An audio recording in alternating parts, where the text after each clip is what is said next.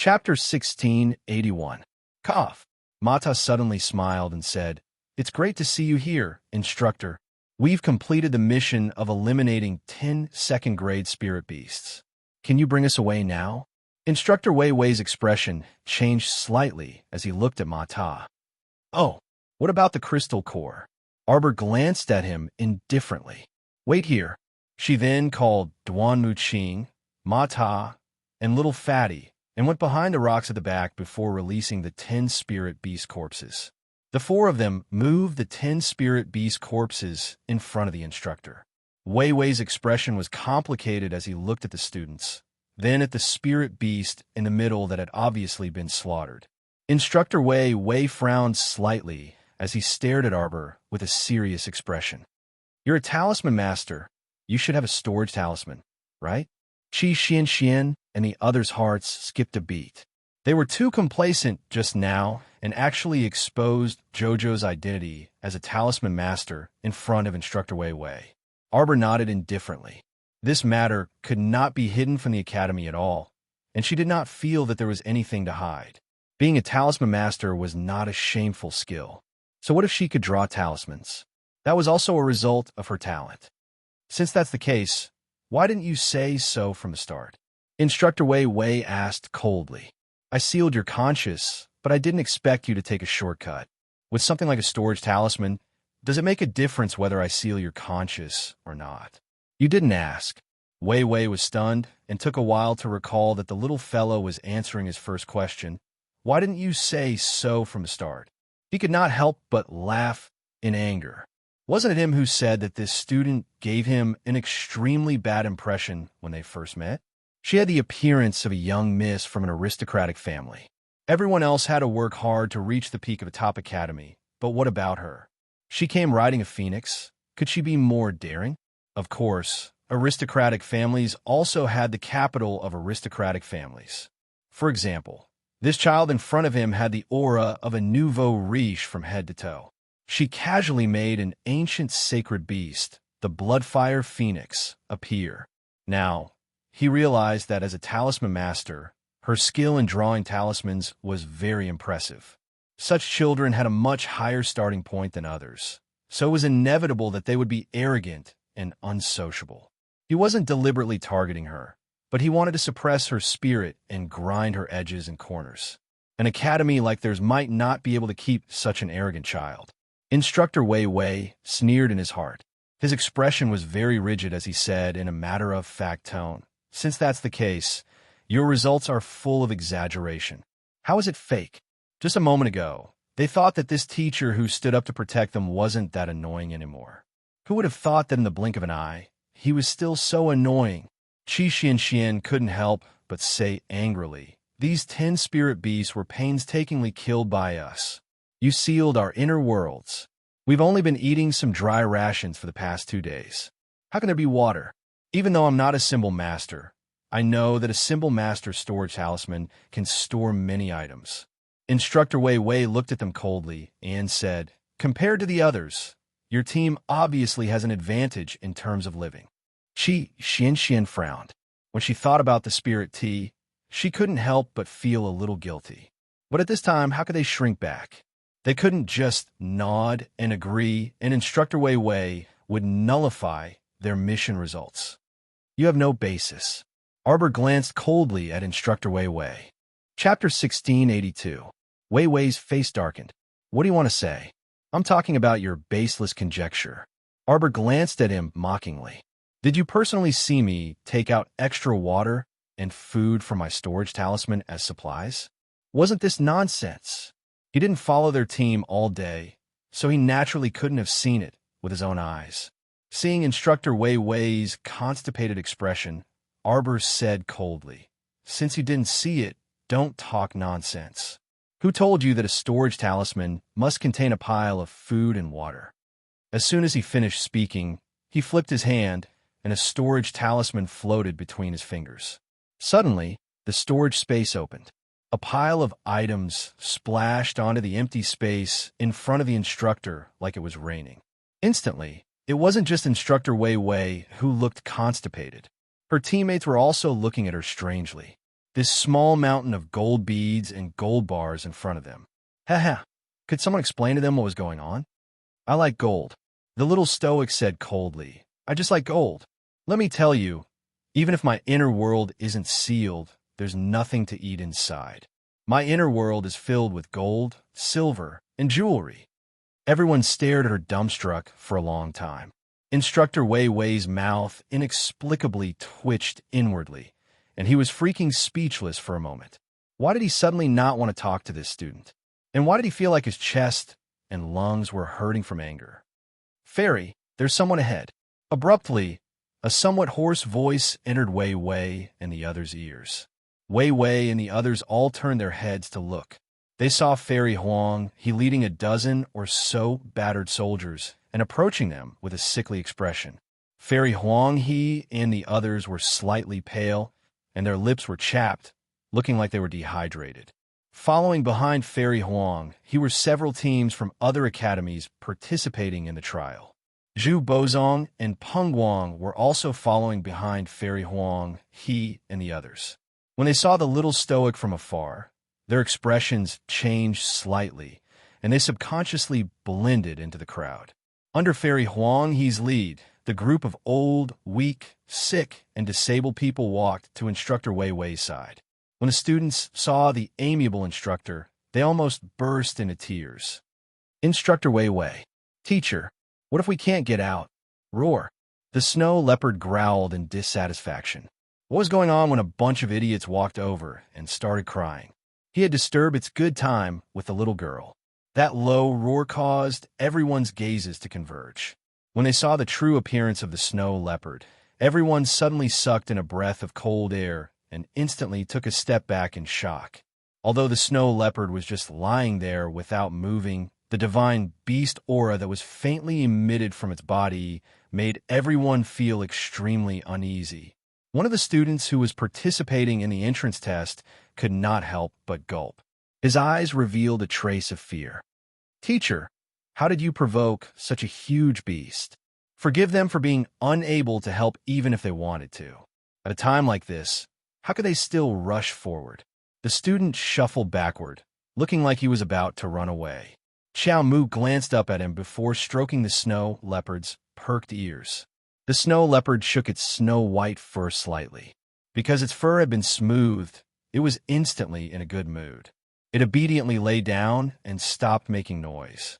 The student's eyes widened in shock.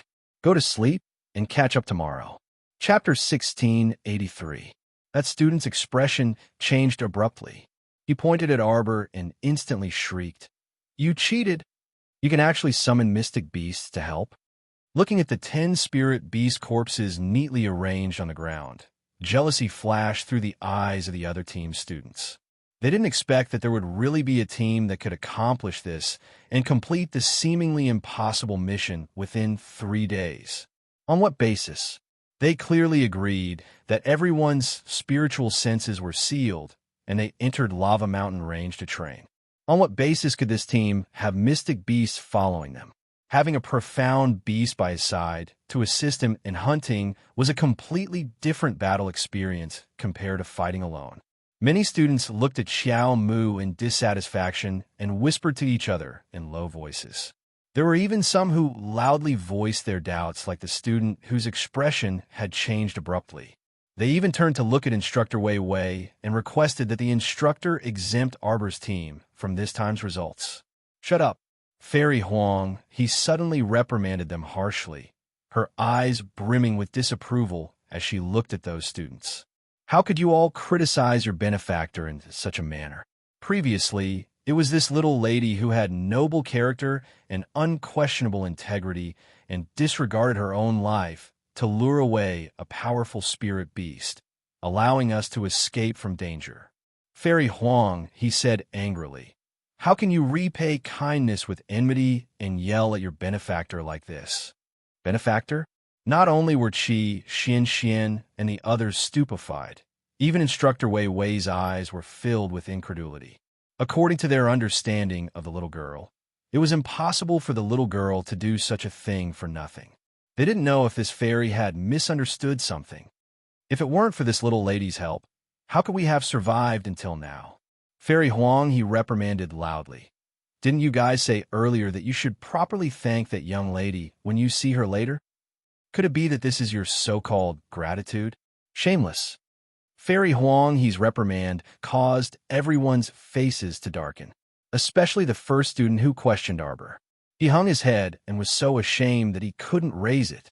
The little stoic was expressionless, her heart completely unperturbed. In reality, she simply didn't know what the others were arguing about. Qi Xian, Little Fatty, and the others cursed in their hearts.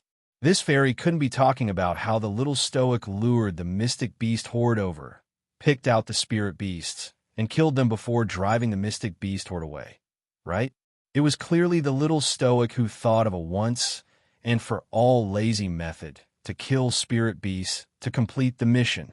Why did the fairy say that he had a noble character that no one could compare to? Qi Xian and the other three turned to look at the stoic face, seeing that the latter was expressionless and gave off an unfathomable feeling. The corners of their mouths instantly twitched. Fairy Yellow Crane stepped forward and bowed to Arbor, passionately expressing her gratitude.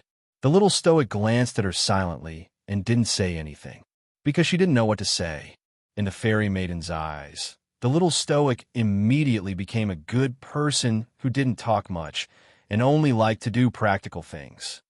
Miss, I'm Yellow Crane. I'm willing to befriend you, said Fairy Yellow Crane hurriedly. By the way, did anyone notice?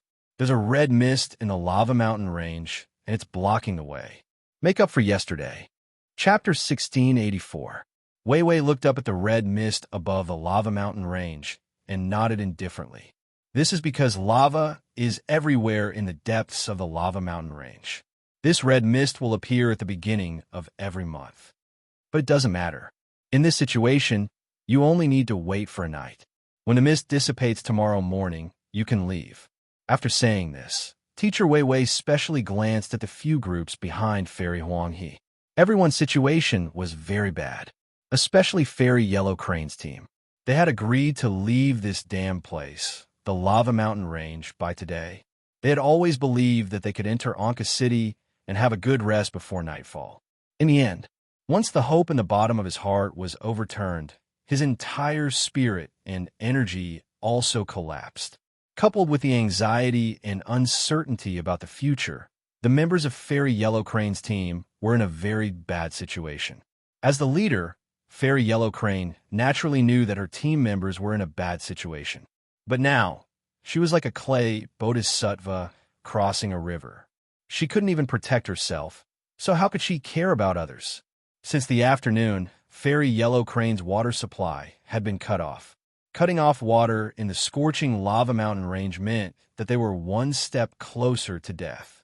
Cultivators only had slightly better endurance than others. Even great spiritualists might not be able to achieve true inedia. Wei Wei asked in a low voice, "What do your teams say? Do you want to leave with them or continue with the unfinished entrance test mission? If we persevere until the end, can you guarantee that we'll definitely be able to enter the academy?" A student licked his dry lips and suddenly asked. Wei Wei glanced at him indifferently and shook his head.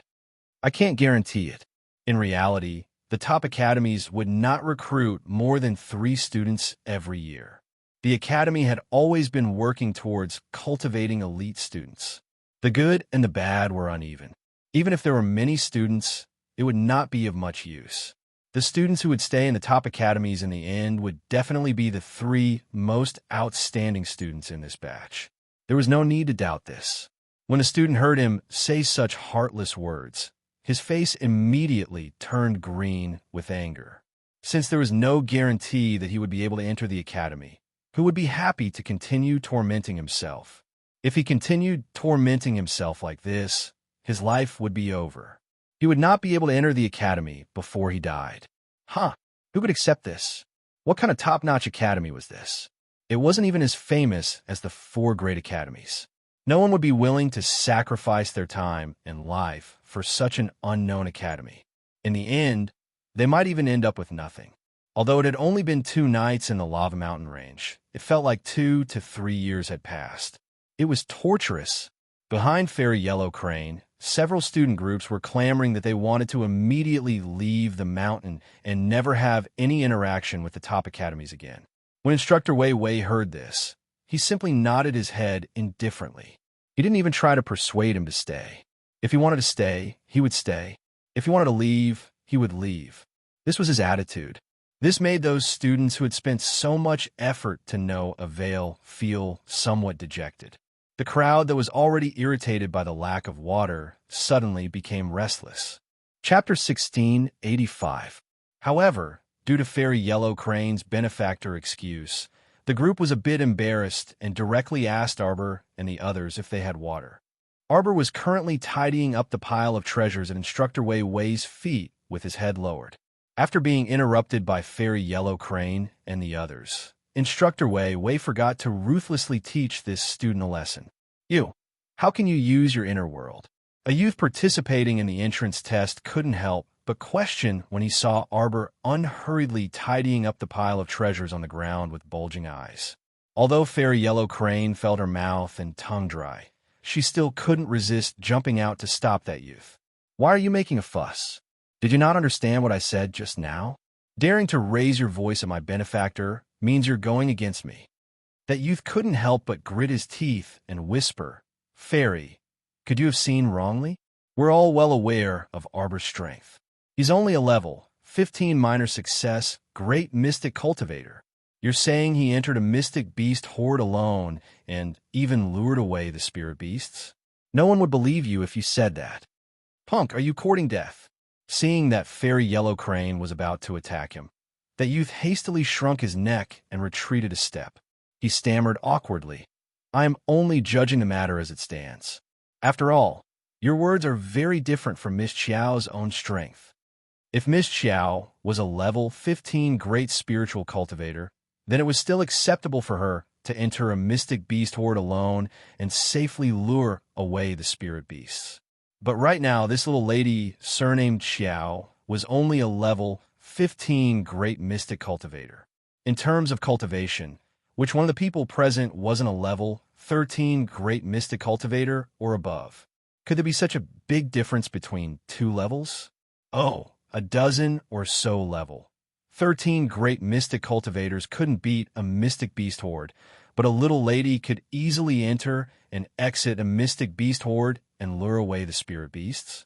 That was impossible. Fairy Yellow Crane most likely saw wrongly due to her old age. Fairy Yellow Crane was just about to swing her fist and punch that punk in the face. On the other side, the little stoic had calmly finished packing up her things. She didn't even look up and directly walked to the snow leopard's side. She jumped onto its back and rubbed its snow-white fur. Let's go. Roar.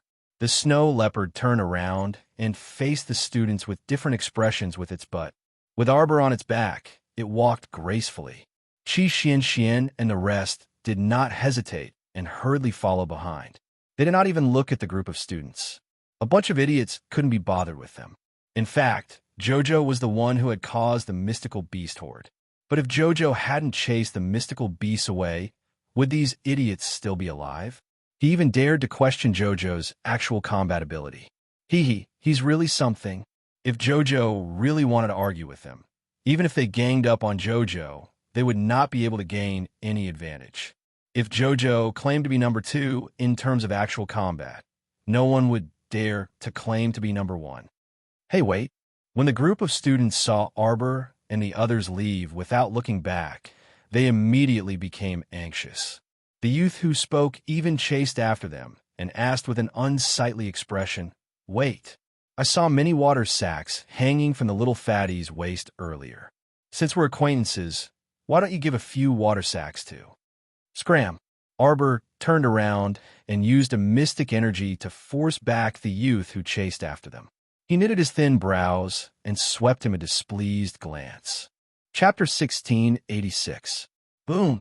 From the outside, it looked as if the entire 17th floor of the Tower of Punishment, which was completely black and enveloped in a ring of raging flames, had suddenly shuddered a few times. The walls of the tower below the 14th floor were all shaken by a powerful air current, and cracks began to appear on them.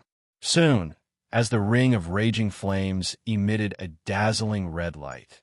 The 17th floor of the Tower of Punishment slowly began to repair itself under the scorching red light. As time passed, the cracks on the tower's walls began to slowly heal.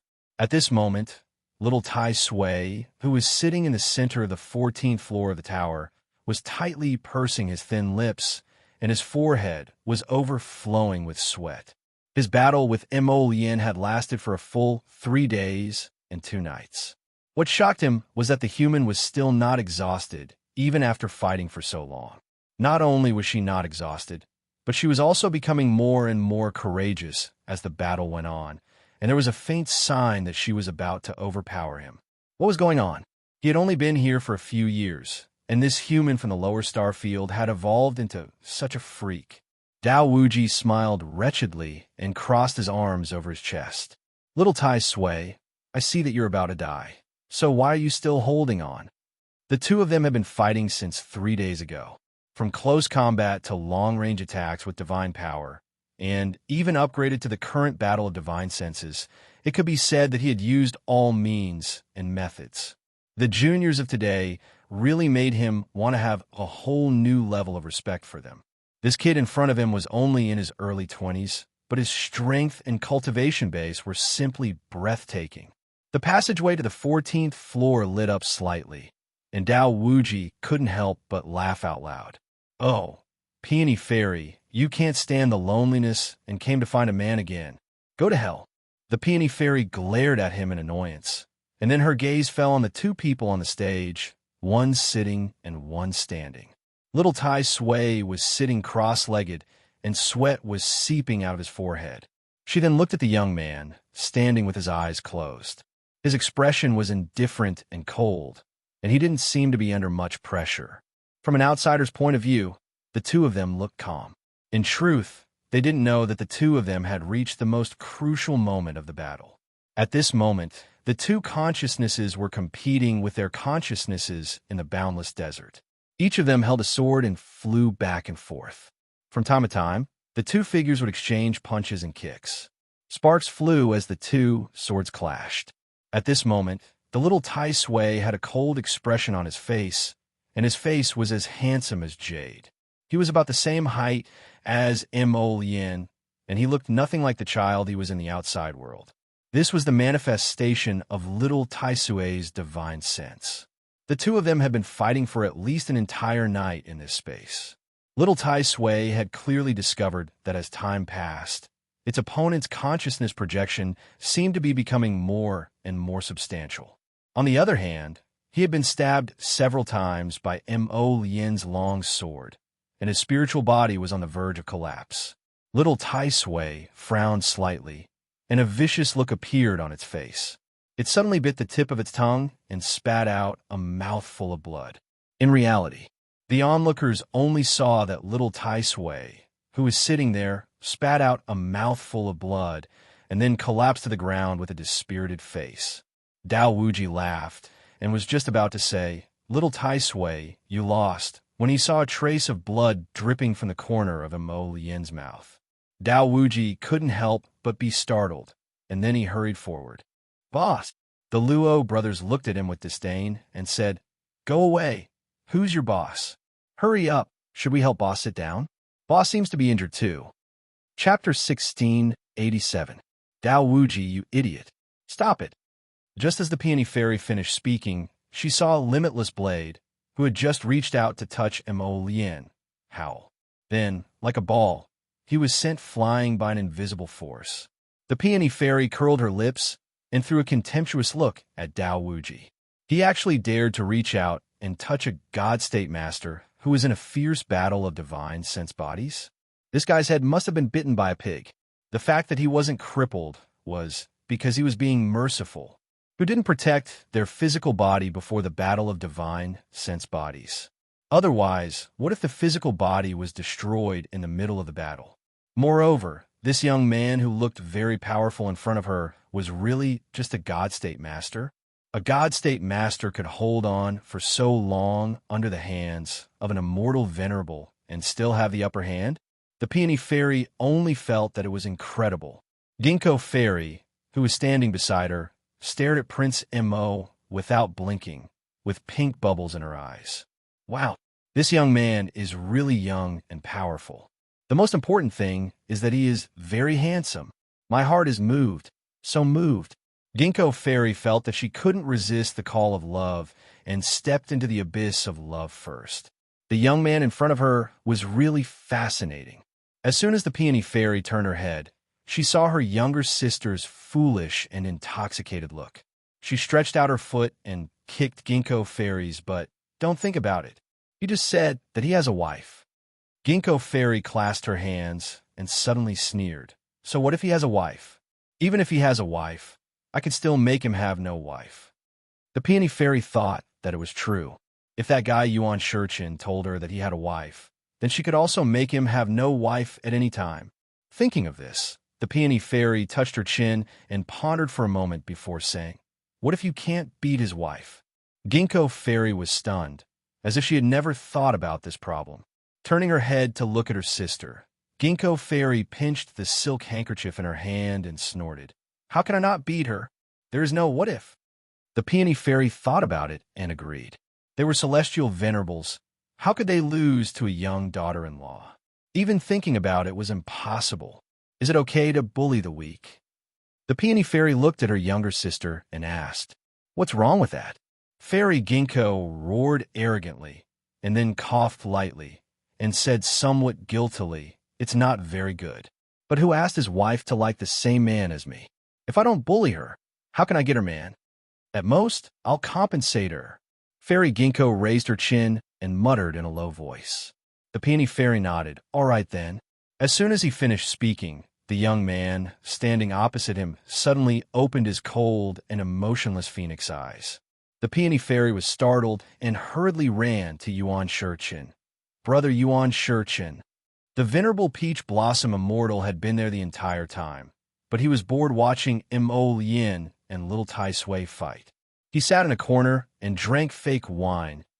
How could there be wine in the Tower of Punishment? It was illusory and tasteless. Thinking of food, the little girl's paradise planet flashed before the venerable Peach Blossom Immortal's eyes, and he sighed softly. That's really a good place. Chapter 1688. "Sir, are you all right?" Celestial Maiden Ginkgo walked over to Mo Lien with a smile. Mo Lien dodged and didn't say anything to her. Celestial Maiden Ginkgo's smile froze on her face. It was hard for a delicate beauty like her to greet him with a smile, but he actually turned a blind eye to her and dodged to the side. Was this man blind? At this moment, Little Tai Sui opened its eyes and patted the non-existent dust off its body. It stood up and looked around with a cold expression. Then, it raised its eyebrows and frowned slightly. "What are you all doing here? Who allowed you bumpkins to come to my 14th floor? Do you not want to live anymore?" Little Tai Sui's angry roar startled the Luo brothers on the 10th floor, Thin Tucho on the 11th floor, Ginkgo Fairy on the 12th floor, Peony Fairy on the 13th floor, and Limitless Blade, who was enjoying the show. However, when they saw a faint wisp of divine power flowing over his palm, they knew that this child was sulking and was looking for a punching bag. Fuck, it was their fault. They had all come to the 14th floor to watch, but Little Tai Sui had failed to defend the 14th floor of the Tower of Punishment. "You've been humiliated. You're in a bad mood." Everyone was secretly amused and covered their mouths with their hands. Little Tai Sui's cute and handsome face scowled, and its childish voice was cold and merciless. "If you don't piss off, I'll make you all hang here. Don't go down. TCH. Before Dao Wuji had a chance to provoke it, he saw Celestial Maiden Ginkgo staring at Little Tai Sui with stars in her eyes. Dao Wuji couldn't help but be dumbfounded.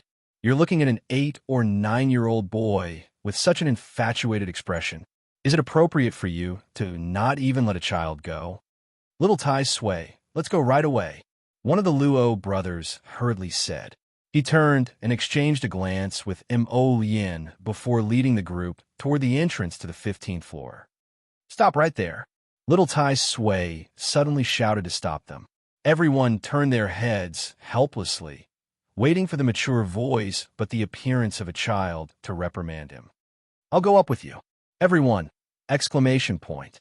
Then why did you waste so much time talking to Mo Yin and hit her for 3 days and 2 nights?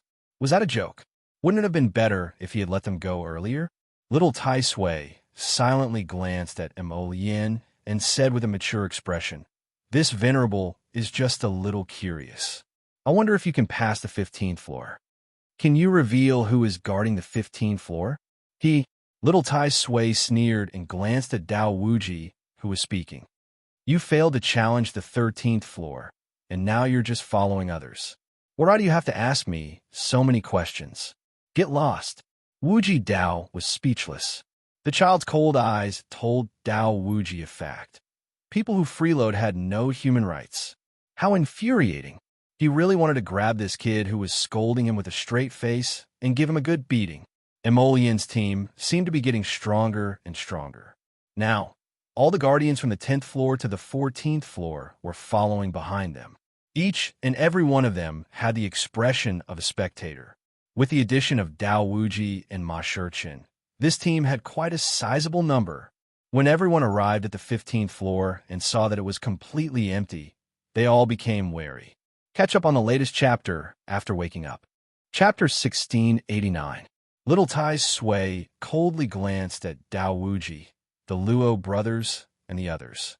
He snorted and said to everyone in a very annoying voice, "There's no need to look. There are no guardians on this floor." Huh? Dao Wuji turned to look at little Tai Sui in disbelief. How is that possible? There was a guardian on every floor of the 17 floors of the Tower of Punishment. This was a rule. Suddenly, there was no guardian on the 15th floor. Dao Wuji couldn't accept it. Happiness came so suddenly. Without a guardian, did that mean they could directly go to the 16th floor? Ha ha ha. Then he turned to look at Prince Mo's cold and unperturbed expression. Dao Wuji couldn't help but think to himself, boss is boss. Even if he's happy, he won't show it on his face.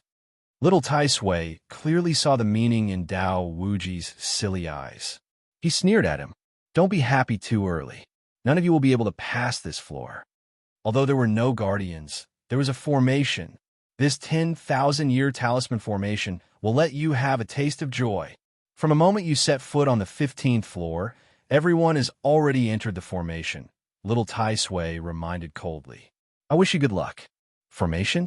Dao Wuji and the others looked around in confusion. It was still the same empty 15th floor. There was no sign of anything strange.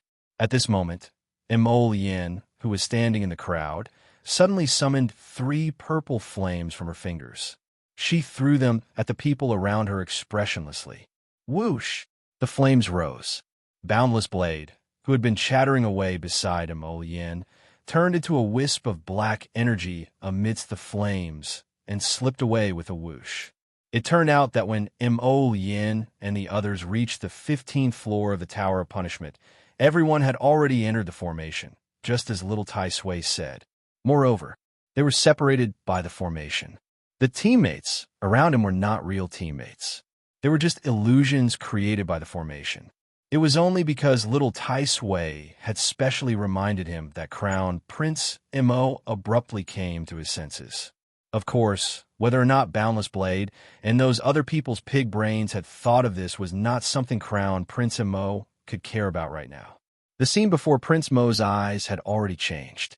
He, who was originally standing in an empty tower, now appeared in a spacious hall. Inside the hall, there was a 7-story platform, and on top of it was a white jade throne carved with a dragon and inlaid with gold. There were incense tables on both sides of the room, and sandalwood was burning in the burner. As far as the eye could see, it was shrouded in smoke, giving off a solemn and dignified feeling. But this was not the main point. The important thing was the little girl behind the throne. He was no more than 7 years old and was kneeling on the ground with his back facing him. He seemed to be very busy. He saw that her sleeves were rolled up to the crook of her arm, revealing 2 fair and tender arms. Only when he got closer did he see clearly what this little fellow was busy with. She was putting pieces of gold bars as wide as her palm into a floral package. A strange feeling slid through Crown Prince Mo's heart. This back view, why did she look so much like his baby? A bad premonition suddenly arose in his heart. He had already walked around to the back of the platform. This time, he could clearly see that it was not just one little girl who was busy. There were clearly 8, 9, or 10 little girls who were all busy moving gold bars. Some were standing, some were sitting, some were lying down, some were crawling, that every single one of them was working so hard to pack the gold bars. This chapter adds to yesterday's drop. Chapter 1690. There was no longer any facial paralysis on those little faces. Instead, every face was filled with joyful smiles. Prince Amo was stunned for a moment. Where did all these babies come from? When one of them finished packing a bundle of gold bars, the other one helped put the bundle on her back. That heavy gold bar immediately pressed down on the little fellow's body, and she was pressed down by the gold bar. Prince Amo did not even think as he walked over. He quickly bent down to pick up the bundle on her back. Who would have thought that the little thing would be so overbearing? She hugged the bundle on her back and angrily glared at him with accusatory eyes. But that's not it. This prince did not want to steal your bundle. More than a dozen little fellows with short arms and legs swarmed over. Some hugged his legs and pulled his robes, some jumped on his back and pulled his hair, and some even grabbed his hand and bit it. It was like he had done something unforgivable. In reality, he had seen that the bundle was pressing down on this baby until she almost fainted, so he was kind enough to take it for her. Emolien didn't know whether to laugh or cry. What kind of illusion was this? This strange illusion. How could there be so many 7-year-old Jojo? This kind of illusion, what was it testing him for? Crown Prince Amo sighed as he pulled down the string of Xiao Xiao hanging on his body one by one, arranging them neatly one by one. Looking at this group of little fellows, they were all staring at him with the same expression. Without knowing why, Prince Amo felt that it was very funny.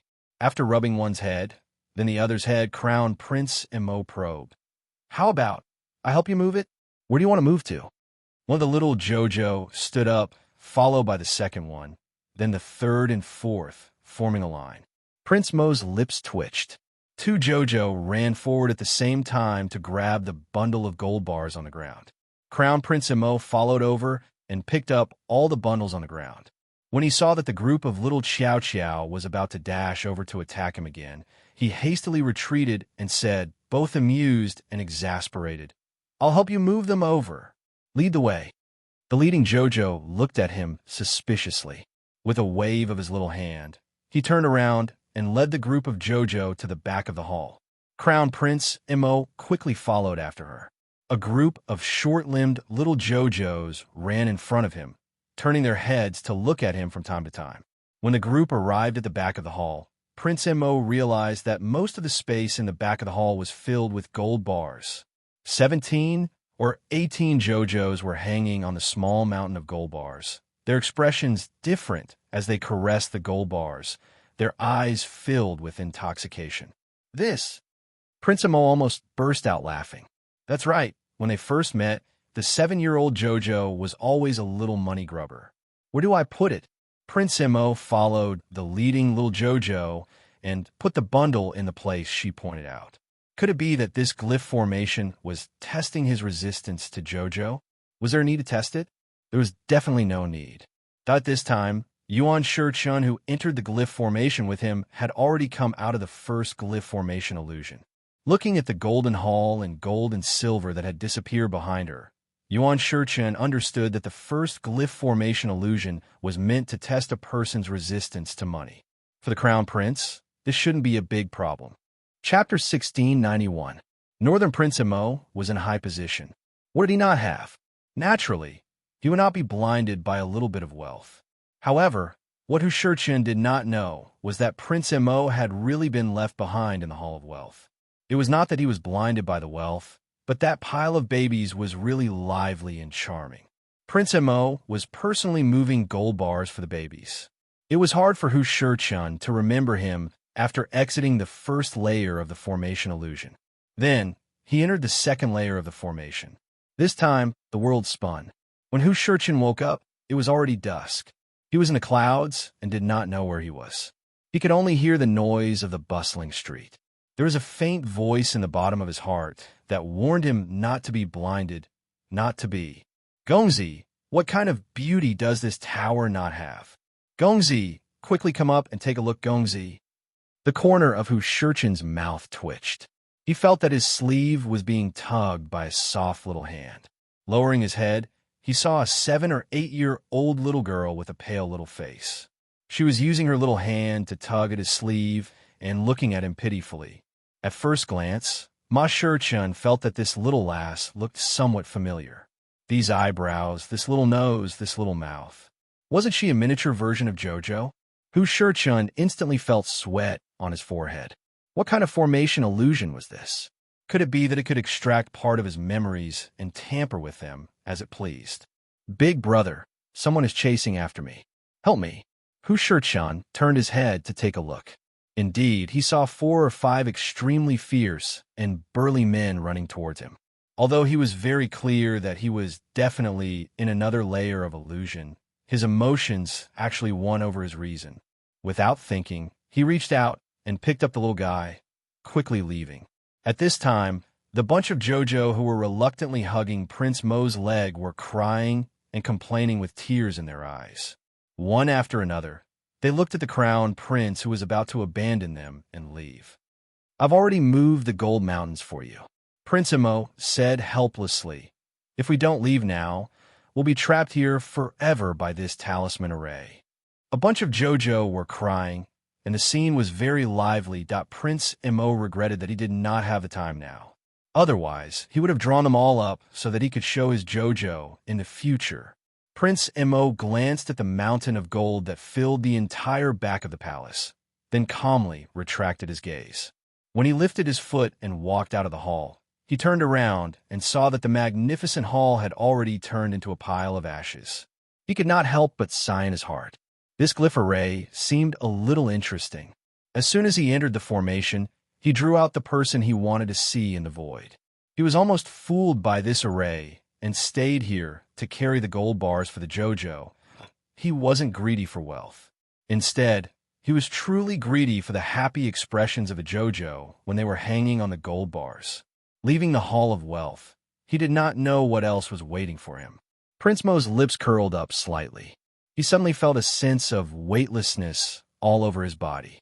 His entire body was falling with the sound of the wind by his ears. Big brother, someone is chasing after me. Help me. If Mo Yin could see Hu Shurchen's illusion, she would definitely be shocked to find that the two of them were going through the same illusion one after the other. Chapter 1692. Picking up the little princess who was being hunted down on the streets, bringing her back to Rays, helping her defeat her ambitious siblings, grooming her, and helping her ascend to the throne of the little queen. This series of events happened naturally. Everything was inexplicable. Many times, Hu Shurchen almost couldn't remember where she was. Was she living in an illusion, or was she living in reality? This dreamlike talisman matrix was too torturous. Mo Yin started to admire the master who made this talisman matrix. He was definitely a talisman master who stood out from the rest. This talisman matrix could even bring them into a completely different world. This world had a predetermined development routine. Starting from the time he picked up the little princess who was wandering, the story developed step by step in its own direction. According to the direction of the story in this talisman matrix, Mo Yin would eventually kill this little puppet queen and ascend to the throne himself. However, this talisman matrix master was looking down on him too much. He simply didn't care about the throne of such a small country. Moreover, this little queen's face looked too much like his family's Jojo. Compared to the bunch of lively and extremely interesting Jojo he encountered in the Hall of Wealth, the one in front of him was the normal deadpan baby. Following the flow of the story in this talisman matrix, Mo Yin felt like he had spent 3 years. But in reality, he was very clear that he had only spent about 3 days in this damn talisman matrix on the 15th floor. This talisman matrix probably wanted to test his yearning for power. Unfortunately, he simply didn't have that kind of thing. Taking 10,000 steps back, even if he had the heart to fight for power and profit, how could he lay his hands on this little deadpan baby? He also didn't know what the hell this talisman matrix was up to. Why did it always give him Jojo's appearance? Could it be because he missed her too much, because he thought about her in the day and dreamed about her at night? Achoo! Arbor sat on a simple wooden bed and raised his hand to rub his slightly red nose. Why was someone thinking about him again? Xiao Mu put down her cross-legged legs and jumped down from the wooden bed. The wooden door creaked open, and Qi Xianxian walked in with a wooden basin in her arms. She couldn't help but shout, "Oh my God, it's so hot outside! Jojo, quick, quick, give me some more ice. I'm going to take a battle bath. Would you like a cup of spirit tea?" Qi Xianxian hurriedly turned around to take a look. She closed the door and shook her head. "Don't. It's better for us to keep a low profile. Don't let the teachers find out. We drank spirit tea during the entrance exam." After all, he had only been in the academy for 2 days and had yet to complete the normal admission procedures. He could face the danger of being kicked out of the academy at any time. If that one-track-minded teacher Wei Wei were to discover anything, he might really be chased out. Arbor glared at her. With a wave of his little hand, he threw a few ice balls into her wooden basin. "Go wash up." Qi Xianxian beamed with joy as she nodded her head. Then, she carried the wooden basin and walked out. It wasn't that she wanted to complain about this academy, but the environment was really terrible. It was built on top of the lava mountain range. Not to mention how hot it was every day. It was said that Qi Xianxian, and Little Fatty each had their own room to live in, and it was guaranteed that they would live comfortably. In the end, when they got it, it became like this. Chapter 1693. Not to mention the furnishings in the room. Even the bed and chair were extremely old. Looking at the mud walls, they were full of holes and looked like they had not been repaired for a long time. There was nothing in the room, nothing at all. When Arbor had just moved in 2 days ago, the wooden bed was dirty and there was not even a mattress. Luckily, she had packed a lot of daily necessities in the storage talisman. After making a comfortable bed for herself, she was able to lend 2 mattresses for Little Fatty and Qi Xianxian. "Chow chow." Little Fatty's voice called out to her from outside. Arbor opened the door and saw Little Fatty, who was sweating profusely, walking over. As he walked, he said, "Principal Yun is back. Instructor Wei Wei asked us to gather in front of the academy peak. We can finally register for admission." Little Fatty rubbed the back of his head and laughed. He had been waiting for this day for so long that his eyes were about to tear. The other 2 senior brothers from the 2nd year and the senior brother from the 3rd year have also returned. Soon, everyone will be able to meet each other, Little Fatty said excitedly. From what Ma Ta said, those 3 senior brothers are all talented people. Compared to senior brother Duanmu, they're not inferior at all. Speaking of which, this top-notch academy was really hilarious. It was obviously called Top Notch Academy, but it did not seem to be top-notch at all. Previously, before they came to participate in the entrance examination, the total number of students in the academy did not exceed 5. There were 3 in the 2nd year, including Ma Ta, and 2 in the 3rd year. The saying that there were no more than 3 students in a year was completely true, because until now, even if Arbor and the other 2 were included, the number of students in the entire academy could be counted with one's fingers. In this Shuntian prefecture continent, which academy would not have more than 10 students? It was a top-notch academy. If they randomly pulled a small academy over and compared it with a top-notch academy, the number of students in the top-notch academy would be reduced in a matter of minutes. No matter how small the academy was, it should have more than 100 students, right? However, the top-notch academy was different. In 3 years, it had only recruited 9 students. It was said that one of the students had even left the academy. Because of this, he had gotten into an argument with the academy's instructor. Of the 103 peaks in the lava mountain range, only a few were habitable. Aside from the Cloudmo Cliff where the dean lived, the instructors all lived on the instructor's peak. Regardless of whether it was studying or living, the students lived on the academy's peak. Therefore, there were actually quite a lot of small mud houses on the academy peak. To the outside world, the living conditions of the top academies were extremely good.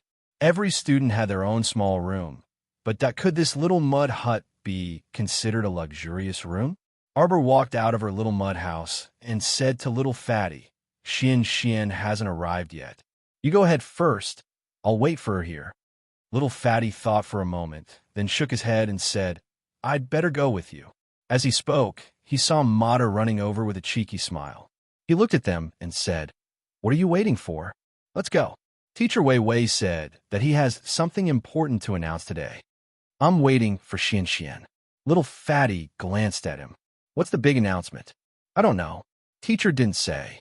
But even if I use my but to think, I know that it's definitely closely related to our future training. TSK. Little Fatty snorted disdainfully. He couldn't be bothered to listen to Mata's nonsense. Chapter 1694. About 15 minutes later, Xian came out of the room and saw Mata's perverted gaze. She screamed instinctively and lowered her head to look at herself. Damn, my clothes are neat and tidy. There's nothing to be alarmed about. It's all Mata's fault. He always looks at people from the bottom up. His eyes are especially perverted. He had a handsome face, but he had a pair of perverted eyes. What are you looking at? Xian glared at Mata angrily. She turned around and walked towards Arbor. Xian held Arbor's arm and looked at them in confusion. What's wrong? Are you all waiting for me here? Fatty nodded vigorously. Let's go. We're going to the front of the academy peak. Dean Yin is back. A few seniors are here too. Mata said that the teachers have something important to announce today. Oh, Xian shrugged. She held Arbor's arm and said softly, Could it be that Wei slandered us in front of the dean? This guy had been holding a grudge against Jojo for using a storage talisman in the entrance test until now. Arbor said calmly, Let him do whatever he wants. They went to the front of the Academy Peak's main hall. Other than Duan Muqing, there were 3 other men standing there. These 3 people should be the senior brothers of the 2nd and 3rd years of the Academy. Looking at them, they should be around 25 years old. Arbor was very familiar with one of them. When they first met, it was the man in green who drew a circle on the ground with Arbor. It was Hua Tao. When the other 2 second-year senior brothers, Jiang Shaoxin and Lu Yu, saw that everyone was walking over under Mata's lead, they also nodded at Xiao Mu and the others in acknowledgement. All right, everyone's here. Teacher Wei Wei said calmly, The 3 new students come over here to register. From today onwards, the 3 of you are official students of our top academy. Dean Yunxiong seemed very happy. The smile on Dean Yunjio's face deepened. He was simply letting the little girl get in based on her own ability and knowledge, instead of opening a door for her. It was hard for people to dislike such a young genius. Today, I'm not only here to welcome the 3 new students, Instructor Wei Wei continued, I have another important announcement to make. Including the 3 new students, the Academy has a total of 8 people. In order to better hone your temperament and willpower, the Academy has decided to abolish grades. The 8 of you will be divided into 2 groups. Everyone will start from 0 to accumulate Academy points. In 3 months, those who are able to obtain more than 1,000 points will be qualified to participate in the school league. Only those who obtain 3,000 points in a year can graduate successfully. The points will be reset to 0 after the new year. In other words, if they couldn't save up 3,000 points in a year, they would have to continue learning in this lousy academy. He would continue to study for an indefinite amount of time. Little Fatty, Xian, and Arbor looked at each other silently. Arbor immediately regretted his decision. Wasn't this academy a little too unreliable? What did it mean to be divided into 2 groups? So in the future, when they did missions, they would have to face seniors from the higher years? Also, this point system would definitely be very fraudulent. Arbor had a headache just thinking about it. In the future, they would have to walk on a rugged path of desperately earning points. Chapter 1695.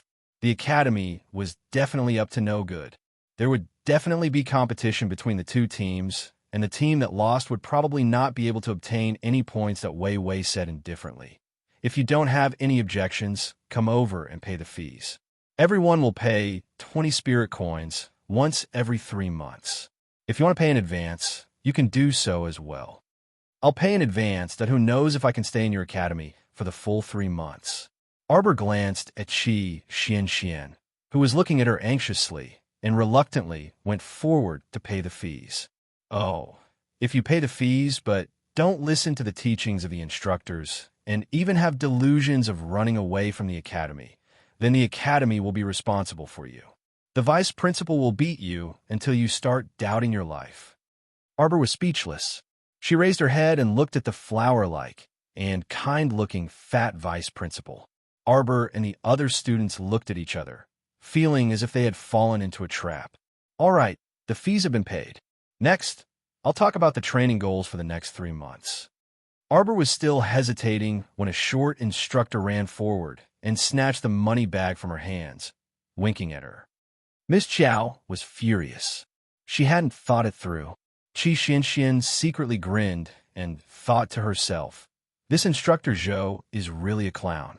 All right, you guys can split into 2 groups first. The short instructor grinned. The 3 seniors who were familiar with each other naturally gathered together. However, what surprised them was that Mata and Duanmu Qing actually stood with the 3 freshmen and didn't rush over to their side. One of you go over.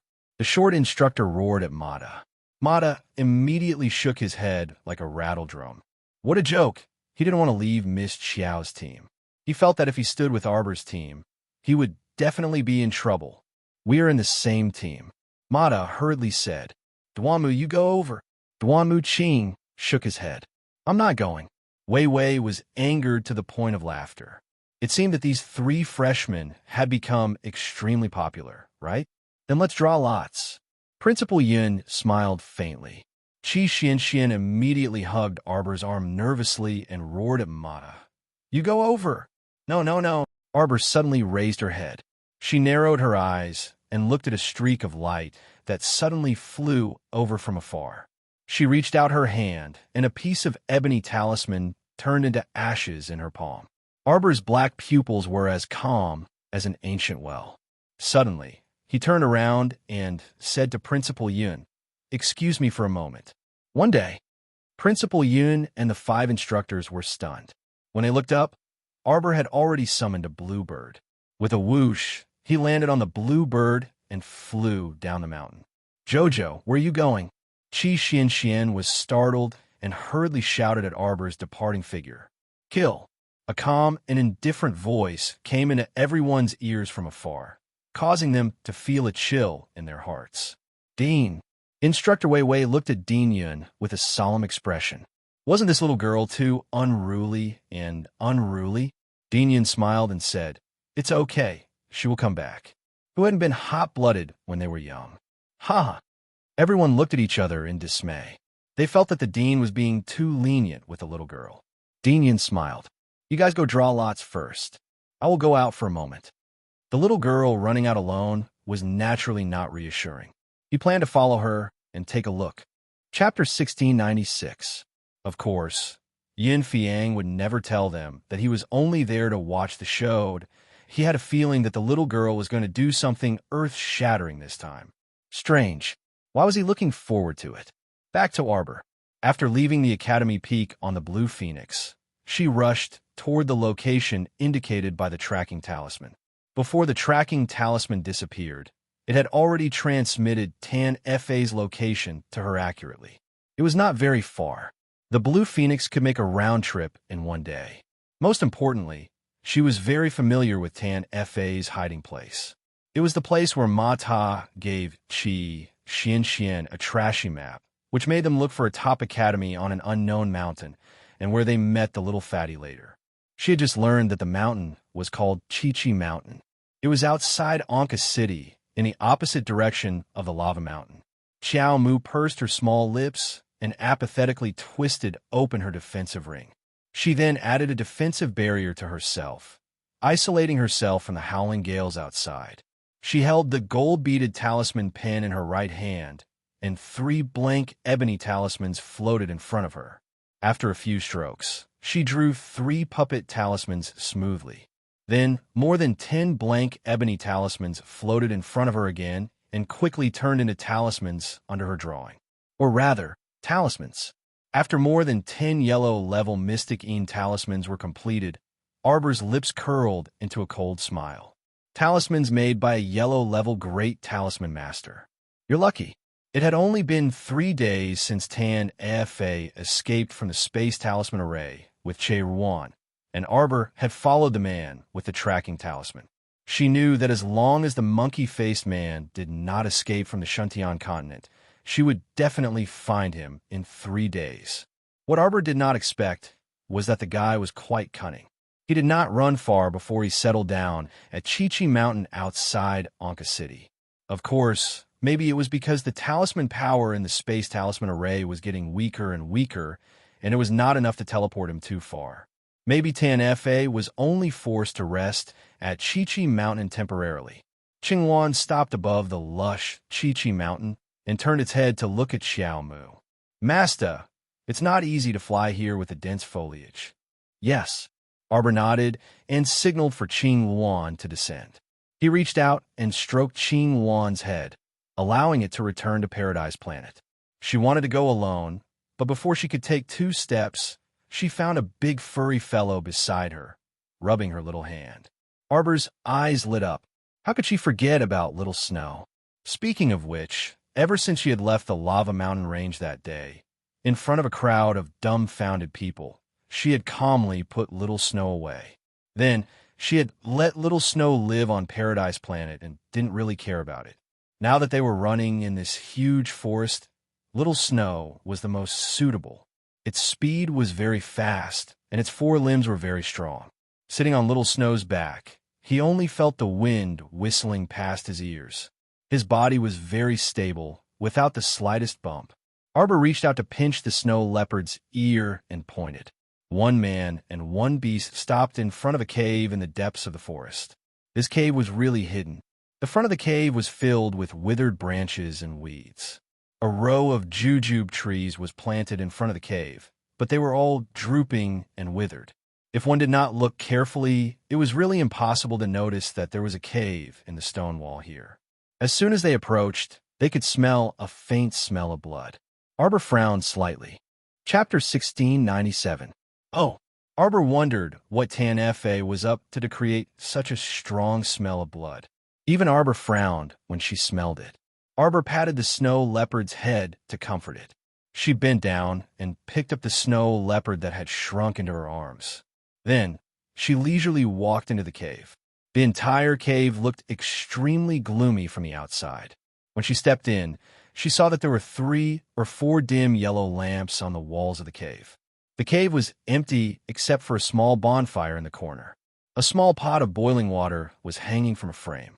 Next to it was a bunch of chopped branches. Arbor's gaze moved to the center of the cave. There was a large grayish-brown urn. The strange smell of blood was coming from the urn. Arbor walked to the front of the urn unhurriedly. The closer she got to the urn, the heavier the smell of blood became. It was extremely unpleasant. Xiao Mu's eyes flickered, and she heard a mocking laugh coming from the cave entrance. "Hey, what a rare guest! What a rare guest! Miss Xiao has graced us with your presence. How should Tan Fa welcome you?" Arbor turned her head with a cold expression.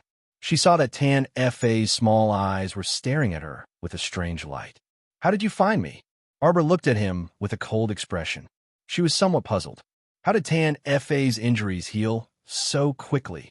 3 days ago, he had clearly been turned into a dog by her backlash.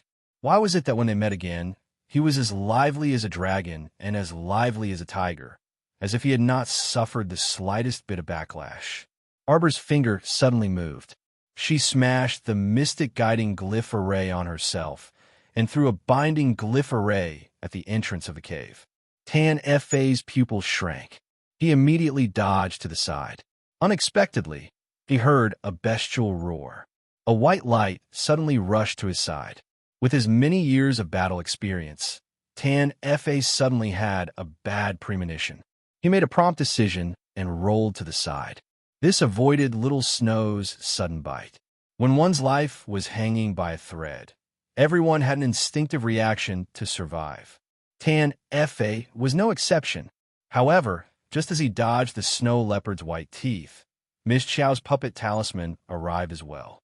"What?" Shocked, Tan Fa hurriedly threw out a dozen yellow-ranked defensive talismans to defend himself.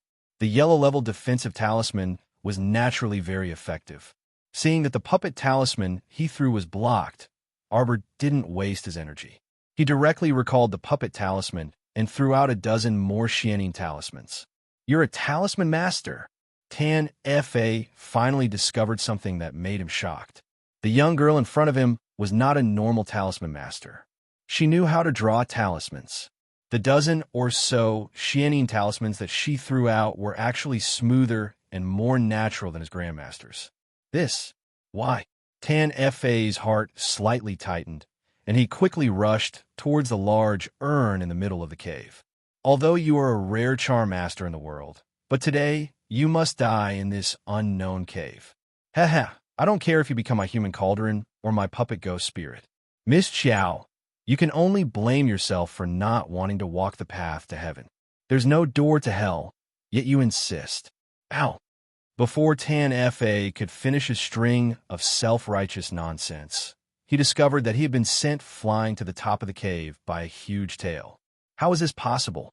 Even if he was beaten to death, he wouldn't dare believe that he had been slapped to the sky by this young girl before he could finish speaking. "The 6th watch will be finished. However, it will be very late, so don't wait for me." Chapter 1698. Arbor expressionlessly looked at Tan Fa, who had been whipped into the air by the little white squirrel's tail, coldly curling her lips. Then, he rushed to Tan Fa's side with a big stride. With a flick of his finger, a puppet charm suddenly entered Tan Fa's consciousness. Tan Fa vigilantly opened his eyes wide. The sentence, "What did you do?" had only been uttered 3 words when he suddenly felt that his conscience seemed to have been poured in by a surge of power, directly tearing it apart. His entire body was in so much pain that he immediately fell to the ground, hugging his head and rolling back and forth on the ground. Arbor didn't care about him, sauntering forward, kicking open the lid of the large urn. Inside was Che Ruman's deathly pale face, which didn't surprise her in the slightest. Charm masters had always been sinister, which was why they were despised and intolerable by the world. However, in reality, the more the charm masters were despised by the world, the more perverted and frightening their actions were.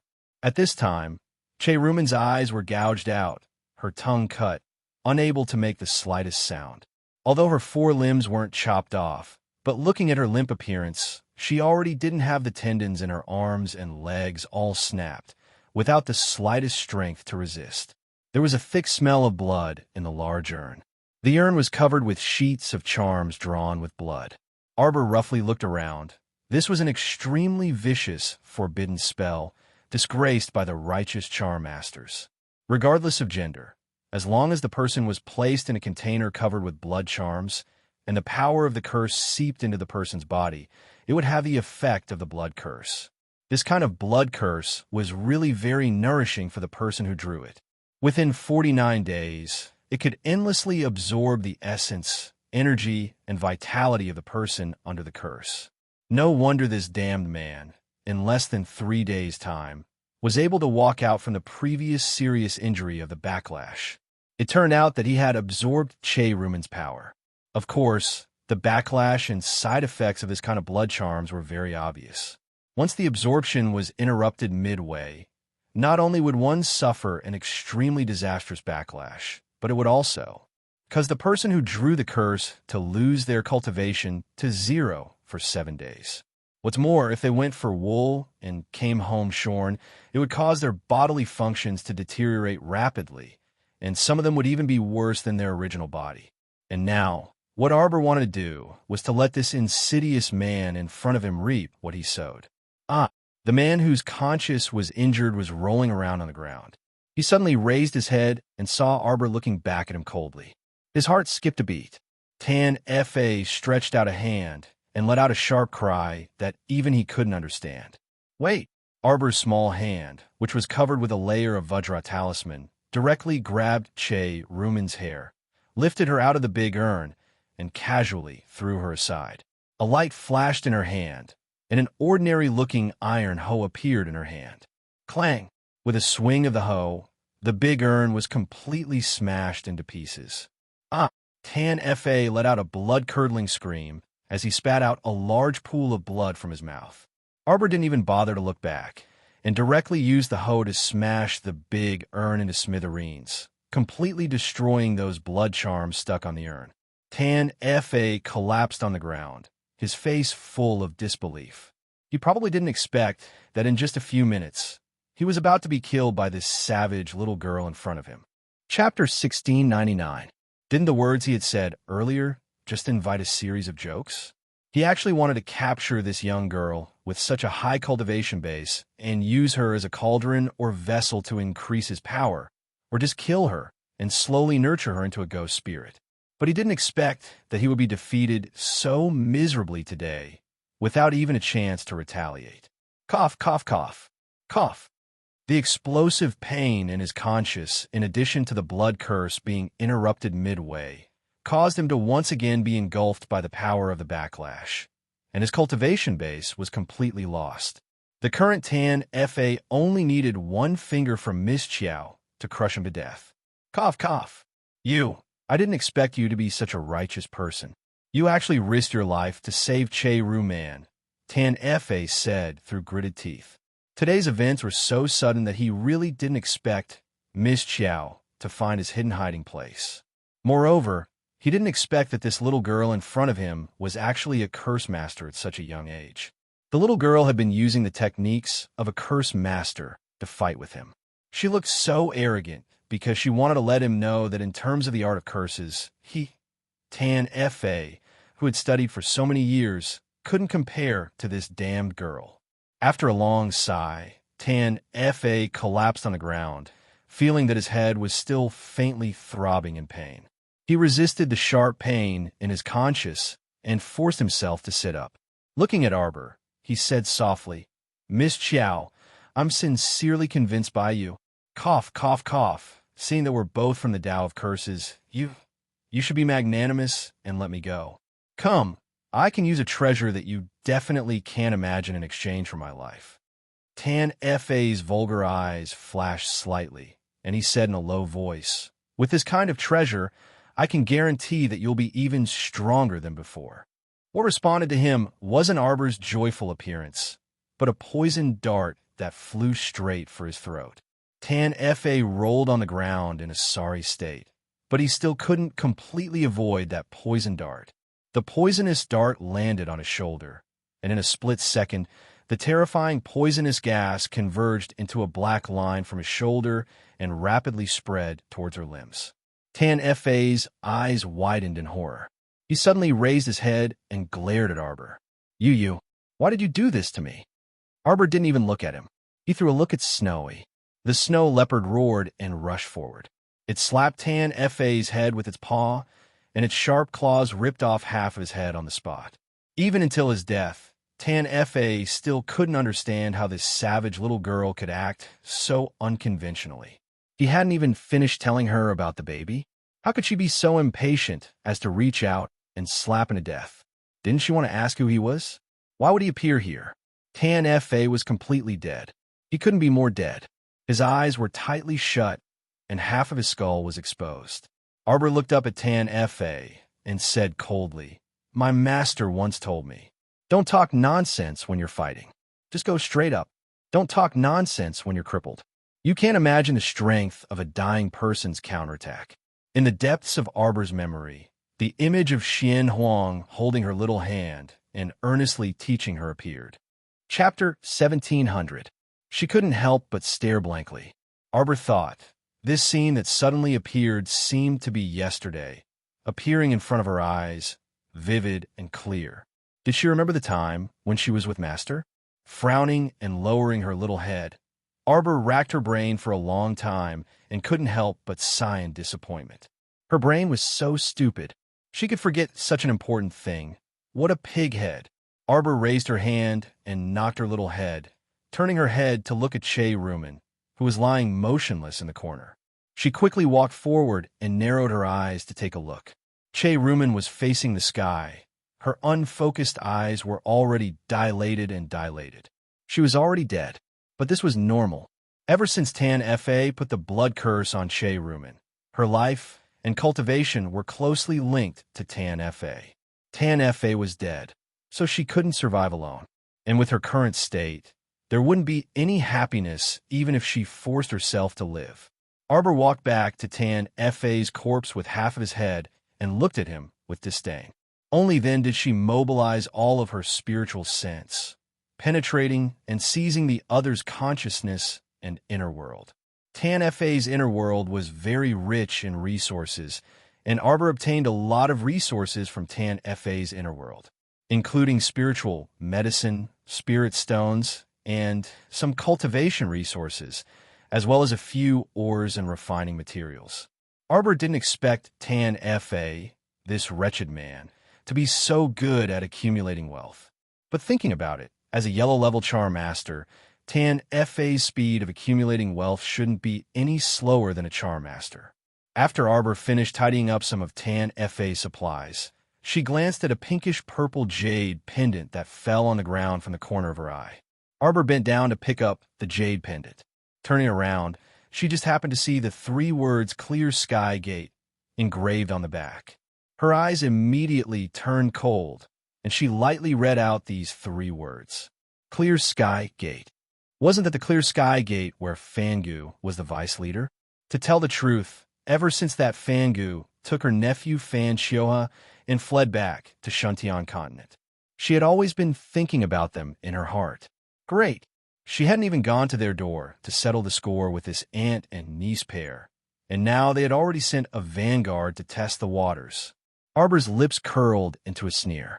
He flipped through some of the talismans that Tan Fa had placed in his inner world. There weren't many of them, only a dozen or so. Most of them were Xian-Yin talismans.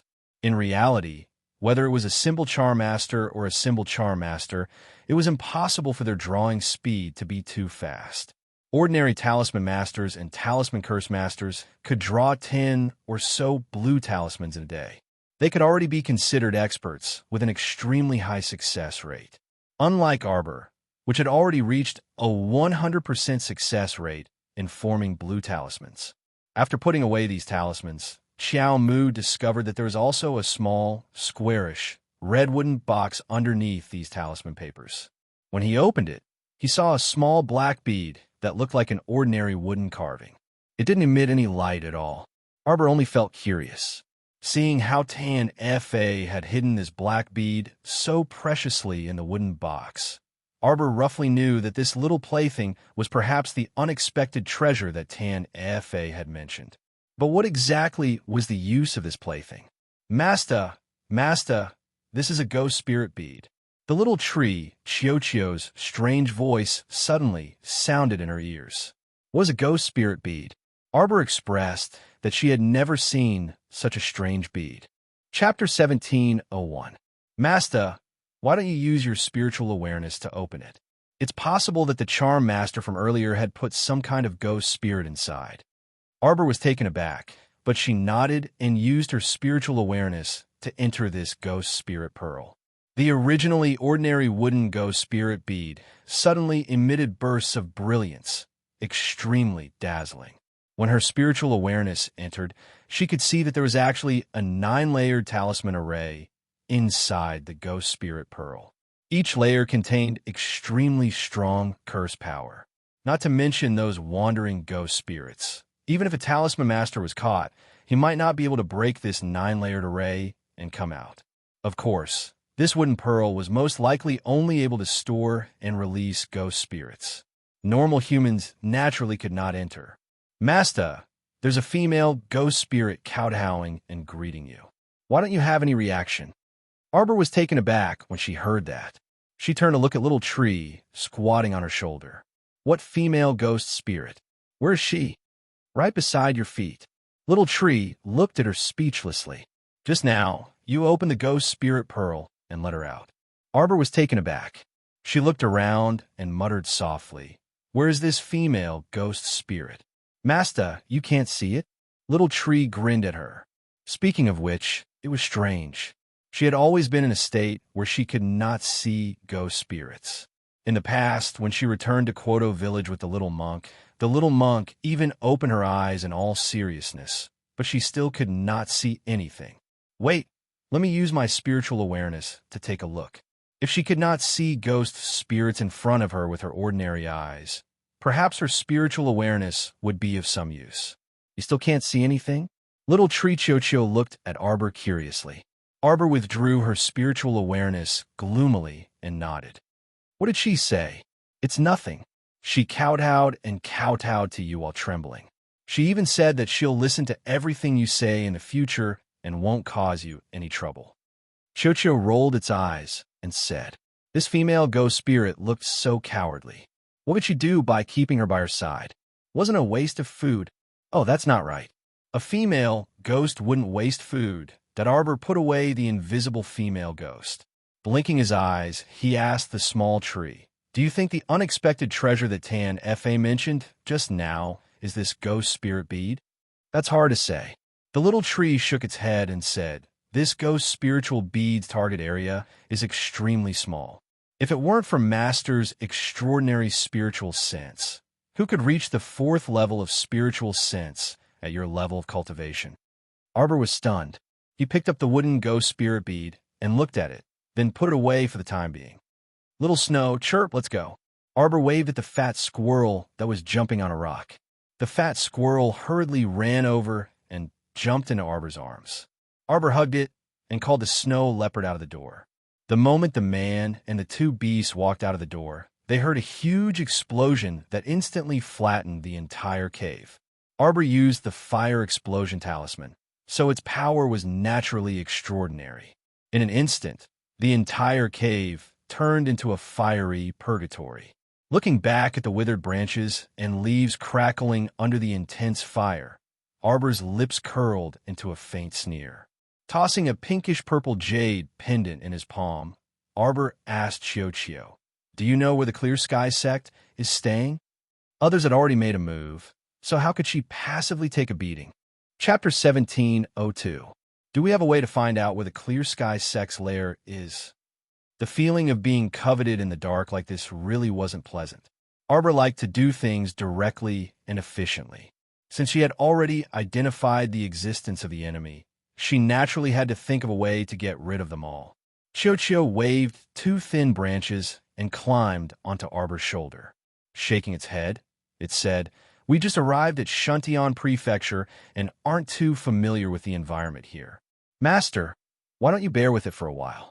Once Chocho establishes a certain connection with the spirits of vegetation on the Shuntion Prefecture continent, we can easily gather some useful information.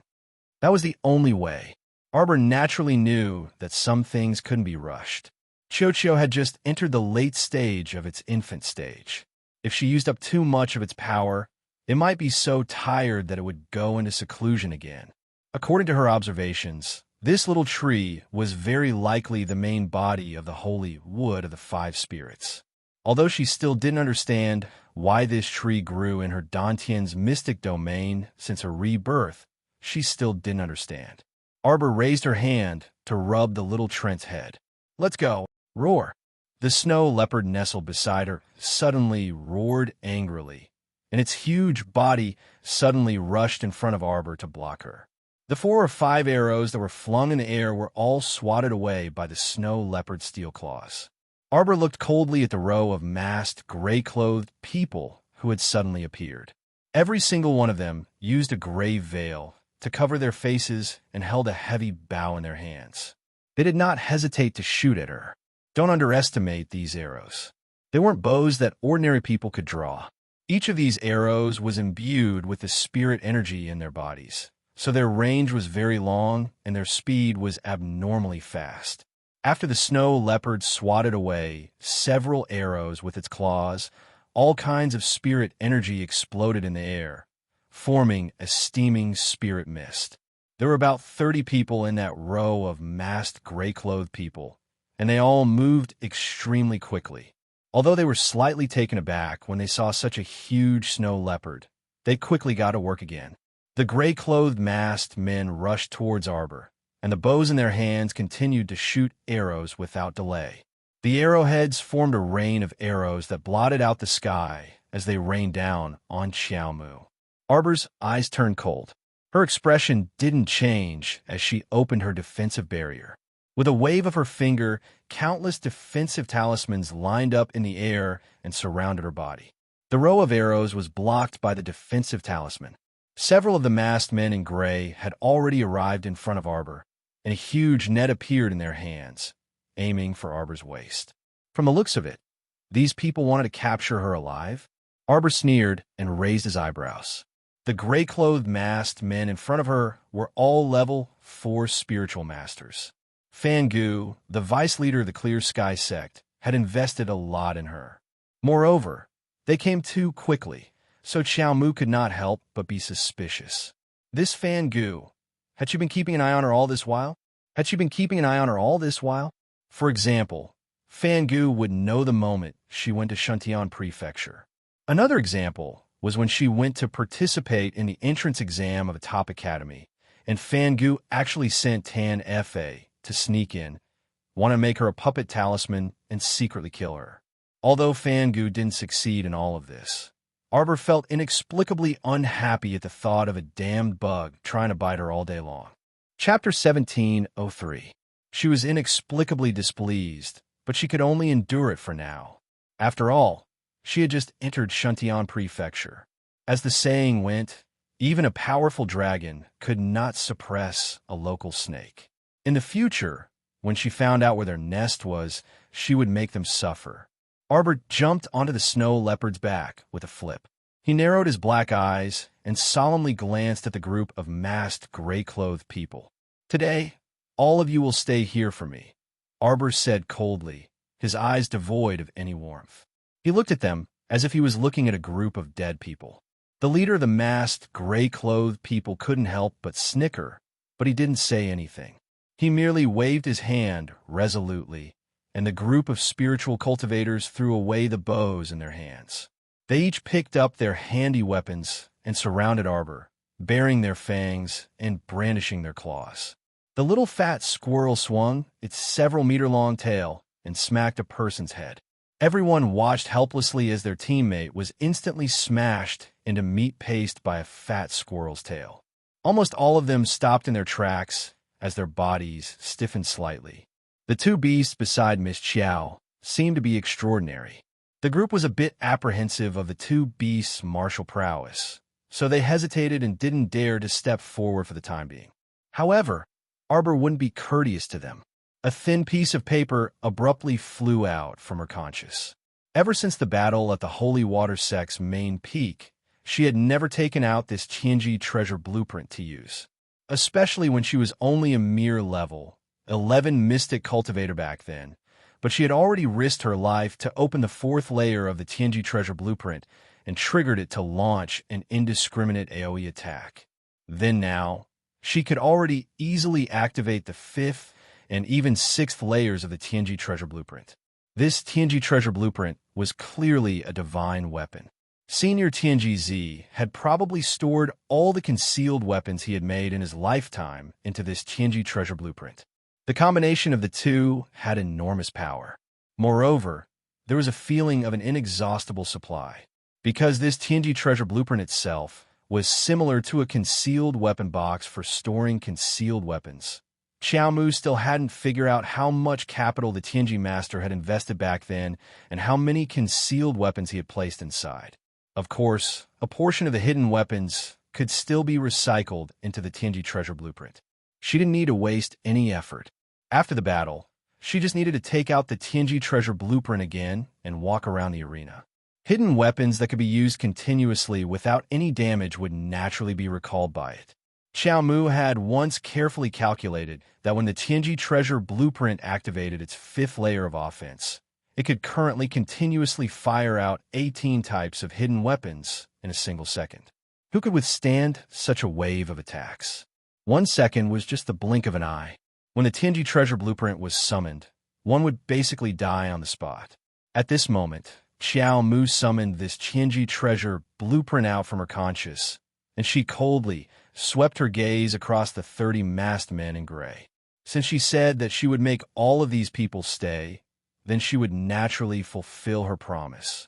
With a move of her mystic conscience, the Tianji treasure blueprint unfurled in front of everyone. It stretched for several meters and was enveloped in golden light. Arbor sat on the snow leopard's back and coldly gazed at the group of masked men in gray. Secretly, an endless stream of mystic conscious frantically surged into the Tianji treasure blueprint. A hint of faintly frightened expression appeared on the faces of all the masked men. Chapter 1704. In the next moment, everyone saw the Tianji treasure blueprint release streaks of dazzling light that were extremely intense and dazzling. The dazzling light formed a beam of light that directly shot into those bodies.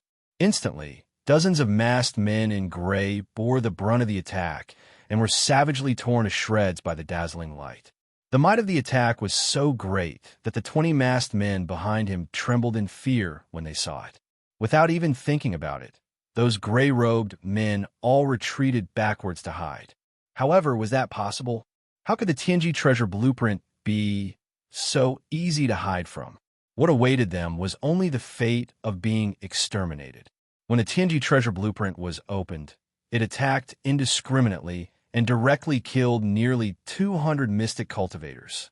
Now, these 30 spiritual cultivators paled in comparison. They were simply not enough to fill the gaps between the Tianji treasure blueprint's teeth. So what if they were spiritual cultivators? Even if Arbor did not open the Tianji treasure blueprint, these little spiritual cultivators below level 7 might not necessarily be at a disadvantage if they fought side by side with Little Snow and Xiao. She was just too lazy to do it herself anymore. Since they wanted to die so much, she would grant their wish. The leading masked man in gray broke out in a cold sweat that dripped down his forehead. However, before he could open his mouth to beg Arbor for mercy, the Tianji treasure blueprint's indiscriminate attack had already arrived in front of him. That strange beam of light caused a trace of extreme fear in his heart. What kind of hidden weapon was this? Arbor looked curiously at the hundreds of mirrors that suddenly jumped out of the Tianji treasure blueprint. These mirrors seemed to be arranged in a very orderly manner. When the light beams that intertwined with each other landed on a person's body, they could actually directly penetrate the body of a spiritual cultivator below level 4. It could be seen that Senior Tianji Z was most likely well-versed in mechanisms, hidden weapons, and even formations. However, Senior Xuanji actually wanted such a powerful senior to use her strength to crush his disciple. This was truly a strange request. In the future, she really would have to make things difficult for Senior Tianji Z's personal disciple. The Tianji treasure map created by Senior Tianji Z had given her a lot of help. When she thought about how she would be forced to make things difficult for his personal disciple in the future, Miss Xiao felt a sense of indescribable emotions. By the time the late headmaster Yun arrived, Xiaomu had already set off a ring of fire outside the cave, burning those masked, gray-clothed people clean before running away. Yun Fei glanced at the mountain forest that had almost been razed to the ground in astonishment. Then, he could only click his tongue in admiration.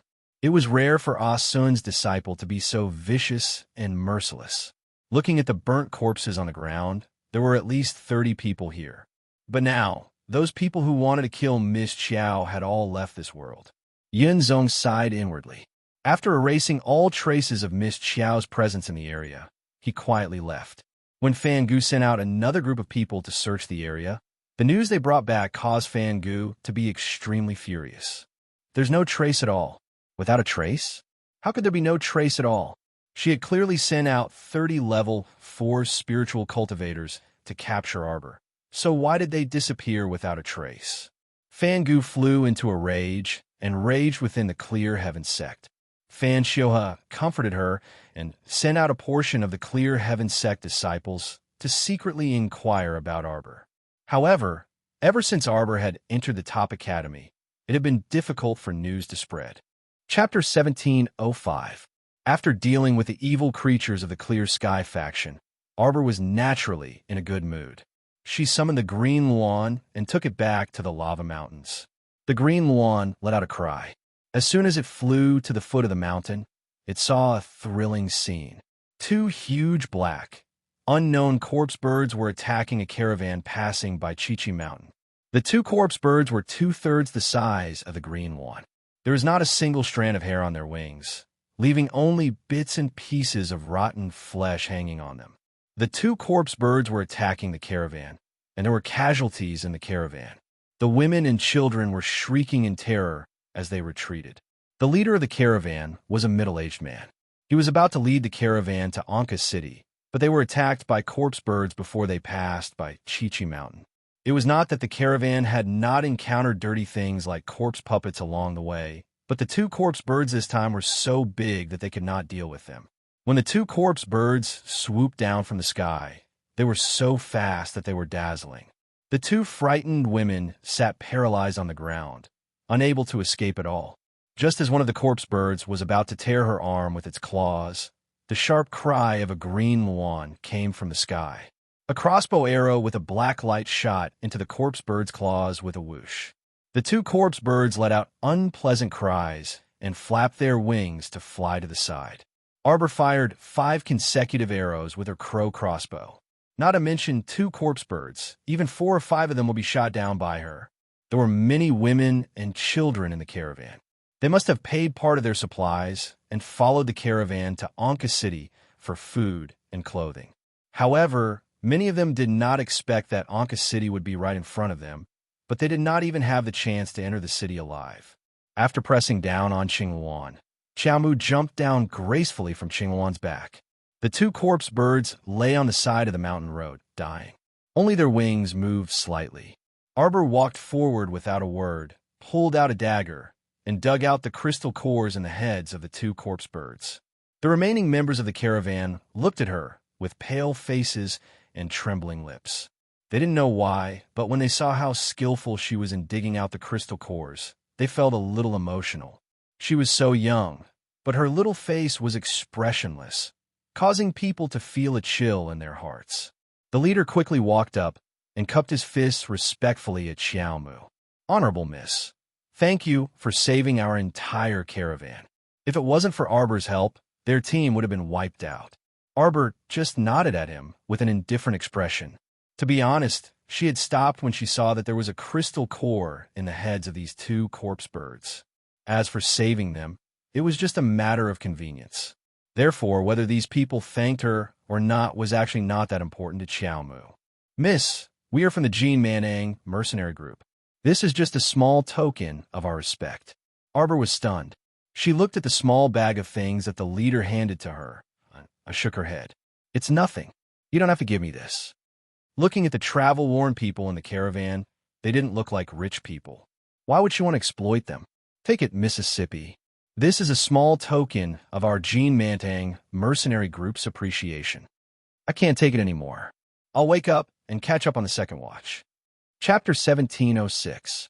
No, you must accept it. The captain of the Jean Mantang mercenary group was a man in his early 30s with a short black beard. At this time, he sincerely handed the small bag back to Chiao Mu and earnestly said, "If it weren't for Miss saving us, we would all be dead by now. This is just a small token of appreciation from our Jean Manang mercenary group. Please accept it. It's not much. It's just a small bag of ordinary food. Please don't refuse it anymore." Seeing the team leader's sincere expression, Xiaomu nodded and accepted the small pouch he handed over. At this moment, cries filled the mountain path. Due to the attack earlier, the caravan suffered quite a lot of casualties. He saw a middle-aged man holding a broken body and crying for a while. Then, he stood up shakily and walked to the leader. He shouted at him angrily, "Captain Jean, didn't you say that we're about to reach Anka City and that there's no more danger? Why did my son die? Why didn't you save my son first? I hired your mercenary group to ensure our safety during the caravan's journey. But what did you do? You'd rather save a lowly woman than save my son? I want you to pay with your life. Give my son back, give him back." The middle-aged man wailed. There was a woman half kneeling next to him with her head drooped. She was trembling and hugging herself into a ball. It was clear that she was also in great shock earlier. It turned out that the middle-aged man's son was attacked at the same time as another woman in the caravan. Captain Jean did not say who he was going to save or not. He only saved the woman because she was closer to him, so it was more convenient for him to save her. The middle-aged man's son was killed in the sudden attack. The Jean Mantang mercenary group accepted a mission to protect the caravan, and the middle-aged man was considered a big boss who paid the majority of the money. In addition, The mercenary group also accepted a few small missions at the same time, including bringing some old, weak, women, and children to Anka City. Back then, Captain Jean had discussed with the middle-aged man and said that he would waive a portion of his fees if he brought the old, weak, women, and children with him, and the middle-aged man readily agreed. Now, he was telling him that he shouldn't save others, but his son? But to Captain Jean, as long as it was a member of his caravan, he would treat everyone equally regardless of their status. However, the middle-aged man didn't think so. He thought that since he was the big boss who paid the money, the Jean Mantang mercenary group should first protect his and his son's safety. However, things didn't go as he wished. His son actually died in this attack, so he couldn't accept this fact. Just as the middle-aged man was about to pounce over and yell at Captain Jean, the middle-aged man suddenly stopped. Suddenly, he felt a sharp pain in his chest as he was sent flying with a kick. He landed heavily on the ground. The other survivors of the caravan were sobbing. When they turned their heads, they saw the middle-aged man being kicked to the ground. Looking up, they saw the little girl who had just saved them staring at the middle-aged man coldly. "He's been captured. Take care of him." After Arbor said this, he turned around and jumped onto Qing Wan's back. He touched Qing Wan's head and whispered, "Let's go." Chapter 17:07. Qing Wan flapped its wings and flew into the air. Arbor turned to look at Captain Jean and said indifferently, "If you don't want the remaining people to be wiped out, you should get rid of everything that needs to be dealt with without mercy." After speaking, Arbor sat on Qing Wan and left without looking back. Captain Jean turned to look at the middle-aged man who was trembling all over. His face was deathly pale as he kept muttering, "No, no, no," while retreating step by step. Captain Jean sighed and waved his hand. Two of his teammates darted out from behind him and twisted the middle-aged man's arm. Actually, the attack this time had caused the Jean Mantang mercenary group to lose at least a third of their members. It was a huge blow to the Jean Mantang mercenary group. Originally, their Jean Mantang mercenary group was just a small 2-star mercenary group. As the leader, he only had the strength of a level 15 body cultivator. Once a body cultivator reached level 15, they were basically at their limit. Any higher would only increase their body's resistance to attacks. Unlike mystic cultivators, they could break through the spirit realm and take a step towards becoming a spirit master. The number of mystic cultivators and spirit masters on the 6 prefectures continent was definitely much higher than in the lower star field. However, although the people of the 6 prefectures continent lived in a place filled with spirit energy, this spirit energy was so thin that it was almost negligible. In reality, the only place with dense spirit energy that could speed up cultivation was a spirit realm. However, this kind of treasured land that could only be discovered by chance required one to encounter it. It wasn't as if any random person could find a spirit realm wherever they went. Therefore, when 3 spirit realms were dug out from Brinset Island, it was obvious that the 6 prefectures went crazy over it. The people who lived the most in the 6 prefectures continent were actually still normal people. The number of people on this continent was more than 100 times that of the lower star field Seacone planet. Relatively speaking, the number of mystic cultivators and spirit masters should naturally be more than 100 times that of Seacone planet. At first glance, mystic cultivators seem to be everywhere on the 6 prefectures continent, but in reality, compared to the population of the entire continent, those who could become mystic cultivators were only 1 in 10,000 people. Those who could become mystic cultivators and enter the spirit realm were pitifully few. Arbor bid farewell to the caravan and sat on Qing Wan to return to his academy. The trip back and forth didn't take long. Previously, she had said that she would need a day's time so that she would have more time. In fact, the round trip only took 4 to 6 hours, and they would probably be back at the lava mountains in the afternoon. Master Silver, I seem to smell the scent of rainbow mushrooms." Arbor was slightly taken aback. He raised his hand and patted Chocho's head. Rainbow mushroom? She had heard of the rainbow mushroom before. The 7-colored mushroom was a very special medicinal ingredient. It was the raw material for making the flying pill.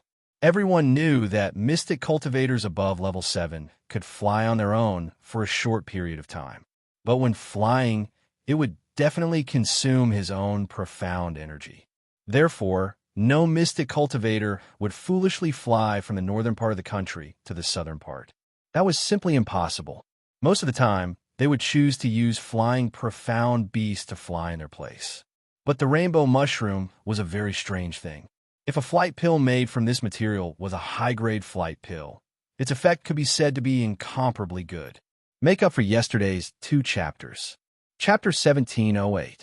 People who took the high-grade flying pill could fly for at least 4 hours unimpeded, and their flying speed was comparable to an eagle's. Arbor couldn't help but stare blankly. Chochio's nose was too sensitive. Where did you smell the 7-colored mushroom? Master, just now, I smelled the 7-colored mushroom in the small bag that the mercenary captain handed you. Oh. Arbor stared blankly. When Captain Jean gave her the small bag, she casually put it in her inner world without checking what it was. At this time, she took the small bag out of her inner world and set up a defensive barrier around her body to block the fierce wind outside. Xiaomu opened the small food bag that Captain Jean gave her and poured out the contents, spreading them on the hem of her skirt. These were indeed small mushroom-like things. So Captain Jean was right. This was originally a small bag of food, and the amount wasn't much. It was just a small token of his appreciation. To Arbor, such a small bag of mushrooms was really not enough. On her paradise planet, all kinds of vegetables were now thriving, so there was naturally no shortage of mushrooms. Actually, she didn't need these things from him, but it wouldn't be good if she insisted on not accepting Captain Jin's food. Perhaps others would think that they owed her a big favor and feel uneasy all day. So when she saw Captain Jean like this, she reached out to take it in order to make him feel at ease. But she didn't expect that there would be a 7-colored mushroom mixed in with this pile of mushrooms. This 7-color mushroom was actually a very strange thing. It was called a 7-colored mushroom, but in fact, it didn't emit 7-colored colors. It looked a bit like a shiitake mushroom, gray and dull. It was really hard to find clues mixed in with a small bag of mushrooms. Arbor took out the small 7-colored mushroom and handed it to Chochio. Can this still prolong its life? When the men of the mercenary corps picked mushrooms, they definitely didn't treat them as treasures. They all just twisted and turned to pick them. Master, don't worry. This 7-colored mushroom is still easy to cultivate. It can't be weaker than spirit tea. Just keep it in our paradise planet. Arbor nodded and gave the mushroom to Sapling. This trip confirmed that Tan Fa was closely related to the Clear Sky Gate. In addition, he had also unexpectedly obtained a rainbow mushroom, which could be considered as quite a harvest. Arbor returned to the Academy Peak. Before he could return to his room, he was stopped by Qi Xianxian, who had heard the news. Jojo, where have you been? Why didn't you bring us along? Qi Xianxian tugged at her sleeve and said unhappily, I was worried about you. I'm fine. Arbor turned around and nodded at her. Go and deal with Tan Fa. Qi Xuanxuan's face was filled with surprise as she cried out. Is that the man who pulled the carriage and ran away from the teleportation formation? Arbor nodded. Are you all right then? Qi Xianxian was still worried. She grabbed her and looked her up and down. Seeing that she wasn't injured, she heaved a sigh of relief and lightly punched her. You, why are you acting alone for such a big matter? Arbor blinked and shook his head. It's not a big matter. I can handle it myself. That won't do. Don't forget that we're in the same team. Naturally, we have to shoulder the responsibility together. Xianxian is right. Chapter 1709. The little fatty popped out from a small earthen hut next door and told Xiao Mu sternly, Xiao Xiao, it's hard to avoid worrying people when you suddenly ran off on Qingluan. Don't do this again next time. Yes, yes. No matter what, you have to discuss it with us first. We're teammates in the same boat. Upon hearing this, Xiao Mu nodded seriously and said, Okay. Only then did Qi Xianxian smile. Reaching out, she grabbed her little hand and laughed. Here, it's a deal. You're not allowed to act alone next time. Arbor nodded obediently. Qi Xianxian tilted her head and smiled. Xiao Xiao, when you left, the 2 groups that were in a dilemma have already been divided. Other than the 3 of us, Duanmu Qing is in the same team as us. As for Mata, Qi Xianxian couldn't help but laugh loudly when she mentioned Ma Ta's expression. What happened? Arbor was slightly startled and turned to look at Qi Xianxian, who was laughing nonstop. Qi Xianxian's laughter infected little Fatty, who was standing at the side, and he started laughing as well. Ma Ta and Big Brother Duanmu competed in martial arts. They said that the winner would stay. You know the result. Qi Xianxian laughed loudly. You didn't see it then. After Ma Ta lost, he felt like the sky was falling down. He looked like he was about to cry. Qiao Mu smiled faintly, an extremely faint smile on her lips. Qi Xuanxuan's eyes widened, and she suddenly screamed, "Jojo, you're smiling." Qi Xianxian suddenly reached out and cupped little Fatty's face, revealing an exaggerated expression. Am I smiling? Let me see. Little Fatty hurried forward and asked anxiously. From what he remembered, this little guy, who had been expressionless since the first time they met, seemed to have never smiled. Qiao Mu sighed softly as she looked at their exaggerated appearances in exasperation. Little did they know that behind them, Duanmu Qing was looking at the three of them chatting and laughing under the setting sun. He was in a daze. The sun was setting. Under the illumination of the red sun, the entire lava mountain range was enveloped in a sea of red. They couldn't tell if it was the heat emitting from the lava mountain range or the illumination from the setting sun. Duanmu Qing only felt that the smile of the girl in front of him was as if the fog had dissipated. It was also as if the spring breeze had brushed past the willows and melted the snow. Her appearance was extremely refined. In a trance, he seemed to see a faint shadow slowly walking over from the other side of the road. The shadow smiled at him and called faintly, "Brother Qing." Life at Arbor's top academy began. Every day was spent in a state of chaos. The instructors of the 5 departments took turns. Don't think that he only had to face one type of spirit faculty instructor. In fact, even if it was a spirit faculty instructor, all the students had to be present when he was teaching Duanmu Qing. Just like what the instructor said, even if you can't control this type of spiritual power, you have to understand it or even conquer it.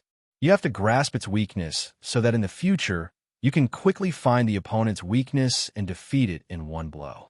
Early in the morning, on the spacious arena of the Lava Mountain Ranges Academy peak, Qiao Mu was wearing a light wood-color short-sleeve shirt, and she had braided her long hair behind her head. He stretched out his hand, and a long, transparent water spirit whip appeared. Chapter 17:10. Senior Brother Lu, please guide me. Arbor was fully focused when facing a level 2 spiritual master with a level 7 earth spirit. Junior Sister Qiao, please. The other party cupped his fists in greeting and nodded slightly. 2 figures flitted into the arena at an amazing speed. Once they attacked, spirit energy surged and the wind howled.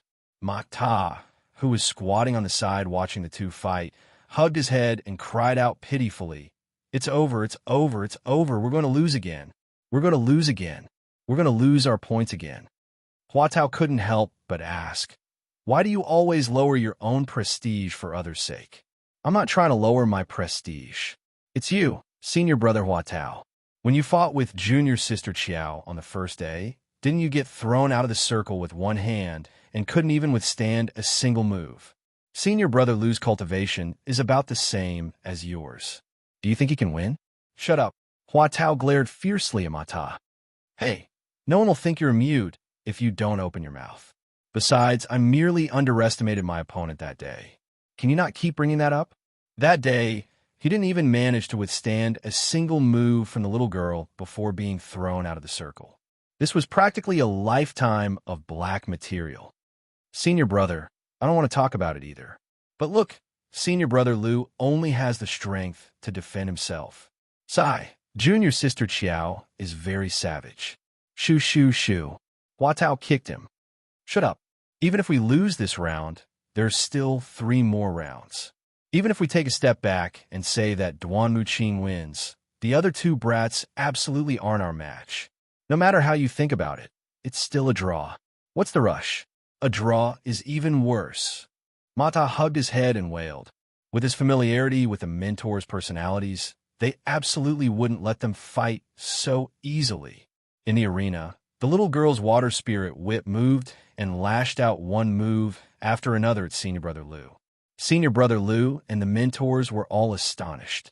The little girl was merely a level 15 mystic cultivator who had yet to break through to the spiritual realm. It was already very shocking that she could barely use the power of the water spirit. But now, her spirit energy was actually endless. He clearly did not have a spiritual pulse.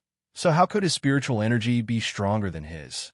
Senior Marshall Brother Lou somersaulted into the air and landed on a nearby rock. He cupped his fists and smiled.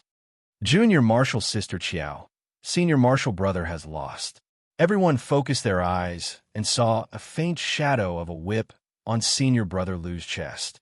It was caused by the water spirit whip. Mata sighed. What should we do? Looks like it's really going to be a draw. He had a very bad premonition. After a draw, they would definitely suffer. The most pitiful thing was that he didn't know what the mentors would do to them. Jojo is the best. Chi Xianxian smiled and jumped up. She ran forward and held onto Arbor's arm. She smiled and said, Jojo, I knew you would win. Next match, Group 2 Ko Hongwon versus Group 1 Jiang Shaoxin. The little fatty immediately took out the double-headed hammer from his conscience and jumped onto the arena. He hollered, Senior Brother Jiang, come. Jiang Shaoxin narrowed his eyes, and a black spear appeared in his hand. Spiritual energy floated around the spear, indicating that it was a spirit weapon. Junior Marshall Brother Ko, be careful. The little fatty shouted. His left foot stomped hard on the ground. His entire body was like a small cannon as he pounced towards Senior Brother Jiang Shaoxin in front of him. Chapter 17:11. Chi Xianxian couldn't help but raise her hand to cover her face as she whispered to Arbor. Every time I see little fatty fighting, I always feel like, there's a ball flying around in front of my eyes. Arbor pursed her lips and looked at the two people in the arena. Little Fatty was naturally not this senior brother who had already broken through to the spiritual realm. However, it was very obvious that the other party had not used his full strength, so Little Fatty could still withstand a few more blows from him. As time went by, Yi Zichen's eyes lit up. It was noon, and the sun hung high above everyone's heads. The scorching heat of the lava mountain range not only made the two people in the arena sweat profusely. Even the spectators standing at the side felt faint beads of sweat on their foreheads, and their bodies were unbearably hot. With a wave of Qiao Mu's small hand, she placed the ice ball that had taken shape into a jade box with a colored glass cover and hugged it in her arms. She immediately felt her small hands become much cooler. Startled, Chi Xianxian hurriedly turned to look at her, and her eyes lit up. An ice box. Do you want it? MHM. Arbor casually made another one for Chi Xianxian and let her hug it in her arms. Previously, when she made an ice ball and exposed it to the air, it was instantly melted by the heat of the mountain range. Now that she put the ice ball into the jade box, it could naturally maintain the coolness for a certain period of time. For the past 2 nights, Arbor had placed an ice box in each of the 4 corners of her earthen house to cool down. Otherwise, how could she sleep from the heat? Sapling had already invited her to sleep on Paradise Planet many times. But when she thought about it, she was not that delicate. Back then, she lacked water and food, and her body was as dirty as a mud monkey. Could she really not bear this small burning pain now? She naturally didn't want to go to Paradise Planet. Besides, she had already promised her teammates that they would suffer together and enjoy together. Of course, she couldn't be so disloyal. Chi Xianxian hugged the icebox and looked at the arena. Sai, looks like it's going to be a draw again today.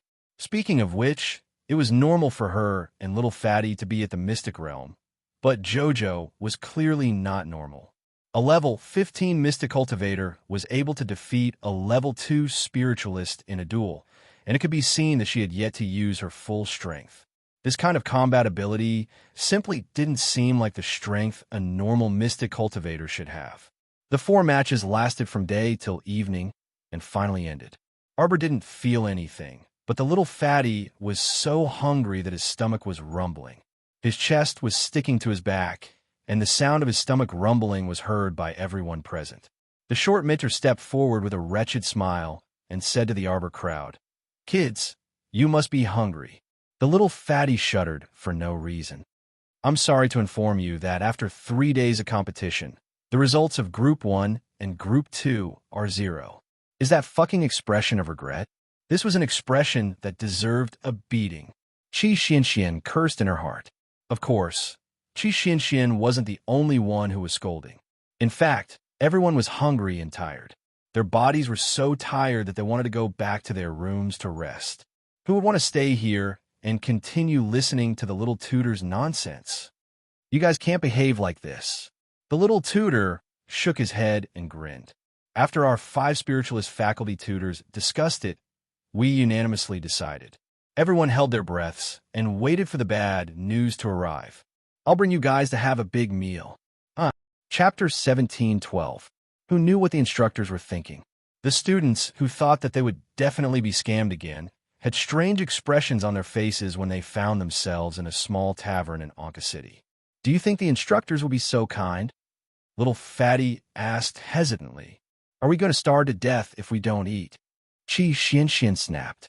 We'll only have the energy to continue training and fighting when we're full. That's true. Little Fatty calmed himself down and nodded. He turned his head to look at the plate of meat buns that was being served. His stomach, which was so hungry that it was bulging, immediately made a series of noises. Eat. Xiao Mu casually picked up a bun and handed it to him. Thank you, Jojo. Little Fatty chuckled and took the bun. He opened his mouth and was about to take a bite.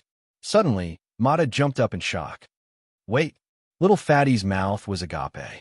It was as if his acupoints had been hit. He stared blankly at Mata, who had suddenly attacked him. Did you guys notice? The atmosphere here is quite strange. Everyone's gazes followed Mata's words and wandered around the tavern. Now that he took a look, it was indeed true. There were 5 to 6 tables in the tavern.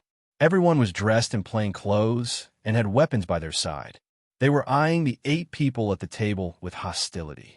Little Fatty held his meat bun tightly with both hands and ate it in big bites. However, his eyes were vigilant as he looked at the people at the other tables. Qi Xianxian turned her head and saw the waiter running over with a tray in his hands. There were 8 bowls of noodles on the tray, but the waiter walked as if he was walking on flat ground. He brought the noodles to them effortlessly. Duan Muqing nodded slightly and took the bowl of noodles from the waiter. He glanced at the waiter and asked, "Where are we?" After the instructors sent them here, they disappeared one after another. If they still didn't know that they had been tricked by these unreliable instructors, then they would be really stupid. The waiter stopped in his tracks and grinned at Duan Muqing. Don't you know my friends? Aren't you here to sign up for the underground arena tournament? What? The 8 of them were all stunned, their eyes filled with confusion. What are you pretending for? Why would an ordinary person come to such a remote tavern to eat noodles? He's obviously here for the bounty. That's right. Since you're here, stop pretending. The people at the tables next to them began to verbally attack them. Many pairs of eyes were looking at them with unfriendly gazes. Underground arena tournament? What was that? Duan Muqing glanced at the waiter and asked, We have indeed never heard of the underground battle arena tournament. What a joke. They were just here to eat a bowl of noodles, fill their stomachs, and leave. Of course, if the instructors wanted to screw them over, that would be a different story. Who is young Master Duanmu? A little beggar ran in with a smile, holding a letter in his hand. Duan Muqing was stunned and nodded at him. I am. Young Master Duanmu, someone gave this to you. The little beggar ran over with a smile and handed the letter to Duan Muqing. He shook his body shyly. The person who delivered the letter said that as long as I hand the letter to young Master Duanmu, young Master will reward me. Chapter 17:13. Fuck, this is definitely something that the mentors would do. Duan Muqing smiled good-naturedly at the little beggar. He reached into his pocket and took out a money pouch. Then, he took out 2 spirit coins and handed them to the little beggar. The expressions of the people at the other tables changed instantly. Fuck, where did this rich guy come from?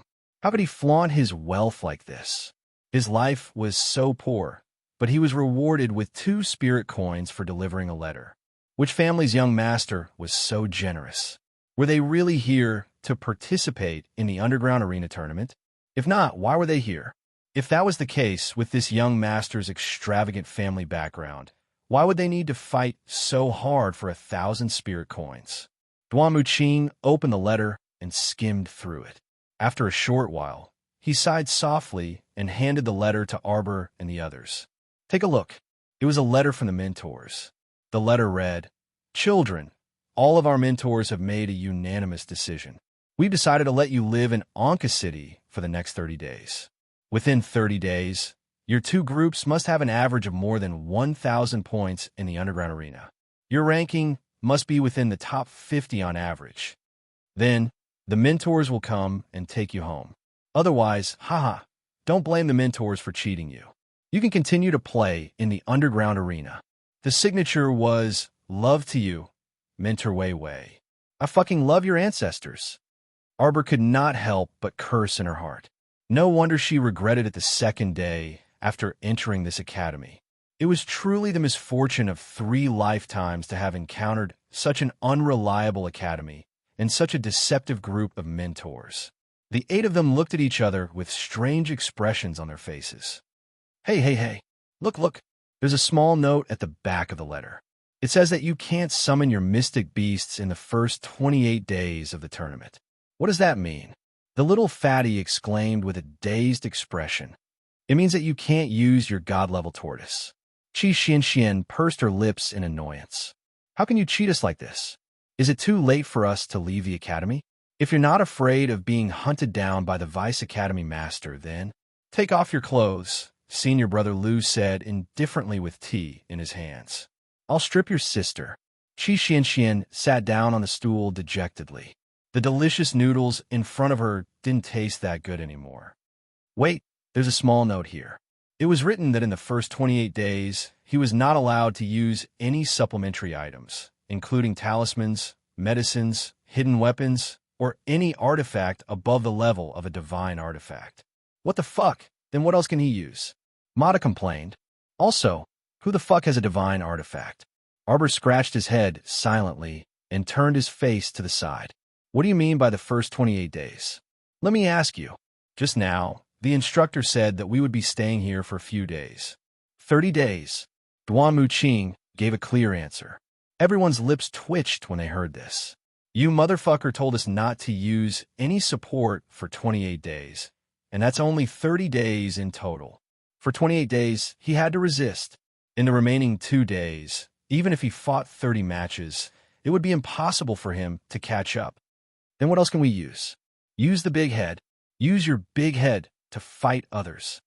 Use your brains and see how you can use your true strength to win. Everyone looked up at the sky, speechless. Chapter 17:14. Oh, it's written here that you can use spirit weapons. You can even fight as a team. Jojo, what should we do? Our divine beast can't be used. Qi Xianxian turned to Arbor with a bitter expression. Arbor was the one who was truly bitter. He had a feeling that this line of small words was definitely directed at him. She couldn't use divine beasts, talismans, poisons, hidden weapons, and even divine weapons. If it wasn't directed at her, why would she not be able to use this and that? She was so angry. Just like what little fatty said, what else could she use? Could it be that she could only use her big head to fight with others? Second brother, how can we enter the underground battle arena? The second brother turned around and grinned at them. As long as you pay enough spirit coins and get a VIP card for the underground battle arena, you can enter. How much? Qi Xianxian and little fatty asked in unison. 100 spirit coins per person. What? Qi Xianxian, little fatty, Mata, Hua Tao, and the others all had terrified expressions on their faces. They glared at little second brother as if they wanted to swallow him whole. This kid was asking for too much, wasn't he? Could it be that Duan Muqing's display of wealth had caused this fellow to have evil thoughts? Their suspicions were not wrong at all. The second brother who delivered the noodles really had the idea of getting rich because of Duan Muqing's display of wealth. Anyway, young Master Duanmu was rich and didn't care about the entrance fee. Arbor glanced at the second brother coldly. Are you tired of living? Everyone was speechless. That's right. Are you tired of living? Huh? You dare cheat me? Qi Xian kicked one of the long stools, and it instantly turned into sawdust. The waiter was shocked, but on the surface, he still smiled faintly at Qi Xian. Ladies and gentlemen, this little one is not speaking nonsense. The VIP card for the Underground Battle Arena does indeed cost 100 spirit coins per person. If you can't pay the fee, of course you can't go in. Arbor sneered and glanced at him. His figure moved, and he floated in front of the waiter. She stretched out her hand, and her cold fingers immediately grabbed the waiter's neck. With a light pinch, there was a slight cracking sound, as if the waiter's neck would break in her hands in a matter of minutes. The waiter's expression changed in shock. His mouth opened and his face flushed red, but he still couldn't help but stubbornly say, "Andy, you have to think carefully. This is the largest Qianluo underground arena in Anka City.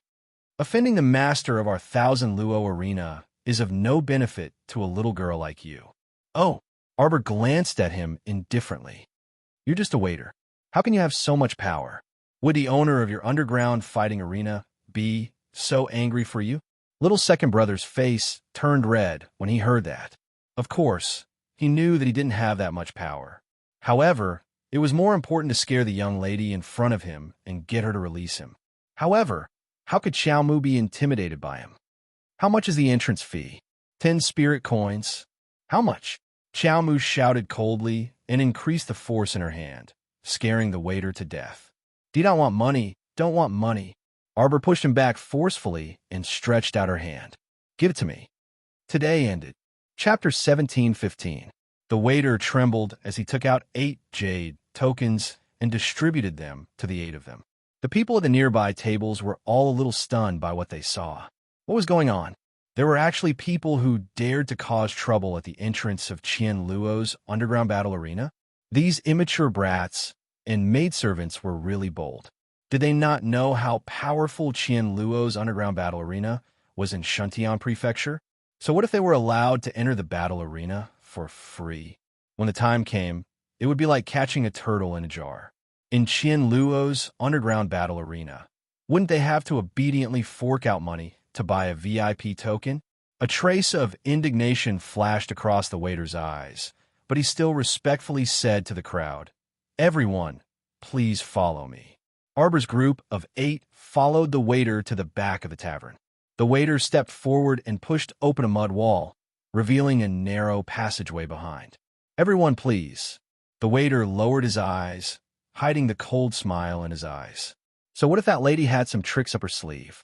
He had already informed the manager of the battle arena. Once they entered, they would be in for a good time. Arbor naturally did not miss the hatred in the waiter's eyes. However, she did not care. A small battle arena's gatekeeper dared to cheat her. Arbor? Who gave him guts? Although she was not someone who cared about the 100 spirit coins, she was unhappy that someone dared to cheat her of her money. Why didn't he go out and ask around? Was her darling Xiao's money so easy to cheat? Duan Muqing and the rest bent slightly and passed through the narrow door. They were the first to enter the underground battle arena's passageway. This passageway could only allow one person to pass through. The 8 of them entered in a single file with the little fatty at the back. Following that, many other people entered. They should be people from other tables in the tavern who had already paid for their tickets. The 8 of them followed the long passageway to the end and stepped onto a round platform carved with a fierce tiger. They saw a row of talismans drawn around the platform. It should be a small talisman array. What talisman array is this? Is it a transportation talisman array? Qi Xian asked Arbor softly. No. Arbor shook her head indifferently. It's a safety talisman array. Oh, Qi Xian replied. At the end of the tunnel came the sound of a mechanism being pulled. Her feet suddenly moved, and she felt as if she was falling. She couldn't help but reach out and grab Arbor's little hand. Xiao Mu grasped her arm in return and patted it soothingly, indicating for her not to be nervous. The mechanisms and formations of the underground battle arena were set up very exquisitely. In just a short moment, the round platform beneath their feet fell down at a uniform speed until it embedded itself into a jade platform. Only then did it come to a complete stop. Qi Xianxian heaved a sigh of relief. She raised her head and saw many battle arena guards swarming in from all directions, surrounding them. On the platform, there were some idlers at other tables in the tavern. Seeing this, they hurriedly raised their hands and exclaimed, "We're not together. We're not together." Yes, yes, we paid for it. The guard of the arena were ready for battle. They surrounded Arbor and the others with swords and sabers in their hands.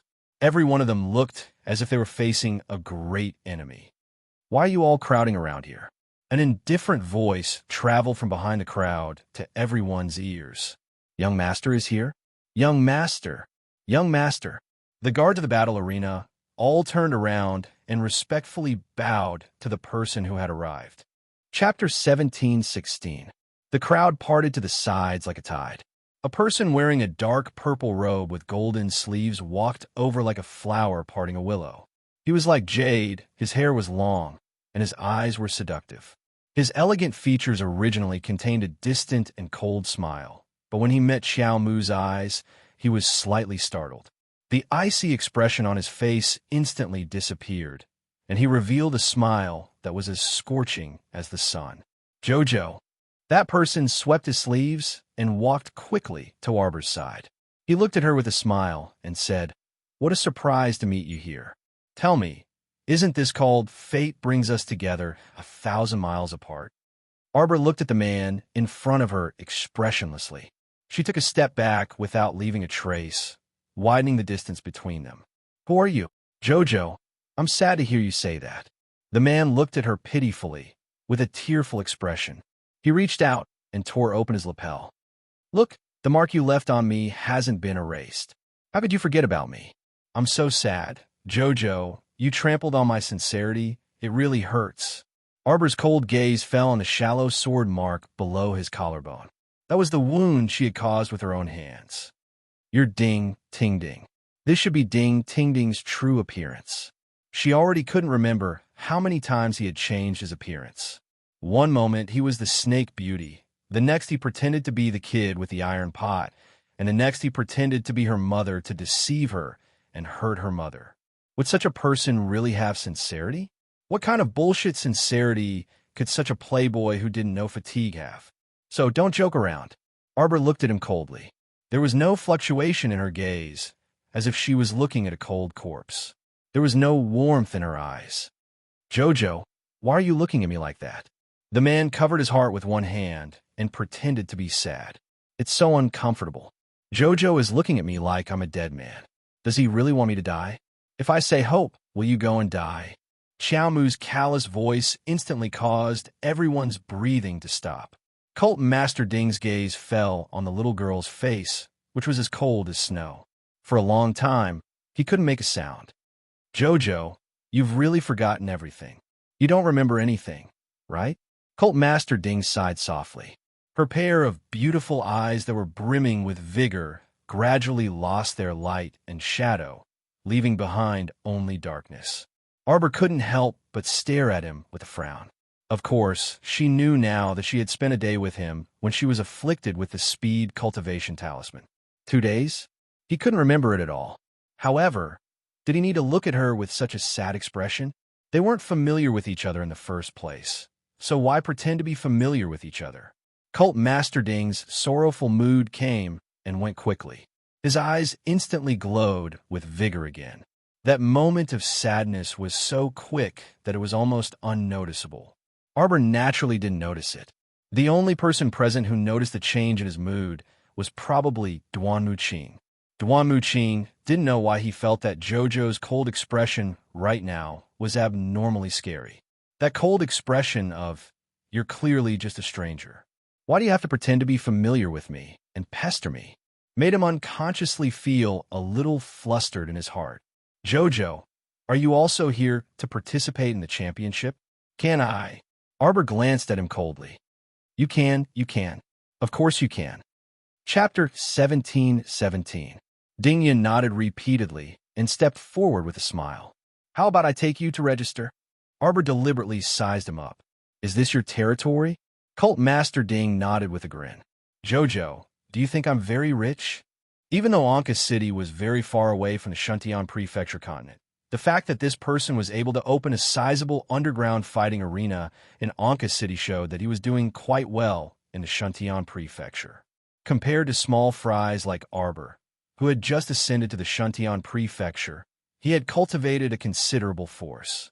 Xiao Mu harumphed and couldn't be bothered with him. As Cult Master Ding walked forward, her bright eyes curiously scanned the area. Not only was the place dazzling with gold and jade, but it was also decorated with long tables. How did this look like an underground arena at all? This was clearly an underground casino. In front of every gambling table, there were many people surrounding it. They were playing dice, horse riding, cricket fighting, and all kinds of gambling methods were available. Seeing the confusion in her eyes, Cult Master Ding smiled and said, "The underground arena is still below. Follow me." Ding Yan led the group onto the passage platform. After everyone stood firmly, he reached out and pulled the mechanism. After a series of creaking sounds, Arbor and the others went down another level. This level was where the real underground arena was. As soon as the platform landed, Arbor, Qi Xian, and the others heard thunderous roars in their ears. They looked up and saw a slightly dark passage in front of them that led to about 9 levels of stairs. In front of the seating area was a circle of silver fences. The seats spiraled upward and could accommodate thousands of spectators. As for the center, it was naturally a large, circular arena. At this moment, 2 people were fighting with their lives on the arena. The spectators around them cheered, as if the competition had reached the most critical moment. Arbor looked up at Ding Yan. "Follow me." Ding Yan led the group to the service area. When the 2 young ladies in charge of registration saw that Ding Yan had personally brought people over, they hurriedly stood up and respectfully bowed to Ding Yan. "Young master." Ding Yan nodded indifferently. Before he said anything, Arbor walked up to them and said, "Registration." The 2 girls were slightly stunned. They looked up at young Master Ding subconsciously and murmured, "Are you here to participate in the Underground Arena Tournament?" Arbor nodded. The Underground Arena Tournament lasts for a month. Once you participate, you'll have to fight every day. The tournament is arranged for you by our arena through public drawing. The participants have no choice but to accept the arrangement.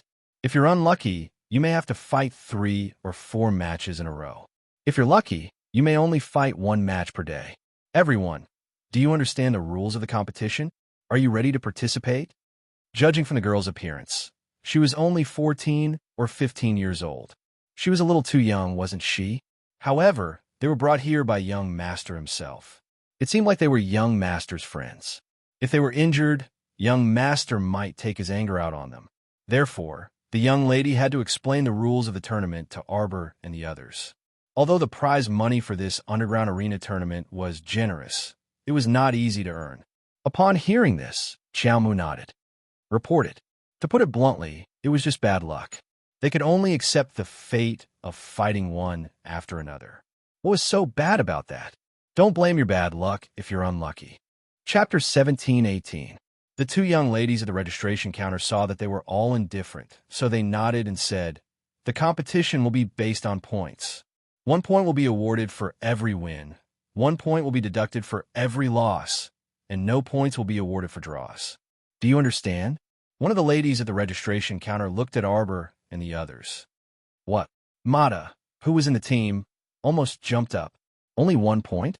Then why did the instructors ask for so much and ask for an average of 1,000 points? To get 1,000 points in 1 month, even if they won every single match, they would still have to go through 1,000 matches. 1,000 matches in 30 days. Wouldn't they have to fight 33 matches a day on average? What the instructors were doing, was it something that humans could do? Everyone looked at each other in dismay. Their expressions were extremely unsightly. On the other hand, Arbor remained expressionless as he looked at the lady at the registration counter. Is there any way to earn points faster? Yes. That miss gave Xiao Mu a word with absolute certainty. Then, she said excitedly, "You can participate in the team competition. If you win the team competition, you can get double the points." Double the points is just 2 points. Little Fatty yelled at her in annoyance. Fuck.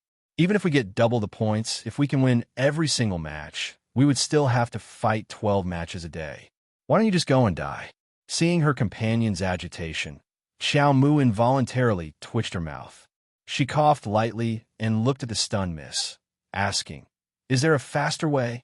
"Yes." The lady nodded again. "If you're very confident in your own abilities, you can fight to be the champion of the arena. If you succeed in defending the arena, you will get 1 point for the first match, 2 points for the second and third matches, and 5 points for each match from the 4th to the 10th. Everyone want to slap her to death. Couldn't she speak properly? Oh, your grandpa. Starting from the 11th match, you will get 10 points for every match you defend. If you succeed in defending the arena, you'll get an additional 20 points. As long as you're willing to fight, and defend the arena, it's possible for you to get more than 100 points a day." Arbor pondered for a moment, then looked up at the woman and asked, "Is it okay if the 8 of us sign up for the team competition?" The girl at the registration point shook her head vigorously. "No, each group can't have more than 5 people.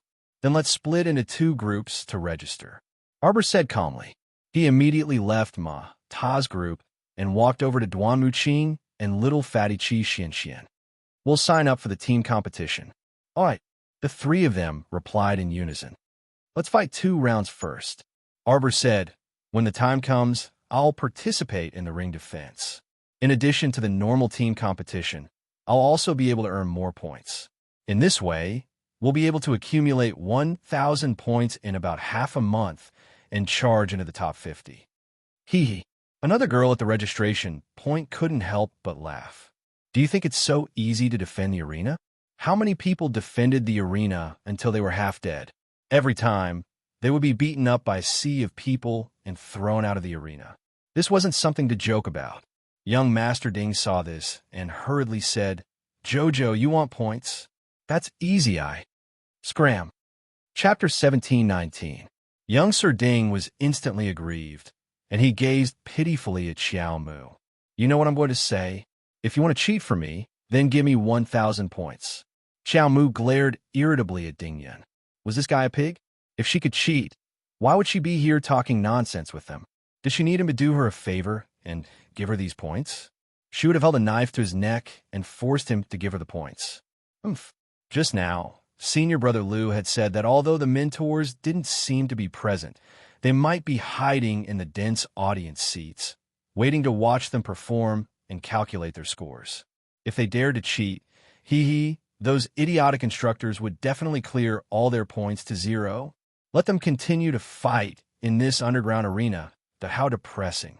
Arbor sighed and turned to the girl in charge of registration. "Go ahead." Compared to Arbor's team of 4, Mata felt even more dejected. He wanted to tell Jojo that they could be in one group. Anyway, the number of people in this team battle could be 5. But the way Senior Brother Liu and the other 2 looked at him was as if they were saying that if he dared to speak such nonsense, they would dare to kill him on the spot, dig a hole, and bury him. Sigh. He had no choice but to give in under the pressure. But as a teammate, although he was in Senior Brother Liu's team, his heart was with Arbor's Duan Muqing. Hua Tao patted Mata's shoulder with one hand and gave him a sinister smile. "Little Mata, don't get the wrong idea. You have to know that the instructor's letter said that the average score of each group should be above 1,000 points and be ranked in the top 50. This means that the instructor's original intention was for us to split into groups. If you dare to change our team of 4 into a team of 3, do you think the instructors will dare to cancel our results?" Mata shuddered. The instructors would definitely dare to cancel that the ladies at the registration area took out a simple contract for them to sign. The contract was simple. It was a life and death contract. It stated that they were willing to participate in this competition and that their life and death had nothing to do with the Qianluo underground arena. This meant that he was trying to distance himself from the underground fighting arena. After all, there would definitely be more than 1 or 2 contestants who would die in this battle arena tournament. Fearing that the family members of the deceased would come knocking on their door, the arena made arrangements in advance. Arbor and the others calmly signed the life and death contract, and then they were led to the preparation area. Other than those who were fighting in the arena, The rest of the contestants also had designated areas for them to rest. The contestants' area could accommodate about 1,000 people. When Arbor and the others arrived, there were already many fully armed people sitting there. Under Ding Yun's lead, the 8 people from Arbor walked into the competition area, immediately attracting the attention of many people. When they saw clearly that the one leading the group was a 14 or 15-year-old little girl, they couldn't help but be stunned. Then 2 rough men started to tease her in an unclear manner. "Yo, a little girl who's still wet behind the ears dares to come to our battle arena to challenge? TSK, look at those thin arms and legs. TSK, it's not even as thick as my thigh." Arbor's cold gaze shot like a sharp sword towards the burly man who was teasing her. He raised his hand, and there was something like a washboard in his hand. Chapter 17:20. Ding Yun saw everything clearly from the side, and the corners of his eyes twitched. This really was a washboard. Jojo carried a washboard with her everywhere, so she must have made Prince Mo kneel as punishment at any time. Thinking of this, a smile appeared on young Master Ding's face. Serves him right, that stinky man should kneel to death. He actually abducted Jojo when she was unprepared. How shameful. Shameless. Arbor's washboard was actually a tribute from the Yuan. Oh no, it was one of the items in the pile of junk that the Yuan had given him in the Xuanji mystic realm. Don't look down on this washboard. It was indeed a spiritual weapon. It was just shaped like a washboard. In reality, Xiao Mu felt that this spiritual weapon master probably wanted to forge this washboard into something like a ferrule at the beginning. It was just that it was a bit too wide and couldn't be changed back, so its image was a bit tragic that at this moment, Xiao Mu was carrying this washboard. Probably like a sudden clap of thunder, she abruptly charged toward the man who had spoken to tease her. Without any explanation, she hit the back of his head. Everyone only heard a loud smack, followed by a thud, and that man fell to the ground with a dazed expression. He watched helplessly as the little girl ran over angrily and hit him on the head with the washboard twice, directly hitting him until his eyes rolled back and he fainted. His last reaction was probably, "Where did this savage come from? He was just joking around a little. You're the one with skinny arms and legs." After Arbor beat him down, he glared at the other 2 men. "What? You're not convinced?" A cough. The 2 men almost choked on their own saliva and hurriedly waved their hands in denial. Then they slipped away like a wisp of smoke. When the other contestants saw this scene, although they felt that the little girl's move was a little funny, everyone was still secretly shocked. After all, this little girl used something like a washboard to knock out a 15-level body cultivator. This nimble technique really made people a little stunned. Everyone in this area would become his opponent in the future. Many people were silently observing and comparing in their hearts. They realized that if they were the burly man, perhaps they wouldn't have been able to avoid the little girl's seemingly ordinary head slams. Cough. Qi Xianxian coughed dryly in all seriousness and walked up to lead Xiao Mu, who was hugging the washboard, back to an empty seat on the side. In the middle of the arena, a pair of middle-aged men were currently engaged in a bloody battle. One of the middle-aged men had the word arena hanging on his chest. He was probably the arena master. Arbor narrowed his eyes and lowered his head to look at his chest. He felt that if he were to wear a challenge sign on his chest, Qi Xianxian and the others would probably laugh at him for a year. The arena master was chased down by someone. He shouted himself hoarse as he pounded the ground with all his might. However, he still could not endure the exhaustion of his body and fell heavily to the ground. A woman beside him sighed sweetly. Sigh, what a pity. He had already defended until the 10th round and could have asked for a rest. It's a pity that no one could defend the 10th round. Arbor turned to look at that woman and raised his hand to tug at Qi Xuanxuan's sleeve. Chapter 17:21. Qi Xianxian hurriedly asked, "Miss, how long can you rest after winning 10 rounds?" "About an hour." That young lady replied and nodded at Xiao Mu and the others with an amiable attitude. Qi Xianxian didn't know if the other contestants were intimidated by Jojo's washboard, so no one dared to come up and cause trouble for them. But this was good too. They could watch other people's matches in peace. Xiao Mu turned to look at young Sir Ding, who was standing beside her, and questioned with creased brows, "Are you very idle? Why don't you go to your own things? Why did he keep following her? She wouldn't give him candy if he followed her." Young Master Ding smiled and said, "The matter of the Colosseum tournament is almost done. From now on, I will be very leisurely every day. Why don't I accompany Xiao Xiao to watch the tournament?" Arbor snorted and turned her head away without saying a word. Hearing that, young Master Ding couldn't help but sigh. "Jojo, I'm actually not as annoying as you think." Arbor pursed her lips and ignored him. She looked up at the center of the arena at the back, where there was a large crystal stone screen. There was a table next to the crystal screen, and several staff members of the underground arena were busy drawing lots to register the names of the participants and calculating the scores. After drawing lots, 2 employees of the arena would announce the names on the crystal stone screen at the back. The scores would be recorded under each person's name after the match. To prevent any mistakes, the arena specially arranged 3 to 4 people to check the scores. In order to ensure the fairness of this tournament, young Master Ding had put in a lot of effort and thought. Arbor turned to look at Ding Yun and saw him looking at her with a smile. Young Master Ding looked at her and said with a smile, "Jojo, let's make up. Okay? Look, you stabbed me, but I didn't settle the score with you. Let's just forget about me pretending to be your mother, okay? I've also received the punishment I deserved." "What punishment do you have?" Arbor didn't believe him. He glanced at him and said, "You're still pretending to be my Lotus." This made her angry, and she was almost deceived by this person. From the moment this person came into contact with her as a snake beauty, she did not have a good impression of him. She only felt that the man in front of her was slippery, which really made her angry. Young Master Ding looked at her with a pure and innocent expression like a little white rabbit and said, "Xiao Xiao, tell me. Whatever compensation you want, just tell me. Do you think that ceding land to Jojo would be enough?" Arbor glanced at him and snorted. "I have money. Yes, Jojo is rich."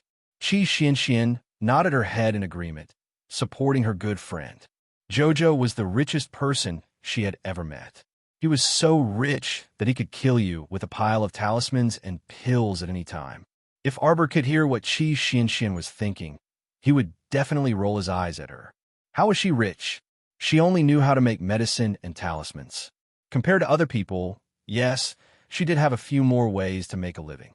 "What do you think of my 1,000 luo arena?" Young Master Ding suddenly pointed. Everyone was slightly taken aback. "Jojo, can I give it to you?" "No." Arbor rejected flatly. Why would she accept benefits from an outsider for no reason? They were not close. Chapter 1722. She had plenty of things like manners and shops on Seacombe Planet. How could these earthly things be more useful than her paradise planet? Jojo showed a disdainful expression, instantly making young Master Ding gloomy. "Jojo, what should we do when we fight later?" That instructor had tricked all of them. She was clearly targeting Jojo. She said they couldn't use poison, talismans, divine artifacts, and holy beasts. Fuck, they couldn't freaking use any of these and have them fight with their own abilities. Others wouldn't be so foolish as to talk about morality with them and would naturally summon their mystic beasts to fight. At that time, they would definitely be facing a team of 4 people and 4 beasts. If they were even more unlucky, it might even be 5 people and 5 beasts. "Ah, Jojo, your instructor is actually so unreasonable." Young Master Ding hastily interrupted. "What are you staying in this kind of academy for?" "Jojo, I'll introduce you to a good academy." Arbor waved her small hand and expressionlessly said, "What's there to be afraid of? Everyone, take out his letter." Arbor poked Qi Xianxian. Qi Xianxian hastily took out the letter that she had fiercely crumpled into a crumpled state from her pocket. Arbor opened the letter and pointed it out to them word by word. "What's written here?" 7 heads, along with young Master Ding, stretched over and read in unison. "Can't summon mystic beasts. Can't use any assistance.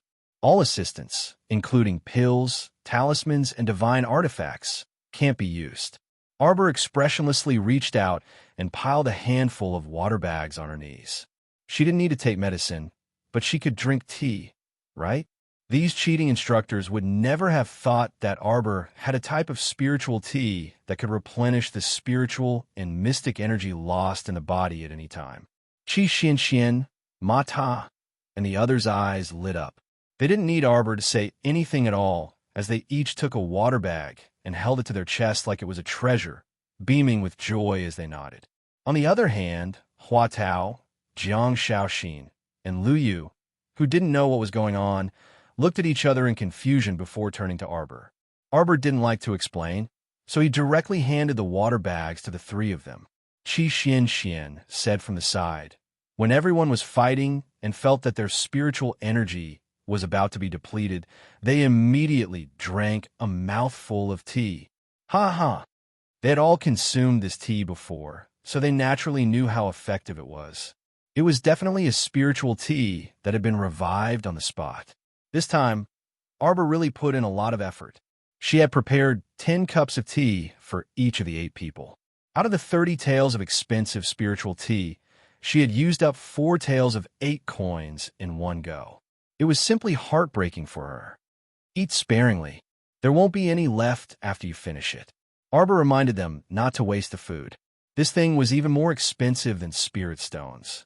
Wasting even a mouthful of it was a crime that, other than Hua Tao and the other 2 who didn't understand, the other 5 nodded their heads solemnly, indicating that they understood. Qi Xian Xian turned to Hua Tao and the other 2 and reminded them kindly, drink this tea during the competition. Don't be curious and try it first. Every mouthful you drink is 1 mouthful less. You will definitely regret it later. After hearing Qi Xuanxuan's words, the 3 of them became even more curious about the tea in the water bags. Dingyan was also curious. He blinked his black eyes at Arbor and asked, Jojo, what tea is that? Arbor snorted and proudly turned his head away. In less than 3 seconds, he turned back to look at him. Chapter 17:23. Hey, what if someone happens to advance in the middle of the battle? Yeah, advance. That's really amazing. Young Master Ding smiled and said, but since it's a competition, of course we have to continue until the winner is decided. So, the person who advanced deserved to be attacked by the opponent. If there were no proper measures, the person who advanced after much difficulty might face being beaten up, or even worse, being interrupted and going berserk. That was too dangerous. Young Master Ding blinked innocently. Who would advance in the middle of the competition? Then no matter how you advance, you need a buffer period, right? In other words, you might feel that you're about to advance. You can drag it out until the end of the competition and find a quiet place to advance. That's not necessarily true. Arbor snorted. After drinking the spirit tea, if you really want to advance, you won't be able to resist at all. Just like Qi Xian Xian last time, didn't she have to meditate and enter the state immediately after advancing? Arbor thought about it. For safety's sake, she was determined not to cheat her teammates.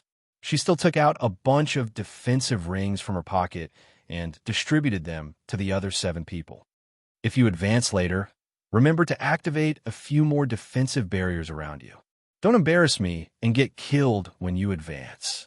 Everyone took the 5 or 6 defensive rings that Arbor gave them and looked at her in confusion. Young Master Ding was also confused. His eyes lit up as he stared at her and asked, Jojo, you sell defensive rings?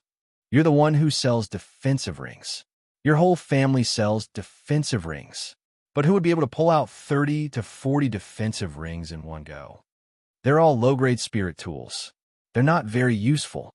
However, if everyone here activated 3 layers of defensive spirit tools, at least a level 1 spirit master wouldn't be able to break through the 3 layers of defense even after 2 or 3 days of hammering.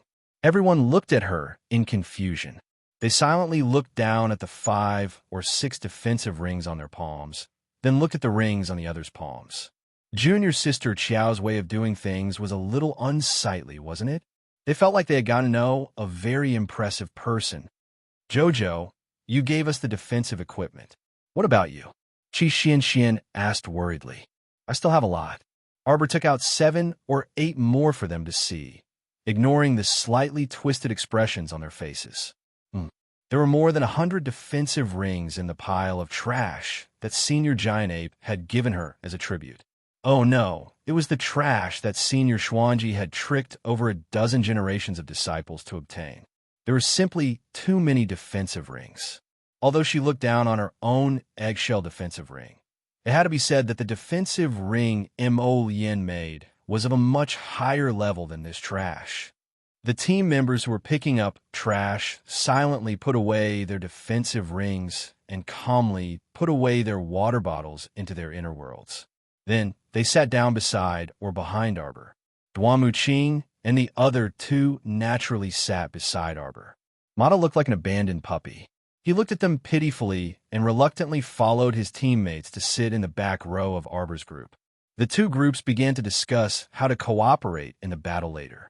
Young Master Ding smiled and said, "When it's your turn later, your names will appear on the stone crystal screen." Chapter 17:24. At the same time, I'll also call out the names to remind you. Just pay attention. There's nothing else to do now, so you can rest for a while. Arbor glanced at him indifferently. The words, "Why aren't you leaving yet?" were clearly written in her eyes. Young Master Ding laughed. He supported his chin with one hand and tilted his head to look at her. "I'm not leaving. You haven't forgiven me yet. If you do, I'll leave." "Forgive your sister." Arbor rolled her eyes at him. She really didn't want to say anything more to this strange person. Young Master Ding was probably used to this little guy's lukewarm attitude, so he didn't mind. He just glanced at her with a smile and didn't say anything else. He didn't say anything and just sat obediently beside her to watch the competition. Although Arbor was a little depressed, she didn't chase him away. He was the manager of this underground fighting arena. He could stay anywhere. "Achio."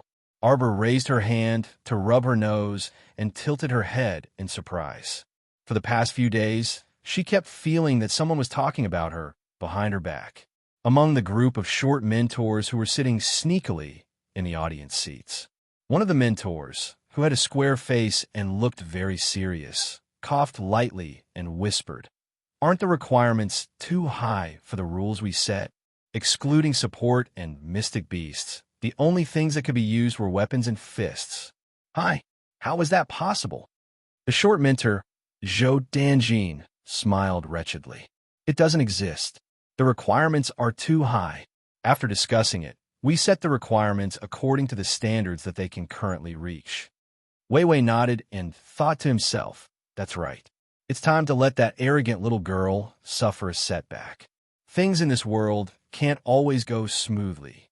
After suffering 2 losses in the arena, she knew that there was always someone better than her. Zhou Danjin grinned. "Just watch. We're also trying to figure out the level of the children's martial strength, where the bottom line and upper limit are. It'll be easier for us to teach them all kinds of knowledge in the future."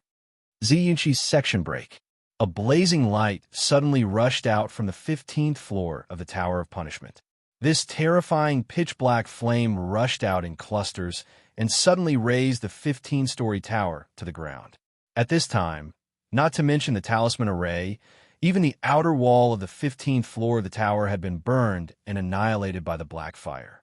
If one looked at it from the outside, they would find it very strange. This Tower of Punishment was floating in an unknown space. Aside from the top 2 floors that were intact, from the 15th floor onwards, every floor was broken. Every floor below seemed to have been ruthlessly looted, and the situation was extremely miserable.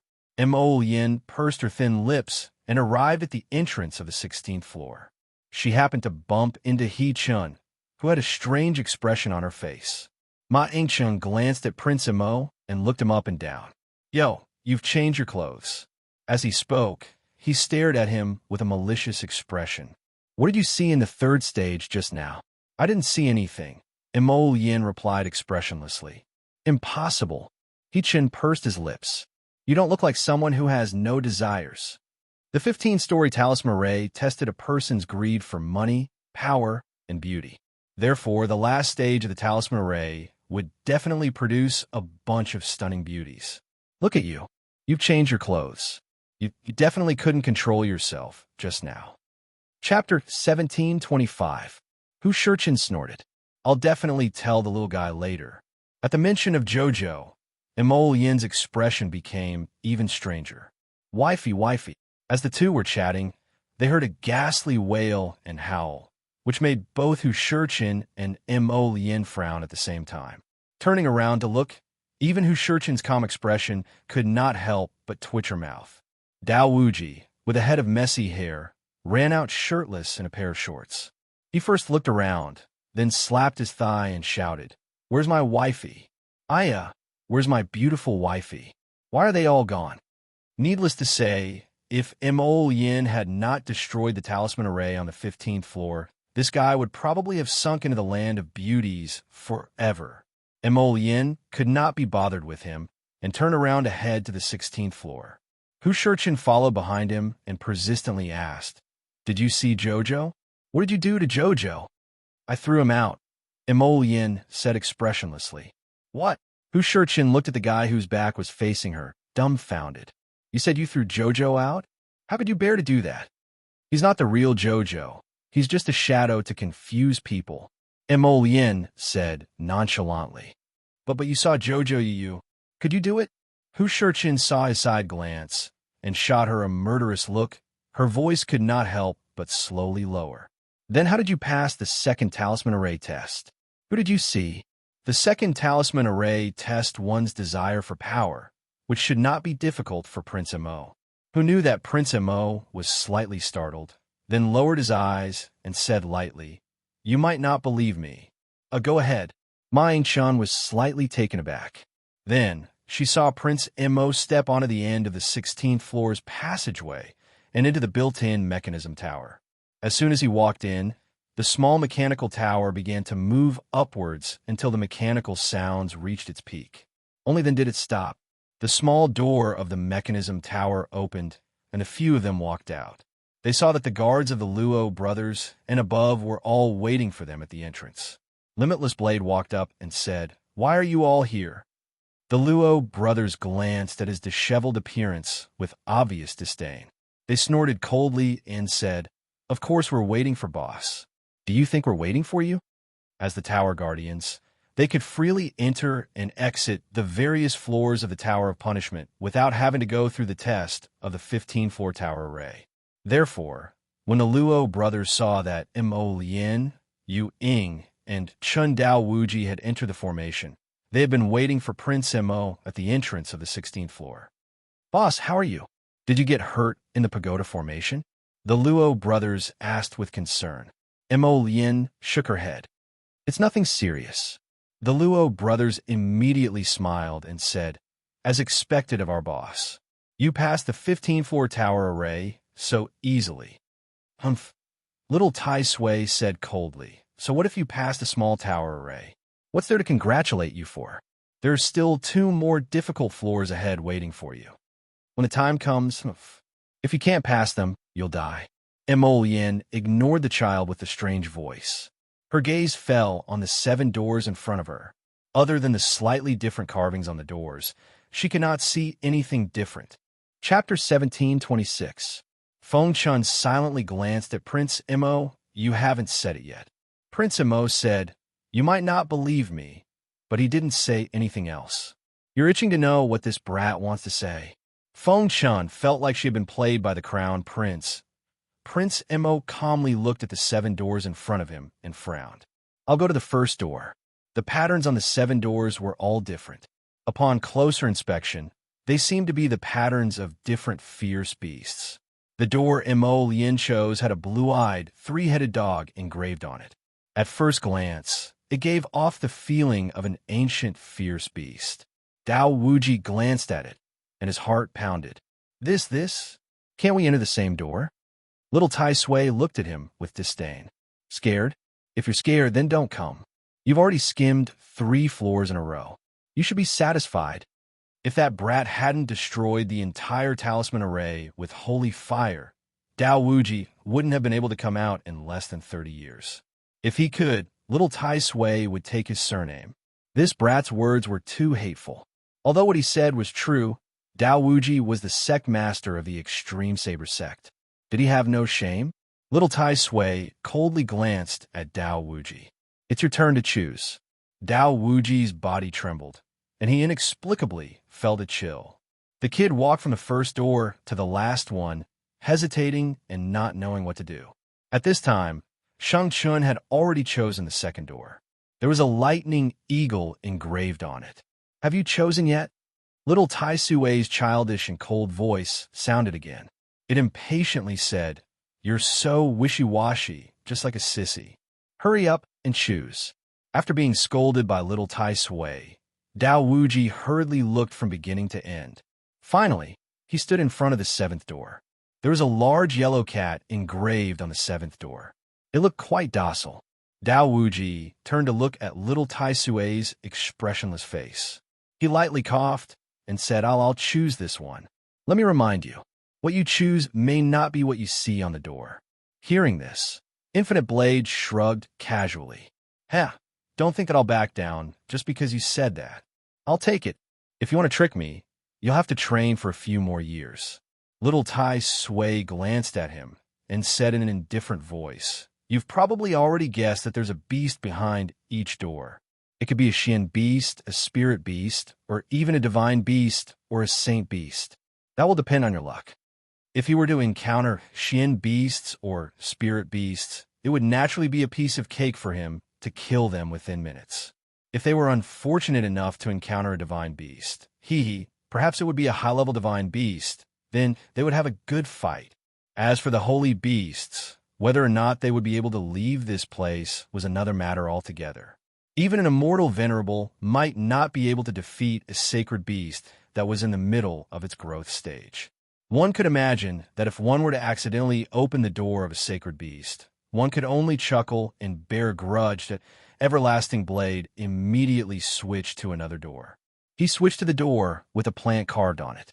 Compared to animal-type beasts, plant-type flowers and trees were definitely slightly easier to deal with. The door in front of him had a large, gorgeous morning glory carved on it.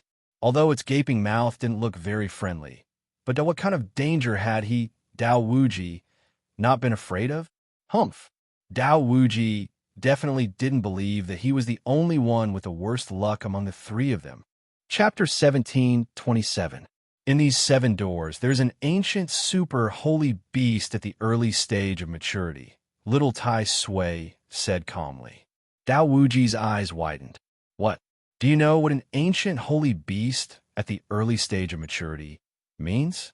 Even 10 immortal supremacies would have a hard time defeating it, let alone a spiritual supremacy like me. Are you kidding me? Little Tai Sui shook his head, as if saying, Do I look like someone who would joke with you? However, this holy beast wandered out on its own many years ago and never came back. The Tower of Punishment can't capture its aura, so it has been allowed to wander outside for so many years. To put it simply, one of the 7 doors is actually an empty door. Dao Wuji's eyes lit up. Oh my, is that so? There's an empty door? Dao Wuji hurriedly ran around and looked around. Finally, after a moment of hesitation, he decided to stand in front of the big yellow cat. Since it was a holy beast that could wander outside, it definitely couldn't be a plant. Unless it was holy wood, there was no other way for a plant to reach the level of a holy beast. It would be good enough for a plant to reach the level of a divine beast at most, and it wanted to reach the level of a saint? Impossible, impossible. Dao Wuji looked at the big yellow cat carved on the door. On the surface, it looked quite docile, but could it actually be? It was a ferocious beast. Besides, little Tai Sui had just said that the beast inside might not be the one carved on the door. What if the 3-headed hound was hiding behind the big yellow cat's door and waiting for its prey to come to it? Wouldn't that be a huge loss for him? No, he had to do the opposite. As the saying went, luck was always given to those who were prepared. He decided little Tai Sui couldn't stand seeing that he was going to change doors again. It threw 3 palms at the 3 doors in front of it. The doors in front of him, Lien, He Shurchun, and Dao Wuji opened at the same time. A suction force suddenly pulled the 3 of them in. The 3 of them raised their eyes and looked forward. Separated by each other's doors, their faces revealed expressions of indifference, slight astonishment, and shock. As soon as Everlasting Blade entered the room, he heard an ear-piercing gurgling sound. He was almost hit by a stream of green mucus.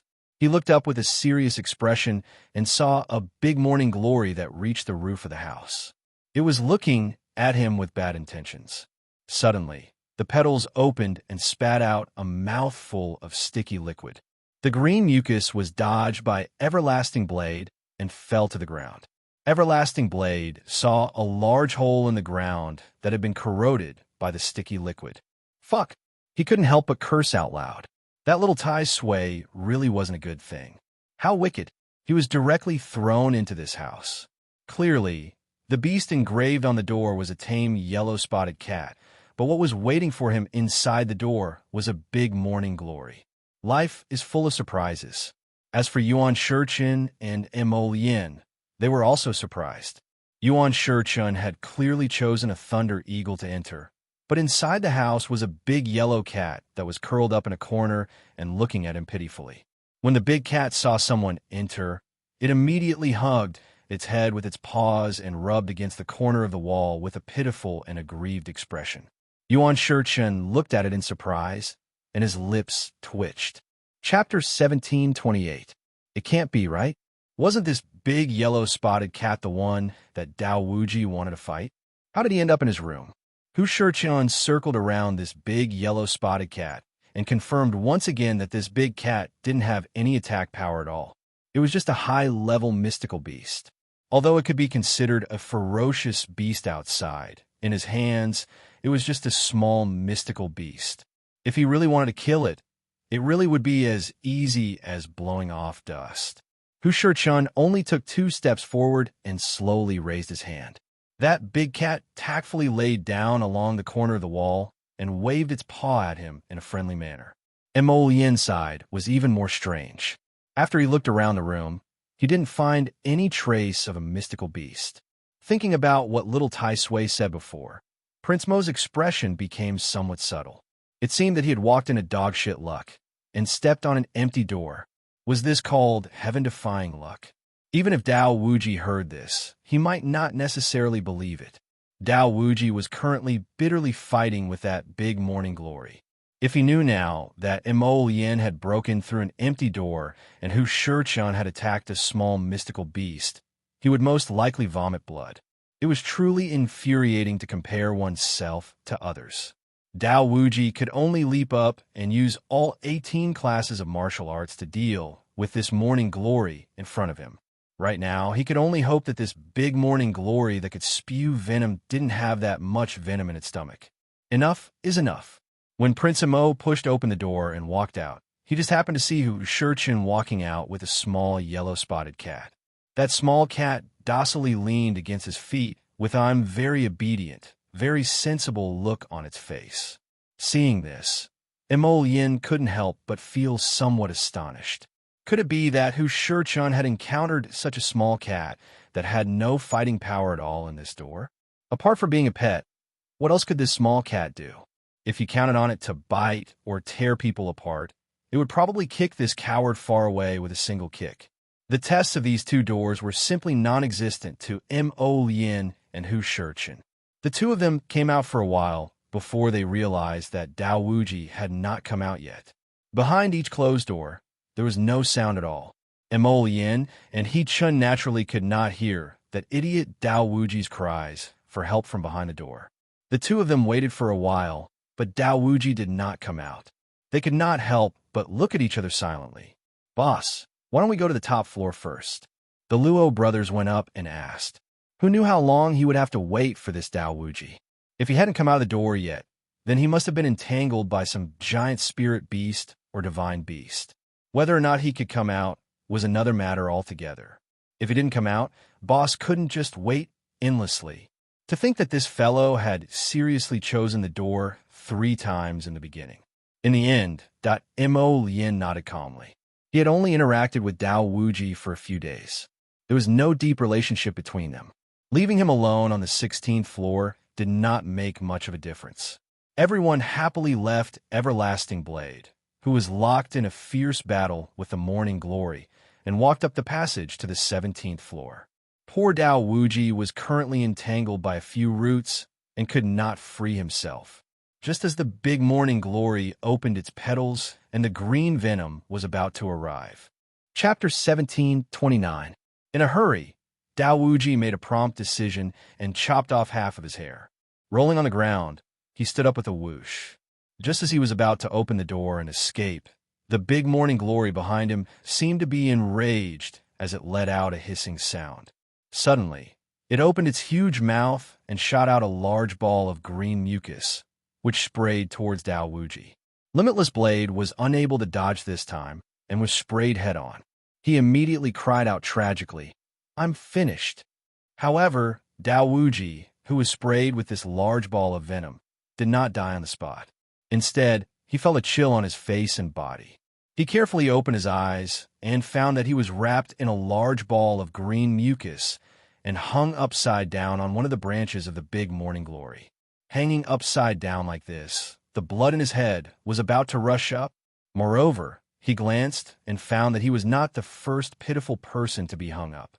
Before him, there seemed to be many people hanging upside down on its branches. It was just that when the fight started, Dao Wuji did not notice this at all. Now that he looked again, he saw that those people had already turned into hundreds of thousands of dried corpses in the green mucus. It was obvious that they had become food for this man eating flower. Could it be that he would also become food for this man eating flower? Would he become a dried corpse? Dao Wuji struggled to break free from the mucus, but it was to no avail. After spending so much effort and not being able to leave, Dao Wuji could not help but give up. Hanging upside down on the stem of the flower, he started to think about life that he would not normally think about. Shuntian Prefecture's Wonka City, Qianluo Underground Arena. The atmosphere at this time was already very intense. At this time, the Qianluo Underground Arena had opened 2 levels of battle rings. On the lower level, there were 2 contestants who were engaged in a normal battle. In the middle of the arena, the upper level of the arena rose up and a champion stood on it. The guarding match and the normal match were going on at the same time. When the fight was exciting, there were thunderous cheers coming from all directions. They only hated that their parents did not give them more eyes. All kinds of profound skills crisscrossed in front of his eyes, and the 5 spirits appeared simultaneously. Sometimes, the battles on the upper and lower levels were too intense, causing his eyes to not be able to see enough. Just now, after one of the champions who had defended until the 9th round was kicked off the stage, that person became the new champion. He had a badge hanging on his chest, and his chin was raised high and proud. However, in less than 3 rounds, he was beaten to death by the waves behind him. Arbor sat and watched for a while. She saw that they were all one-on-one matches, but in her opinion, they were not that exciting. Therefore, after watching for a while, he lost interest in continuing to watch. Arbor closed his eyes and leaned against the stool. He was a little drowsy. In the past, people who were used to taking afternoon naps every day had been training every day. How could they have time to slack off? Half an hour later, just as Arbor was about to fall asleep, he heard a series of screams. The crowd in the underground fighting ground seemed to have been ignited by something as they instantly burst into an uproar. Arbor opened his eyes and looked ahead in confusion. Then, he turned to look at Qi Xianxian. "It's not our turn yet." No. It said that one of the Bullmen team is very powerful. Right now, they are ranked first in the group competition. All the lights in the arena were focused on the 2 small teams of 5. The crowd who had watched the Bullmen team's matches before were even more excited. Chapter 17:30. These 2 teams were made up of 5 people. One of the teams had 5 people wearing green shirts with a frog embroidered on the back. The other team was wearing white shirts with both men and women wearing the same color. Arbor was no longer sleepy after hearing the commotion. He looked at the 2 teams and asked curiously, "Which team is number 1? "The white shirt team, Team Bulbul." Qi Xianxian frowned. In other words, if so many of them wanted to rank among the top in this competition, they really had to defeat the bull race team. While they were chatting, the 2 teams had already started fighting. Arbor realized that the 2 teams each had their own set of coordination skills. He looked at them thoughtfully with great interest. The team competition should be about mobilizing everyone to fight together. There was no need for you to show off your individual skills. Arbor pondered as he watched. He said to Little Fatty, "Little Fatty, later, when it's our turn to fight, let's try fighting like this. Activate your Earth Shield and go first. Xian and I will attack from the back. Duamu will assist from his side." Everyone nodded in unison. While they were talking, they suddenly heard a mocking laugh from the side. "Io, isn't this our Ko family's little fatty genius? Ko Hongwen, why are you here? Could it be that you don't have enough money to spend, so you can only come to the competition to earn money?" After these words were spoken, a few mocking laughs came from the side. It was like a background noise, helping the man who spoke earlier to mock Little Fatty. The little genius has actually fallen to such a state. Tell me, if your father and mother saw this, wouldn't they be heartbroken? What do you know? Being poor will force a hero to his death. Moreover, the little genius doesn't lack money at all. Ha ha. The mocking voices were endless.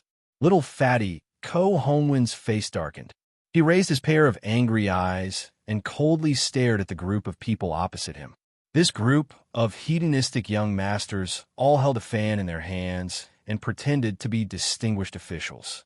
However, their eyes couldn't help but glance at Qi Xian and Arbor. Seeing Arbor and Qi Xian sitting on either side of Little Fatty, a trace of jealousy flashed across the eyes of the leader of the group. This damn fatty already looked like a country bumpkin, so why were there still girls hanging around him?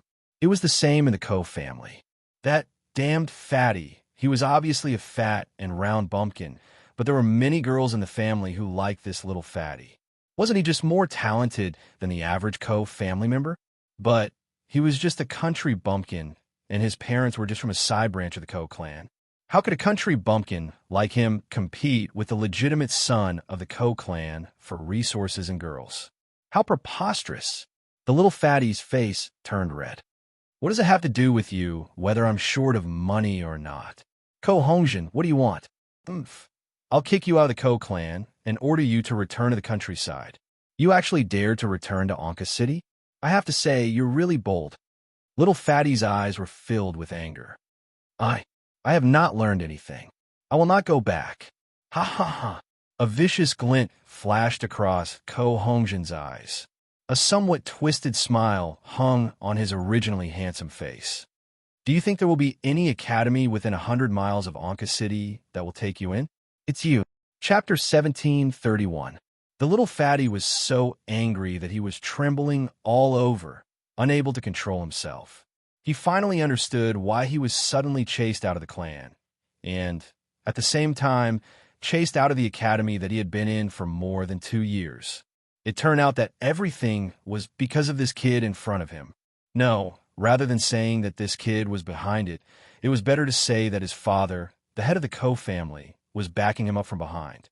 Otherwise, how could Ko Hongjin, a hedonistic young master, convince Dayo Academy not to accept him? Although Dayo Academy's reputation in the Shuntian continent could not be compared to the 4 major academies, it was still a regular academy with a sizable scale. Usually, he studied well in Dayo Academy and was always ranked in the top 10 of the academy. Suddenly, one day, the academy issued an expulsion order for no reason. In less than a day, the academy told him to pack up his things and leave without even giving him a reason. After that, he ran into a wall everywhere. All the academies near Anka City were unwilling to take him in. Subconsciously, he did not want to leave Anka City. After all, Anka City was not too far from his Xiaoping town. If he was free, he could go home and take care of his parents. Previously, he didn't understand why Dayo Academy would suddenly expel him for no reason. Now, it seemed that the Ko family was involved in this. Ko Hongjin was just a dandy, so his words naturally did not carry much weight. If the head of the Ko family, Ko Di-hai, spoke up, it would not be on the same level. Why did you do this?" Ko Hongjin glanced at the little fatty in disgust and laughed mockingly. "I just don't like you. Why can't I?" Ko Hongwen clenched his 2 chubby little fists tightly, his face full of anger. He really could not figure it out. Although he came from the countryside and was not a direct descendant of the Ko family, he still had the same surname. But no matter what, they were all surnamed Ko from the same clan. Why do they treat him like this? Usually, when he was in the Ko family, he tried his best to keep a low profile and did not cover the sharpness of the few direct descendants of the Ko family. Wasn't he doing a good enough job? How could they treat him like a member of the Ko family? Little Fatty opened his mouth, only to feel that his throat was extremely dry, and his heart was heavy and uncomfortable. Qi Xianxian glanced at him and immediately jumped up in anger. She put her hands on her hips and scolded. A bunch of brats. Are you tired of living? All of you scram. Get out of my sight. Ko Hongzhen's expression changed slightly. He sneered at Qi Xianxian and said, Ladies, let me give you a piece of advice.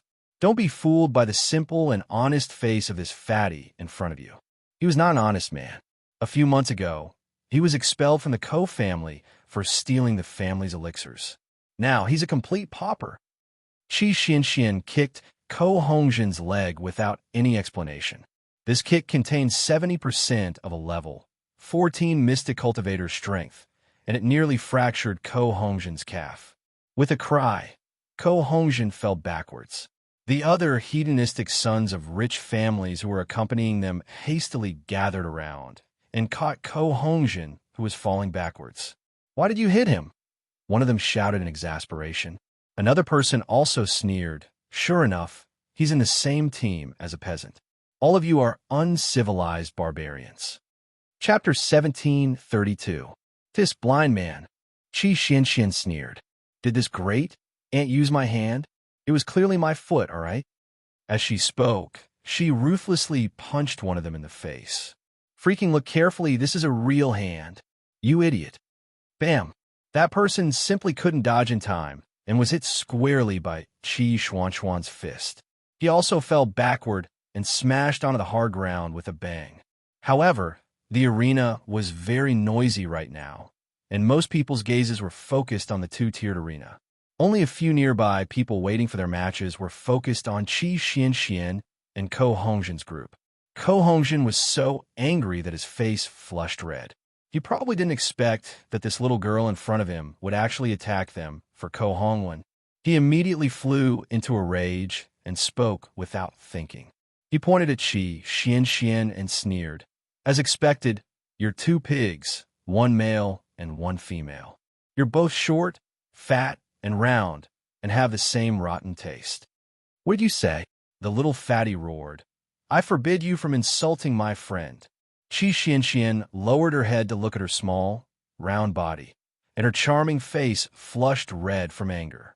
In reality, Qi Xianxian, this little foodie, only had a slightly round body due to her gluttony. She also had a naturally round baby face, so she looked a bit chubby from head to toe.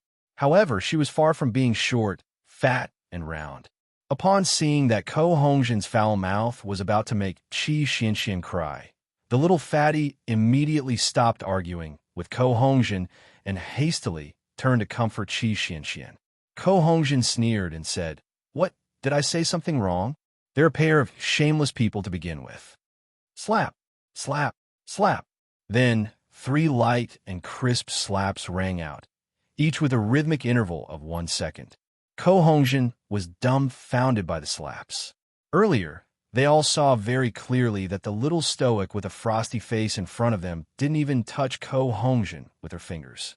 She merely flung out streaks of water spirit into the air, forming huge transparent palms, and slapped the stupefied Ko Hongzhen on the left side of his face 3 times in succession. How dare you hit me? As soon as Ko Hongzhen opened his mouth, he realized that something was wrong. Not only were his teeth loose, but there was also a trace of blood at the corner of his mouth. He was so scared that he screamed. You sound so girly. Xiaomu creased her brows and raised her hand again. 3 streams of adept water spirits instantly transformed into 3 transparent palms. He flew straight towards Ko Hongzhen, and without the slightest hesitation, he once again slapped the other side of his face 3 times. Only then did he nod in satisfaction and say, It's symmetrical now. Everyone was speechless for a moment and silently turned to look at her. The commotion at this moment had already attracted the attention of many people who were looking at the arena. Arbor pulled Xin over and patted the back of her head. Learn from me. He really did understand why he had to spout so much nonsense before hitting someone. What's there to quarrel about? In the face of strength, those who are nagging are simply the actions of fools. Her master had told her before that if she hit someone, she had to hit them to death. Either she didn't hit them at all, or she would beat them to death so that they wouldn't retaliate later on and cause a ruckus. Arbor felt that this was very reasonable. Recently, she kept inexplicably recalling the words that her master and Aunt Master had told her. Would she be able to find them if she remembered everything one day? Chapter 1733. When Ko Hongjin opened his mouth, he spat out a mouthful of blood, and a few of his teeth fell out. Looking at the teeth on the ground, the expression in his eyes changed from fear. Teeth? Teeth fell out. Teeth fell out. Ko Hongjin's face was filled with fear and shock as he stared in Arbor's direction. However, the latter acted as if nothing had happened. He held Qi Xuanchuan's hand and sat down.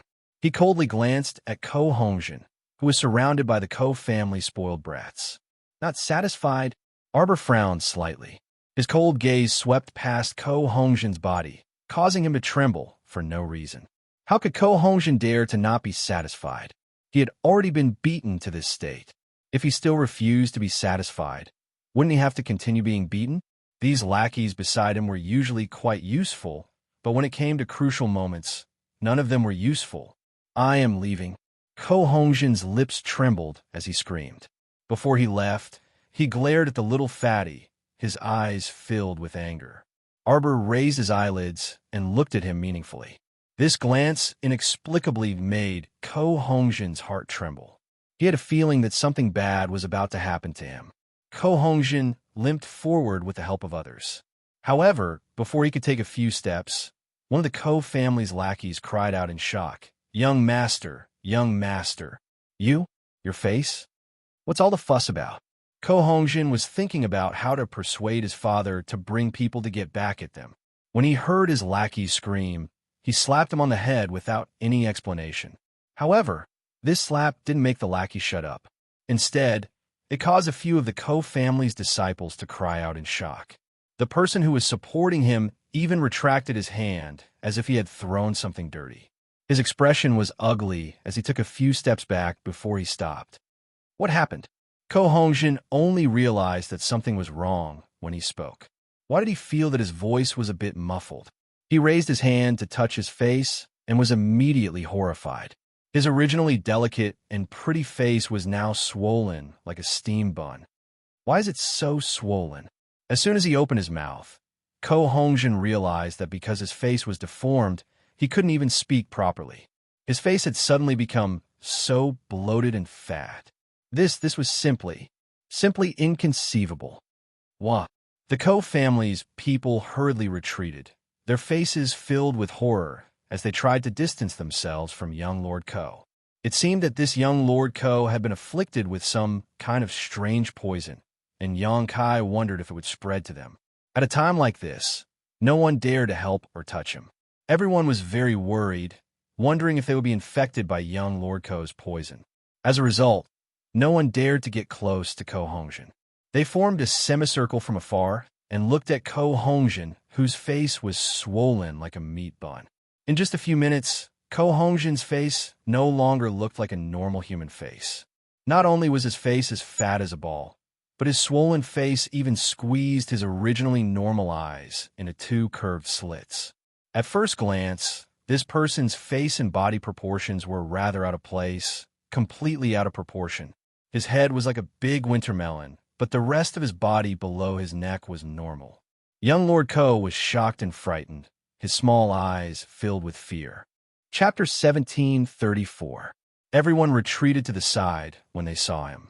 No one dared to come into contact with him. The melon-headed Ko Hongjin held his face in fear and roared twice. Then, he looked pleadingly at the surrounding Ko family members for help. However, the Ko family members all ran away faster than rats. No one dared to approach him. Ko Hongjin was shocked and scared. He had no idea what was happening to him. Seeing that no one came forward to help him, he could only turn around and run out of the arena. He wailed and howled along the way. Mata sneered and said, he went home to cry to his father. When Xian saw Ko Hongjin's miserable state, the slight unhappiness in her heart was swept away.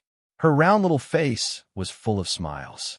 She turned to look at Arbor and said, Jojo, you're taking revenge for us, aren't you? Arbor didn't even bat an eyelid. He said expressionlessly, do I look like someone who would do something so senseless? Yes. Everyone agreed in their hearts and nodded secretly. At this moment, a subordinate quietly walked to young Master Ding's side. He bent down and whispered into his ear. Young Master Ding looked up at him and nodded. He turned to Arbor and said, Jojo, I'm going to take care of something. I'll be back soon. If you need anything, send someone to inform Steward Tang. Tang Cheng, take good care of Miss Chiao. If anything happens to her, I'll hold you responsible. Steward Tang, who was called out, hurriedly squeezed out a smile and bowed to Arbor and young Master Ding. Don't worry, young master. I'll definitely take good care of Miss Chiao. I definitely won't let anyone bully her. Arbor glanced at young Master Ding. His gaze shifted to young Master Ding's departing figure before he retracted it. At this moment, the name of their team appeared on the crystal screen.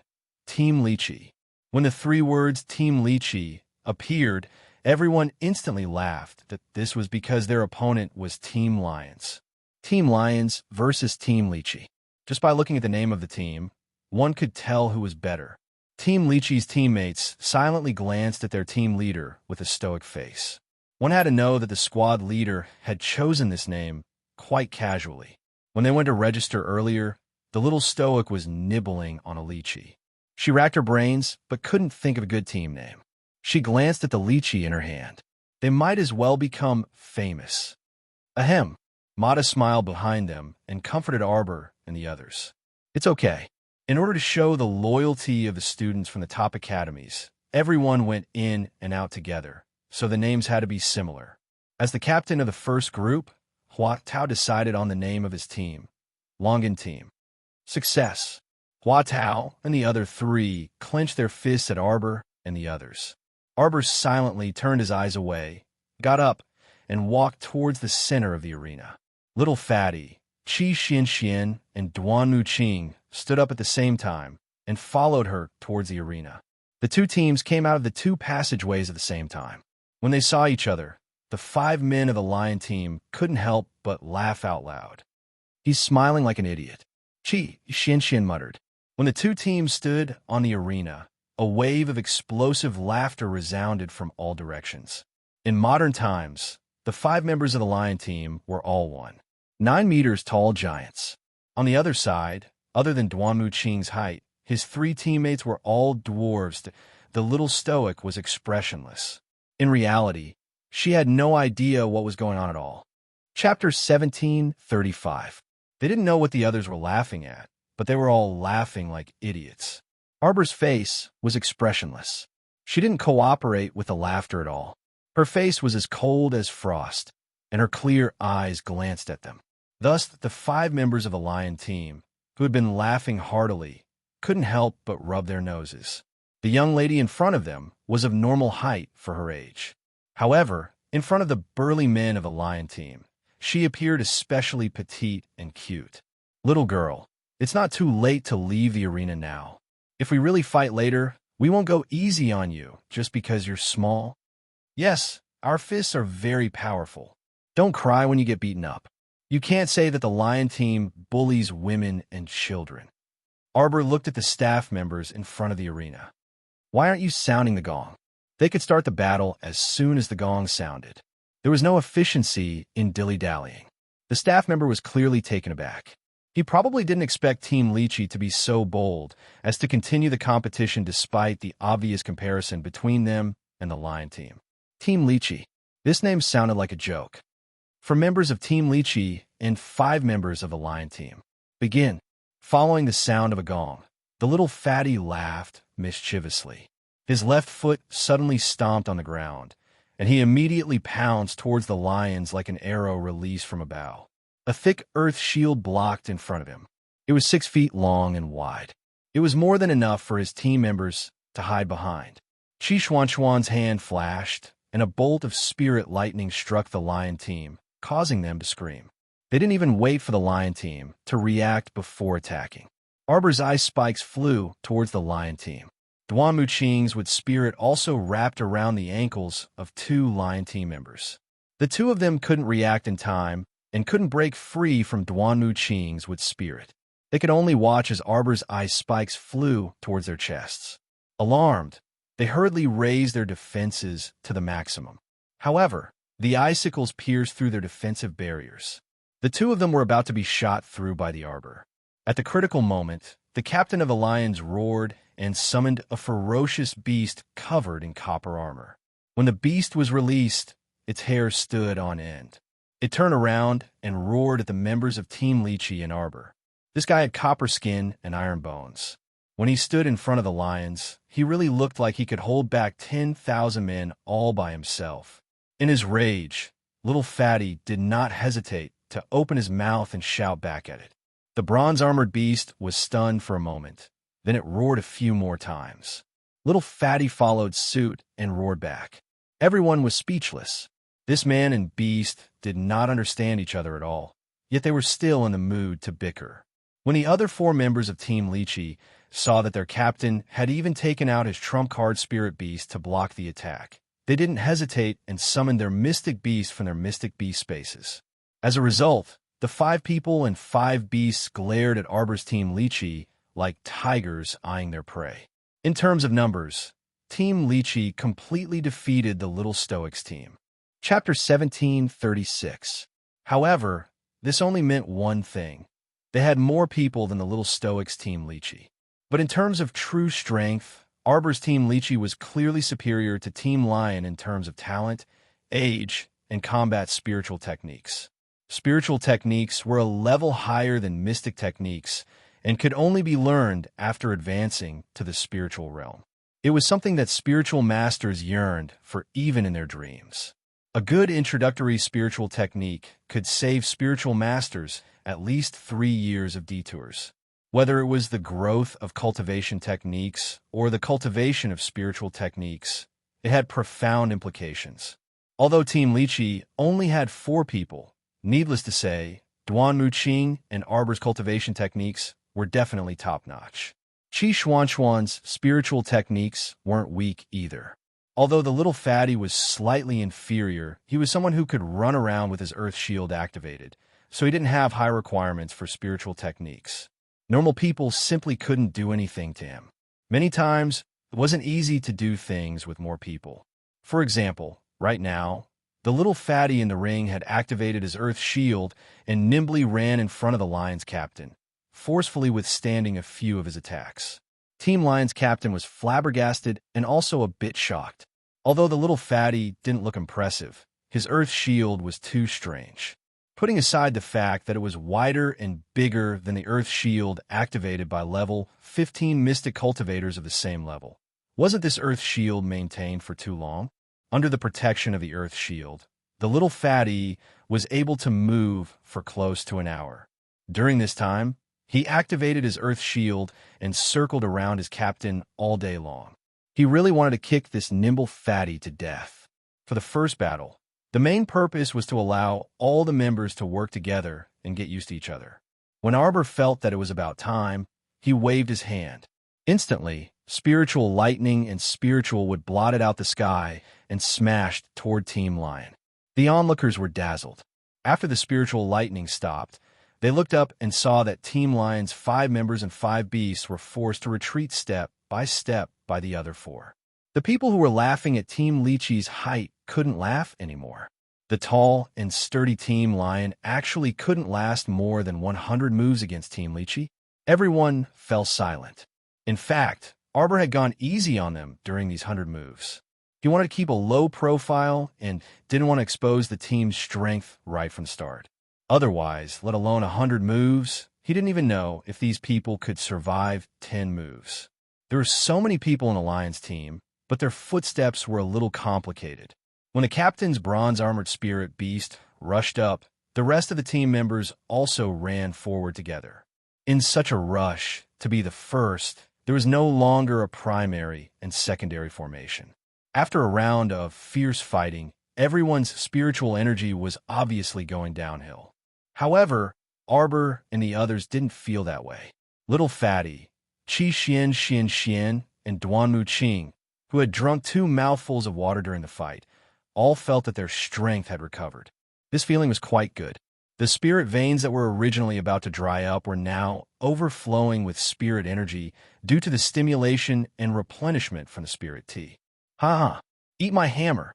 Little Fatty reached out and took out his double-headed hammer. Without any explanation, he smashed it toward the person's head. A swift and violent force fell from the sky and flipped the man over on the spot.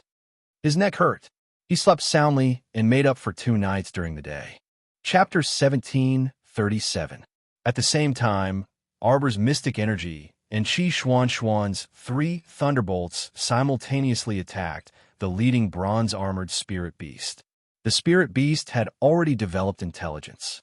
When it saw the ferocious attacks from the other party, it naturally wouldn't just stand there and wait for the lightning to strike. However, the moment it leaped, it realized that its 4 limbs had been firmly bound to the ground by Duanmu Qing's with thorns. How could it move an inch? Thus, this bronze-armored spirit beast bore the brunt of the unlucky attack. Not only did the thunderbolt strike it until it was charred on the outside and tender on the inside, Arbor's mystic energy just happened to hit its head. Instantly, this humongous spirit beast was sent flying and landed heavily on the ground. After a long while, it merely rubbed on the ground, unable to stand up.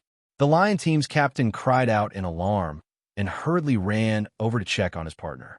When he realized that the bronze-armored spirit beast wasn't in any danger, he heaved a sigh of relief and turned back to look at Arbor and the rest with a complicated expression. He wasn't a fool and could naturally tell that the other party had shown mercy. For this reason, the Lion team's captain felt some gratitude in his heart. Meanwhile, the other members of the Lion team couldn't laugh anymore. The captain nodded at Arbor. The younger generation will surpass us in time. We've lost. His team had summoned 5 beasts and even a spirit beast, but they still weren't a match for the other party. In fact, the other party didn't even summon a single mystic beast. He had relied on his own strength to defeat them. There was no longer a need to continue the competition. The Lion team's captain nodded and said, "The Lion team concedes defeat." Arbor glanced at them and felt that their attitudes were rather straightforward. They weren't like the others who refused to accept their loss and dawdled and wasted time. The results of the competition were immediately announced on the crystal stone screen. The spectators couldn't help but look at each other in dismay. There were even people who suddenly stood up agitatedly and slapped the fence as they cursed loudly. Arbor followed Duanmu Qing and the rest out of the arena and returned to his seat. He speechlessly looked at the cursing crowd and asked with a puzzled expression, "What are they cursing about?" Manager Tang quickly smiled and said, "These people all bet on the Lions to win. They've lost a lot of money now." "Oh." Arbor turned to look at the steward. "Can I participate? Miss also wants to place a bet." Manager Tang said with a smile, "Of course. Place your bets today and open tomorrow. For normal competitions, it depends on the individual or team's odds. If I can buy a dark horse like you, then I can make a huge profit. I'm betting on the final winner of the main arena." Manager Tang was stunned for a moment before he smiled and said, "If you can bet on the final winner of the main tournament, you could get 10 times the spirit coins." "I bet 280,000 spirit coins," Arbor said with an indifferent expression. Beside him, Qi Xian, Duanmu Qing, and the others could not help but twitch their mouths. 280,000? 10,000 spirit coins? Could it be that this young lady had bet her entire fortune and life on this? Manager Tang also wanted to remind her that although it was very profitable to bet on the final arena champion, it wasn't that easy to guess. In all these years, there had almost never been a single competition where someone had correctly guessed the final arena champion. "Go buy it." Arbor took out 3 large bags of spirit coins from his inner world and poured some into his own money pouch before handing the rest to the steward. The steward accepted the 280,000 spirit coins in bewilderment. He heard the little stoic say crisply, "I'm betting all on myself winning." Chapter 1738. Buy some for me too. Mata hurriedly took out some spirit coins and gave them to Manager Tang. Chi Xian, Little Fatty, and even Duanmu Qing all took out a bag of spirit coins and gave them to Manager Tang. We will also bet on Jojo's victory. Crazy. Manager Tang only felt that the group of people in front of him might be his young master's friends, but he felt that their intelligence was not on the same level as his young master. Why did these young masters and ladies seem to be retarded? Why did they place their bets so stubbornly? Manager Tang received so many spirit coins and went to arrange for the bets. When he left, his footsteps were still light. Chi Xian chuckled. Look at his silly look. He looks at us as if we are fools. He doesn't know that he is the fool. Arbor looked at them silently. How much did you bet? 30,000. My life is on you. We're counting on you, Jojo. Mata popped his head out from behind them and grinned. 20,000. That is all I have. Little Fatty said. 800. Chi Xian cried silently. She had already dug through all her pockets and used all her pocket money to bet. It's okay, Xian. When I earn money, I will share half with you. Little Fatty said. His 20,000 turned into 200,000. He didn't feel any heartache even if he shared half with Xian. Mata thought for a moment. Then I will share 100,000 with you too, Xian. Chi Xian looked touched. She patted Little Fatty and Mata's shoulders. Brothers, you are very kind. Arbor looked at them expressionlessly. These people were already splitting the money, as if they had already gotten the money. She turned to look at Duanmu Qing, who looked calm. How much did you bet? The upper limit. Duanmu Qing calmly spat out these two words, causing Chi Xian, Little Fatty, Mata, and the others to look at him in shock. What is the upper limit? Arbor asked curiously. 500,000. Chi Xian and the other two said in unison. Damn, the boss was here. Arbor nodded expressionlessly. He heard Duanmu Qing say, If we win, I'll give you half. Yay! Chi Xian almost jumped up. It was as if the money was already in her hands. Xiao Mu gazed at them silently. Say, do you think the instructor is hiding in some corner and counting money? The mentors that Arbor was talking about were indeed sitting in a corner far away. They whispered to Zhou Danjin, How's it going? How much have you earned? Don't be hasty. Our first bet wasn't much, but the odds were high. We earned more than 10,000 yuan. Next time, the odds will definitely change, Sai. Earn more money and renovate the college peak. Look at what kind of rooms the students are living in. Don't you feel ashamed living in a lump of dirt? They are here to cultivate, not to enjoy life. Don't tell me we have to build a palace for them to live in. Instructor Wei said faintly. Cough. The dean said that all the money earned this time will be used to build houses.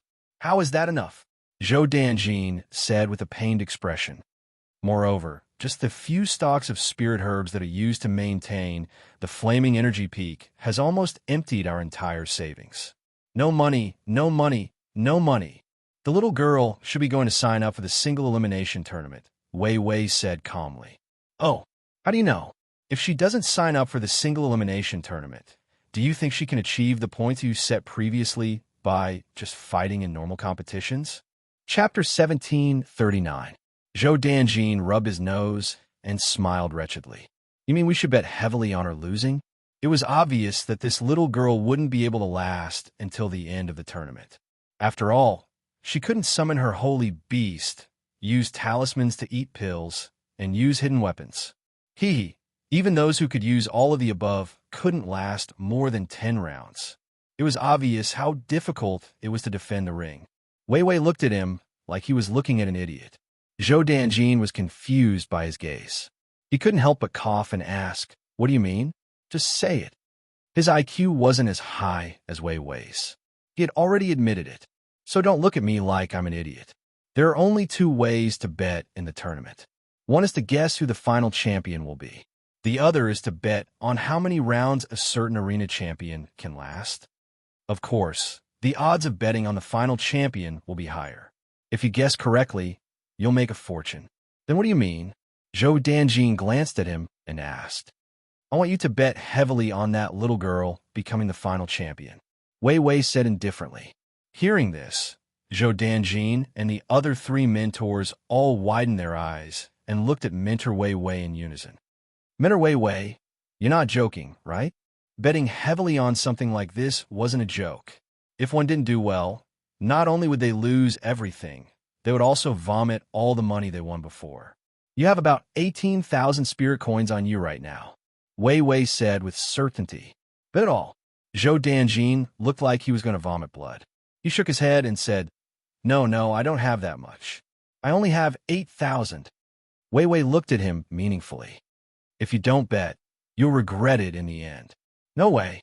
The other mentors also felt that Mentor Wei Wei thought too highly of Arbor. It had to be known that no matter what, Xiaomu was only a 15-year-old little girl. Moreover, they had already restricted her support abilities. If she could still become the ultimate arena champion like this, then how weak would the contestants in this year's underground fighting competition be? Are you going to buy it or not? Wei Wei patted Zhou Danjin's shoulder. It's up to you. In any case, the financial power was in the hands of the wretched little man. In any case, when he didn't earn any money, the one who would cry to the heavens and smash his head against the ground would not be him, Wei Wei. Instructor Wei Wei, how confident are you? The short instructor Zhou Danjin asked cautiously. Are you 100% confident? Instructor Wei Wei shook his head. Zhou Danjin stingily put the 18,000 spirit coins back into his sleeve. Then forget it. Why don't we just buy the tickets for every match? You better think it through. Instructor Wei Wei glanced at him coldly. The bets for the arena champion will end by today. At that time, even if you want to go back on your word, you won't be able to buy it. Then, why don't we buy it for 1,000 or 2,000? Wei Wei remained silent and half closed his eyes. He clearly didn't care about this matter and allowed Zhou Danjin to deal with it herself. Anyway, that was all he had to say.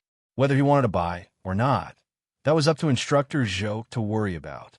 In short, no matter what choice he made, he just didn't want to regret it. There was no medicine for regret in this world. Instructor Zhou adhered to the principle of prudence. He quickly held a small meeting with the other three mentors and asked for their opinions. Chapter 1740. In the end, the four of them reached a consensus. They took out 8,000 spirit coins to gamble and used the remaining 10,000 spirit coins to bet on the regular matches as usual. Hence, Instructor Zhou Danjin went to place his bets with 8,000 spirit coins with a pained expression. The Little Stoics team Lychee didn't have the luck to advance to the second match until the end of the day's matches. A light rain fell that night, and the next day, the weather was very hot. It was now August, and a random small inn in Anka City was cheap, but the living environment wasn't too good. Arbor's group planned to look for a better inn in the vicinity after tonight's matches ended. Although the Little Stoic wasn't a particular person, they had to find a more comfortable place to stay. After all, they still had to stay in Anka City for more than 20 days, so they couldn't just make do like this forever. This time, Qi Xianxian also expressed her approval. She looked as if she was rich, and her back was straight as a ramrod, as if she had already received the tenfold prize money. Sigh, weren't these people a bit too optimistic? She hadn't even started her first match in the main tournament, so she really didn't know where she got her confidence from. The main tournament had a lot of freedom. As long as you wanted to challenge someone, you could go to the second floor's arena at any time. Early this morning, a brawny man covered in fat jumped onto the second floor's central arena and kicked yesterday's unlucky champion out of the arena in a few moves. This person stood on the central arena with a disdainful expression and occasionally glanced contemptuously at his opponent who challenged him. Once, twice, thrice. When he defeated his opponent in only 3 moves for the 4th time, thunderous cheers erupted from the audience. Ha ha ha ha ha. In the spectator stands, a middle-aged man sitting in the first row of VIP seats touched the emerald ring on his left thumb and glanced at the man with an unsightly expression next to him with a chuckle. Family head Jew, how was it? Didn't I say that our family's iron pillar would definitely win the title of champion this time? The man with a dark complexion harumphed heavily and turned to look elsewhere. He only said coldly, not necessarily. The true victor will be the one who has the last laugh. Family head you. You don't need me to teach you this, do you? Family head, you snorted coldly. He turned the emerald at his fingertips and sneered. Then, family head Zhu, do you dare to make a private bet with me? How about we bet on the bloodshed vermilion fruit that the Zhu clan found a few days ago? The Zhu family head's face changed dramatically. He sneered and shook his head. No. You. Family head you, who originally wanted to set a trap for family head Zhu and make him fall into it, couldn't help but feel a little annoyed when he saw that family head Zhu was completely ignoring him. Do you think I'm stupid? Zhu Bin coldly glanced at Patriarch Yu. The bloodshed vermilion fruit was an elixir that he had painstakingly found for his only son.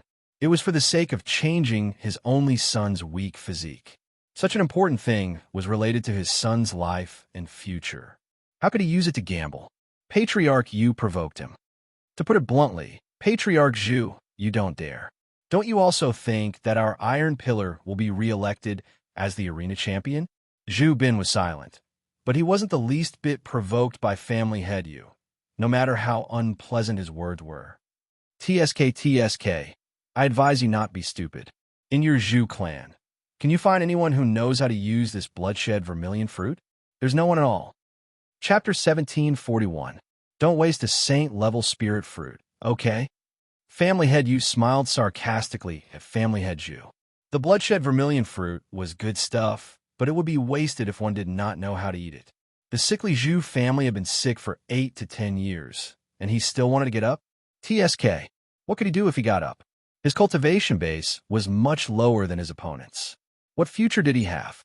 He might as well give the bloodshed vermilion fruit to the young talents of the Yu family. For example, his eldest son, Yu Hui. Family head Yu's eyes glinted, and he said to family head Zhu in an indifferent tone, How about this? Family head Zhu, name a price, and I'll buy the bloodshed vermilion fruit from you. You know, even if you find a way to eat that sickly Zhu family head, he can only evolve from a cripple to a normal person. It's very rare for an ordinary person to live a prosperous life on the Shuntian continent. Family head Zhu's expression was very ugly, but he pursed his lips and turned away, ignoring family head Yu. Family head Yu said angrily, Zhu Bin, don't refuse a toast only to be forced to drink a forfeit. The Zhu family is as famous as the Yu family and the Fong family in Wonka City. But as you know, my eldest son, Yu Hui, is going to marry the genius second miss of the Fong family at the beginning of next month. Haha, when the Fong and Yu families join forces, do you think you'll be our match? Let's see if I'm your match or not. Family head Zhu said coldly. You. Family head Yu smiled gloomily, and his eyes glinted coldly. Don't forget that the bloodshed vermilion fruit can't be eaten for more than 10 days. Think about how many days it's been since your family had the bloodshed vermilion fruit. It's been 7 or 8 days. Your family doesn't even have a doctor who knows how to use this cinnabar fruit. So why insist on keeping it? It's useless. If it's useless, I'd rather throw it away like trash than let you Batian, take it for free. You. Family head Yu laughed instead of being angry. Good. A strong murderous intent flashed in his eyes, and he did not speak for a long time. No one knew what he was thinking. At this time, the fat man named Tai Zhu had already chased 8 opponents off the stage. At this moment, he was fighting fiercely with a woman in a butterfly dress. She had a graceful figure, and her moves were also very agile and swift. From the looks of it, he was also a speed ability user. This big guy is so strong. Qi Xian was worried about the young lady on the stage. That young lady looks so slim. Can she beat him? You will lose within 3 moves. Just as Xiao Mu finished speaking, that stout man had already grabbed hold of the butterfly-clothed woman.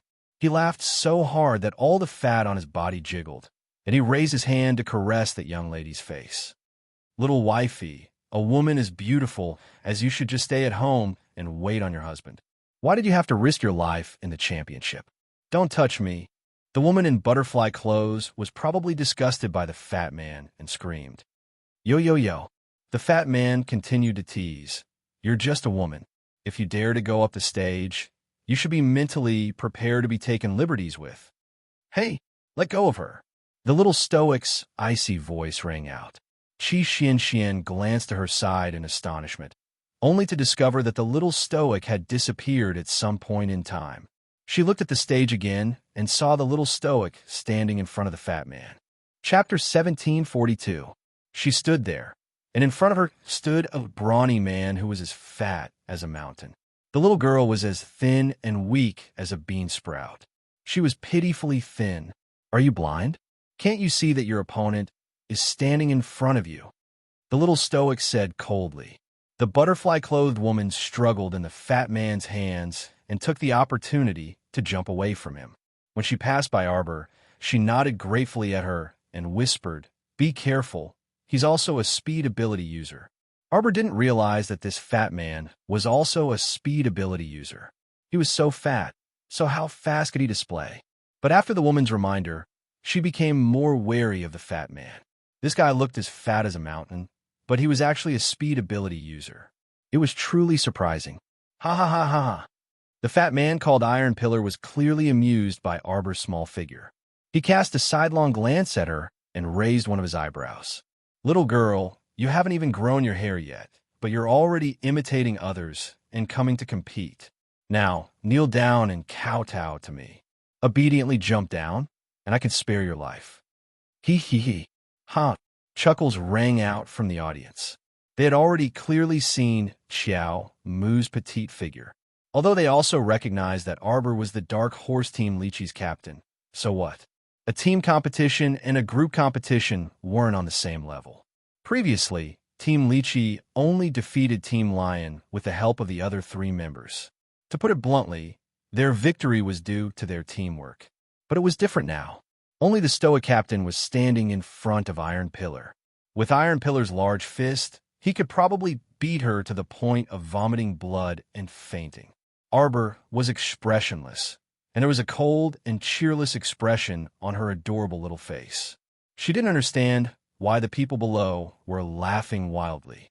Iron Pillar stood in front of her with his hands on his hips. He was like a pile of white fat floating in front of her like waves.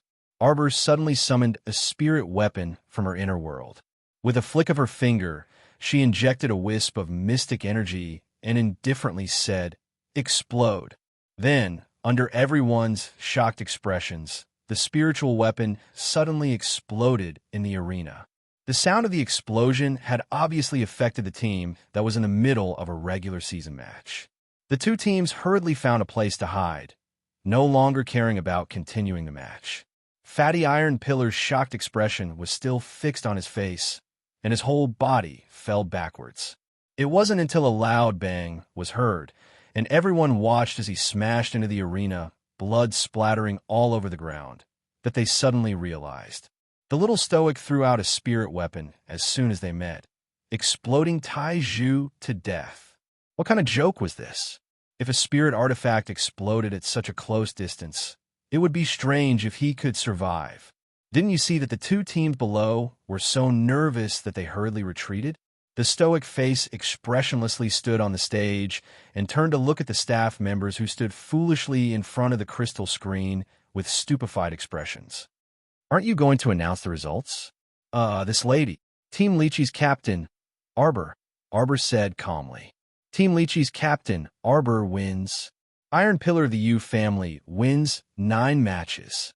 Family Head U abruptly stood up from the VIP seats, his eyes wide as he stared fixedly at Arbor.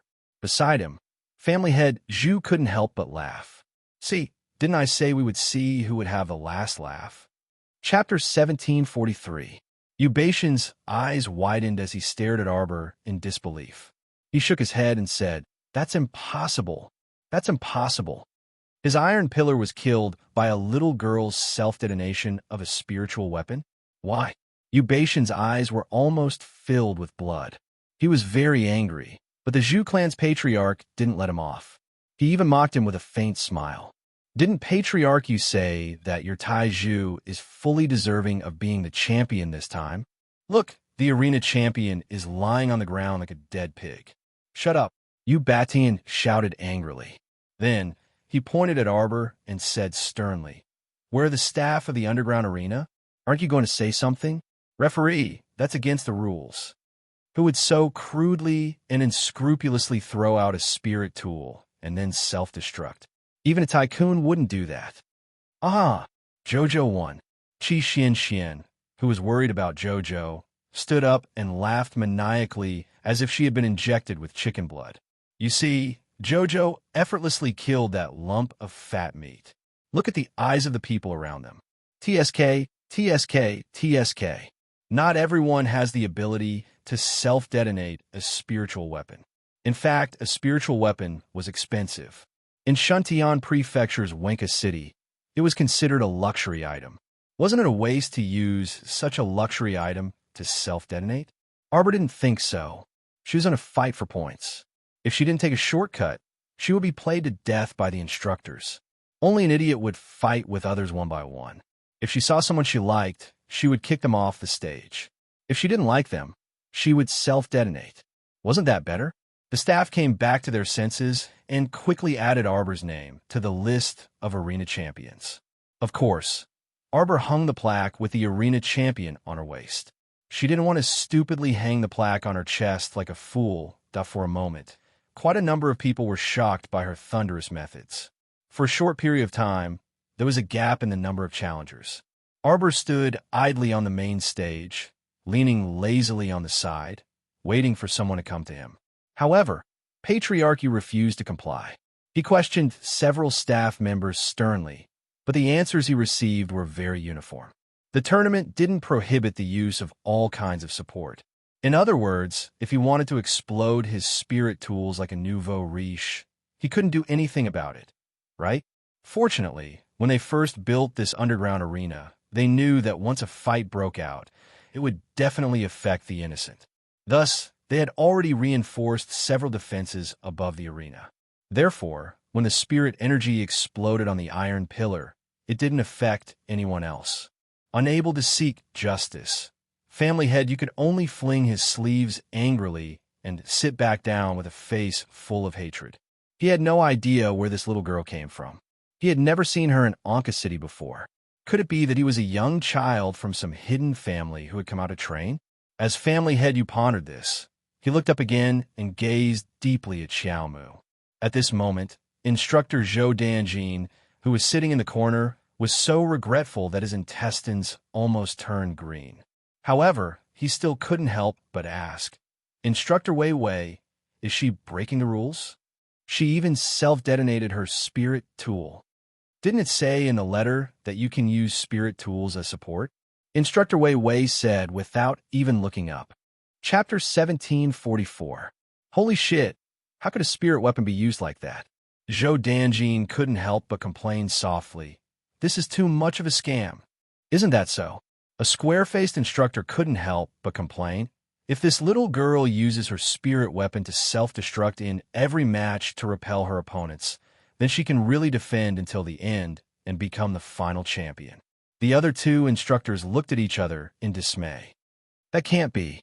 If she self-destructed her spirit weapon in every match, then how many spirit weapons would she have to self-destruct to defend until the end?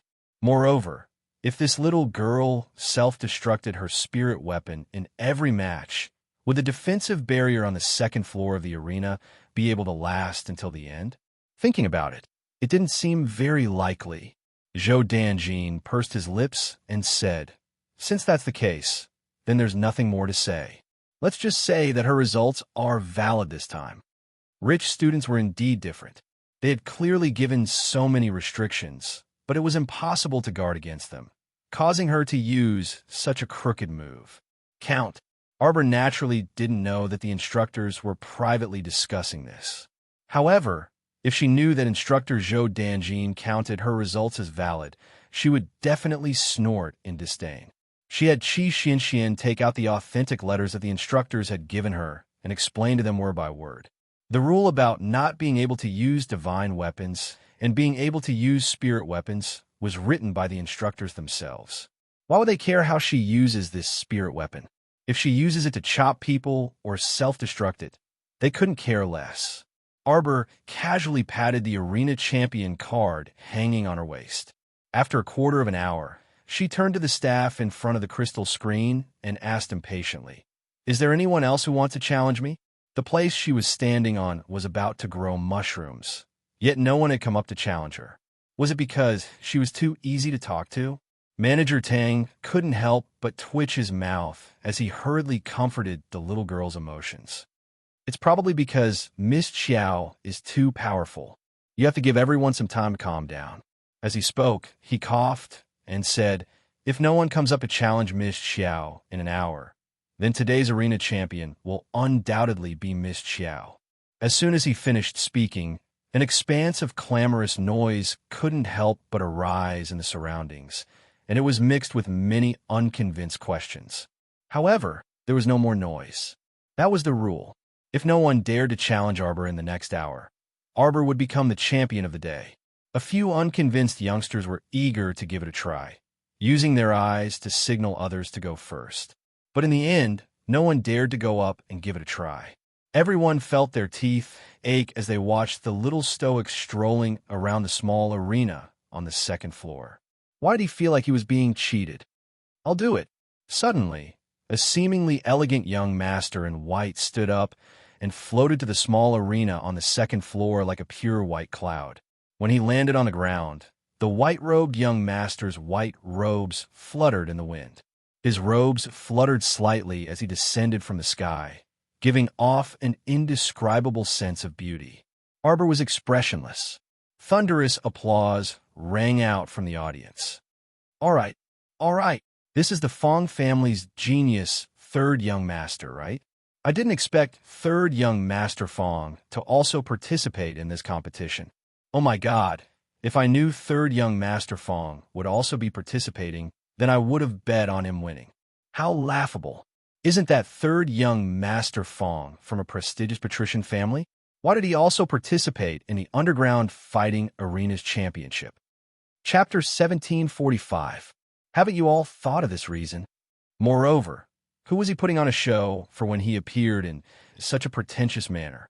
Didn't he see that the little girl was very dismissive of him? He hovered in the air like a bird and slowly descended. When he landed, he even opened his folding fan and posed very nicely. The little girl rolled her eyes at him. Everyone felt that it was a bit comical when they saw it. Third young master Fong boasted of his elegance, but the little girl didn't even look him in the eye. From Arbor's point of view, this person's appearance really didn't stand out. He was the type of person that Miss Xiao couldn't remember even if she looked at him twice out of course. Third young master Fong was actually quite good-looking, but Miss Xiao was the type of person who wouldn't even take a second look at a handsome man like Duan Yu, let alone this third young master Fong. They didn't know what he was showing off for. He didn't fly very nicely and pose like a freaking idiot. Although they were far away, Qi Xianxian, Duan Mu Qing, and the others all had keen eyesight. They could read the little girl's intentions from observing her expression and paying attention to her gaze. It was quite funny when they thought about it. This third young master Fong was probably going on stage to amuse himself. "Little miss, please point." Before third young master Fong could say the word teach, the little girl's figure flashed and suddenly closed in on him. She closed the distance of 3 meters in the blink of an eye. The little girl didn't allow for an explanation and slapped a palm print formed by water spirit directly at third young master Fong's chest. Third young master shouted, "Good timing," but before he could finish speaking, he was already hit by the water spirit palm print. He somersaulted in the air and was blown away by the waves. Arbor scuttled forward and swung a small iron fist at third young master Fong's head. Thump, thump, thump. Third young master Fong only felt like his head was smashed by a small hammer 3 times in a row, causing him to feel dizzy and fall to the ground with a thud. "Get down!" Arbor scolded softly. He kicked third young master's lower back. The third young master let out a blood-curdling scream as he rushed toward the edge of the stage. He dangled dangerously on the stage's railing, with half of his body dangling.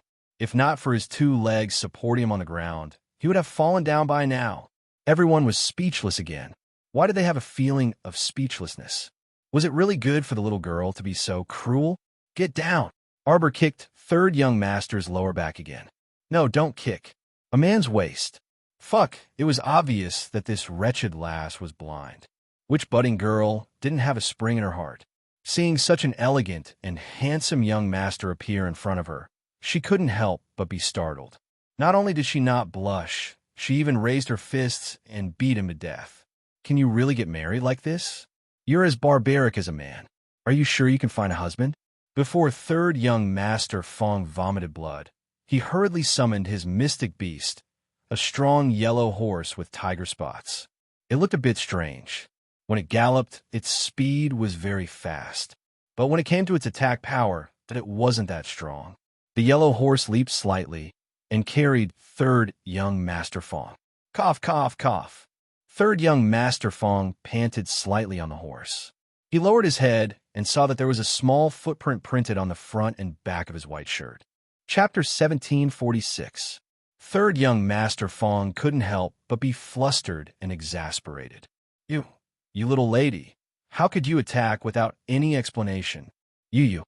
Third young Master Fong had probably never seen a little lady who would beat someone to death without saying anything. His handsome face flushed red instantly. He truly had never suffered such a huge loss before.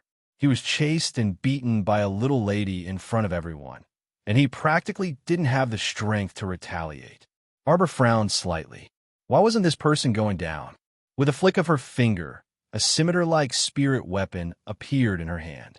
Third young Master Fong jumped in fright and galloped 2 steps back on his yellow horse. He was already very close to the edge of the arena on the 2nd floor. You don't mess around. What do you want to do? Let me tell you, people like you who self-destruct by abusing spirit weapons are. He watched as Arbor channeled a wisp of mystic energy into the spirit weapon and was about to throw it in his direction.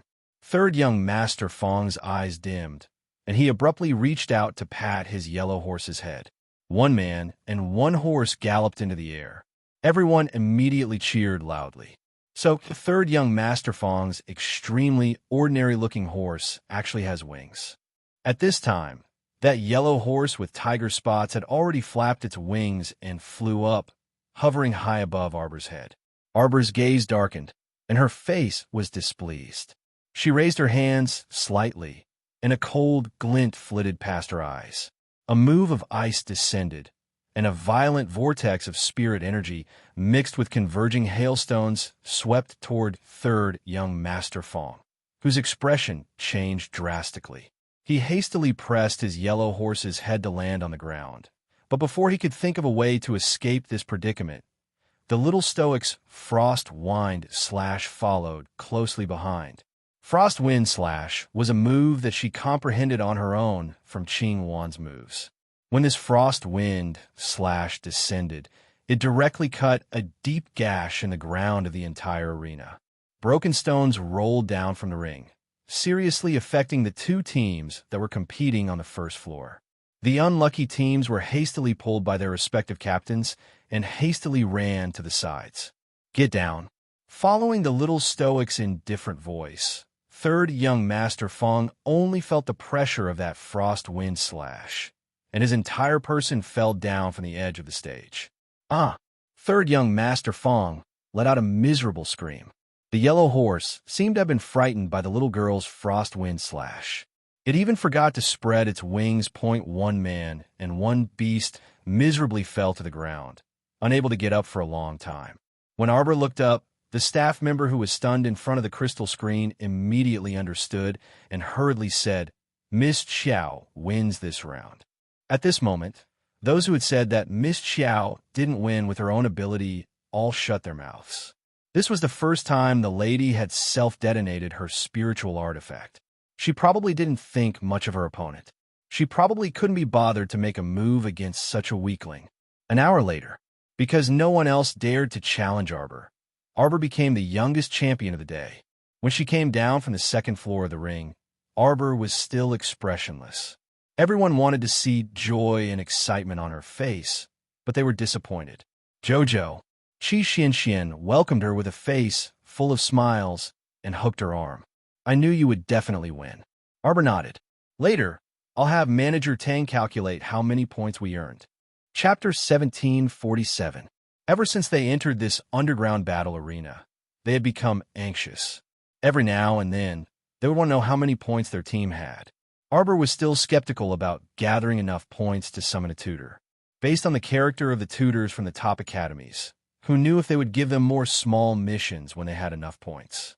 Arbor had just been pulled to a seat by Qi Xianxian when he heard a dong sound for the back door of the battle arena. It was as if someone had forcefully slammed it open. A group of people carried a wooden stretcher and clustered around a middle-aged man. They moved toward Arbor and the others. Everyone curiously glanced at the group of people. When they saw the middle-aged man's appearance, they shut their mouths tightly and didn't say anything else. Family head, it's her. She's the one who attacked young master. Capture Ko Hongwen first. The middle-aged family head coldly shouted. Immediately, 4 or 5 people revealed black ropes in their hands. Without any explanation, they went toward the little fatty, Ko Hongwen. Of course, little fatty wouldn't just sit there and wait for his death. However, he had only just started to move. But when he moved, a few fierce-looking burly men pounced over. They reached out to grab his arms and put ropes around his hands. Arbor really didn't like the way these people acted. They would always come over and attack others for no reason. As the aristocratic families of the Middle Realm, their arrogant and ugly faces had all been inadvertently revealed. Scram!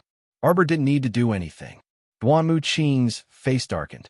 He flicked his sleeves and threw away the ropes that bound the little fatty.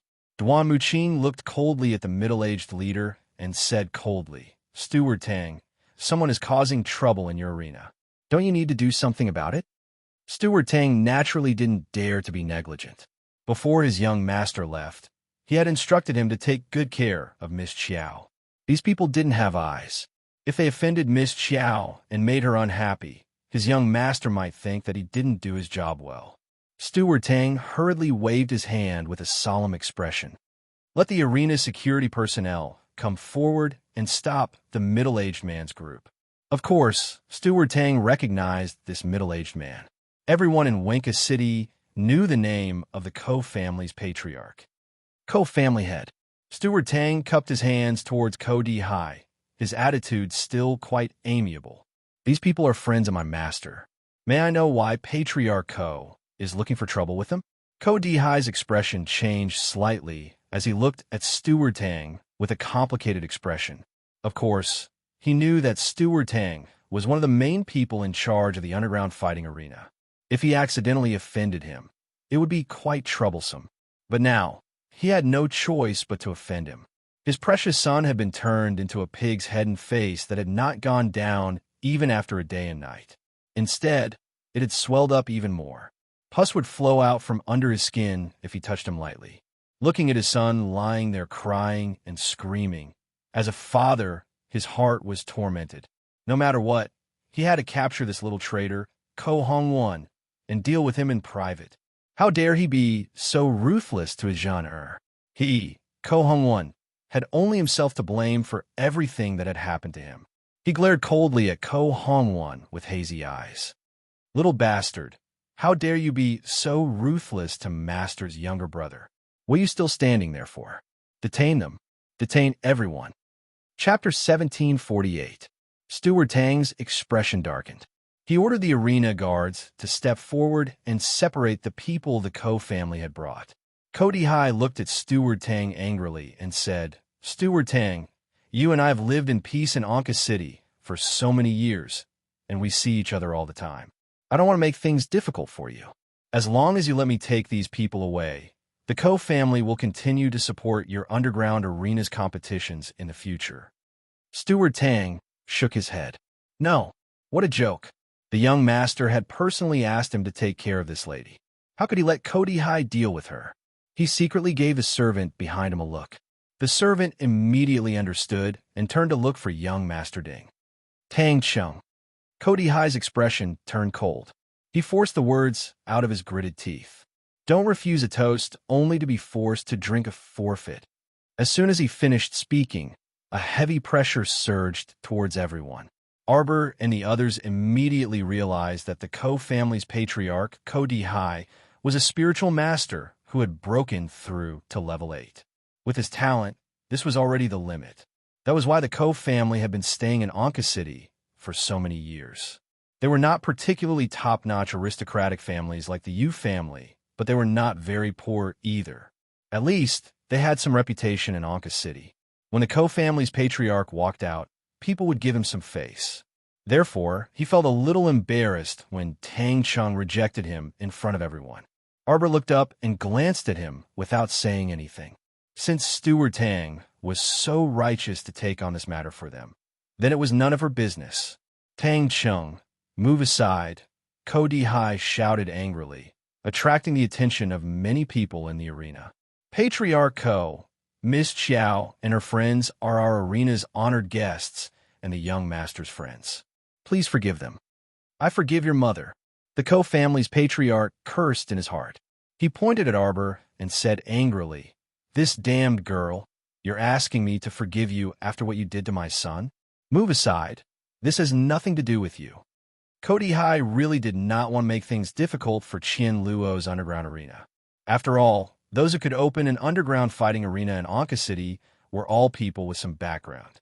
Rather than saying that Ko Di did not want to offend young Master Ding, it was better to say that he did not want to offend his background. Boom! Ko Di launched a probing spiritual attack straight at Arbor and the others. Halfway through, a burst of spiritual energy erupted from Tang Cheng's body and blocked the Ko family head. Ko family head. Tang Cheng's face also became very ugly. Today, if you fight in our Qian Luo's underground battle arena, then it's clear that you want to be our enemy. Am I right? Tang Cheng. Ko Di glared angrily and clenched his fists tightly. I don't want to make things difficult for your arena. Get out of my way. That's impossible. Steward Tang assumed a battle stance. The guards of the battle arena swarmed out from all directions and surrounded Ko Di and his group. It was obvious that their numbers were more than twice the number of people that Ko Di had brought. Ko Di was immediately put on the spot. He gritted his teeth for a long time before he suddenly swung his sleeves and said angrily, "Fine, I won't make things difficult for these juniors. However, this damn girl must cure my genre." Arbor looked at the Ko family head expressionlessly and did not say anything. He wanted to see how the Ko family head would continue his act. You're asking for treatment with such a bad attitude. Serves you right for not being able to get treatment. Chapter 1749. Qi Xianxian spat at Ko Di. I don't even know what you're talking about. You're like a mad dog, going around biting people as soon as you come in. It's really scary. As she spoke, she even pretended to be afraid and patted her chest twice to show her fear. Family Head Do was so angry that he was about to ascend to the heavens. He raised a finger and pointed at her. You've been talking for a long time, but you still haven't said anything. In fact, Ko Di wasn't completely sure that the poison in his son's body was from Arbor. Who are you? Arbor bluntly asked. Family Head Do was so angry that his nostrils flared as he huffed and puffed. What was more infuriating than messing around for a long time? But the other party didn't even know who you were. Tang Chung couldn't help but twitch her mouth. This is Family Head Do. The young master who had a conflict with this little brother in your team is Family Head Do's son. Oh, this was a classic case of hitting the young and the old coming. Arbor didn't want to waste any more words with Ko Di. She coldly looked at him, her eyes filled with ridicule. Bringing a group of shrimp soldiers and crab generals, he broke into the underground fighting arena and wanted to capture her, Ko Hongwan, and the others. Wasn't this person's thinking a bit too idealistic? Ko Di naturally saw the mockery in her eyes. His heart was filled with anger, and his old eyes immediately turned cold. You. Before Ko Di could finish his sentence, he found that his body had been sent flying in a strange manner. What was going on? When his head hit the seat heavily, a few people who were watching the competition jumped up in fright. Ko Di then found that he had been sent flying by a huge force. The source of this huge force was the little fat squirrel. It silently retracted its fat white tail and jumped into Arbor's arms. Arbor looked down and suddenly reached out to poke the fat squirrel's head. Qiuqiu didn't know when it had gained another little tail. This was really strange. Now, the fat squirrel had two tiny tails wagging behind its butt. It didn't look too strange. The other people in the contestant area sucked in a breath of cold air. At first, They thought that Arbor's lychee team hadn't brought out a useful mystical beast for so many hours because their family background wasn't too good. But now, someone else had a beast that was comparable to a small pet. It was fine if it didn't show its might, but once it showed its might, it could send an 8th-level spiritual master flying out of the sky without hesitation. This was simply incomprehensible.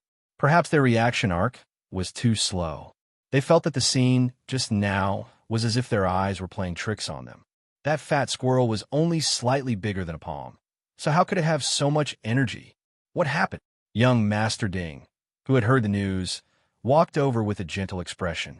However, when he looked at Cody High, there was a trace of coldness that could not be easily detected. Cody High was stunned. He turned around and glanced at young Master Ding. Immediately, he was speechless. Young Master Ding did not come alone. He had brought 300 guards with him and appeared in front of everyone in such a grand manner. When Cody High saw this, his eyelids twitched violently. His face was a little embarrassed. He opened his mouth and wanted to say something, but the situation was stronger than him. He had to take a step back first. After a long while, House Master Ko flicked his sleeve and said angrily, "Let's go." Ding Yun's voice instantly turned cold. "Stop them." Chapter 1750.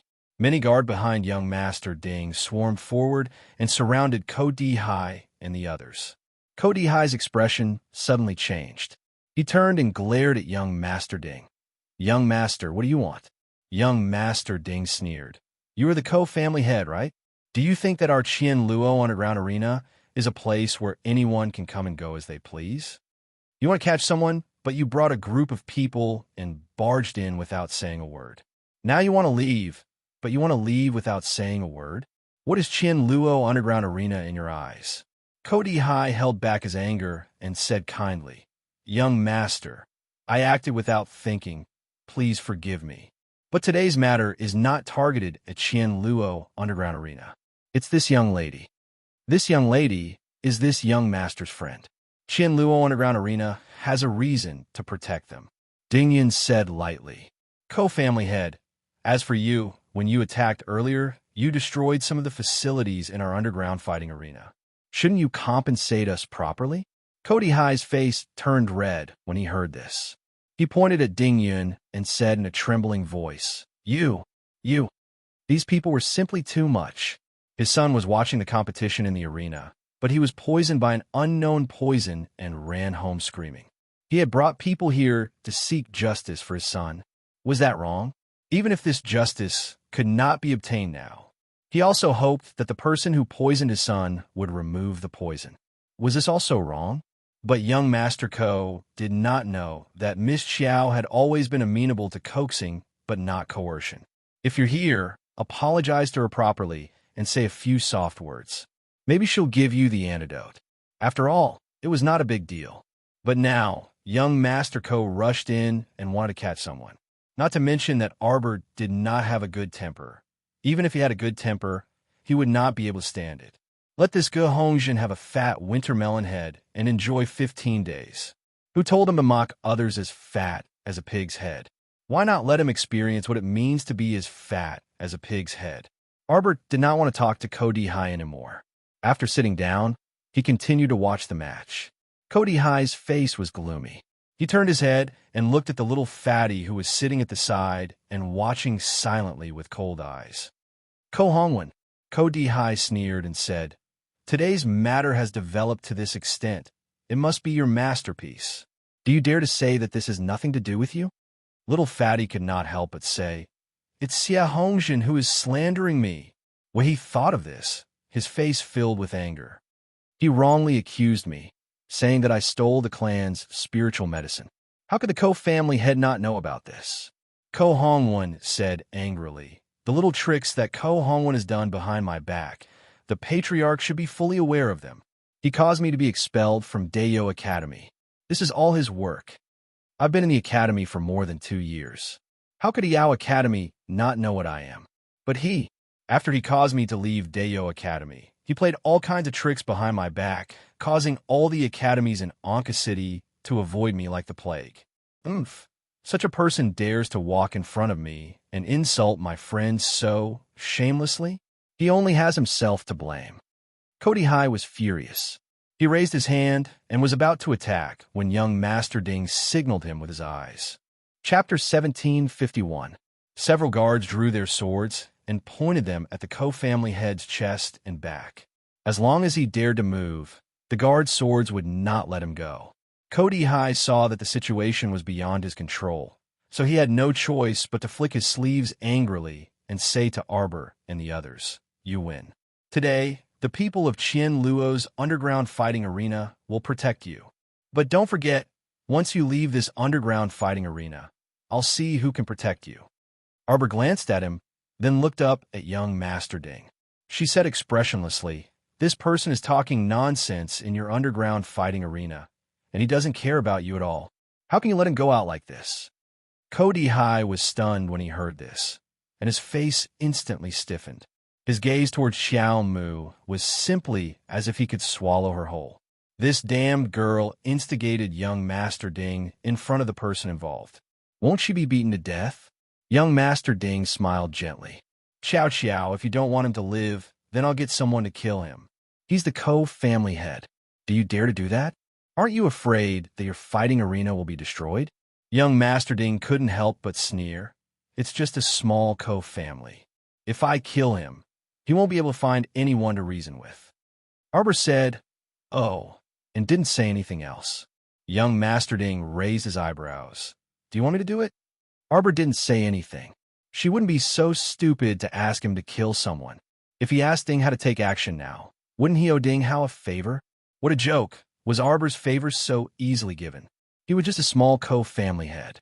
If she didn't want him to live, she could do it herself. There was no need for others to do it. Young Master Ding saw that she didn't say anything and couldn't help but sigh. Jojo still doesn't trust me." Arbor snorted. Trust? Was the word trust meant for him? How could she trust a wastrel? Young Master Ding blinked at her.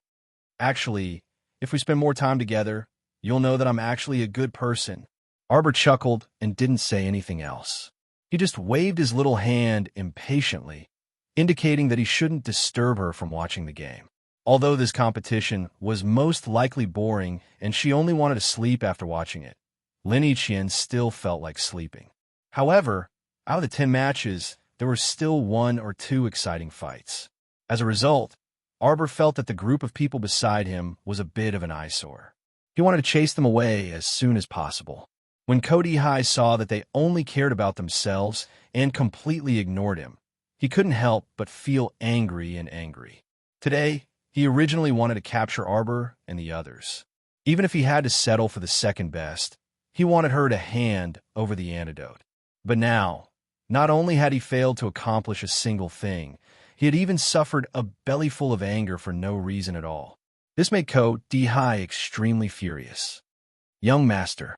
At this time, Tang Cheng walked to young Master Ding's side and respectfully handed him a list. Young Master Ding shook the list and slowly read it out. "Ko family head, your disciples destroyed 2 rows of seats in our underground fighting arena. They also made a section of the ground full of potholes. It's very ugly. This young master wants to find someone to fix it, and that will cost spirit coins." According to the list, the damaged items are worth 8,456 spirit coins. This young master reluctantly rounded up the remainder. "You can give me 8,000 spirit coins." Chapter 1752. The Ko family head's expression was quite interesting to see. His face was alternating between green, white, and black. His eyes were glaring at young Master Ding, as if they were about to shoot out flames. "What? Do you have any objections to this compensation?" Young Master Ding smiled and clapped his hands. "Tang Cheng, your subordinate is here." Steward Tang lowered his head and quickly walked forward. Suddenly, he shook his outer robe and tore off his shirt. Not only did he reveal all the muscles on his body, but there was also a burst of strong spiritual energy from his body. Everyone could feel the power of a level 9 spirit master. Everyone couldn't help but be stunned. This Qian Luo underground battle arena really had a lot of resources. Even a seemingly unknown steward had the cultivation of a level 9 spirit master.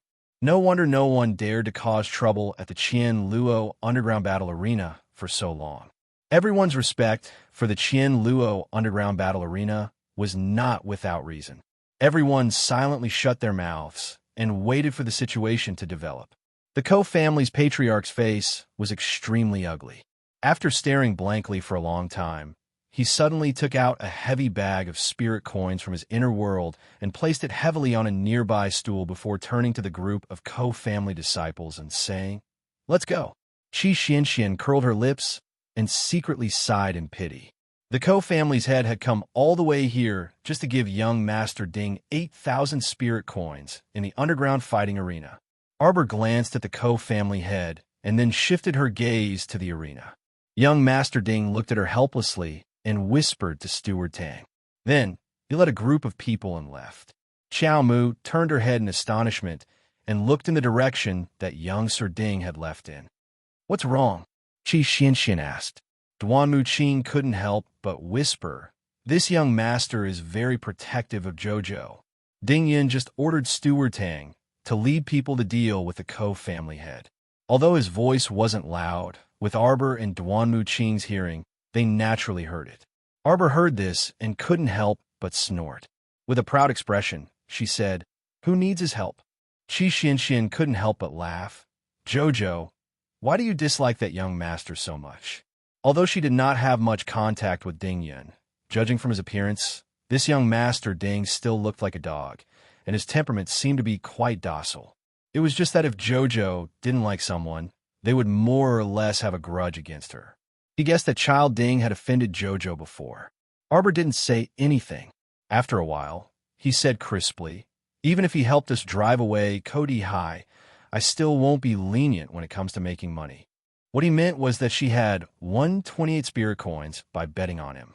After she had won the bet, he couldn't give her a single cent less. Qi Xianxian immediately nodded. Of course. But at that time, would young Master Ding lose so badly that he would cry? At most, I'll give him 200 spirit coins as a tip. Miss Chiao's stingy nature immediately surfaced when she said this. Little Fatty couldn't help but twitch his mouth, but he still shook his head honestly and said, "Since you're giving it to me, we don't need to give it to you." Duan Muqing was speechless. What kind of teammates did he end up with? As they spoke, a staff member in front of the crystal screen reported the name of Team Longan. Mata and the others immediately rushed onto the field and fought against Team Frog, who had lost to Team Ox. Team Frog versus Team Longan. The atmosphere in the field was once again ignited. Chapter 1753. Will Dao Wuji be alright? The Peony Fairy couldn't help but mutter. The Ginkgo Fairy, who had a love-struck look on her face as she stared at the handsome man, unconsciously replied, "He looks so ordinary. Whether he dies or not has nothing to do with us. Big sister, why do you care about him?" The Peony Fairy was speechless. After all, she had imprisoned Dao Wuji for so long, so she was just saying that casually. The Luo brothers glanced at each other. Dao Wuji wasn't bad-looking, was he? It was just that in front of their boss, in Yuan Shichun, he was a little lacking. But they shouldn't let him die just because he was average-looking, that Yuan Shichun was a little curious. What kind of mystic beast do you think Dao Wuji encountered? Why hasn't he come out for so long? Little Tai Sui snorted. It wouldn't be surprising if a dilly-dallying coward died in the Tower of Punishment. When little Tai Sui recalled how this man had repeatedly paced back and forth in front of the doors, it couldn't help but say, "Damned sissy." Everyone, did Dao Wuji look like a sissy? Little Tai Sui, on the other hand, was as pretty as a little girl with red lips and white teeth. Dao Wuji looked like a tough guy, but little Tai Sui kept calling him a damn sissy. That was really shocking. He doesn't look like a sissy. He's just a sissy. Little Tai Sui explained, "He's indecisive and sissy." He didn't like this guy at all. Yuan Shichun smiled. "Little Tai Sui, you're quite good at judging people." Little Tai Sui's face darkened. He turned around and said angrily to Yuan Shichun, "Don't talk to me like I'm a kid. You have to respect me." Everyone was silent for a moment, selectively ignoring his words. As they spoke, they entered the 17th floor. As soon as they entered, they discovered that their surroundings were plunged into darkness. Or rather, it wasn't just the surroundings that were plunged into darkness. Above their heads, below their feet, and in front of their eyes, everything was a dazzling, starry sky. The stars were like little diamonds embedded in the night sky, dazzling and gorgeous. Emolien was slightly taken aback. She felt as if she were standing on a star, and all she could see was a vast expanse of starry sky. It was boundless, and she couldn't see the end of it.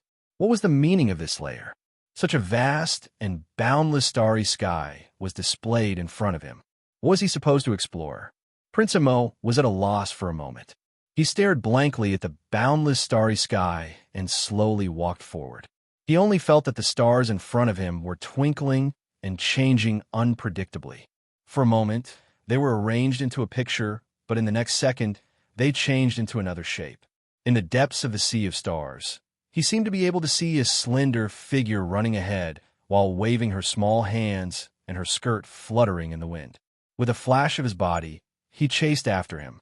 However, that figure was so vague that it was like a bubble that was embedded in the sea of stars. There was no way he could catch up to it. He had no choice but to run forward.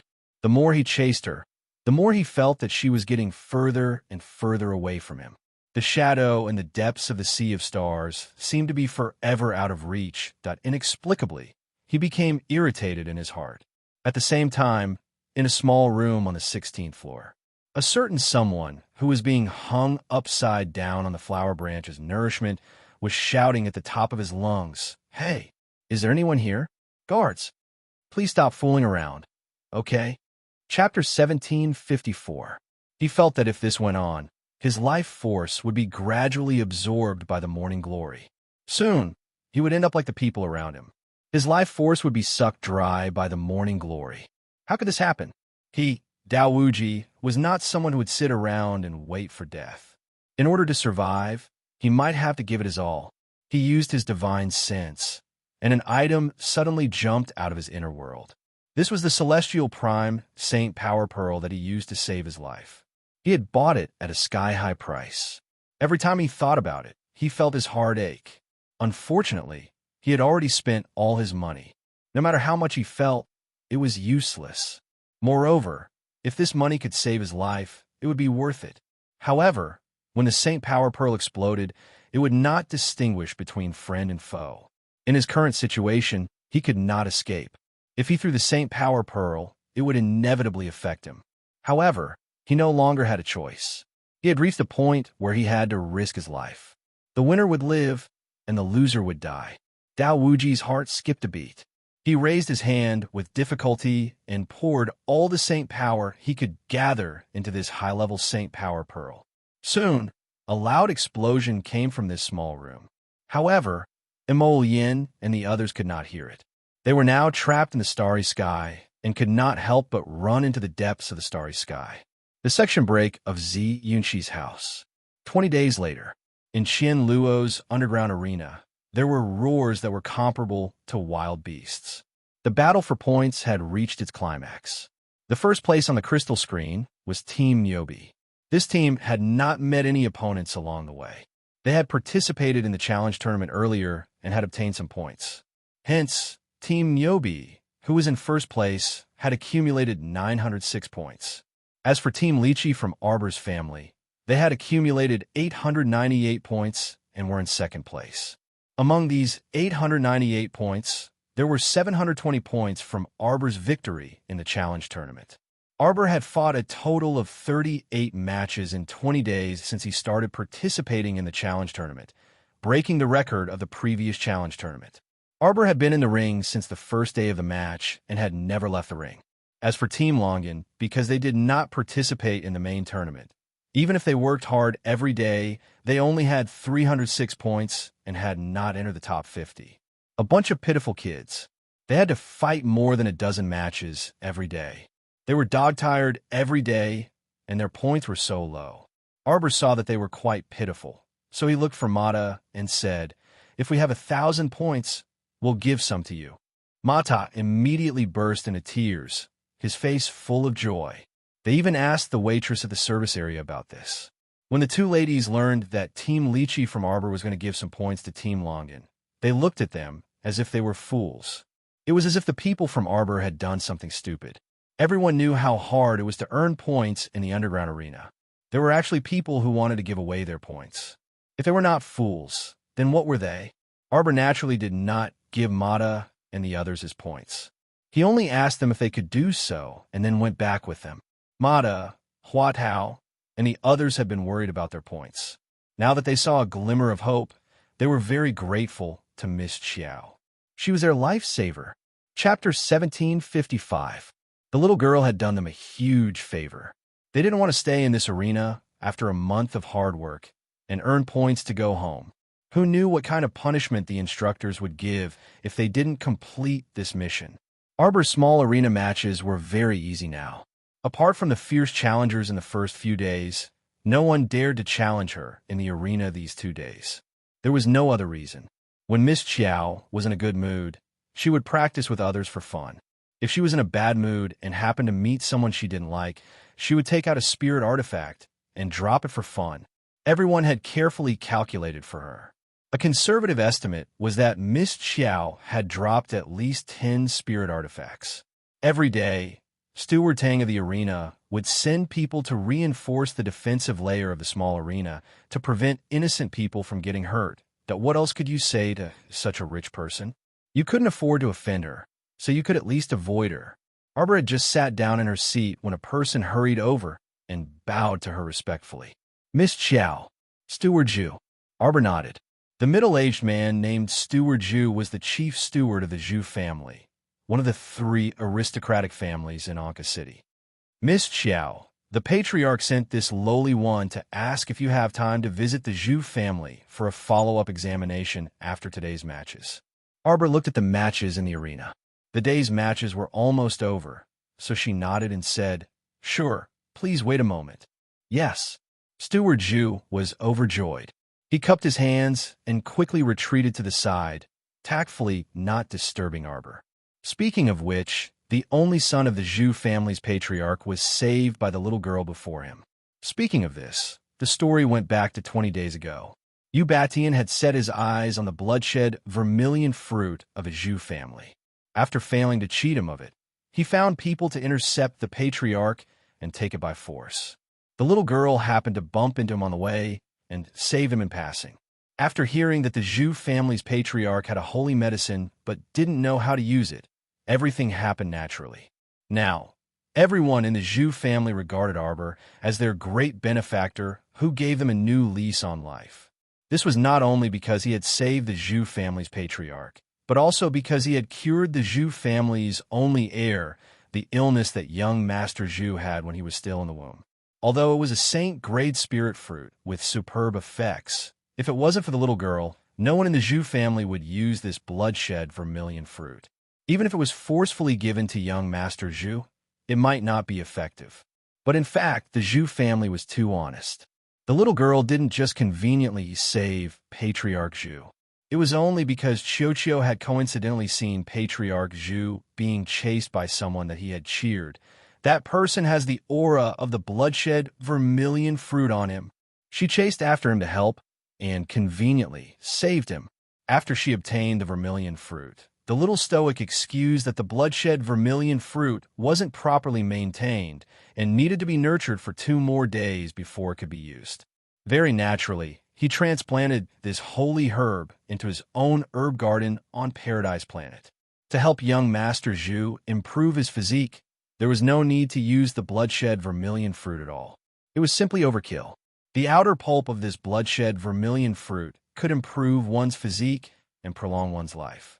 The biggest use of the core inside was to help people comprehend their spirit roots.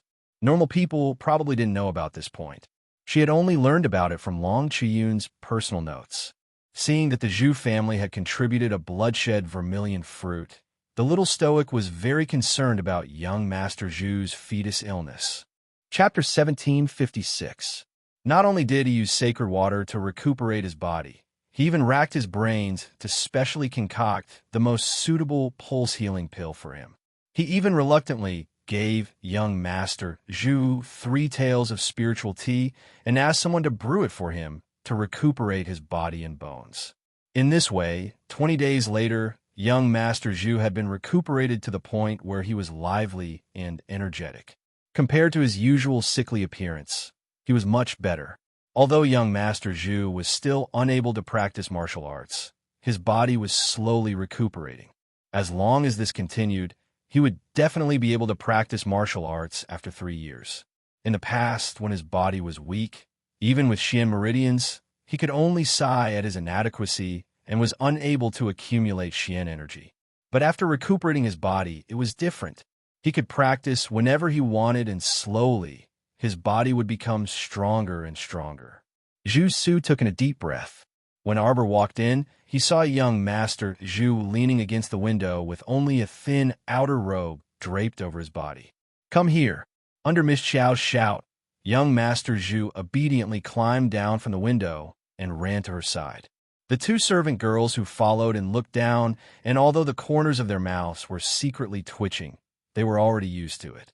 Thinking back to when Miss Xiao first came to treat young Master, she even rolled up her sleeves and gave young Master Zhu a beating. What did you want everyone to say? Their young master originally didn't have any will to live, but it was beaten back by this violent Miss Xiao. Cough. Although family head Zhu's heart ached when he saw his son being beaten up, he didn't expect the results to be so good after the beating. Family head Zhu had nothing to say. "Jojo, what did you bring for me today?" Young Master Zhu was about the same age as Arbor and was born with a baby face. Now that his complexion was getting better, his little face was rosy and it added some cuteness to a young man. When Arbor first met him, young Master Zhu was leaning against the window lifelessly, looking at the lake and feeling remorse. He didn't have the slightest bit of manliness.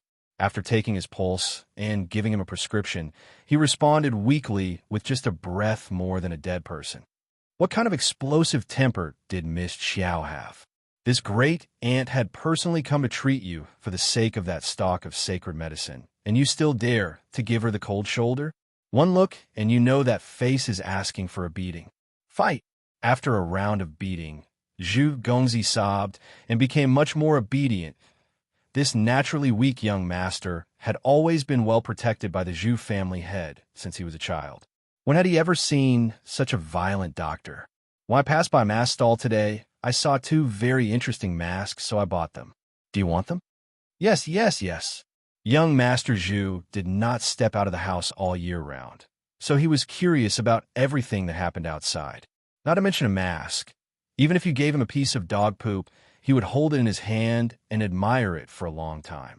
After Arbor finished treating him, he glanced at a certain someone who was playing with the mask with her head lowered. He snorted and said, "Let's go." "Hey Jojo, don't go yet."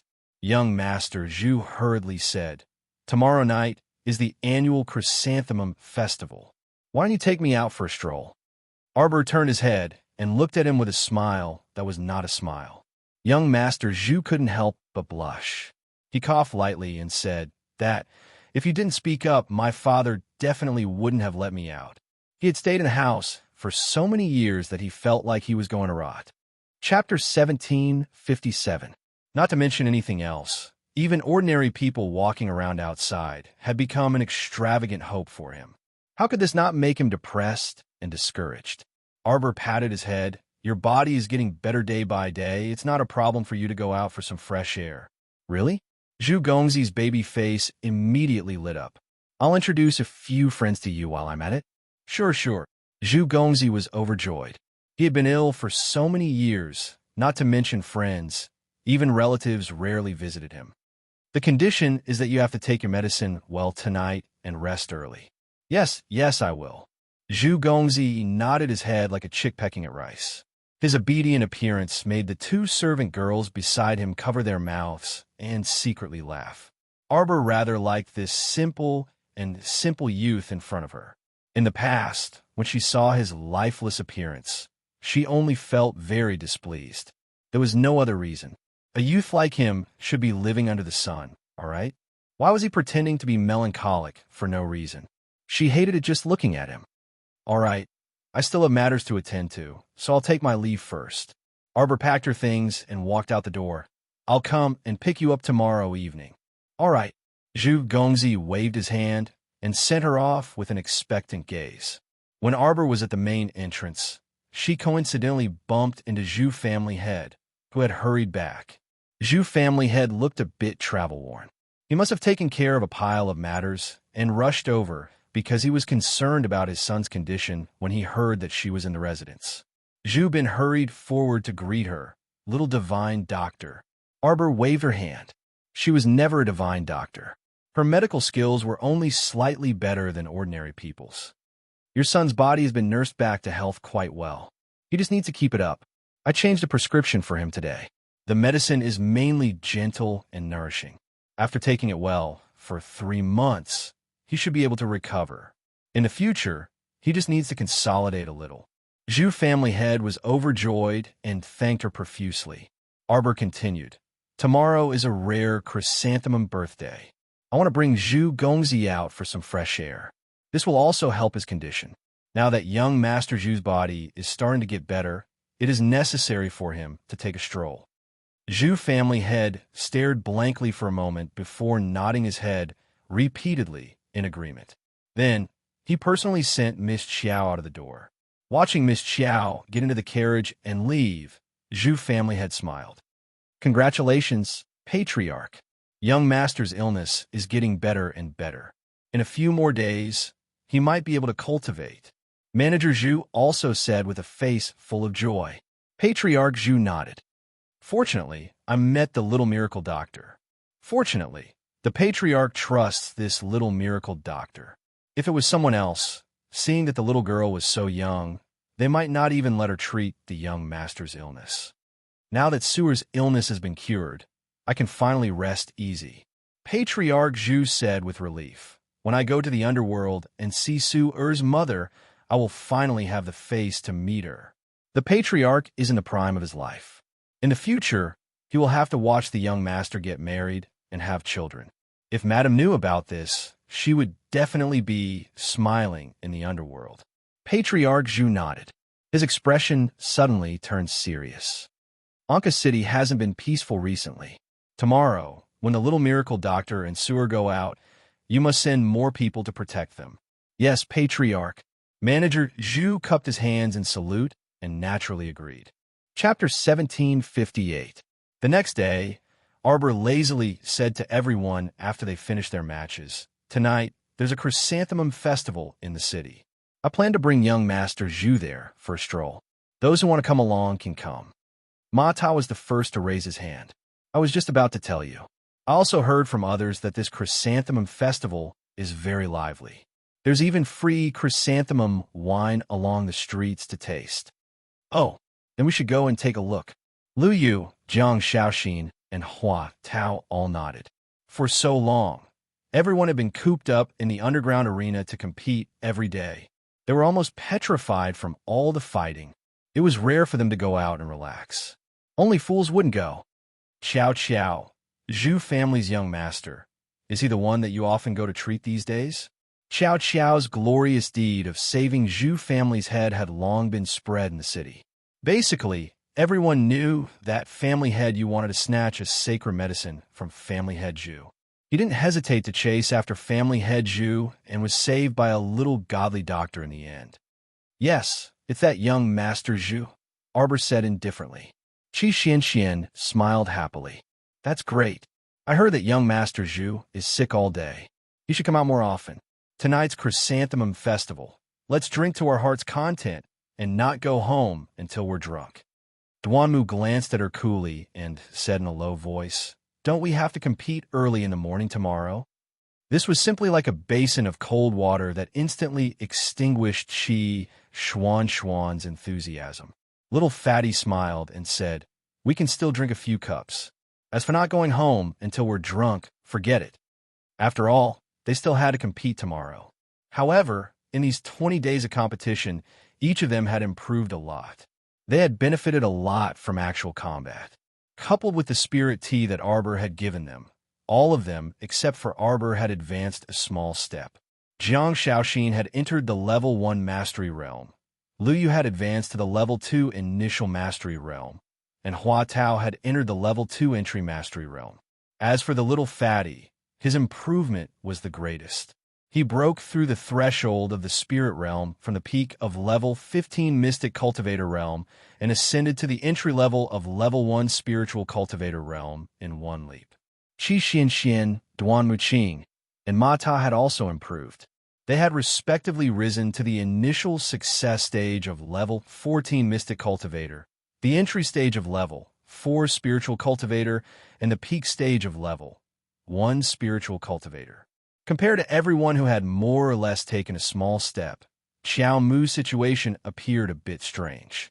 She clearly felt that the barrier to the spirit realm was within her reach, very, very close. But no matter what, he couldn't seem to pass the threshold and was always blocked in front of the door of the spirit realm. Thinking of this, Arbor couldn't help but shake his head, temporarily throwing this question to the back of his mind.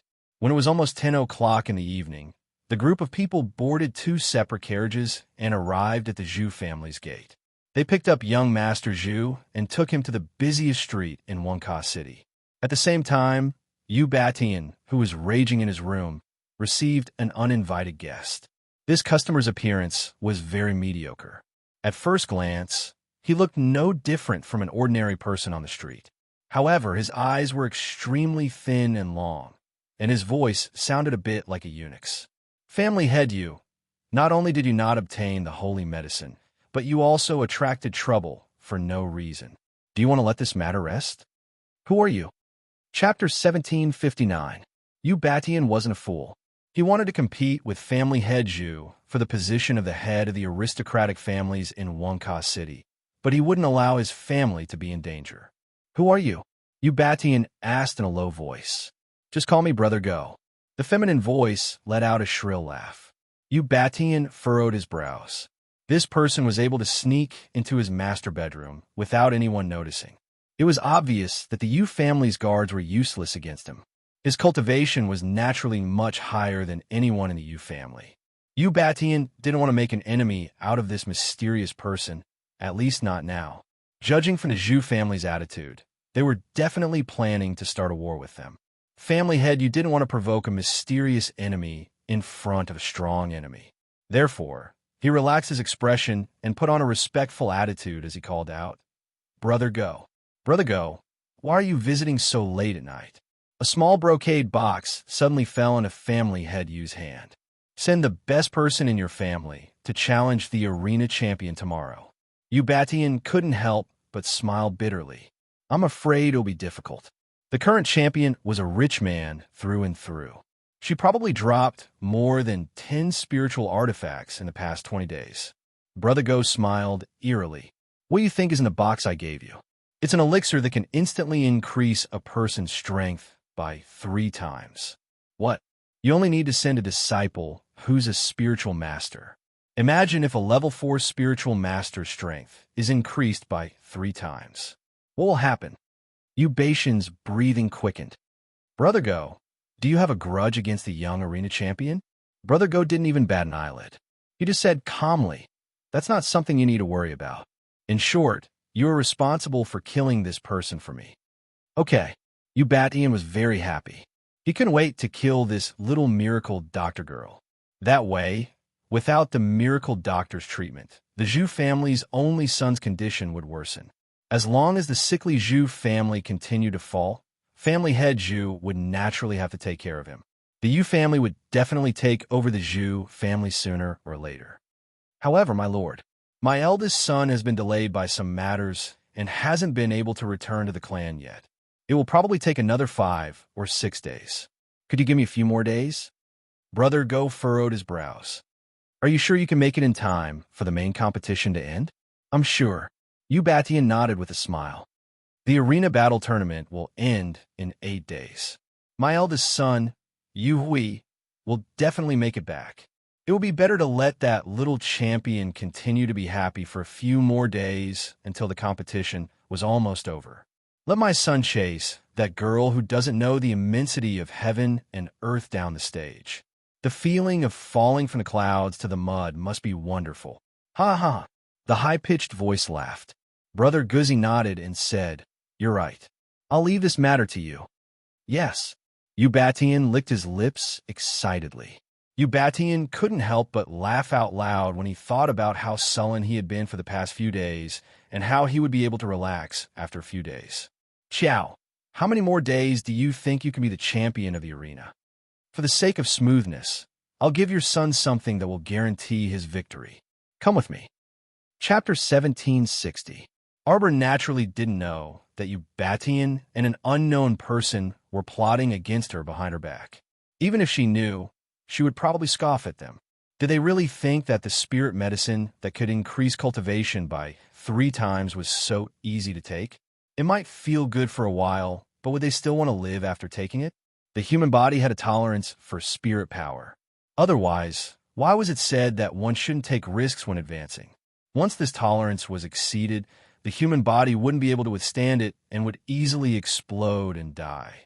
Arbor didn't know that family head you had been instigated to deal with her. At this moment, she was leading young Master Zhu, Qi Xianxian, and the others slowly on the bustling streets of Anka City. Today, pots of chrysanthemums were placed on both sides of the streets of Anka City, but few people actually took out chrysanthemum wine and invited people to taste it. However, it made sense. In this day and age, wine was a luxury item. This year's chrysanthemum festival was purely for appreciating the flowers. There's no wine. Mata looked disappointed. He wanted to taste the chrysanthemum wine of Anka City and see if it was any different from the ones he had eaten before. Arbor glanced at him in amusement. You want a drink? Jojo has wine. There's good bamboo leaf wine and homemade winter fruit wine. Which one do you want to drink? Winter fruit wine, everyone said in unison. Then let's go. Arbor pointed at a flower rack made of potted chrysanthemum plants in front of them. A few tables and chairs were placed there for the tourists to rest their feet. When the group walked over, they saw that many people were sitting at the tables and chairs in front of the flower rack. Some people were holding cups and shaking their heads as they commented on the chrysanthemum wine and recited poems. There were also some people sitting around a table, holding a bamboo tablet and racking their brains for something. What are they doing? Mata curiously went over to take a look. After a while, he squeezed out of the crowd and smiled at Arbor and the others. There's a small amount of chrysanthemum wine here, but you have to guess at least 3 riddles on the bamboo tablet. Are you going to guess? Qi Xianxian and the others looked at him curiously. Mata quickly shook his head. Don't we have winter fruit wine? Why do you have to fight for the chrysanthemum wine? Qi Xianxian sneered. Actually, you're just not smart enough to guess it. As he spoke, he saw Duanmu Qing walk out from the crowd with a small wine jar in his hand. Everyone's eyes lit up as they looked at him. Duanmu, how many puzzles have you guessed correctly? Upper limit. Everyone was speechless. What's the upper limit? 12 questions. Is everything correct? Qi Xianxian asked curiously as she blinked her eyes. Okay.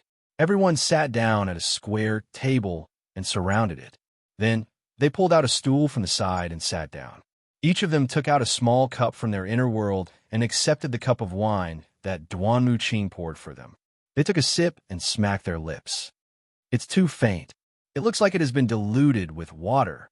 Mata put down the cup with a disappointed expression. Everyone else put down their cups after tasting a mouthful. What's so good about diluted wine? Arbor took out a jade wine gourd from his inner world. Try my winter fruit wine. Everyone made the same gesture, wanting to pour away the wine in their cups and accept Arbor's winter fruit wine. Who knew that an old man in ragged clothes would jump out from the side, holding a large bowl with a chipped corner? He smiled at them and said, Don't waste it. Little friends, if you don't want to drink, give it to me. Chapter 1761. The old man opened his mouth and smiled, revealing a row of shiny teeth. Arbor saw that the old man had a red nose and was dressed in tattered clothes. Although he looked like a beggar, his spirit and appearance were very good. She couldn't help but find it funny. She nodded and signaled everyone to pour the chrysanthemum wine into the old man's bowl. The old man was beaming with joy. He grinned foolishly at her for a while before holding the big bowl and squatting at the side to drink. Everyone shook their heads helplessly and turned to look at Arbor. Arbor opened the jade gourd, and a strong fragrance of fruit wine floated out of the gourd. The old man, who was squatting at the side and drinking the wine like it was water, suddenly twitched his nose. He got up from the ground and turned to look in Arbor's direction. There were many elderly people sitting in front of the flower stand. When they smelled the wine, they all turned to look at Arbor. Wow! Chi Xian and the others couldn't help but cry out in surprise. Jojo, you still have such good wine hidden away. You've really hidden it well. Arbor couldn't help but feel helpless. Actually, this winter fruit wine was made by Little Tree when he was bored. Naturally, she didn't have the leisure to do so. The reason was that there were too many winter fruits. Even though she had already given Prince Mo a lot of winter fruits, there were still many left in the storage. Little Tree thought that they were taking up space, and it was a pity to throw them away. So he took all of them to make wine. Come, let's drink. Mata laughed and raised his cup to everyone. The 9 cups clinked lightly, and a mouthful of winter fruit wine went down their stomachs. They only felt that it was sweet and pleasant. The fruit wine in their stomachs emitted a trace of heat. This taste is too good. Chi Xian couldn't help but praise. Even someone like her who didn't drink often felt that this fruit wine was very good. There was a trace of sweetness, but it wasn't too sweet. After drinking it, she felt that her muscles and veins were very smooth. It was really good stuff. The old beggar at the side was already drooling. He scratched his ears and cheeks as he stood beside Arbor's table with a strange expression. Little girl, is this wine really brewed from the winter fruit? The old man with rosacea asked curiously. It was not like he had never tasted winter fruit wine before, but how could it taste so strong? It's winter fruit wine. Arbor nodded with certainty. But these winter fruits had been soaked in holy water for a while. At that time, Arbor originally wanted to make chilled winter fruit, but it was soaked there for a long time without being touched. When she remembered, the impatient sapling had already disposed of it. So what could she say? The old man with rosacea ran to Arbor's side and chuckled. Little girl, can you give this old man a sip of your wine? Arbor saw his bright eyes staring straight at the jade gourd in her hand. When he spoke, he couldn't help but swallow his saliva. It was obvious that he was an alcoholic. Okay, I'll share with you. Arbor nodded reluctantly. Since you're an old man. Everyone. Arbor held the wine gourd and poured wine for the old man. The old man watched from the side and urged, more. Little girl, don't be stingy. Your wine gourd clearly contains dozens of barrels of wine. Giving this old man a big bowl won't be a loss. Arbor's eyes flashed. She poured half a bowl and stopped. Tell me who you are, and I'll fill it up for you. There were so many people present, but no one noticed anything strange about her jade gourd. Why did this old man have better eyesight than others? Chapter 1762. No one would believe him if he said he wasn't a hermit expert. The old man pursed his lips and gave Arbor a sidelong glance. How can a little doll like you talk like that? I'm just an ordinary old beggar. Arbor naturally didn't believe him and snorted softly. Seeing her withdrawing her hand and about to take back the jade gourd, the old man instantly panicked and made a fuss. Hey, what exactly do you want to know, little doll? Tell me. Do you dare to say that you didn't purposely approach me for some purpose? Arbor asked indifferently. The old man immediately put on an innocent look and chuckled. What purpose could this old man have? This old man smelled the wine, and the alcohol bug in my stomach flared up, so I ran over to ask a little doll like you for a cup of wine. The old beggar did his best to put on a please look at my sincere, old face look. Oh, is that so? Arbor couldn't help but scoff. Stop pretending. With your eyesight, you can tell that my jade gourd is different from the rest at a glance. And you still dare to say that you're not an expert? The old man hastily waved his hand and said, No, it's you who's thinking too much, little doll. After saying that, the old man simply dragged a stool from the side and squeezed his way to Arbor's side to sit down. He said with a grin, Forget it, seeing that you rewarded this old man with a mouthful of wine. This old man will give you something good, so that a little doll like you won't always think that this old man is a swindler. Arbor was a bit amused inwardly, but she didn't show it on her face. No matter how the old man looked at her little stoic face, he couldn't make out any clues. The old man couldn't help but feel a bit exasperated and dissatisfied with her attitude. He pressed, Don't tell me you're not the least bit curious? Shouldn't such a young little girl immediately reveal an interested expression and ask what he was going to give her when she heard someone say that he was going to give her a gift? Why didn't this little fellow in front of him follow the routine at all? A certain Jojo who didn't fall for the old man's trick blinked and asked along with the old man's words, "Then what do you want to give me, old grandpa?" The old man's face instantly lit up with joy, and he slapped his thigh and said with a smile, "Ah, yeah, that's right. Little girl, don't pretend to be old all day." Arbor's mouth twitched, but she didn't argue. "How about this? You give me 2 full bowls, and I'll let you see that good thing." Hearing this, Mata couldn't help but laugh. "You old man, don't tell me you're here to cheat us of our wine? Young man, don't talk nonsense. Am I that kind of person? The Jojo's, Jojo's is Jojo's, Jojo's is Jojo, Jojo, st. St juice jot, stis, tees, s. T stes. T is have 8, s to T. Arbor tilted her little head. "Old grandpa, other than wine, I also have side dishes to go with it. Do you want some?" The old man's eyes lit up when he heard that. Come. You little child, you're so mean. You only thought of side dishes after watching this old man drink for so long. This old man was a natural socializer. He didn't feel the least bit embarrassed about extorting a little girl like this. Arbor waved her hand and took out a plate of spicy yellow croakers. She held in her arms and said, "Old grandpa, what good stuff do you have?" Chapter 1763. The corners of the old man's mouth twitched. "You stingy girl, you really don't act unless you see an incentive. Here, don't say that this old man cheated you of your food and wine. This is for you." Then he reached into his robes and took out a round, transparent ball. He threw it in front of the little fellow and was done with it. The little fellow raised her hand and took a look at the transparent ball, only to see that there was still half a wall of water rippling inside. A unique, richly ornamented 3-story boat, which looked like a model, was drifting with the waves inside. Her small hand shook the transparent ball. Arbor could clearly sense that this was not some condensed, mystic domain similar to the heart of paradise. Thus, she could not let her little tree take it in and make it into a new planet. So what was the use of it? She turned to look at the little old man and pursed her lips. "Old grandpa, what is this?" "Ah, it looks quite unique." Chi Xian and young master Zhu both leaned over and took the small ball. They held it in their hands and admired it. Arbor, however, did not think much of it. What was the use of giving a small model that could only be admired and played with? "You really don't know what's good for you." The old man blew his beard and glared at her. Then he pointed at Duan Muqing. "Explain it to this little girl."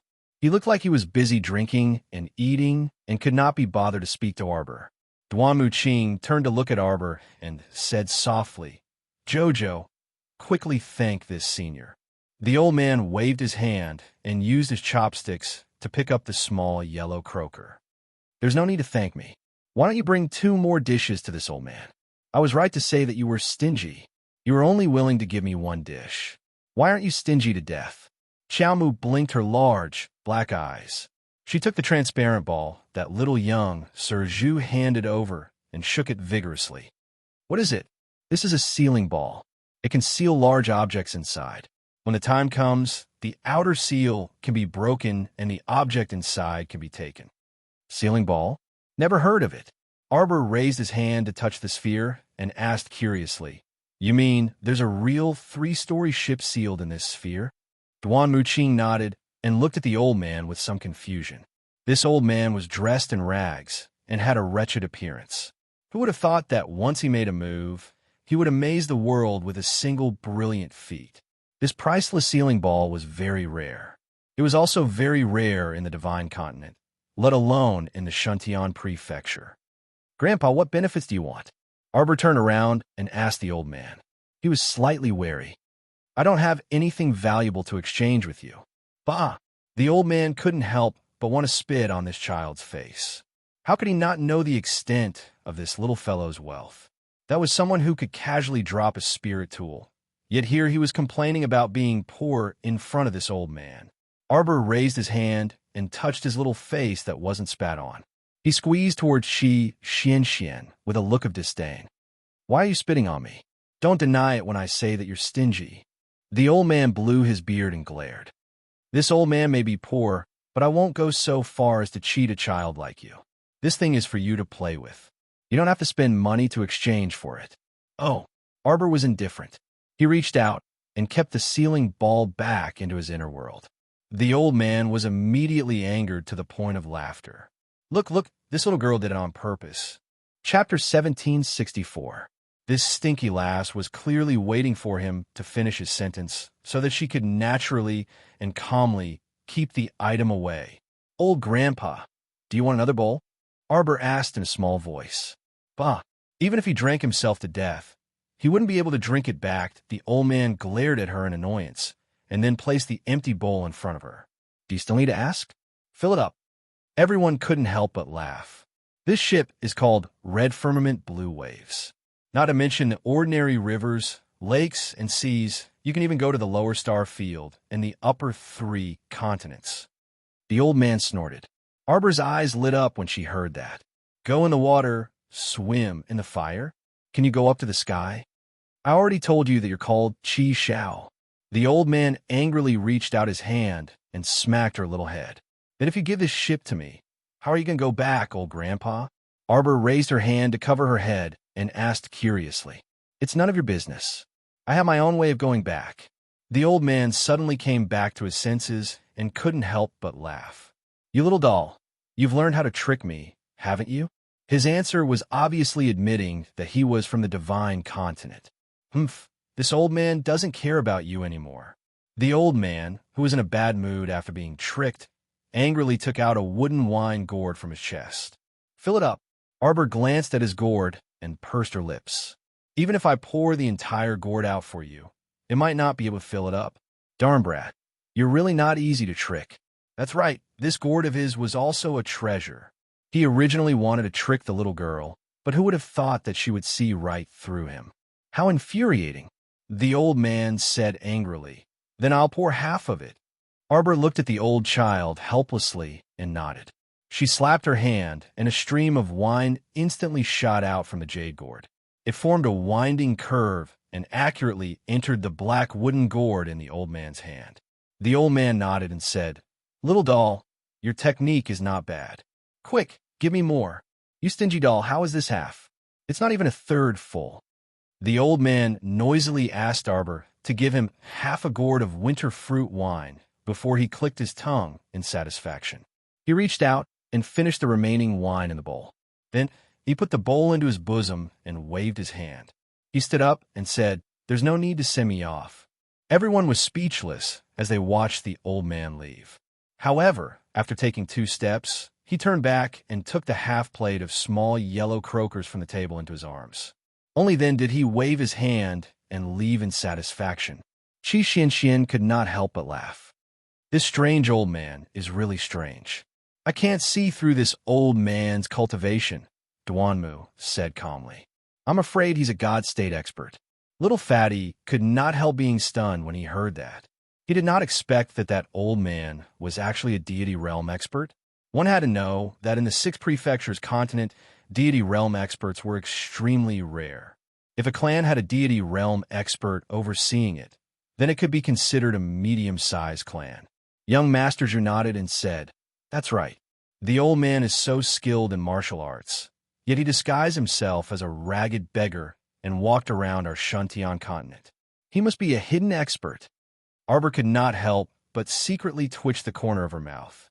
She did not know why, but she felt that the old man's ragged clothes could not be so high and mighty. Perhaps it was because he was poor. Chapter 1765. After the old man hugged his wine gourd and walked out of the flower rack, he looked down at his tattered clothes and couldn't help but slap his old hand hard. You won't be able to swallow your pride. If he had asked for spirit coins from that damn child just now, wouldn't he have been able to get rid of his tattered clothes? Angrily, he found a doorstep and sat down. Then he took out a communication jade talisman from his pocket and wrote on it, Third brother, are you blind? The crown prince's wife is stingy. How could he be an interesting person? Don't you know how stingy she is? Thinking of that expressionless face, the old man couldn't help but feel his teeth ache. In the future, if he were to bring this master back, it would be very lively. The emperor's cold face against his daughter-in-law's expressionless face. Cough, cough. Who knows who would win? Arbor's group drank 2 more cups of winter fruit wine under the flower rack. During this time, a few old men boldly came forward to ask for more, and Arbor gave it all to them.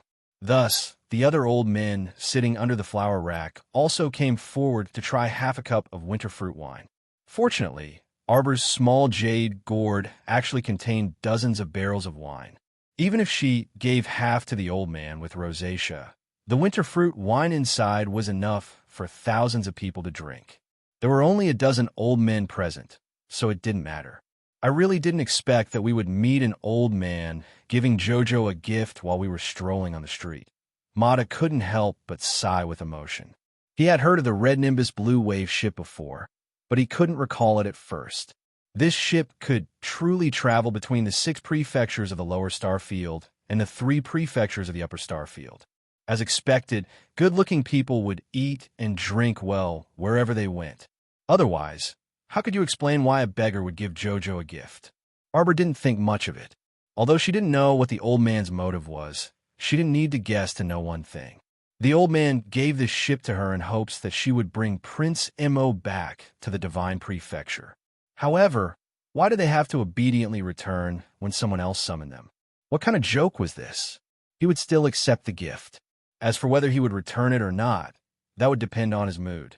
She wouldn't leave the 6 prefectures continent until she dealt with the Clear Sky sect and found Fan Gu and Fan Xioha. It was unknown which rat hole Fan Xioha was hiding in, or whether he had become moldy or stinky. Arbor coldly closed his eyes and calmly put away the wine gourd. Let's go. It's getting late. I need to get a good night's sleep. I still have to play tomorrow morning. Young Master Zhu, on the other hand, seemed rather excited. The fruit wine was mild, and Arbor allowed him to drink half a cup. At this moment, Master Zhu's baby face was very red, and his complexion looked very good. Jojo, how about I come to the underground arena to watch your match tomorrow? Young Master Zhu pleaded. It's not safe in the city recently. If you go out alone, your father will be worried. Arbor said faintly. Even a fool could see that the 3 noble families in Wenka City were fighting each other. Young Master Zhu's safety would be compromised if he went out recklessly. Zhu Su hurriedly said, I'll bring more people with me. Arbor frowned slightly. You drank half a cup of wine today. You might have a headache tomorrow. Why don't you rest for a few days before going out? Young Master Zhu immediately wilted. Arbor ignored him. She stood up with the others and walked to the carriage parked at the corner of the long street. Chapter 1766. Before they reached the carriage, Arbor's eyes suddenly narrowed. Her footsteps suddenly stopped, and the people around her also stopped with strange expressions on their faces. Suddenly, a group of hooligans with machetes appeared from the corner. The machetes in their hands were brandished at the crowd. However, how could these ordinary hooligans be a match for Arbor and the rest? Qi Xian and the rest kicked away the hooligans who got close. However, because there were too many hooligans in the fight, Arbor and the rest were subconsciously separated by a certain distance. Duan Muqing's expression was cold. He raised his hand, and a few thorns drilled out from the ground, directly binding a few men who rushed forward to catch them. In just a few exchanges, several local ruffians and hooligans were hung high on the thorns of the wood brambles, baring their fangs and brandishing their claws while howling. Duan Muqing acted as though he didn't hear the hooligan screams and took care of a few more before turning to look at Arbor, who was handling the crowd with ease. Arbor's moves were very decisive and powerful. Basically, those hooligans were completely taken care of by her fist before they could even get close to her. Arbor didn't give any face to these people who suddenly rushed out with bad intentions. She also didn't think that she was too heavy-handed. Since they dared to run out to make trouble for her, Qiao Mu, after accepting money, then they were probably prepared to die. The leader of the hooligans had a fierce look on his face. Seeing that he couldn't get anything out of Arbor and the rest, he hurriedly whistled, Go! They were just a vanguard team who came to stir up trouble. When the time came, they just had to retreat. However, dreams were beautiful, but reality was extremely cruel. Arbor waved her slender hand and threw the unconscious body of a hooligan onto the leader of the hooligans. The hooligan cried out in pain and took a few steps back. "Stop them," Arbor said calmly. At the same time, a little white squirrel jumped down from her shoulder and scurried back and forth in the crowd. Everyone who was bitten by the little squirrel howled and fell to the ground. Only then did the group of hooligans know fear. They realized that the people in front of them were not people they could provoke. Go, go, go, go. Seeing that the reinforcements still hadn't arrived, the local ruffian couldn't help but panic. He had received a large sum of money and brought his men here to stop Arbor's group. To put it bluntly, he had no idea why they had set this up. Seeing that they were going to die in Arbor's hands if this went on, the local ruffian couldn't help but panic. He hurriedly shouted, "Everyone, please stop. Listen to me first." Chi Xianxian couldn't help but laugh. "Oh, you're here to look for trouble, but you can't win. Now you know how to beg for mercy?" "It's useless to shout and beg for mercy." Mata rolled his eyes and said loudly, "You bunch of little bastards, leave your lives here. You dare to cause trouble in front of your grandpa Mata? You deserve to end up like this." Bang! In the midst of the chaos, a loud bang came from where the carriage was parked at the corner of the street. It was as if the entire carriage had been blown up by something.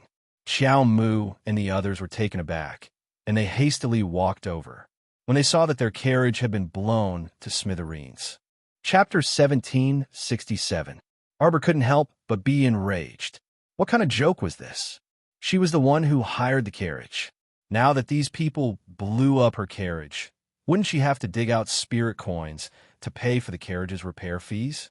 At the thought of this, Arbor couldn't help but gnash his teeth in anger. Chi Xianxian also stomped her feet and wailed, "Fuck! Which bastard dared to blow up your family's great-aunt's carriage? Come out." Arbor reached out and lightly tugged at little young Master Zhu's sleeve. "Don't run around and don't leave my side easily, okay?" Zhu Su wasn't a fool. Although his experience in the pugilistic world was very shallow, he was someone who loved reading and paid attention to thinking. Therefore, he was at most inexperienced in the world, but his brain was still relatively smart.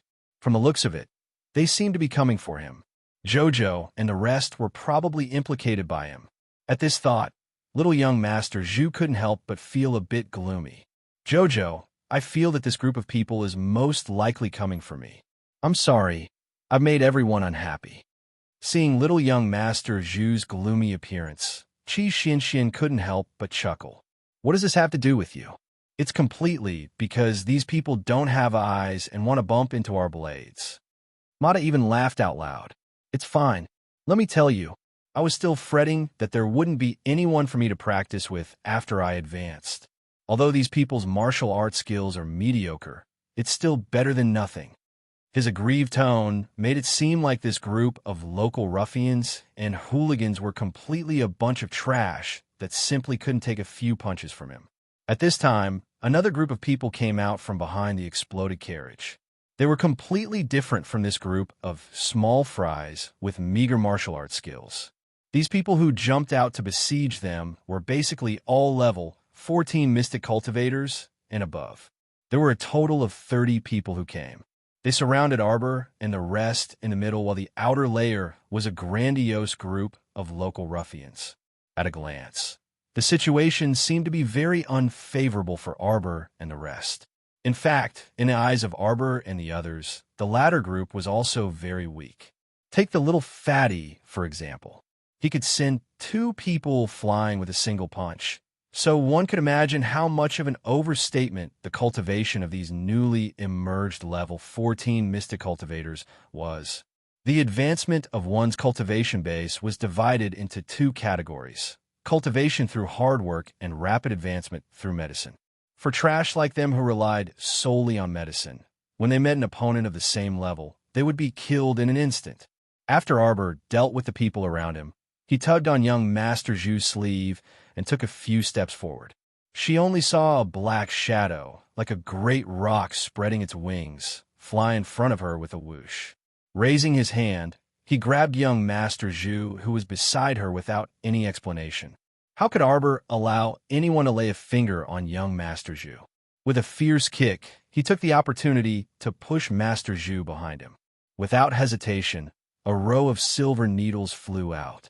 They were divided into 3 parts: the upper part, the middle part, and the lower part. They went straight for the man's eyes, chest, and lower abdomen.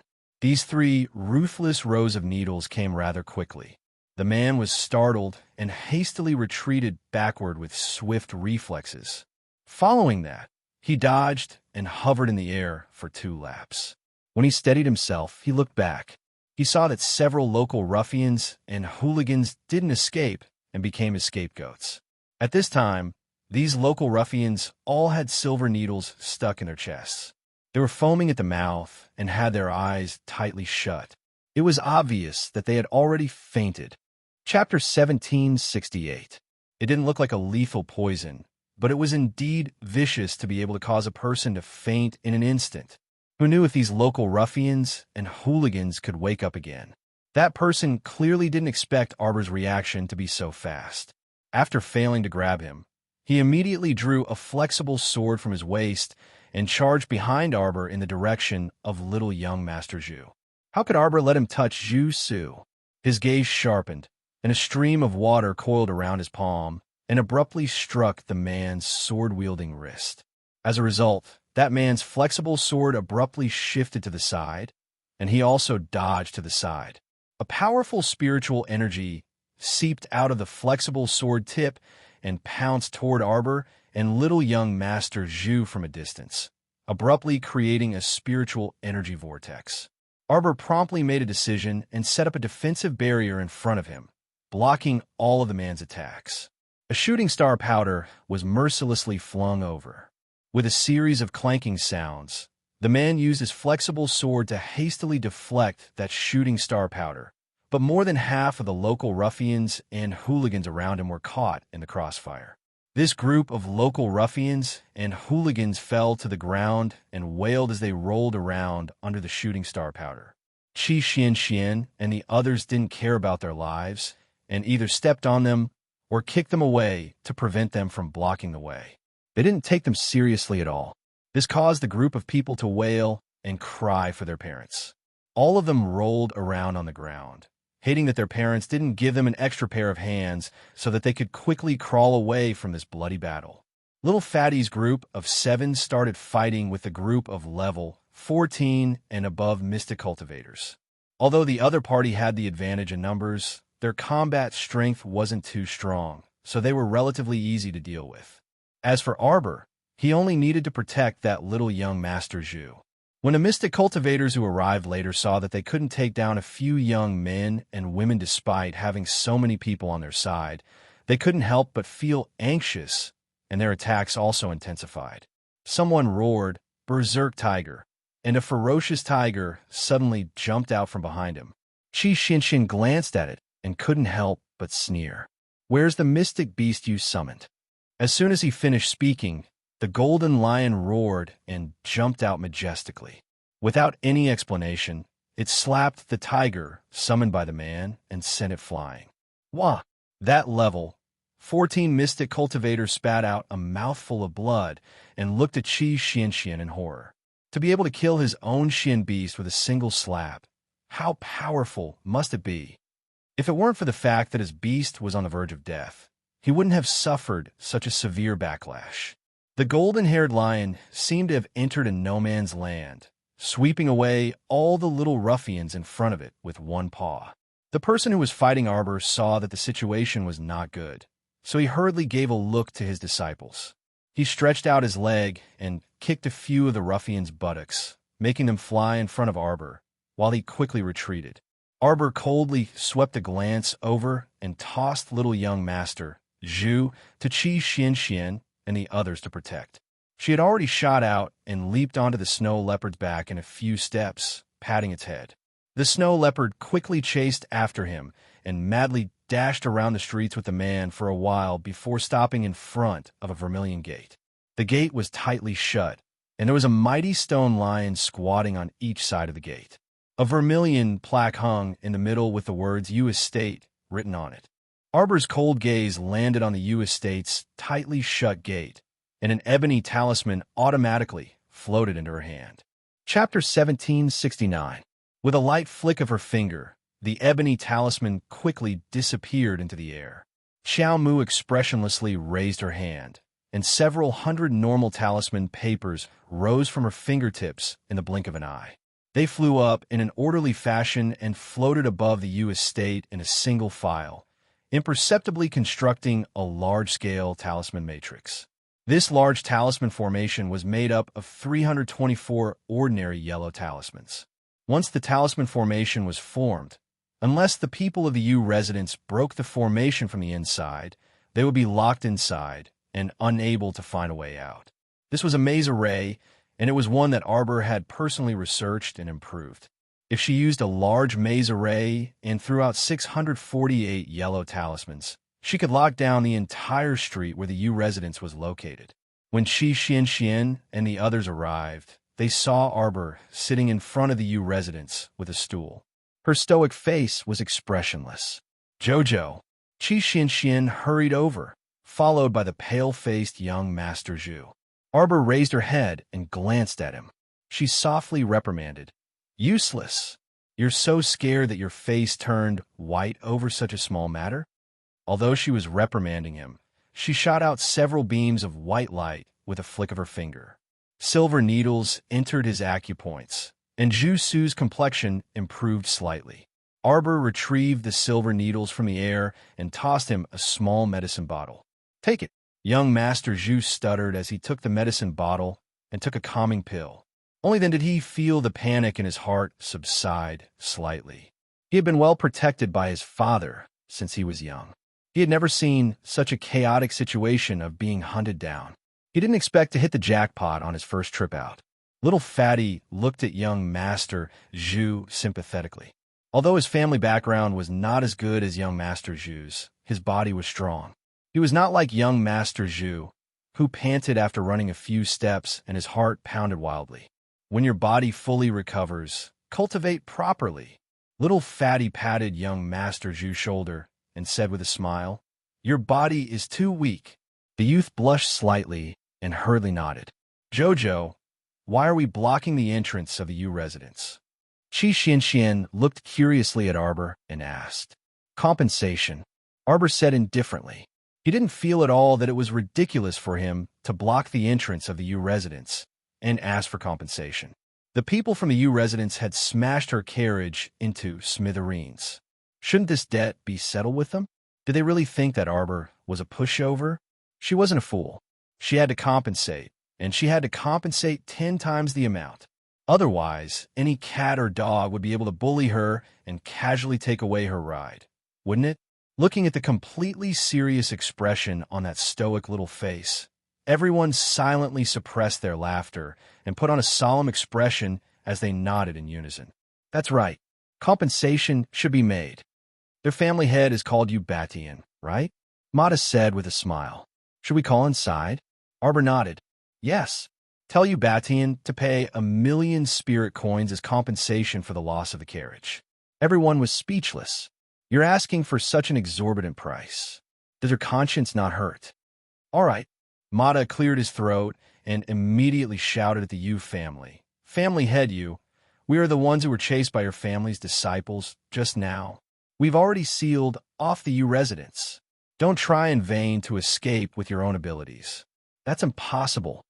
Obediently hand over 1,000,000 spirit coins as a fine, and this debt will be temporarily written off." Chapter 1770. At this time, Yu Batian, who was in the inner chamber of the Yu residence, received the news from his disciple and hurried out to look at the sky. Above the house, a dark and gloomy vortex had replaced the originally bright sky. When everyone looked up, they could no longer see the blue sky and white clouds. All they could see were small vortexes. "Patriarch, something bad has happened." Among the Yu family elders who had heard the news, an old man walked out and said with a frightened expression, "Someone has set up a talisman formation above our Yu residence." "What? A talisman formation?" Patriarch Yu asked with a puzzled expression. "Who would act so rashly against our Yu family?" At this time, Mata's loud shout reached the ears of everyone in the Yu family. Everyone, including Yu Batian, heard Mata's shout as long as they weren't deaf. Ubatian trembled with anger. These people are really bold. They actually dare to ask for 1,000,000 spirit coins? Do they really think that he, Ubatian, was a fool? Not to mention 1,000,000 spirit coins. Ubatian didn't even plan to pay half a spirit coin. Go, gather all the U family disciples. Later, follow this old man to the main gate. He didn't believe that a mere talisman formation could stop so many people in the U family from going out at the same time.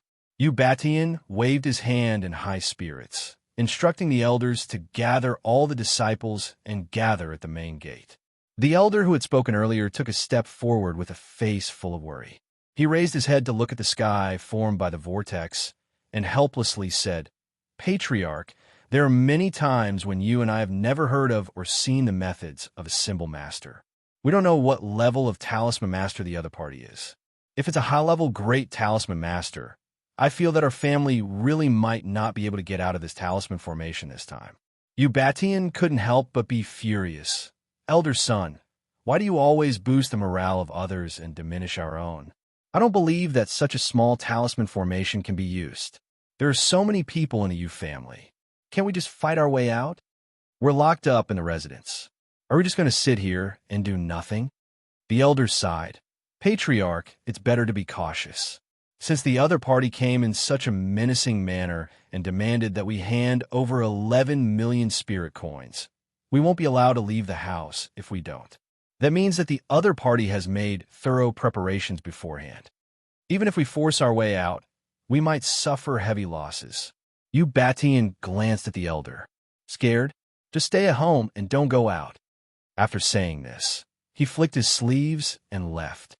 The elders looked at each other, and one of them couldn't help but ask, "Elder son, what do you think of this matter?" Elder son shook his head and sighed as he looked at Patriarch U's obstinate back. Then, he followed behind Patriarch U with several other elders. Soon, more than 300 young disciples of the U family were summoned to Patriarch U's side. Family head U looked at the disciples and said with righteous indignation, "Everyone, you should have heard what the person outside the door said. As a member of the U family, I, like all of you, abhor this. We absolutely won't bow our heads to the evil forces outside. Our U family can be beheaded and shed blood, but we will never abandon our belief in fighting for the glory of our family." Chapter 1771. The group of family head, roared a few times. Their faces were filled with emotion. It was as if the people outside were in front of them right now. The U family disciples would immediately tear them apart. Family head U stretched out his hands and gently pressed down, stopping everyone's roars. Then he sneered and said, "Among the young disciples of my U family, you are the most outstanding. Now, I will lead you out of this talisman array. Is everyone confident?" "Yes," everyone repeated several times, making family head U very satisfied. Thus, he led the group of disciples valiantly and energetically to the gate. Family head U felt that his understanding of the U family's gate was quite high. Not to mention walking the path from the U family's gate to the inner court 8 times a day, it was sometimes possible to walk it more than 10 times. But today was so strange. No matter where he went, he would still return to the place where he had gathered everyone. After repeated trips like this, even an idiot would know that there was a problem with the path in this house. A disciple couldn't help but ask weakly, "Family head, is there a problem? Can we really get out by ourselves?" There seemed to be a problem with this gate, right?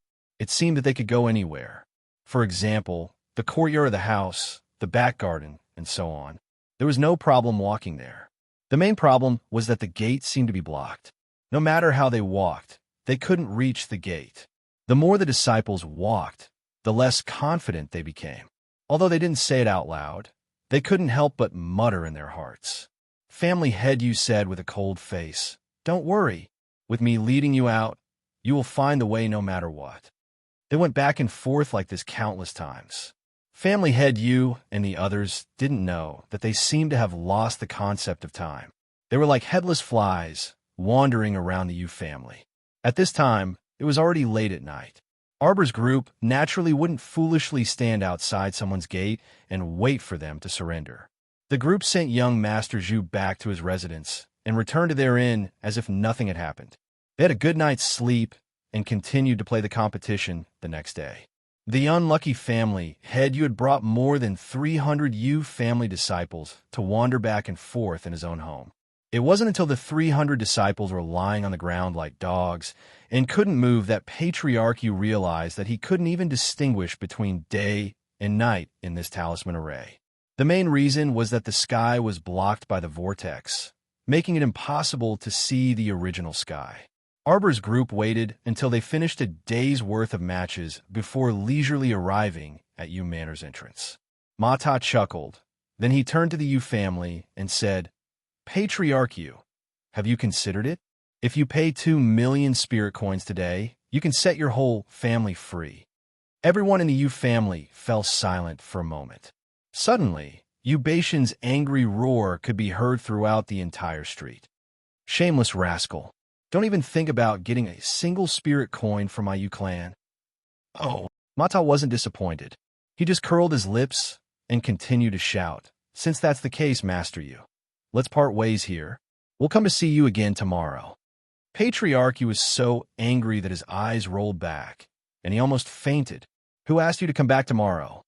Mata and Patriarch Yu's voices weren't low. Not only could the entire street hear them, but almost half of the pedestrians and peddlers on the street could hear them as well. Chapter 1772. For 3 days in a row, Arbor brought a group of wicked friends to the Yu family and shouted at them every time. "Family Master Yu, 4 million spirit coins can't buy you a trick. 4 million spirit coins can't buy you regret. If you don't agree today, the price will increase tomorrow." The passers-by couldn't help but twitch their mouths when they heard this. Fuck, when don't you raise the price? You make it sound like the price is going to increase on the first day. Actually, these masters came to the Yu family's door every day to shout, and the price increased by 1 million spirit coins a day. Family Master Yu was probably hiding at home, crying and not daring to see anyone. His courtyard was sealed with talismans, and a day ago, he used a message talisman to inform the best talisman master in Anka City to come and help. In the end, the talisman told him bluntly, "Sorry, the maze above your house is made of 328 yellow talismans, and it's extremely difficult to crack. Unless the talisman master who cast the talismans removed it himself, it would take him at least 49 days to crack it. As a result, Family Head Yu was done for 0.49 days to break the talismans and let them out. Wouldn't it be too late if he waited too long? Moreover, the talisman master who had some friendship with him also told him clearly that the talisman master who cast the talismans above his house was of a higher level than him. How could Family Master Yu endure this? The biggest problem Family Master Yu was facing now was that he couldn't swallow his pride and admit defeat. After all, he had been stubborn for nearly 4 days. The Yu family was locked up at home and didn't know whether it was day or night. How could he predict that they would be locked up at home for 4 days? It was actually very simple. According to the talisman master who cast the talismans, he would increase the price by 1 million spirit coins every day. So this was the 4th night that although Family Master Yu was very angry, he couldn't do anything to the talisman master whom he had never met. If he wanted to kill someone, he had to at least get out of this maze first. Mata, who was shouting outside, curled his lips after a while and said, "It seems that we really don't have a chance today. All right then, Family Master Yu, take care of yourself. We'll come to see you tomorrow. Oh, by the way, remember to count the spirit coins." The passers-by, could this brat be any more shameless? Those who didn't know would have thought that it was some filial son shouting outside the door. Who would have thought that was Family Head Yu's group of debt collectors? All right, Jojo, I don't think Master Yu will fork out any money today. Let's go back first. Arbor nodded. Just as he was about to turn and leave, he heard an angry roar from the Yu family's direction. Cheaper. Arbor couldn't help but be furious. He shot Mata a look. Mata immediately roared back at Patriarch Yu. "Bah, you made us stand here like idiots and shout at you for 4 consecutive nights. Cheat my ass. The buyout was 5 million. If we're a minute late, we'll have to raise the price again." Little Fatty's mouth twitched, and he secretly gave Mata an awesome hand gesture. Patriarch, he was about to go mad with anger. He couldn't help but roar. If you have the guts, remove this talisman array and have a fair fight with me. Bah, who want to fight with you? 5 million. We'll remove the array after you pay. Ubatian was angry and resentful. He sat at a stone table and forcefully massaged his chest to soothe his anger. Suddenly, a spirit coin card floated in front of Arbor and the others. The little guy stretched out his finger and caught it. Chapter 1773. What is this? Miss Chiao expressed that she didn't like this little card. I want spirit coins, the kind that can be counted piece by piece. Everyone, they didn't know what this lady liked. She was obviously a tycoon, but she liked to hold her purse and count her money when no one was around. This is a spirit coin card that can be used in the 6 prefectures continent.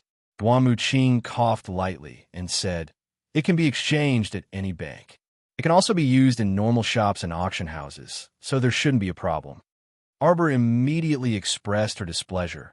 It's so light. Everyone was speechless. The little lady was complaining that this card was too light. Of course, it wasn't as heavy as counting spirit coins piece by piece, but wasn't it more convenient for trade? Let's go. Arbor put away the 5 million spirit coin card and said worriedly, let's find a shop and swipe it. Don't skimp on it. Duan Muqing was speechless. Everyone followed her to the corner of the street. Little Fatty couldn't help but scratch his head. I feel like we've missed something. Qi Xianxian suddenly thought of something and exclaimed, Jojo, we took the Yu clan's money, but we haven't dispelled their array yet. Arbor nodded indifferently. Her expression clearly told them that she had noticed it long ago. Is this okay? Qi Xianxian stammered. She was an honest child. When Jojo said that he would give her the money and she would give him the goods, she felt that he was honest and reliable. But now that the other party had already paid, they abandoned him and ran away. This didn't seem right. Arbor said indifferently, the talisman energy in this array can last for 5 days at most.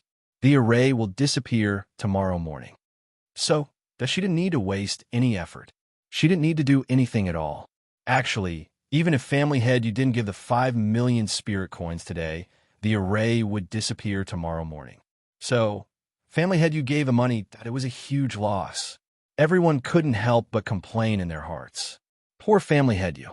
Of all people to offend, he had to offend such a jinx to my Joe division line.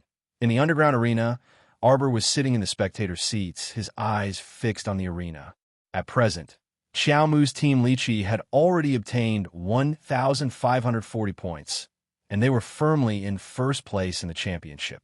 On the other hand, the Oxbull team, which was originally in first place, had a total of 102 points. The Bitter team Longan worked very hard every day to play the competition. Now, they had accumulated 508 points and were barely ranked 54th for the past 2 days. No one had challenged Arbor. Arbor had nothing to do, so he led Mata and the others to the service counter and distributed the 500 points to Team Lychee. Thus, everyone suddenly realized that Team Longan, who was originally ranked behind, had suddenly rushed to the second place at an extremely strange speed. With a total of 1,008 points, they instantly overwhelmed the Oxbull team. When Arbor, Mata, and the others returned to the arena, they heard a clamor in the arena.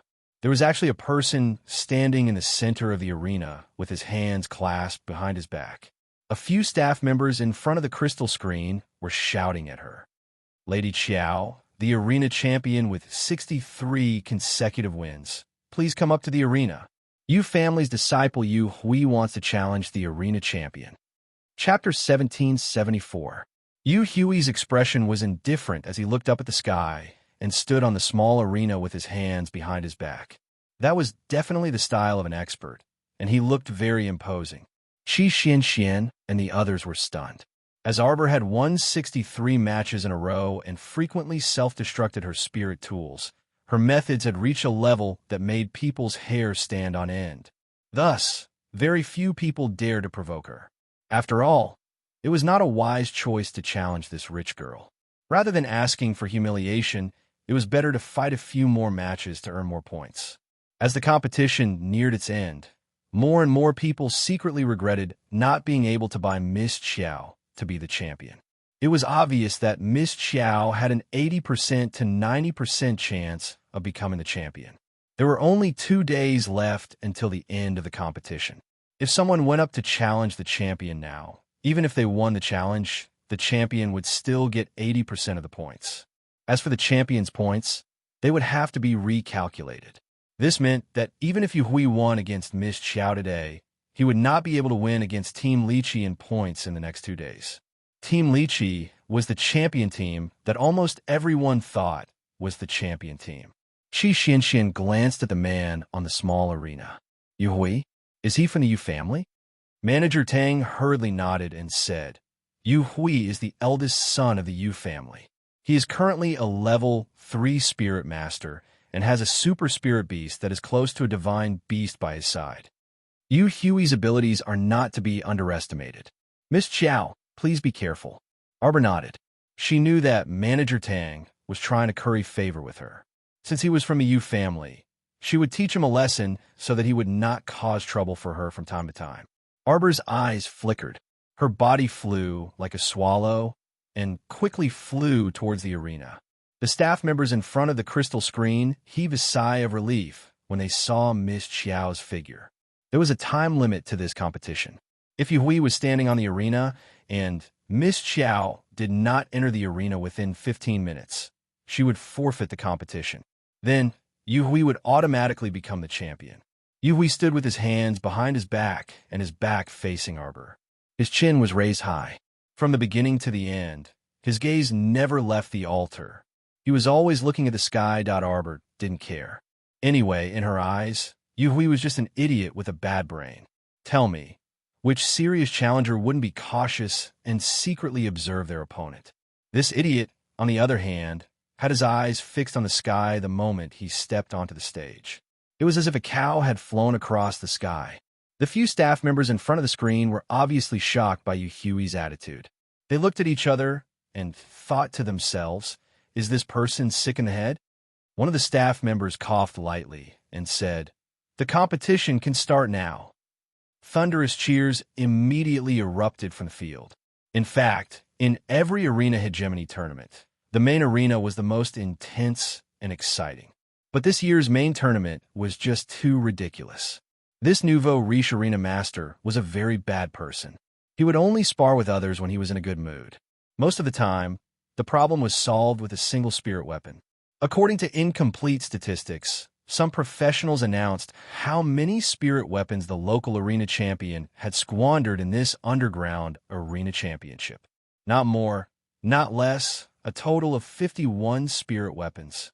In other words, more than half of her 63 consecutive victories were due to the self-destruction of spirit weapons. Chapter 1775. Of course, the nouveau riche champion didn't feel like she was being cheated at all. Wasn't the self-destruction of spirit artifacts a part of her strength? Rich. It was also a part of her strength, all right. The giant ape had thrown so many spirit artifacts to her. What else could they be used for? She didn't understand why every time she took out a spirit artifact to explode, everyone would stare at her strangely, as if she didn't know what kind of crazy thing she had done. It was simply inexplicable. Arbor's body flashed, and she was already standing in the center of the small arena. At this moment, a match in the lower arena had just ended. After the winner and loser were decided, both sides walked off the stage exhausted with injuries. For a moment, there were no more teams in the large arena. It was as if the staff had deliberately arranged for the ordinary matches to be delayed so that everyone's attention would be focused on the individual match between Arbor and Yuhui. However, the people in the arena were somewhat disapproving. They were already familiar with Miss Xiao's routine.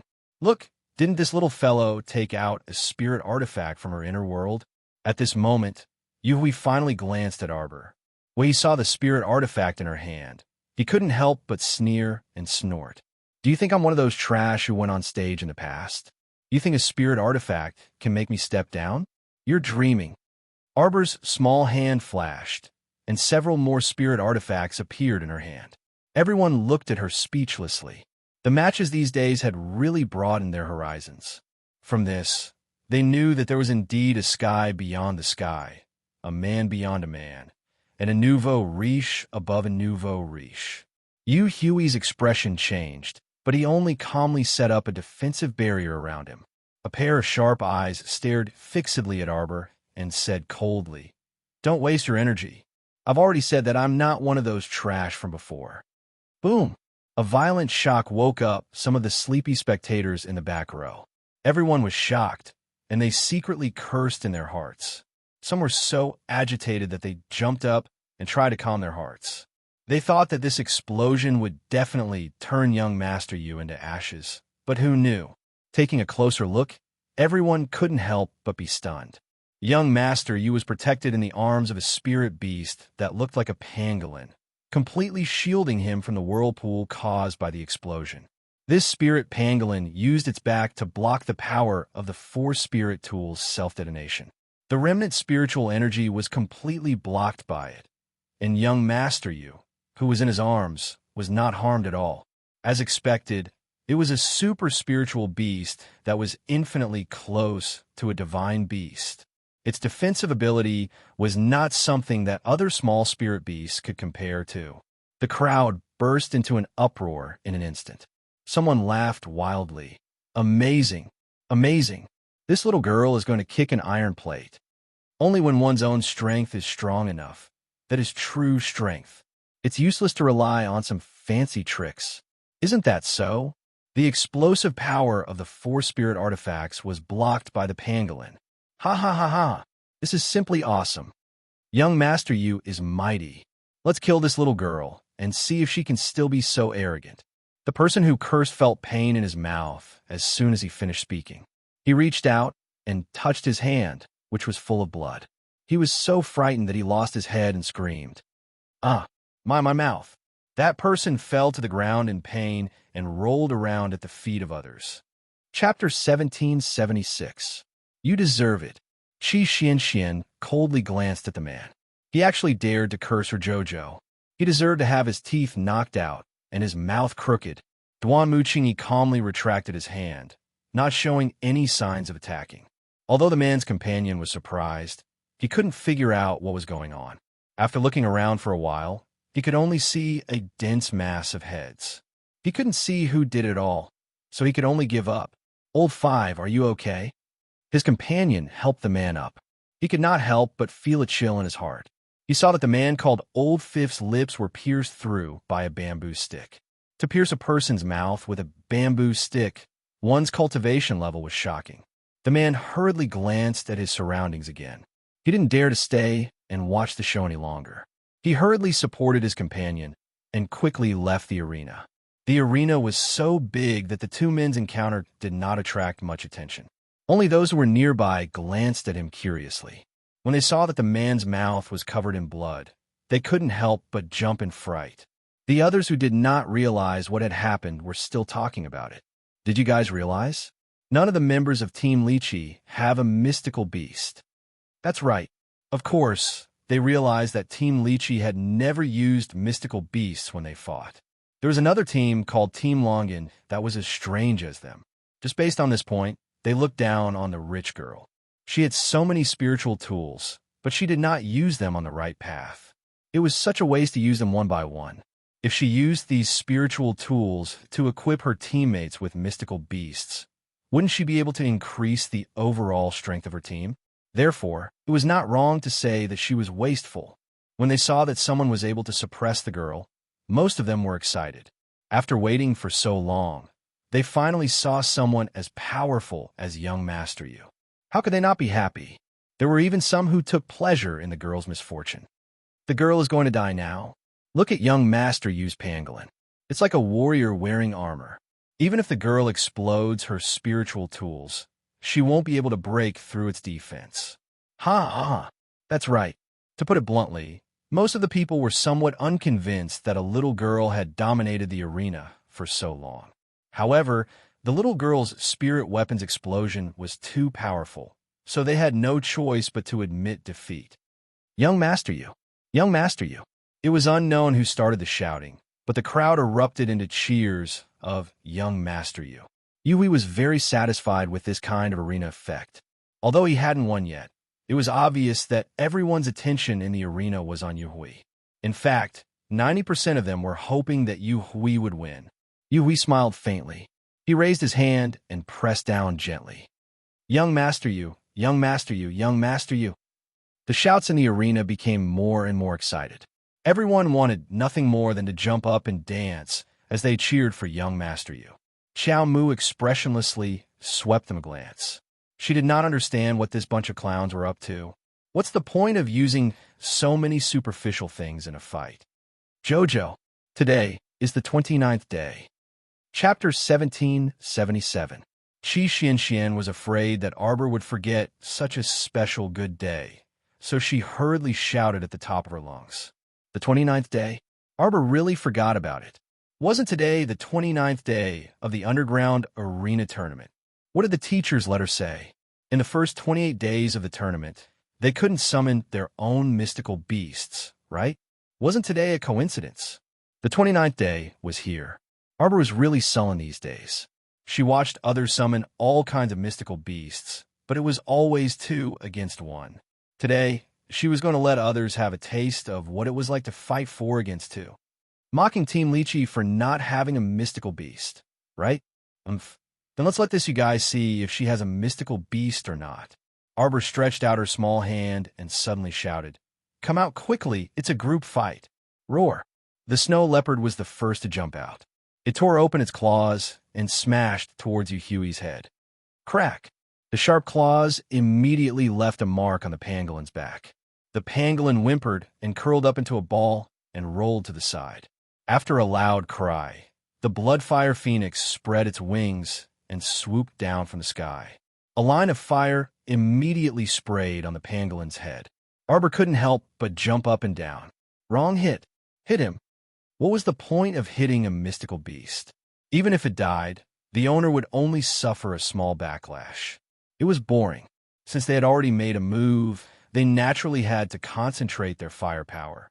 At the very least, they had to beat this complacent young Master Yu unconscious. Everyone in the seating area couldn't help but rub their eyes. What was going on? It wasn't that the nouveau riche girl didn't have a mystical beast, but that she disdained to summon one. Look at this nouveau riche's equipment. The snow leopard was snow white and its fur was shiny.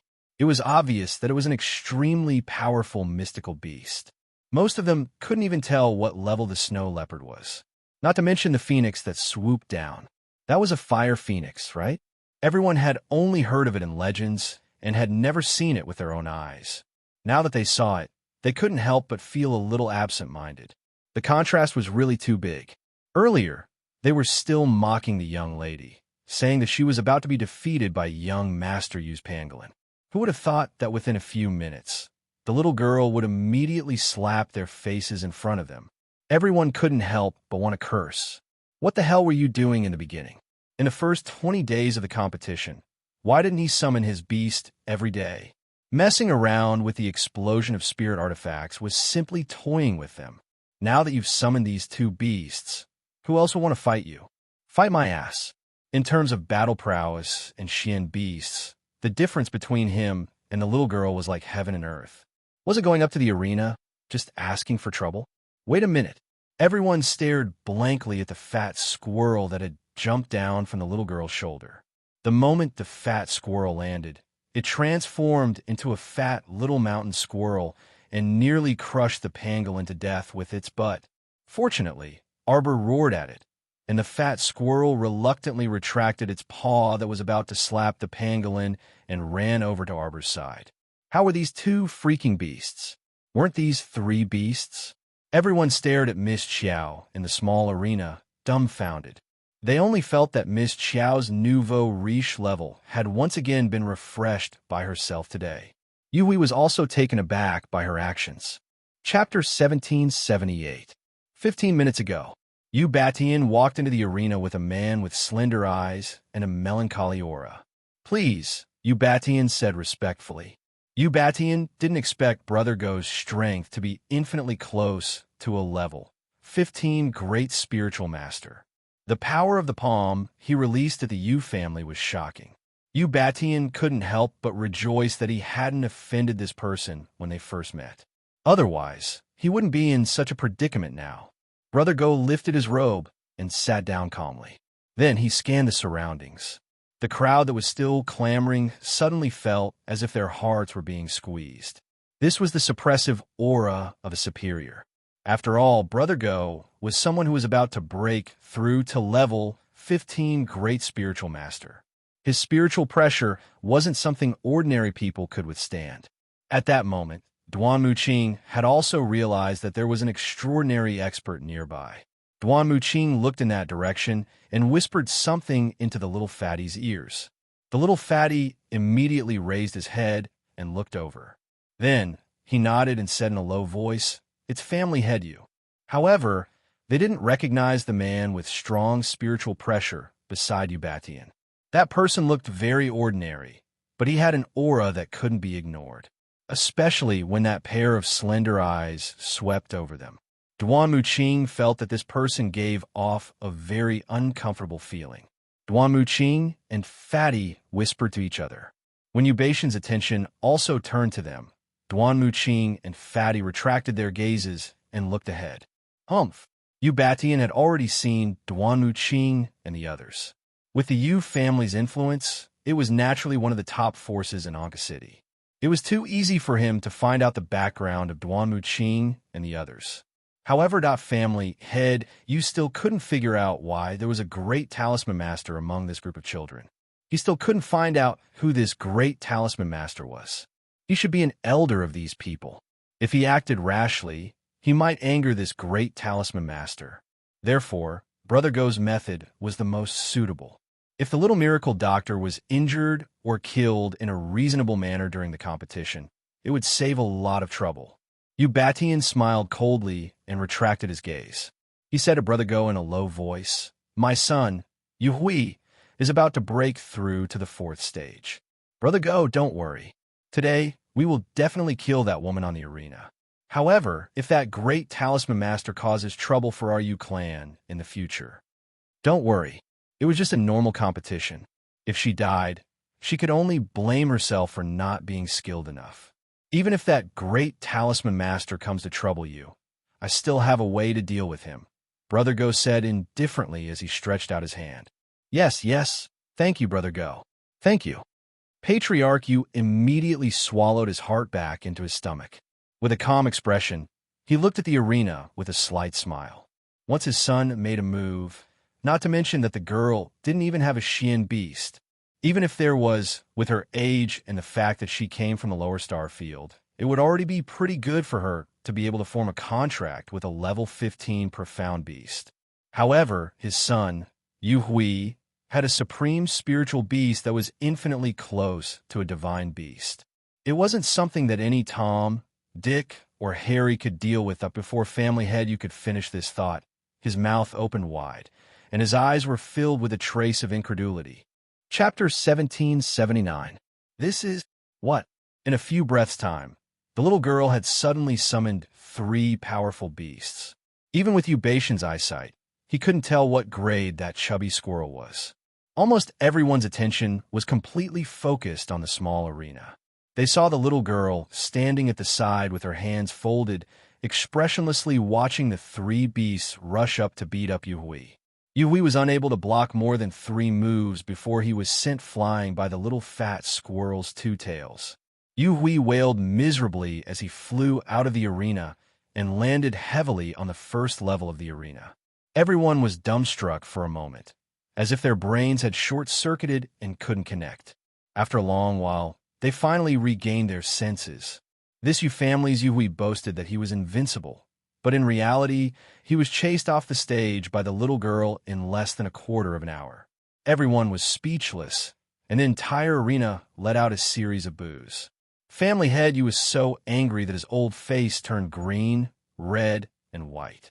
He never thought that his son would be beaten up and thrown out of the arena by the other party's 3 beasts before he could officially fight with anyone. Huiya! Family head Yu suddenly stood up and shouted angrily. Yu Hui fell on the first level of the arena, his head almost dizzy from the fall. Most importantly, he still hadn't reacted until now. He actually lost just like that. He hadn't even displayed his abilities. He hadn't even taken the elixir that could raise his cultivation by 3 times. Impossible. It was impossible for him to lose. Yu Hui stumbled and crawled up from the ground. There was an additional claw mark on his forehead, and a trace of blood flowed down from it. The few staff members in front of the crystal screen also recovered from their shock and hurriedly announced, "Miss Qiao has won again. Let's congratulate Miss Qiao for obtaining 64 consecutive victories. She has once again refreshed our previous record for consecutive victories in the main arena." Before the staff member could finish speaking excitedly, he saw Yu Hui abruptly jump back onto the small stage. He stared fixedly at Xiao Mu with a pair of scarlet eyes. That staff member was stunned and hurriedly took a few steps forward and shouted, "Come down. You've already lost. You can't enter the arena again. In our battle arena, there is no rule of fighting again after losing." Yu Hui abruptly turned his head and sent a swift and fierce palm strike at the man. His spirit energy swept across the other party's body and swept him away in an instant, crashing heavily into the stone crystal screen behind him.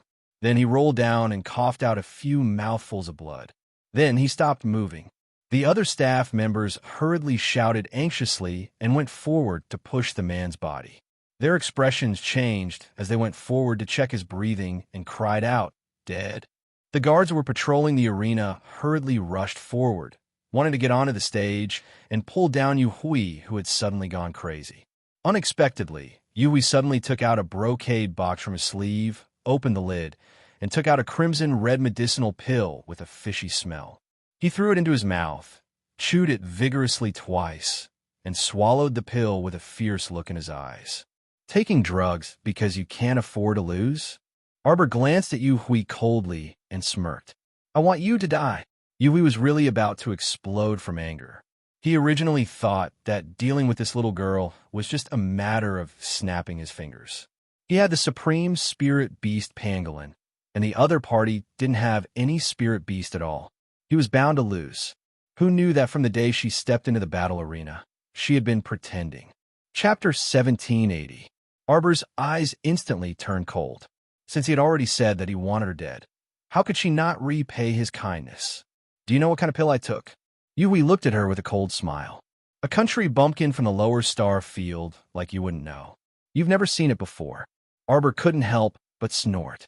She didn't want to waste her breath on him, but when she saw his arrogant expression, she couldn't help but mock him. "I think you're the one who doesn't know anything." Arbor glanced at him indifferently. More accurately, she glanced at the brocade box in his hand. "I don't even need to look at it. Just by smelling it, I know that it's nothing good." Arbor looked at him with pity. "What do you mean? You still don't understand?" Arbor's expression was indifferent as she stared at him coldly. "You took this pill, which means that you're about to die." "Impossible." Yu Hui was furious as he stared coldly at Arbor. He put on a fake smile. "Don't think that I'll let you live just because you said that. Arbor, do you dare make a blood oath and fight me to the death?" Arbor's gaze was like 1,000-year-old ice that sank into the depths of a cold lake. It was so cold that there wasn't a trace of heat. "You don't have the right to challenge me to a battle to the death." When she said that, Yu Hui was stunned and pounced on her like a madman. "How dare you look down on me? Today, I'll let you know that I'm not that good." Slap! With the ferrule in her hand, Xiao Mu swept it across fiercely, smacking the pouncing Yu Hui's face with a smack. Feeling the pain, Yu Hui stumbled back a few steps. He lowered his head to look at himself in disbelief, as if he had never expected that he would still be hit by Miss Qiao's attack, even though he had already taken the cultivation-increasing elixir. "Idiot," Arbor sneered. "Your pill hasn't taken effect yet, but before that you will die." Arbor's eyes sharpened, and a line of fire suddenly shot out from the ferrule, flying towards Yu Hui. "Body securing talisman. Body securing talisman. Body securing talisman." Arbor's fingertips moved slightly, and a series of body securing talismans flew out. They directly shook in front of Yu Hui, and talisman energy flowed out. Of course, one body securing talisman wouldn't be able to stop Yu Hui, but what about 10? What about 100? It was indeed true that the body-securing talisman would lose its effect in front of someone of a higher level. However, actual combat experience showed that if 100 body-securing talismans were used at the same time, it would be enough to freeze someone several levels higher than Arbor for 10 breaths of time. In a battle between experts, not to mention 10 breaths of time, even 1 breath of time was enough. Yui looked at Arbor in shock. Sitting at the table, Patriarch Yu's eyelids couldn't help but twitch. Brother Go, who was sitting beside him, unconsciously raised his eyebrows and looked ahead with a deep gaze. What's going on? My first-hand information is wrong. Is this little girl the Grand Talisman Master who set up the talisman array at the Yu family's door? No, it shouldn't be possible. How could such a young girl become a more powerful talisman master than the Grand Talisman Master of Wenka City? Moreover, that her talent and cultivation weren't bad either. How could a person have so much energy? Chapter 1781.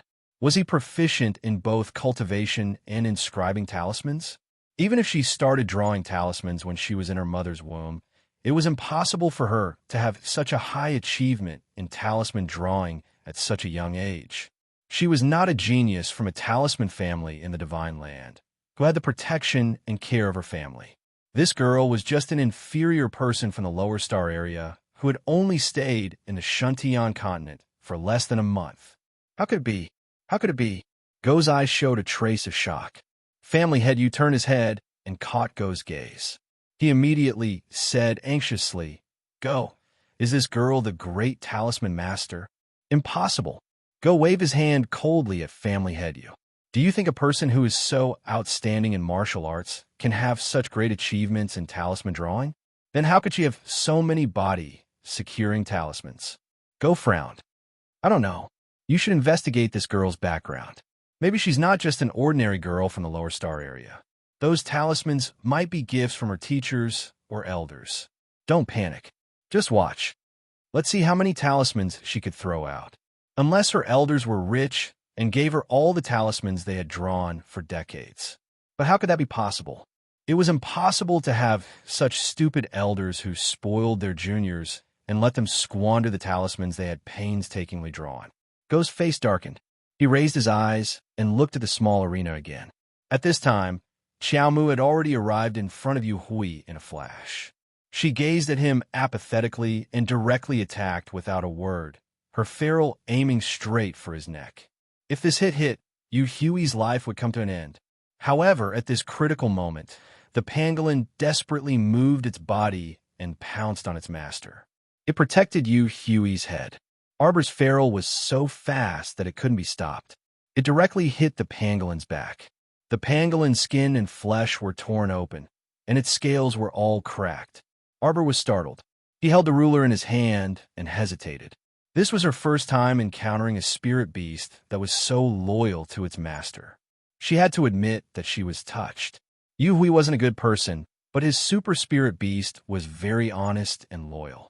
One had to know that animals had survival instincts in the face of life and death.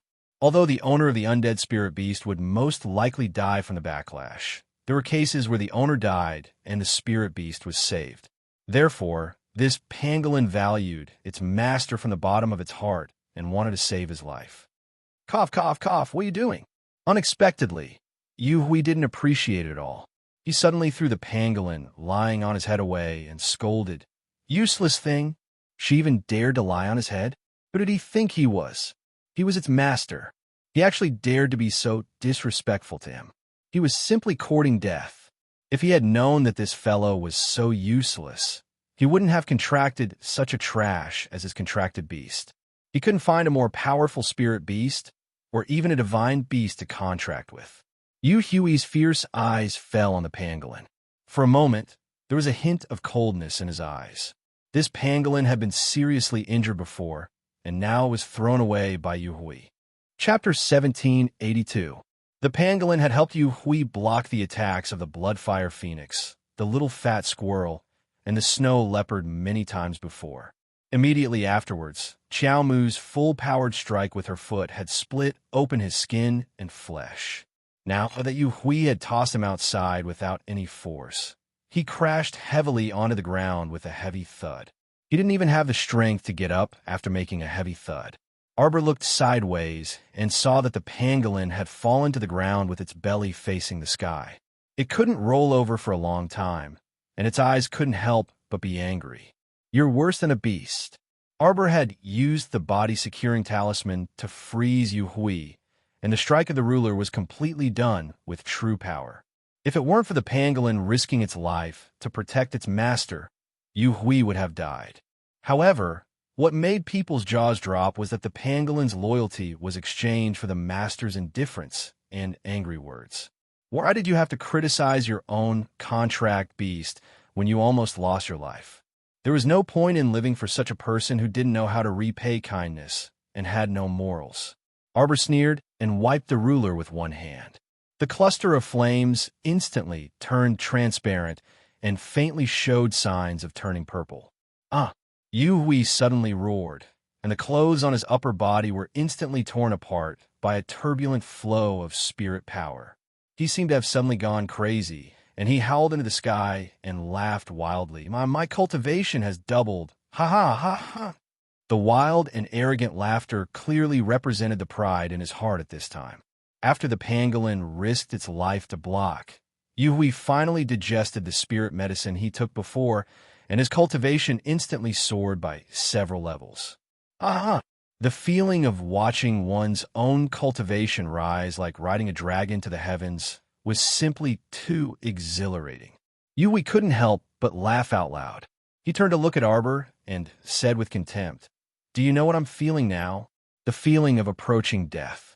Arbor's indifferent words were like a basin of cold water that immediately extinguished Yu Hui's joy.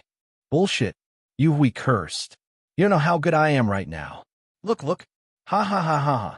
I went from a 3rd-level spirit master to a 6th-level spirit master, and I'm a 9th-level spirit master. Ha ha.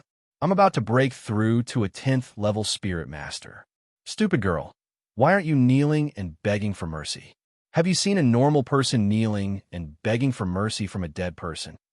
Arbor sneered, and his expression was ruthless and cold. "Do you think it's a good thing for your cultivation to rise?" Yu Hui frowned. Subconsciously, he didn't want to hear Arbor's words. However, he could not help but want to know what Xiao Mu wanted to say next. "What do you mean?"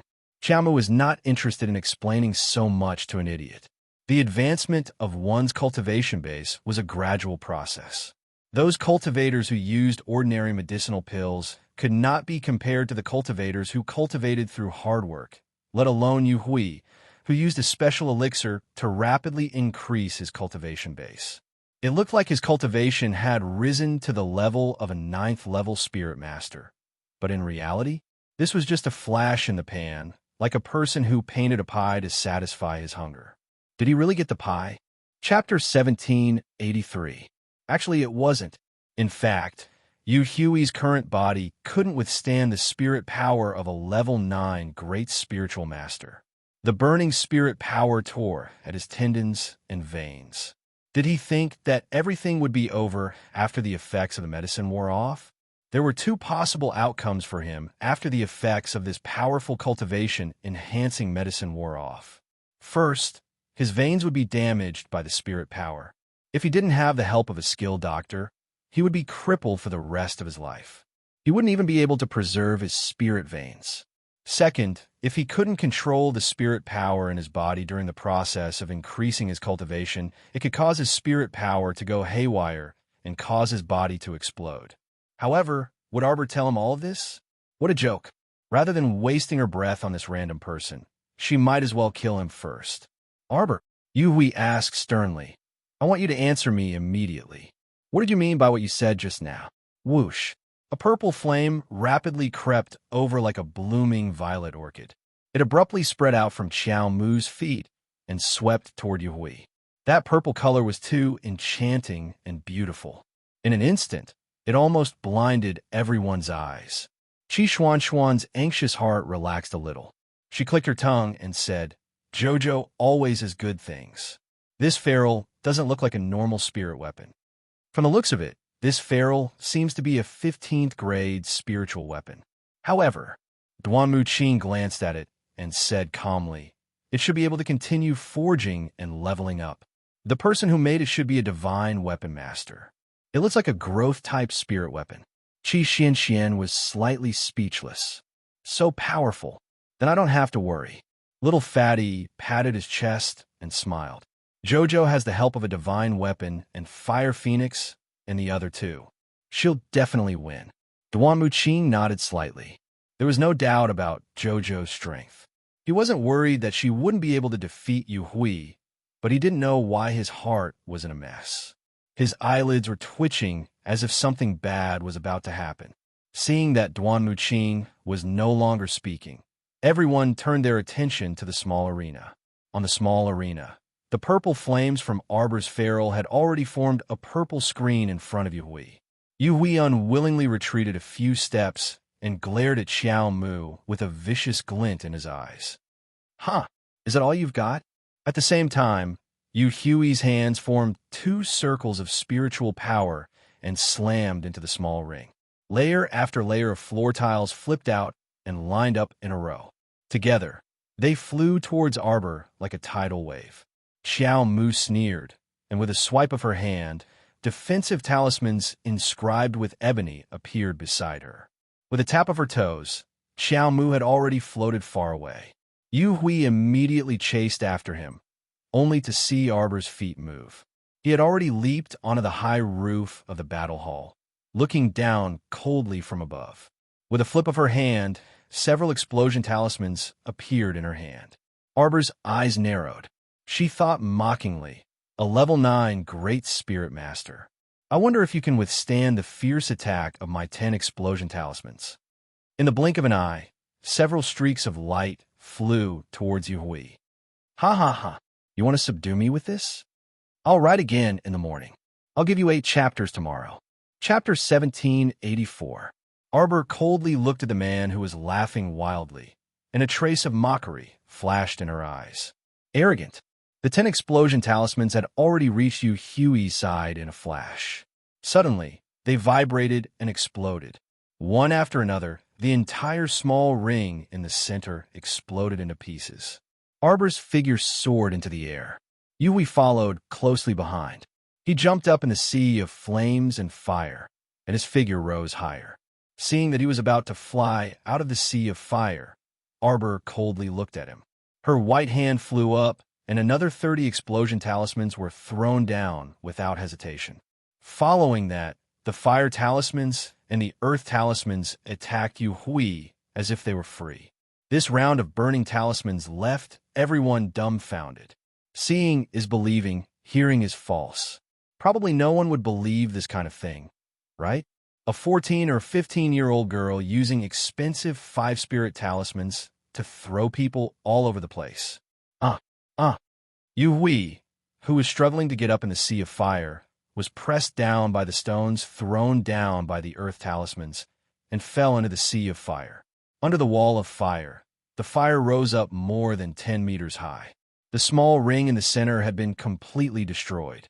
Arbor was floating in the air, and Yu Hui's figure fell on the first floor of the ring. Yu Hui could only use his spiritual power to protect his body. His wooden vines were burned to ashes by the flames as soon as they came out of the raging fire. Yu Hui also didn't understand why his cultivation was so much higher than Arbor's, but his wood spiritual power was suppressed by Arbor's fire talismans and earth talismans. He was already a very outstanding genius in the whole family.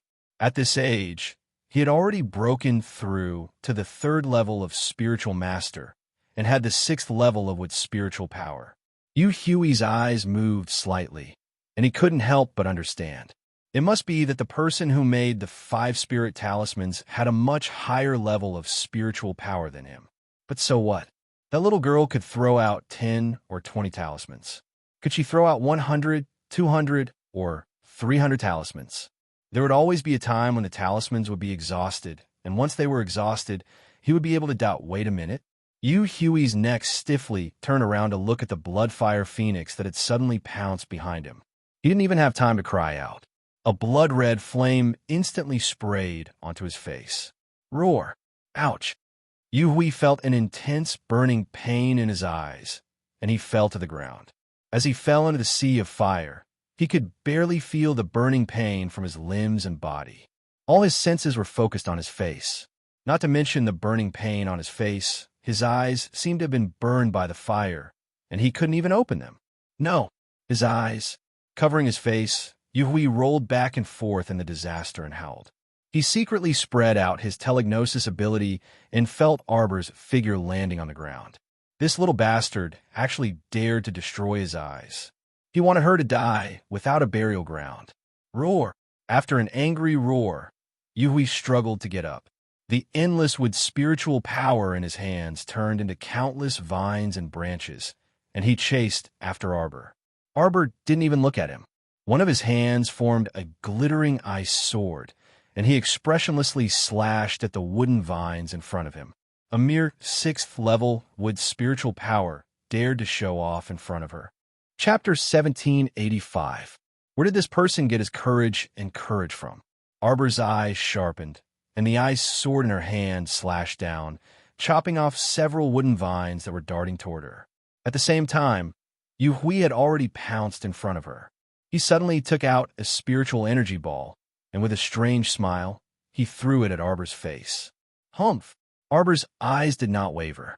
She waved her hand to set up defensive talismans in front of her, and, at the same time, she quickly flew toward the sky. Boom! After a loud noise, everyone in the arena was basically in a petrified state. Were they having a competition, or were they tearing down a house? The power of the spiritual energy ball's explosion was very great. Because it chased after Arbor and exploded, the force directly broke through the roof. A large cave appeared at the top, and from time to time, soil rustled and fell down. Young Master Ding, who had heard the news, stared at Yuhui with a very ugly expression and said angrily, "What are you all standing there for? Go and take that guy down." At this time, Yuhui, who had already decided to go all out, took out another spiritual energy ball and threw it at young Master Ding, who was sitting in front of the seats. In the middle of the banquet, the onlookers immediately burst into an uproar. Everyone screamed and jumped up from their chairs. Their faces were pale as they crawled back. The seats were tightly packed together. If the damn ball of spiritual energy were to explode, it would be a huge loss for them. At the very least, thousands of people in the audience would die.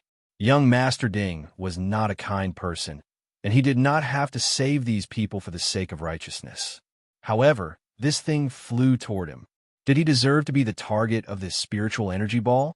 Moreover, if this big accident happened in the underground arena, it would definitely attract the attention of the Shuntian Prefecture's prefecture master, and it would also affect his business in various places.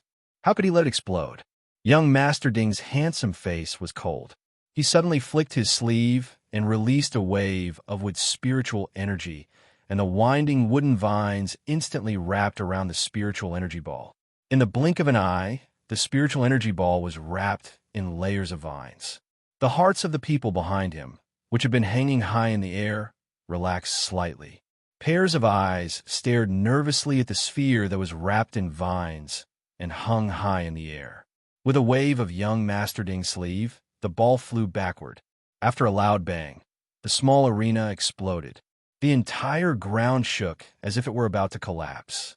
That was because when Arbor had used the explosion talisman, the defensive layer of the entire arena had been destroyed by her. Now that Yuhui had thrown out 2 more balls of spiritual energy, the pressure vortex directly broke through the layer of soil above, causing the entire underground fighting ground to tremble violently.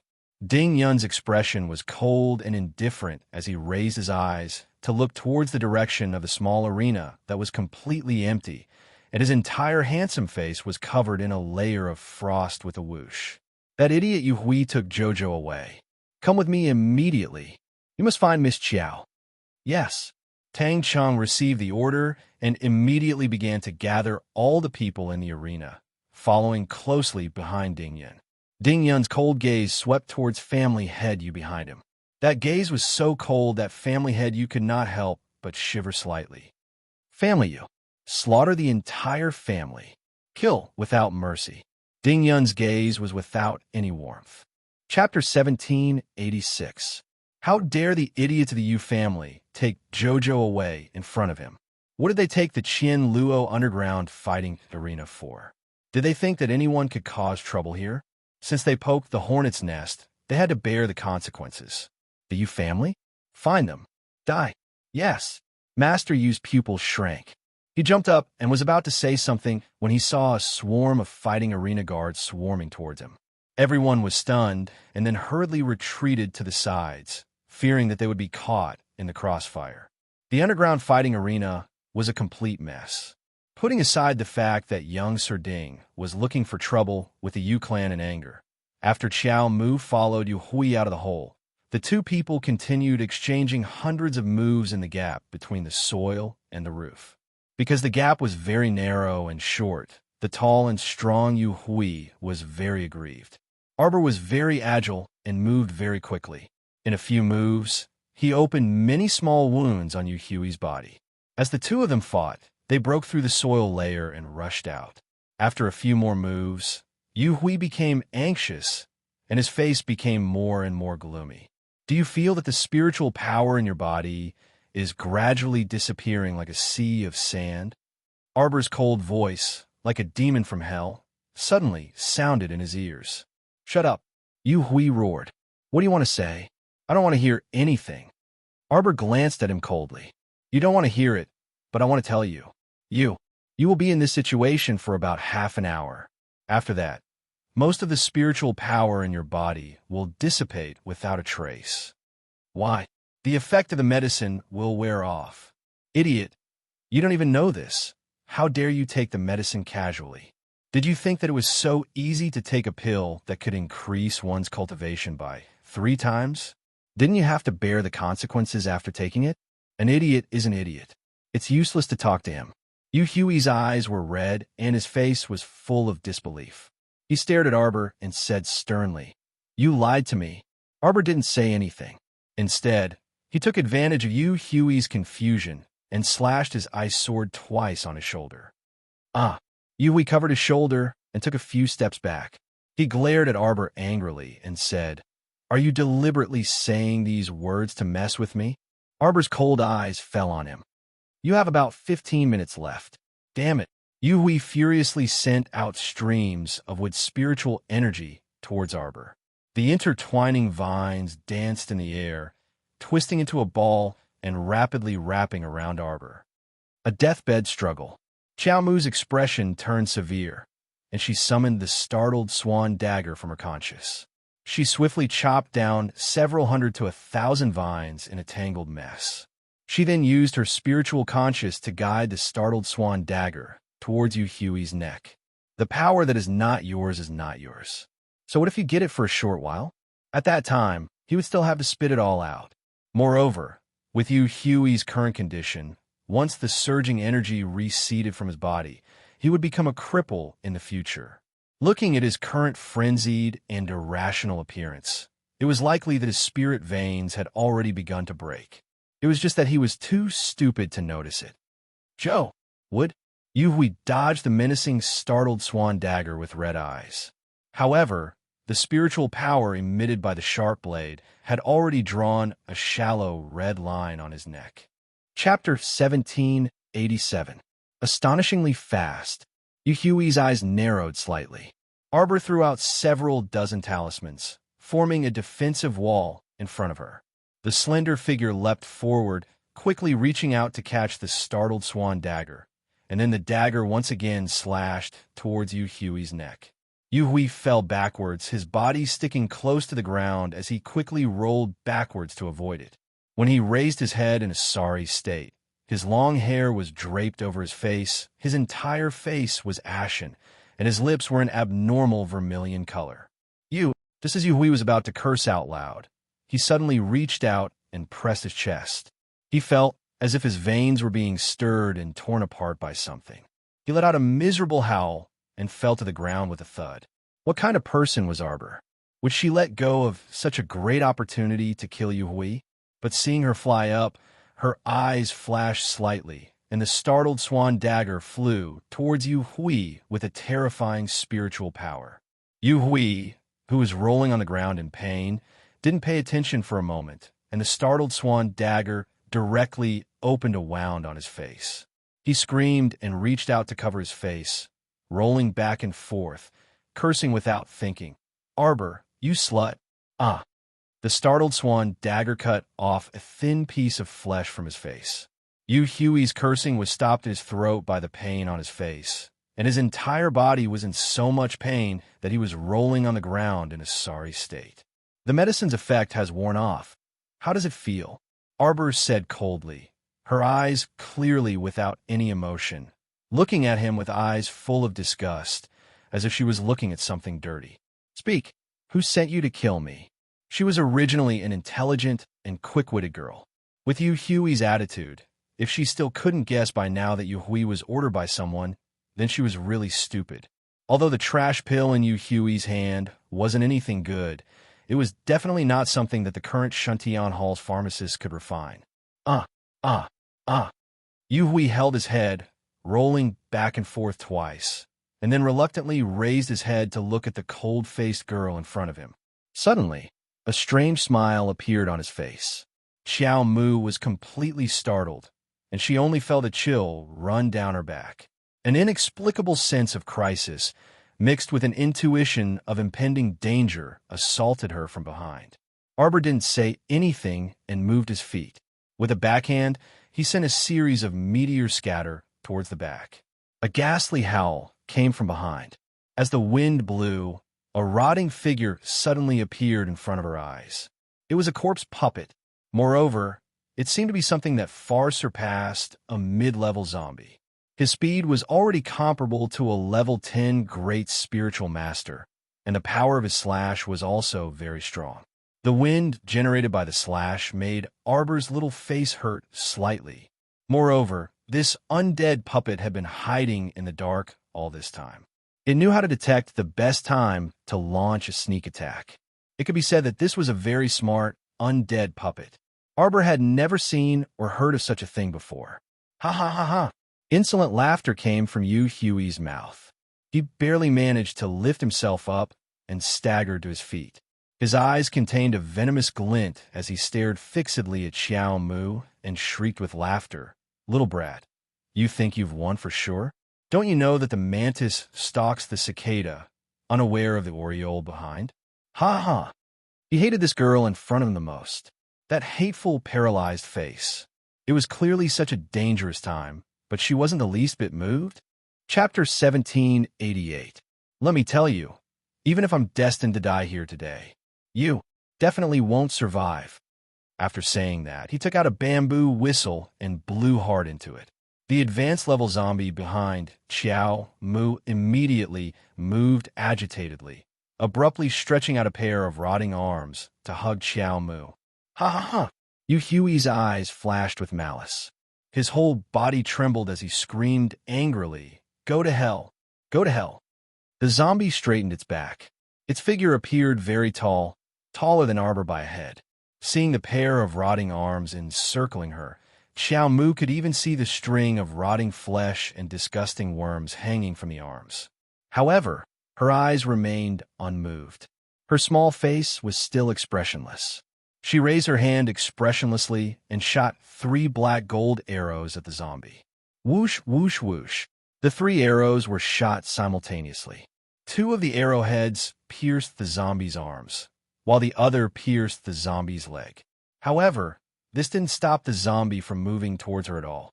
Seeing that the zombie's claws were about to grab her shoulder, Arbor picked up a washboard and smashed it at the rotting hand. At most, after smashing the zombie, she didn't care about the washboard. It was really too disgusting. The zombie's claws didn't break after being smashed by the spirit weapon. This was already within Arbor's expectations. After all, the zombie in front of her was comparable to a level 10 great spirit master. Unlike that 3-legged cat Yu Hui, who was still so weak even after taking medicine and forcefully becoming a level 9 spirit master. Arbor coldly glanced at it and hit the zombie with a washboard again. Although the zombie wasn't seriously injured, it was pushed back a few inches by the collision of the 2 spiritual forces and took a few steps back. The spiritual water flowing in Arbor's hand instantly turned into an ice sword.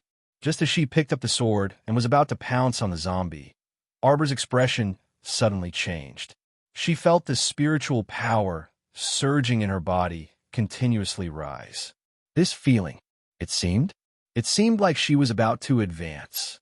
Damn it! Previously, when she saw that little fatty, Qi Xian and the others had all improved, she was definitely faking it if she said that she was not worried. He had been looking forward to advancing to the spirit realm for so many days, but who would have thought that she would advance at such a critical moment? If this wasn't cheating, then what was? Arbor frowned slightly, and his small hands subconsciously clenched into fists. Chio, pull me into Paradise Planet immediately.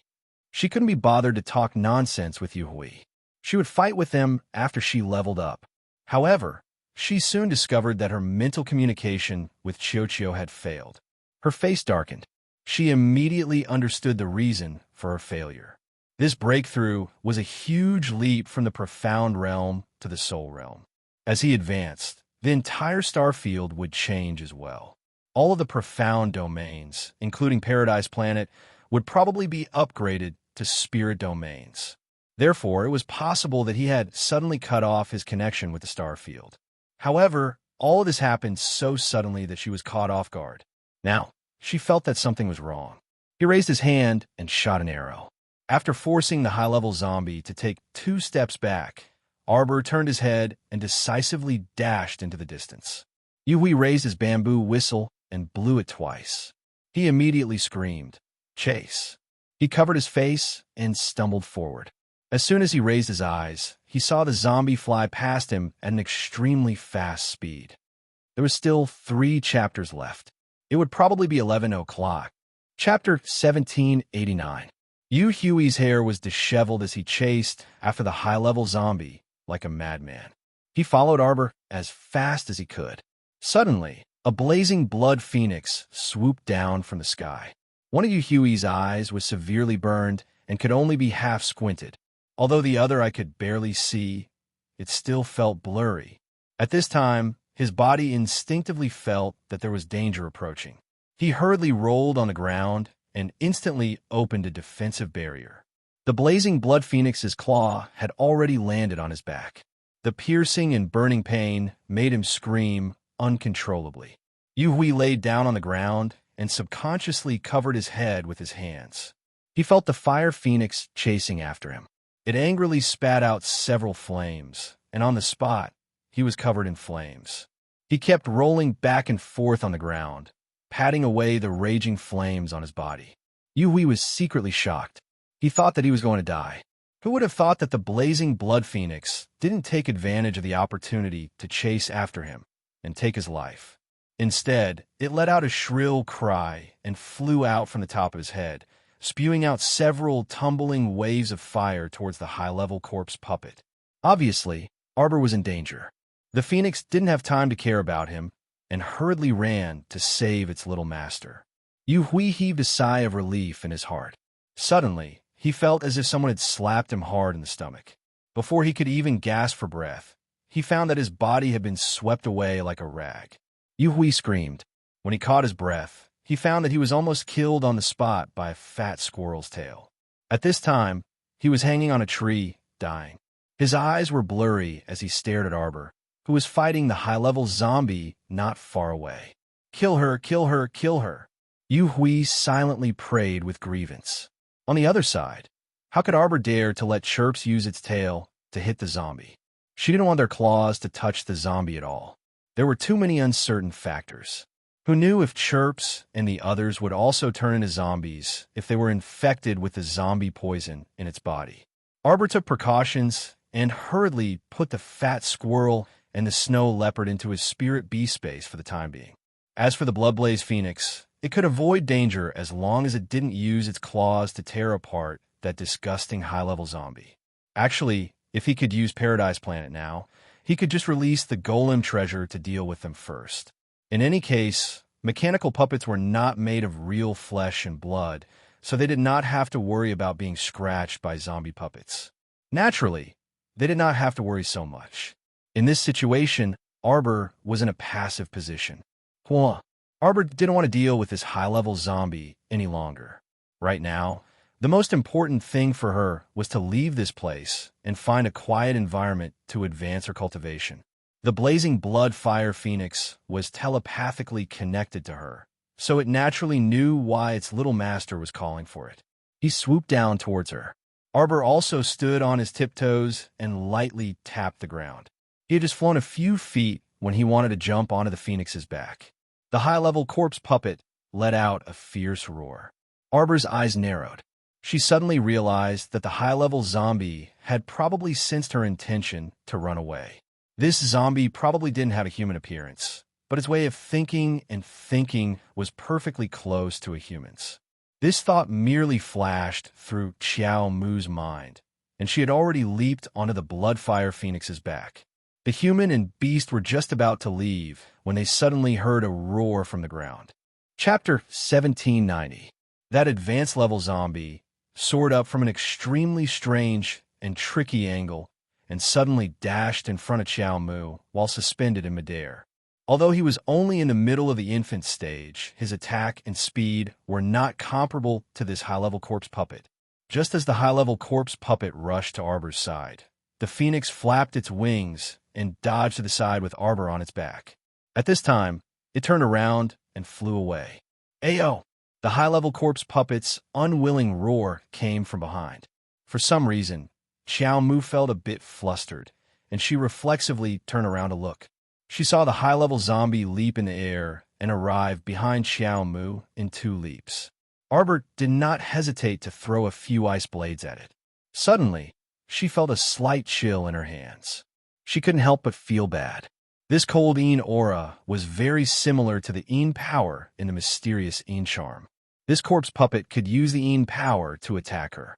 Thinking of this, she quickly opened a speed talisman and a strength talisman, threw them on the back of the Bloodfire Phoenix, and said in a deep voice, "Let's go." As soon as the words fell, she felt a strong wind coming from behind.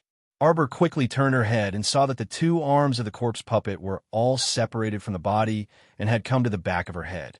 Cold sweat came out her heart. Arbor shot 2 arrows to stop the 2 severed arms from continuing to fly in front of her. But before she could breathe a sigh of relief, she saw the 10 fingers of the pair of rotten hands fly together, like sharp hidden weapons shooting straight at her face. This attack was simply impossible to guard against. Arbor didn't realize that the high-level corpse puppet could separate its limbs from its body and suffered a loss. At this moment, seeing the 10 fingers flying towards him, he hurriedly wrapped himself in a round eggshell defensive barrier.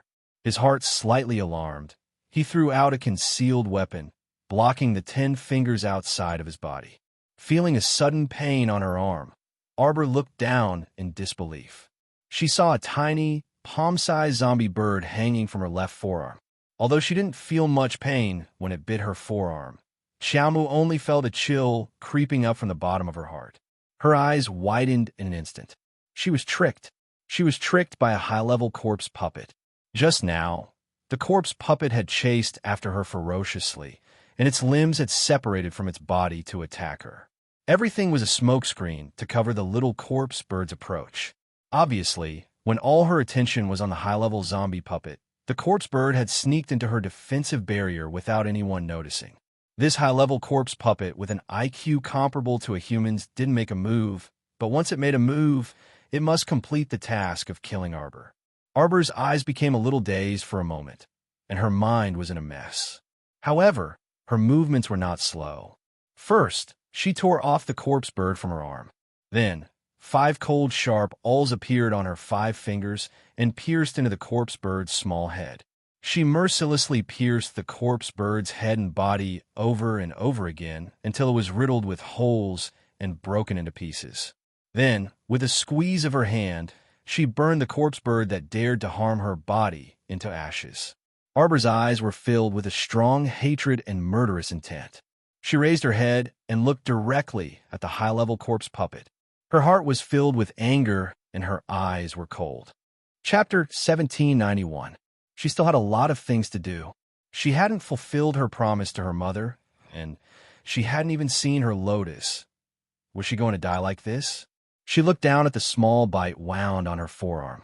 At this time, the wound had already been healed by her body, and there was no trace of it at all. Arbor couldn't help but feel a little confused, but she was still worried. Although the wound on the surface had disappeared, the corpse poison might have already entered her body. After taking a few elixirs, Arbor jumped down from the back of the Bloodfire Phoenix. She was afraid of being scratched before, so she was a little restrained. Now that she had been bitten, what was there to be afraid of? Arbor's heart was boiling with anger. As if feeling her emotions, the high-level corpse puppet shrank back a little and then rushed up again. Arbor looked at the corpse puppet's rotten arm and fingers that had returned to their original state and clenched her fists hard. The corpse puppet suddenly opened its hands, and countless little corpse birds flew out from under its armpits, fluttering toward Arbor. Arbor raised her sleeve to cover half of her face, and suddenly heard a familiar voice, "Jojo." A shadow suddenly appeared beside her and blocked her way without saying a word. A dark flame silently burned on the ground. Emollient. Arbor's watery eyes turned red in an instant. It was fine if she didn't see him, but when she suddenly saw him, even if it was just a faint shadow, she could feel that her heart was overflowing with thoughts of him. Emollient's shadow didn't seem to be able to say much, and he just turned his head and looked at her deeply. With a wave of his hand, the sacred fire burned the ground and rose up. In just a moment, the group of little corpse birds were all burned to ashes. Then the black fire turned into a long black sword, and in a breath, it went straight through the head of the high-level corpse puppet. Ding-dang, a light sound was heard. A light silver crystal core fell out of the high-level zombie's head. The color was very pure, unlike the disgusting zombie's appearance. Emollient turned around and opened her arms to hug her. "Jojo, I was worried about you. I'll be back soon." The faint word "come" turned into a final note, disappearing into the air. His figure passed through her body, like a gentle breeze brushing past her cheeks. The little guy raised a pair of small arms and made a gesture of wanting to hug him. Then, his shadow dissipated. It was one thing to know that he was thousands of miles away from him and that a wisp of his divine sense couldn't last for too long. But it was another thing to see him dissipate in less than a minute. Xiao Mu's small face scrunched up in grievance, and she pitifully muttered, "Emollient, you might not be able to see me again in the future." "Mistress." Chochio's voice rang in her ears like the sound of nature. Then she felt her body become light, and she was pulled into Paradise Planet. On the other side, Yu Hui, who was lying on a tree trunk and didn't dare to disturb Emollient's shadow, breathed a sigh of relief. Then he suddenly saw Arbor's figure disappear. There seemed to be a trace of the mystic domain's aura flowing in the air. Although Yu Hui was at his last breath, he was so excited that his whole body started to tremble. It's the mystic domain. It's the aura of the mystic domain. That little girl has a secret. Don't worry. The author is close. Chapter 1792. Ha! He had inadvertently learned that the little girl had such a big secret. Yu Hui half squinted his blurry eyes and tried to climb down from the tree trunk. He could already imagine that as long as this news spread out, that damned stinky girl would be hunted down by the entire Shan Tian mansion. Her ending would be miserable. Ha ha! Cough, cough, cough! Yu Hui moved his battered body and slid down the tree inch by inch. Suddenly, he heard the cry of a phoenix and his heart shrank. He barely managed to turn the defensive ring in his hand. Just as he activated the defensive barrier, he felt a heat wave rush toward him and bombarded his body. The defensive barrier was completely shattered. Yu Hui fell down from the tree and landed on the ground with his limbs facing the sky. A cough, cough. Yu Hui felt that his internal organs were almost overturned by the impact. He spat out a mouthful of blood. His vision was blurred, and he couldn't see anything clearly. In a daze, he seemed to feel something flying down from the sky. If Yu Hui could see at this moment, he would definitely see the sky filled with red clouds and flames shooting towards him like bullets of fire. He propped up his battered body, and his eyes flashed with hatred. Inch by inch, he tried to climb out of the firewall. Arbor, that damn girl, has the mysterious domain. Arbor has the mysterious domain. Even if this secret couldn't be told to the world, he had to tell his father first. He rummaged through his inner world for the communication jade talisman. Just as he took it out, he heard a soft, buzzing sound in the air. Suddenly, he felt a chill on his neck. He lowered his head in shock and saw a flying dagger open a bloody hole in his neck. It came out from the back of his neck. Cough, cough, cough. Yui subconsciously wanted to reach out and press his bleeding throat. He tried to raise his head and see the blurry figure in front of him. Xiao, Arbor, it's Arbor. She actually came back. She probably remembered that there was still a fly like him that had not been dealt with yet. Good, what a ruthless method. She killed people without blinking, and I thought Yui died with a grudge in his heart.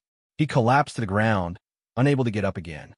The startled swan dagger pierced 7 to 8 bloody holes in Yui's body before returning to Arbor's hand. Looking at the shiny dagger again, there was not a single trace of blood left on it. It was abnormally clean and beautiful. Xiao Mu's small face was pale as she pursed her lips. She put away that silver crystal core that had fallen to the ground and coldly retracted her gaze as she gazed at Yui, who had turned into ashes under the roasting of the phoenix flames. Let's go. Arbor recalled the blazing blood-fiery phoenix and was once again brought into Paradise Planet by Little Tree. This time, she only felt the surging spiritual energy in her body run amok, and she could no longer control herself and spat out a mouthful of blood. He should have immediately found a quiet place to meditate and gather the spiritual energy of heaven and earth when he sensed that he was about to ascend to the spirit realm. With such a delay, he didn't know if there would be any repercussions for Arbor. At this time, Paradise Planet was also very unstable. The scenery in front of him looked distorted and blurry. Space seemed to be distorted and slowly shattered. Master, don't worry. Paradise Planet has been transformed into a spirit realm along with you. You should swallow this first. As he spoke, a small green and furry fruit fell into Arbor's hand. Chapter 1793. Arbor reached out to hold the fruit and looked around. Little Ball, where are you? Little Ball didn't make a sound, but the little water baby stumbled over to her leg in the bumpy space. It reached out 2 transparent little hands and hugged the corner of Arbor's skirt, urging, Master Silver, hurry up and eat it. Arbor also knew that her situation was very bad. Her arm was bitten by a high-level corpse bird, and if nothing unexpected happened, she would turn into a corpse in less than a quarter of an hour. But now she could clearly feel that there seemed to be an invisible force in her body that was suppressing the corpse poison. Although she was a little confused, Arbor didn't have time to think too much about it. Under the little water's urging, she hurriedly swallowed the fruit. Where did this fruit come from? Arbor hurriedly asked, Where's Little Ball? Why didn't it come out to see me? The little water baby immediately lowered its head, sobbing and not daring to answer. Where's Little Ball? Arbor had a bad premonition in her heart. She hurriedly bent down and grabbed the little water baby, asking with a serious expression, Hurry up and tell me the truth. Wah, just now, Master was bitten by that thing. Little Ball asked Little Ball and me to help accelerate its growth. Let blossom and bear fruit quickly. Arbor's heart thumped fiercely. And then, this one is a holy fruit? She remembered that Little Ball once told her that the little tree could blossom and bear fruit, and the holy fruit it bore could at least make her cultivation advance by leaps and bounds by 2 levels. So she had always thought that Little Ball's fruit was at most used for advancement. But it turned out that it could get rid of the corpse poison. Then where's Little Ball? Arbor was anxious, and her voice couldn't help but become more severe. Little Ball was still in the late stage of its infancy. If it was forcefully accelerated, it definitely wouldn't have any benefits. The little water baby was frightened by Arbor, crying out loud. Little Ball fainted. Little Ball is taking care of it. Arbor's eyes turned red, and she struggled to use her inner vision to look at Little Ball. The little water child hurriedly hugged her and said, Master, you should advance first. If you continue like this, the spiritual energy in your body will explode. No, I want to see Chio first, Arbor said, clenching his fists. Ever since she had been reborn, Chio had always taken care of her helped her, and given her too much. How could she watch it be in danger? Master, the little water baby hugged her and cried, Master, your skin is bleeding. You have to block off your 5 senses immediately and enter secluded cultivation. Master, you can't delay any longer. How could Arbor still listen to the water child's words at this time? She anxiously sank into her inner vision. He saw that the small tree in his dantian was indeed luxuriant.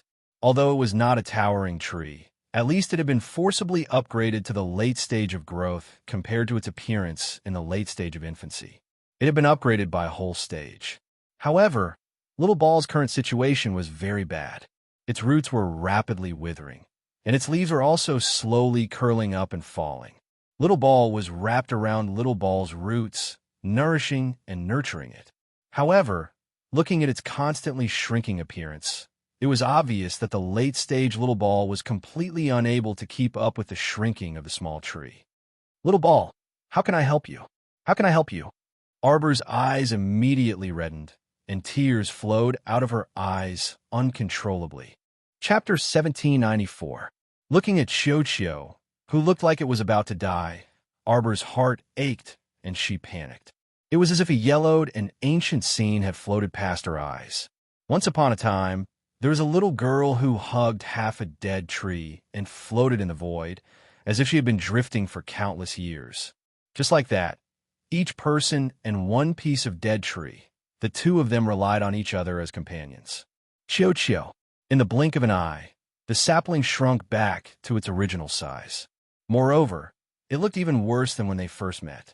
Arbor was at a loss and said in panic, Chio, wait here. I'll go to the frigid pool to find you a piece of black spirit jade. You'll definitely recover after you absorb it. Master, the little water child was about to go crazy. It watched as its little master stumbled and ran through the twisted paradise planet, heading for the frigid pool behind the peach orchard slope. Master, when the little water child stumbled and crawled to the frigid pool, it saw that its little master had already jumped in without a care for anything else. In a hurry, the little water child also hurriedly jumped into the frigid pool, sliding its little hands and feet with all its might to get closer to its master. Its little master's paddling speed was too fast. As soon as she entered the water, she was like a fish that could breathe, swimming freely in the pool. Even the innate holy water, which was able to merge with any water in the world, was a little surprised. This kind of swimming speed was not like that of a normal human. Arbor shot to the bottom of the frigid pool, and at this time, a red figure also desperately paddled to her side. Not here. Arbor blankly turned to look at the newcomer.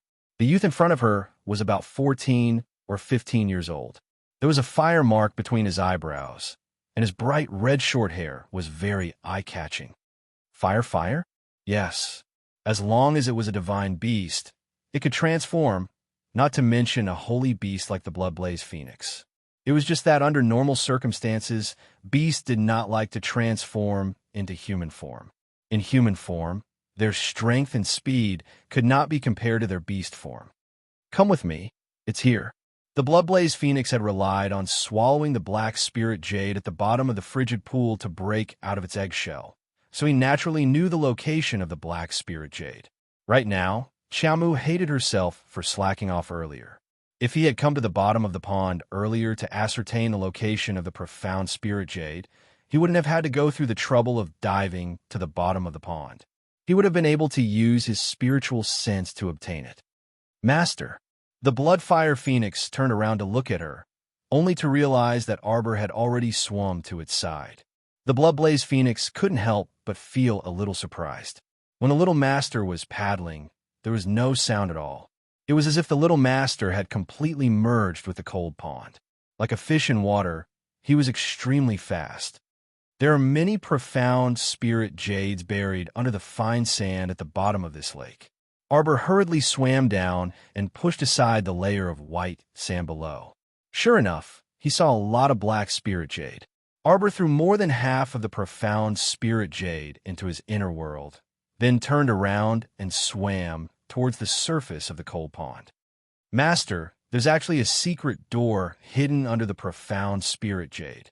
The blood-blazed phoenix couldn't help but sigh when he saw that she was completely ignoring him and only focused on swimming towards the cold pond. At this time, no matter what he said to his little master, she wouldn't be able to hear him. Right now, she was completely focused on Little Ball. But the blood-blazed phoenix swam forward, his gaze landing on the drops of blood seeping out of her arm. He inwardly frowned. Chapter 1795. Master's body can't hold on any longer. Her current situation is not much better than the saplings. She needs to advance immediately and not suppress it. After Arbor left the cold pond, she immediately summoned a large pile of black spirit jade. She took a piece and closed her eyes to absorb it. Now that the sapling was unconscious, she could only absorb the energy in its place. She hoped that she could help it. The little water child anxiously paced around her feet. It turned back and roared at the bloodfire phoenix. You should persuade Master. Master's body is filled with large amounts of spirit energy, but she is suppressing it and not advancing. Instead, she is absorbing the energy of the black spirit jade. Does she want me to explode and die? The bloodfire phoenix frowned and clenched her fists. While she was hesitating, she suddenly saw a furry tail emerge from Arbor's back and slap her neck. Miss Xiao, who was already at the end of her rope, was caught off guard and fainted on the spot. The little water child angrily cursed. Damn Chirpy, what are you doing? The little fat squirrel stretched out 2 claws and picked up Arbor's body before throwing her onto the snow leopard's back. Quickly bring her to the place with the densest spirit energy. With a whoosh, the snow leopard dashed forward with Xiao Mu on its back. Because the space was distorted, the snow leopard had a hard time running. It had to avoid the spirit energy vortexes from time to time. Soon, the snow leopard placed Arbor under the longevity tree. The spirit energy around the longevity tree was the densest. That tree was pulled by the power of time and space, but did not fall. It was still blooming with colorful longevity flowers. Chirpy, the little water child, was about to die from anxiousness. It pounced over to stop the little fat squirrel. Chirpy stretched out its 2 tails and almost sent it flying. Do you still not understand? The reason why the wounds on Master's body disappeared on their own is because there's a strange recovery energy in her body. In other words, even if she is unconscious, her body will automatically heal her and help her advance in her sleep. This was because this power of recovery would only develop in the direction that was best for the little master. For example, now that Arbor had fallen asleep, the spirit energy in her body that was about to explode had spontaneously flowed towards her Dantian's mystic domain. The changes here may not be due to the spatial distortions caused by profound domain's advancement to spirit domain. Chocho's little furry face was full of seriousness. It's because Master's Dantian star field is undergoing an intense transformation. Isn't he at the spirit ascension tier? No, it's not just because of the spirit ascension tier. Their little master really made them worry. Even she herself was in a daze. She probably didn't know what was going on at all. So, knocking out his troublesome little master was the best choice, wasn't it? She wondered if Chocho had thought about how it would kill the little master when it woke up when it knocked out its master. Come, place these profound spirit jades beside Master. Along with the influx of spirit chi, the profound spirit chi within the profound spirit jade would also be drawn into Little Master's body. In this way, it should be able to supplement Chocho's weak little body. As Xiao Mu was unconscious, she was completely unaware that all of the spiritual energy that had just formed inside Paradise Planet was endlessly gushing into her body. Her breathing was very steady. Chapter 1796. She lay there motionless, but her face was slightly rosy, as if she had fallen asleep. A group of beasts of all sizes consciously sat in a circle around her, looking at her worriedly and looking at each other in dismay. It's already been 10 days. Will the self-recovery you mentioned work? Chocho risked his life to bear the holy fruit. It should make Master fine. The group of little beasts muttered, but in fact, they felt very uncertain in the bottom of their hearts. If Master was fine, she wouldn't have taken so long to wake up. In fact, the construction of the entire Paradise Star Spirit Domain had been completed 3 days ago. And a day ago, Master's body had stopped absorbing spiritual energy. The rich spiritual energy in Paradise Star had basically been completely absorbed by Master. If she wanted to recover, it wouldn't be completely recovered in a day or two. They originally thought that after the construction of Paradise Star's Spirit Domain was completed, Little Master would definitely open her eyes and wake up. Who knew that things didn't go as they wished? Little Master didn't wake up and continued to sleep. It's all your fault. It must be that your tail was too heavy. Little Water Baby shouted angrily at Xiao. The little fat squirrel's furry face was full of embarrassment. Impossible. I controlled my strength well that day. It wouldn't hurt Master at all. Bah, that tail of yours can even split a mountain, let alone Master who is too weak to stand up to the wind. It must be that you didn't control your strength well and didn't control your strength well. Little Water Baby scolded angrily. Xiao immediately became listless. To tell the truth, even it began to wonder if it had used too much strength when it struck the back of Little Master's neck. After a few more days, Paradise Star's Spirit Domain had completely stabilized and returned to its previous tranquility. The spiritual energy inside the spiritual domain that Xiao Mu had depleted was also slowly recovering at a very slow pace. But Arbor still hadn't woken up. At this time, she was lying under the longevity tree with her eyes closed and her expression tranquil. Qi Shue and the other beasts were a little anxious. Almost half a month had passed, but Little Master still hadn't woken up. But looking at her face, it was very calm, without the slightest trace of pain. His pulse and breathing seemed to be quite stable, as if he was really just asleep. Should we carry Master out to find a doctor? The Little Water Baby asked worriedly. What can those quacks do?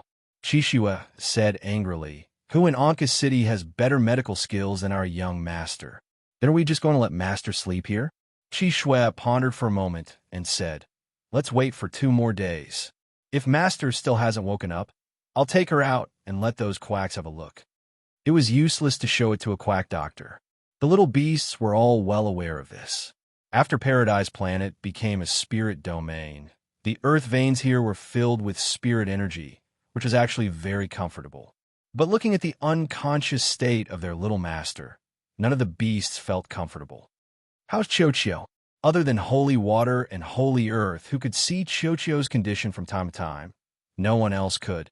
After the profound spirit jade is absorbed, it will be very beneficial to it. Now, Qiao's tree trunk had grown slightly taller and looked much better than half a month ago. Hearing this, Qi Shue and the others nodded. Just like this, they waited for another 2 days in Arbor. Chapter 1797. Just as everyone was discussing how to have Qi Shue transform into his human form and carry Little Master out to find a medical clinic, Arbor suddenly opened his eyes without warning and stared straight up. As far as the eye could see, there were many colorful, spherical flowers. After being soaked in spirit energy, the longevity trees, flowers of different colors, became even more translucent. The little water child almost cried tears of joy. Master, Master, you're awake. Arbor scrambled to his feet and subconsciously looked down at his unharmed hands and feet. He muttered to himself with a puzzled expression, not dead. Pa, pa, pa. Of course you're not dead, Master, the little water child said while wiping his tears. But you've been unconscious for a full 16 days, Master. Arbor looked around and found that all the big and small creatures, from the giant ape to the little white snake, were sitting in a circle beside him. I made you all worry. Arbor grabbed the little water child. How's Little Ball? When she used her inner vision just now, she saw that Little Ball was still listless and listless. The current him was probably so weak that he didn't even have the ability to break branches into clones. Little Ball's main body had instantly grown and injured its foundation. If it wanted to recover, it would need a large amount of black spirit jade to nourish it. The amount of black spirit jade she had right now was far from enough. Don't worry, Master. Little Ball has already stabilized. As long as it's given some time, it will definitely be able to return to its usual, lively self. Master, Little Ball is very useful. Not only can Little Ball's leaves increase one's profound energy perception, but can also strengthen the body and prolong the life of an ordinary person. Also, Little Ball will be able to bear fruit in the future. If Master eats the sacred fruit, your cultivation will increase by at least 2 levels. The little fellow's chattering voice seemed to ring in Arbor's ears again. For a moment, she felt her little nose sting and subconsciously bit her thin lips. How can I help it? Besides finding a large amount of black spirit jade to nourish the little tree, is there any other faster method? Arbor asked with a frown. Little Ball had once said that its main body supported the entire star field, and all the profound energy in the star field was closely related to it. And now, all the mystic energy in the star field had been converted into spiritual energy. Her advancement on Paradise Planet had consumed a large amount of spirit energy from the star field, causing Chiocchio's main body to consume a great deal of energy. He could only think of other ways to make up for it. Apart from the profound spirit jade, the pure spiritual energy formed between heaven and earth is the most helpful to Chiocchio. If Master can find a large spirit domain and refine it for Chiocchio to use, the large amount of spirit energy inside can help Chiocchio recover faster. All right. She remembered that Elder Sue of Sunlight Academy had once said that the winner of the 6 Prefectures Academy ranking tournament would obtain the right to enter Spirit Realm on Brinset Island. 3 spirit realms had been unearthed on Brinset Island so far. These were all supplements that Chiocchio urgently needed. Xiao Mu's eyes narrowed, concealing a trace of determination. Master, other than the first 10 days when you were advancing to the spiritual realm, what have you been doing for the last 6 days? Why can't he wake up? Arbor turned to look at the little beasts. How about I take you to a place? The little beasts naturally nodded in unison. With a thought, Arbor brought all the little beasts to a vast ocean. Chapter 1798. Look, what do you think of this sea? It's too wide. The little water baby, hanging on Arbor's arm, couldn't help but dance and jump for joy. Master, I like it here, I like it here. This place was full of rich water, spiritual power. For holy water, it was simply the best place to live. Go. Arbor gently shook her little arm, and the little water baby drew a parabola in the sky and happily jumped into the sea. Everyone saw that as soon as it entered the sea, it turned into a small ice ball and wandered back and forth on the surface of the sea, riding the wind and breaking the waves. It looked very comfortable. Master has been in a coma for so many days because a sea opened in the star field. Arbor nodded and then shook her head. That's not entirely the reason. After saying that, she stood on the beach and stared at the sea, a dark red light flashing in her eyes. In just a breath's time, a fat sea fish suddenly flew out of the sea and jumped in front of Arbor. She reached out and held it in her arms. The sea fish seemed to be a little dizzy. It fell into Arbor's arms and didn't struggle. It just opened its mouth and spat out a few bubbles. Maybe you won't understand if I experiment here. After all, this sea was also a newly opened planet in her Dantian star field. In theory, as long as she used her spiritual sense, as long as she saw something in the star field, she could use her spiritual power to transfer it to her hands. In order to let this group of ignorant beasts have a direct experience, Arbor simply pulled everyone out of Paradise Planet. As soon as they moved out, they saw the tree that Yuhui was lying on before. Only half of it was left on the edge of the earth wall. Arbor glanced sideways at the beasts. Her eyes narrowed slightly, and a red light quickly slid through her eyes. Everyone saw that the half of the tree that was growing in the soil was suddenly rolled up by the roots and thrown over the earth wall with a loud crash. The group of little beasts stared at her with their mouths agape. They all saw very clearly that the little master didn't use the slightest bit of spiritual energy in his body at all. How did he inexplicably move the tree in front of them from ground? Arbor was still holding the fish in his 2 little hands. He turned to look at the beasts and said, I seem to have gained a special ability, psychokinesis. This kind of psychokinesis should belong to a kind of spiritual system, and it was closely related to spiritual sense. At the moment, he could only move half of the tree, which was about 100 meters away. She didn't need any spiritual power to assist her, nor did she use any physical strength. She probably only used a part of her spiritual sense. She hadn't completely grasped the essentials yet, so she still needed to think more about it. Everyone returned to the gate of the sea. The little white snake wriggled its little body excitedly. "Master, if that's the case, then you've profited from a disaster." Arbor nodded. "You can say that." After consuming the holy fruit, not only did it remove all the corpse poison, it also allowed her body to form an immunity. She felt her own pulse. When she broke through the spirit realm and directly jumped to the level of a third-level spirit master, her body also officially entered the immortal realm from a half-step immortal bone. Most importantly, her body actually became immune to the corpse poison. In other words, she probably didn't need to be afraid of being bitten by corpse puppets anymore. Of course, she wasn't a masochist. It would be best if she didn't get hurt. Chapter 1799. Dinner was that chubby sea fish. Everyone barbecued it on the beach. After eating, they dug a hole for the fish bones and buried it. In any case, the star domain had the ability to purify everything. It would automatically purify any trash. Master Silver, you haven't given this sea a name yet." Chocho simply touched a sore spot.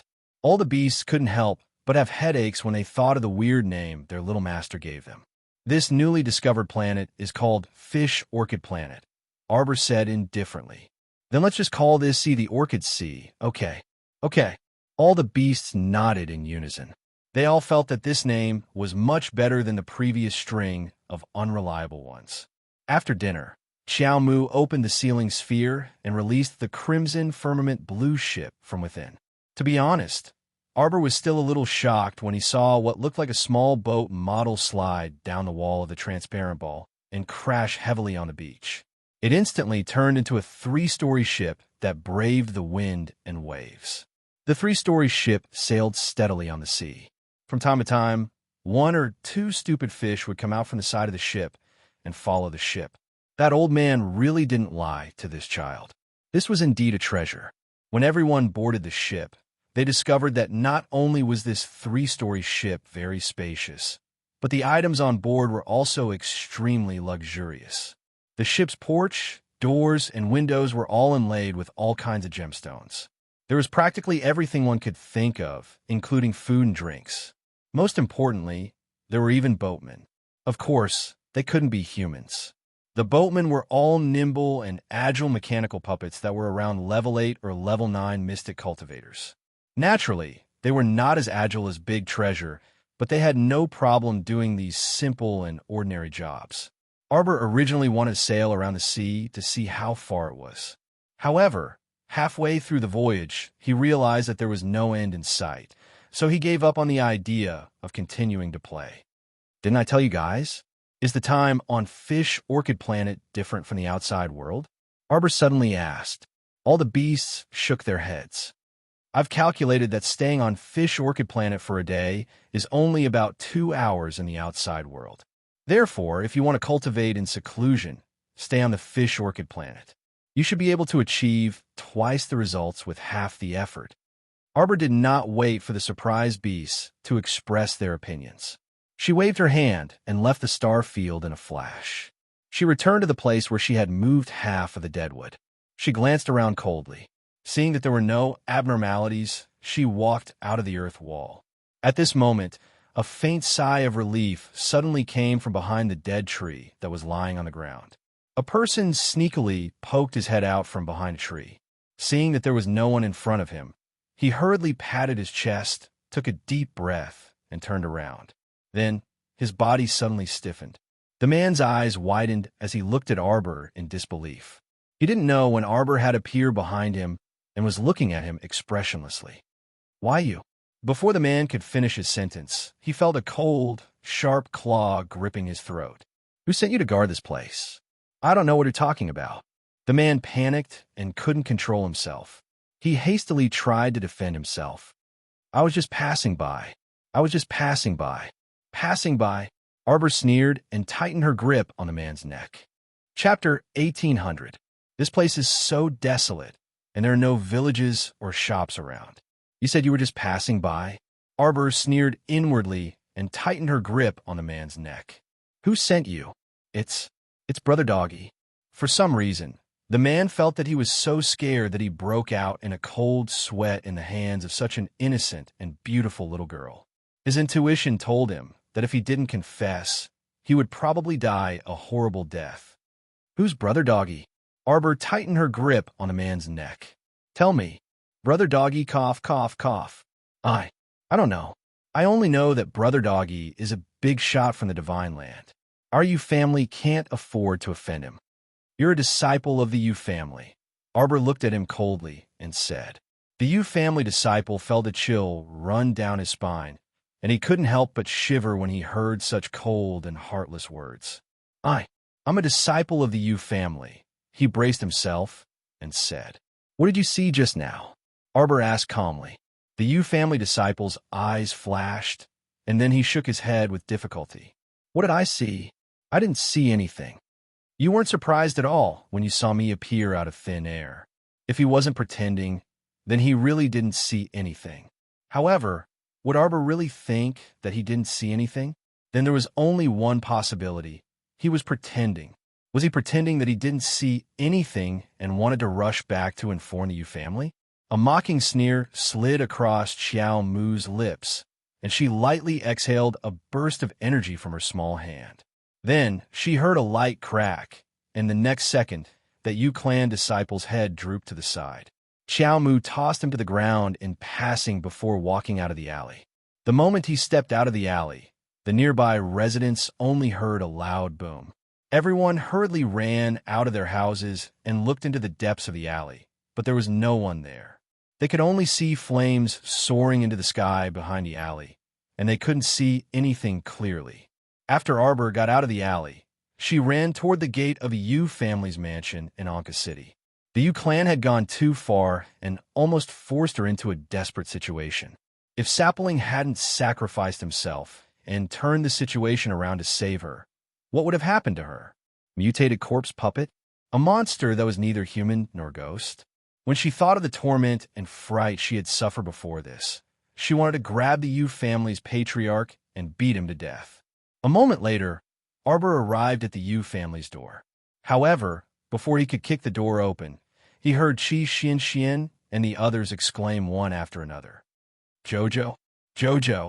When Xiao Mu turned around to look, she saw Qi Xian and the little fatty sprinting towards her. Qi Xian reached out and hugged her. Angrily and anxiously, she patted her twice. Where did you run off to? Don't you know that everyone is worried about you?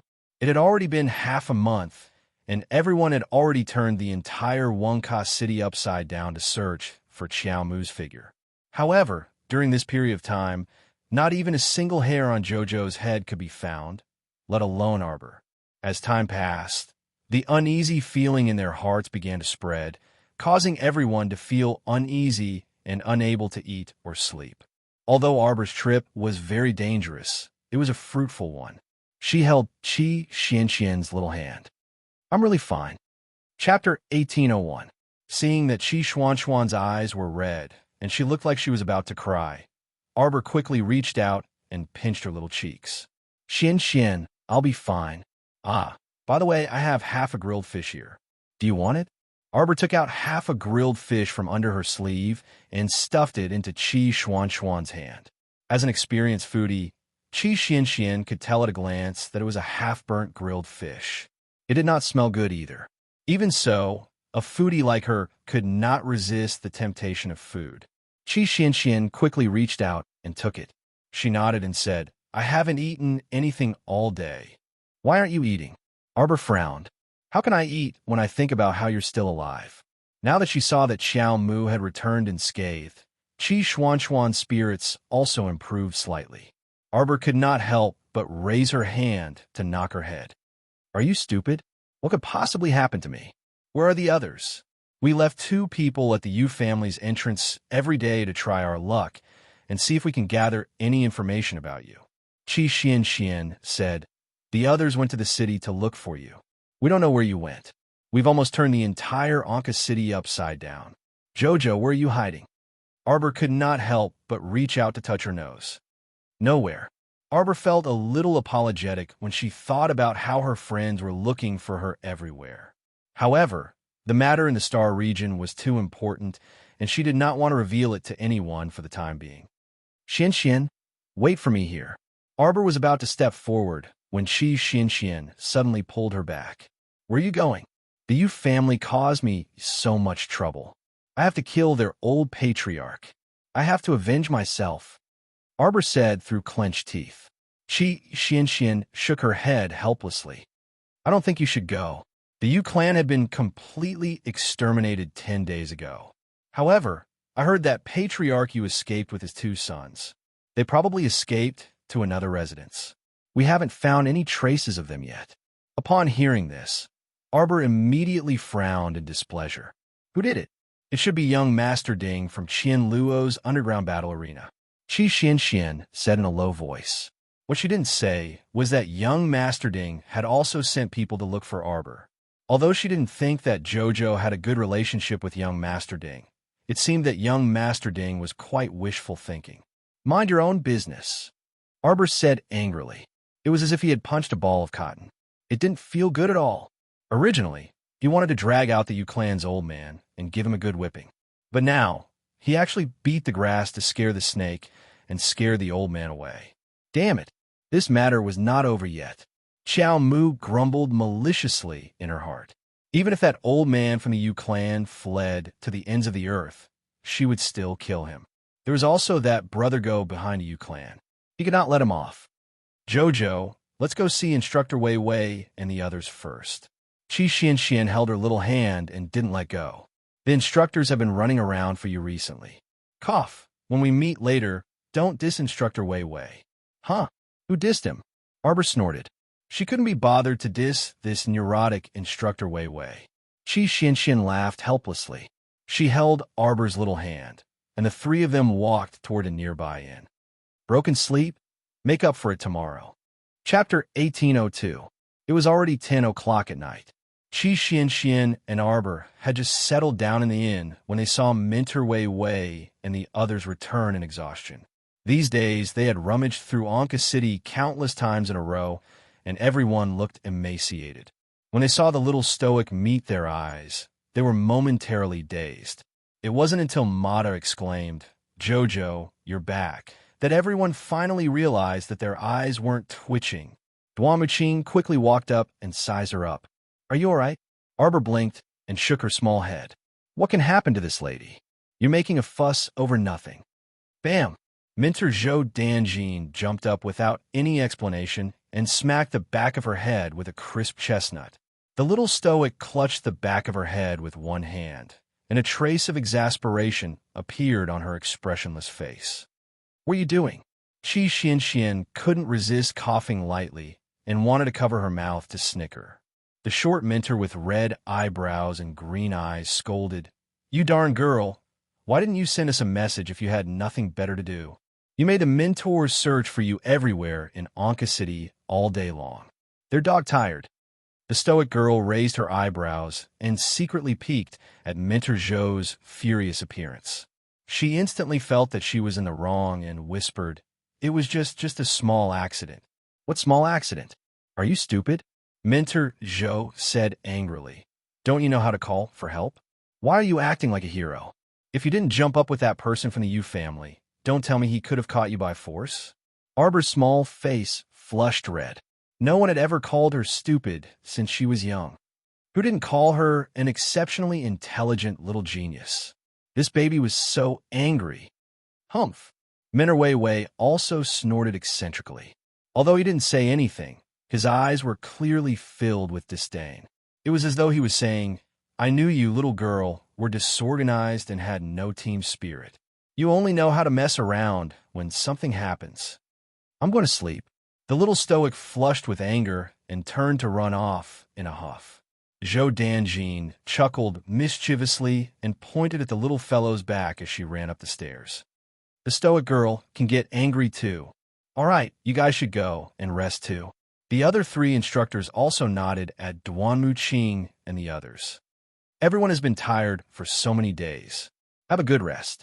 We will return to the academy the day after tomorrow. Arbor secretly observed for a moment.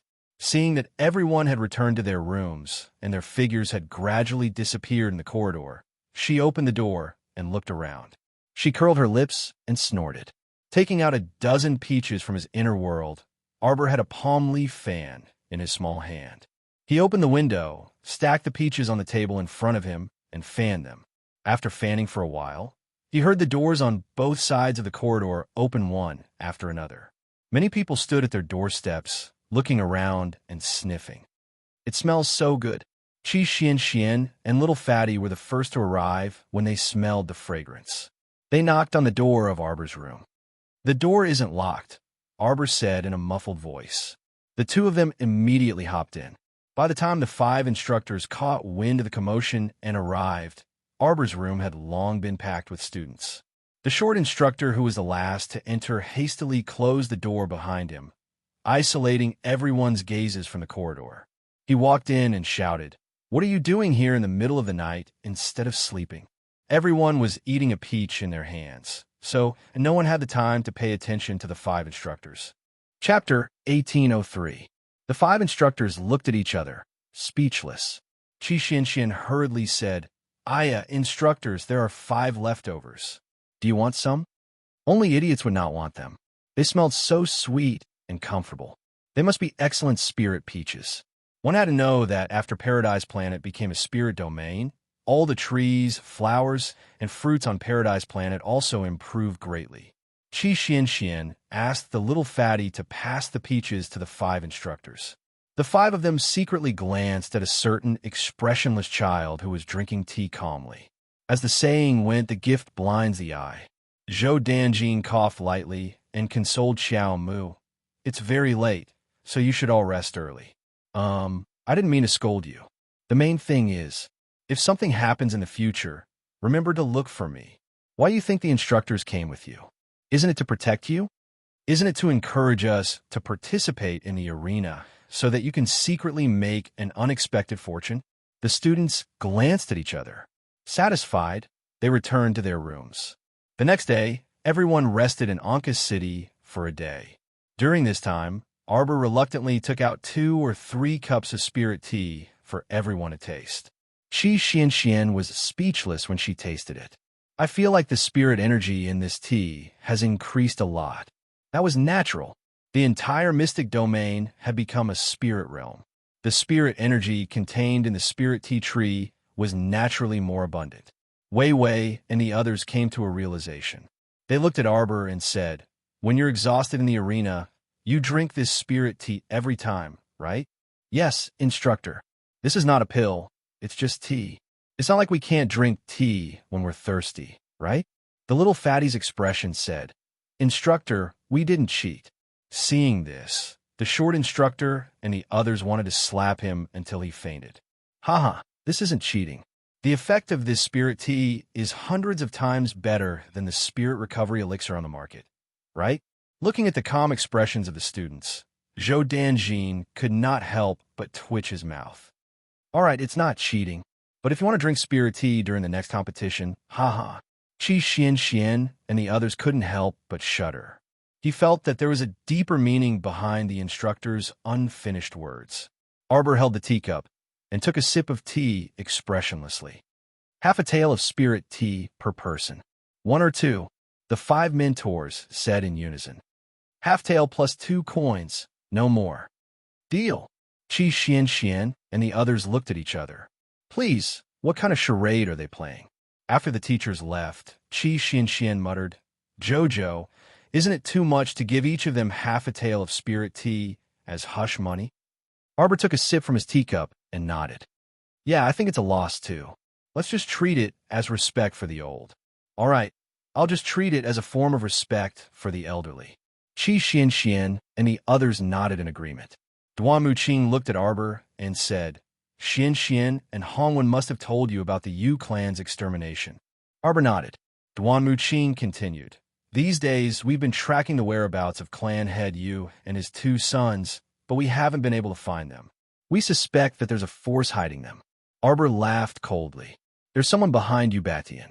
She wondered if it was the brother Go that the little ant she strangled to death was talking about. Where did this group of people come from? Chapter 1804. No matter where they came from, there's one thing that's definitely true. Chi Xuanchuan's face darkened as she clenched her fists. Jojo's enemy is definitely our enemy. Everyone nodded as they shared a common enemy. Arbor looked at them and felt a little emotional. Chi Xianxian smiled and said, "Qiao Qiao, when you were haggling with the teachers just now, I really didn't understand what you were doing." He didn't expect the little fellow to use the spiritual tea to shut the mentors' mouths, so that they wouldn't restrict them in the upcoming competition. To put it bluntly, be it divine beasts or holy beasts, they were all a part of their strength. Why couldn't they use it during the competition? Chi Xianxian pouted.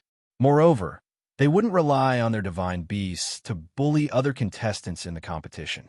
Normally, they would go up first and summon their beasts if they couldn't do it. The mentors were thinking too much. Everyone had nothing to do for the whole day, so they simply stayed in Arbor's room, drinking tea and chatting.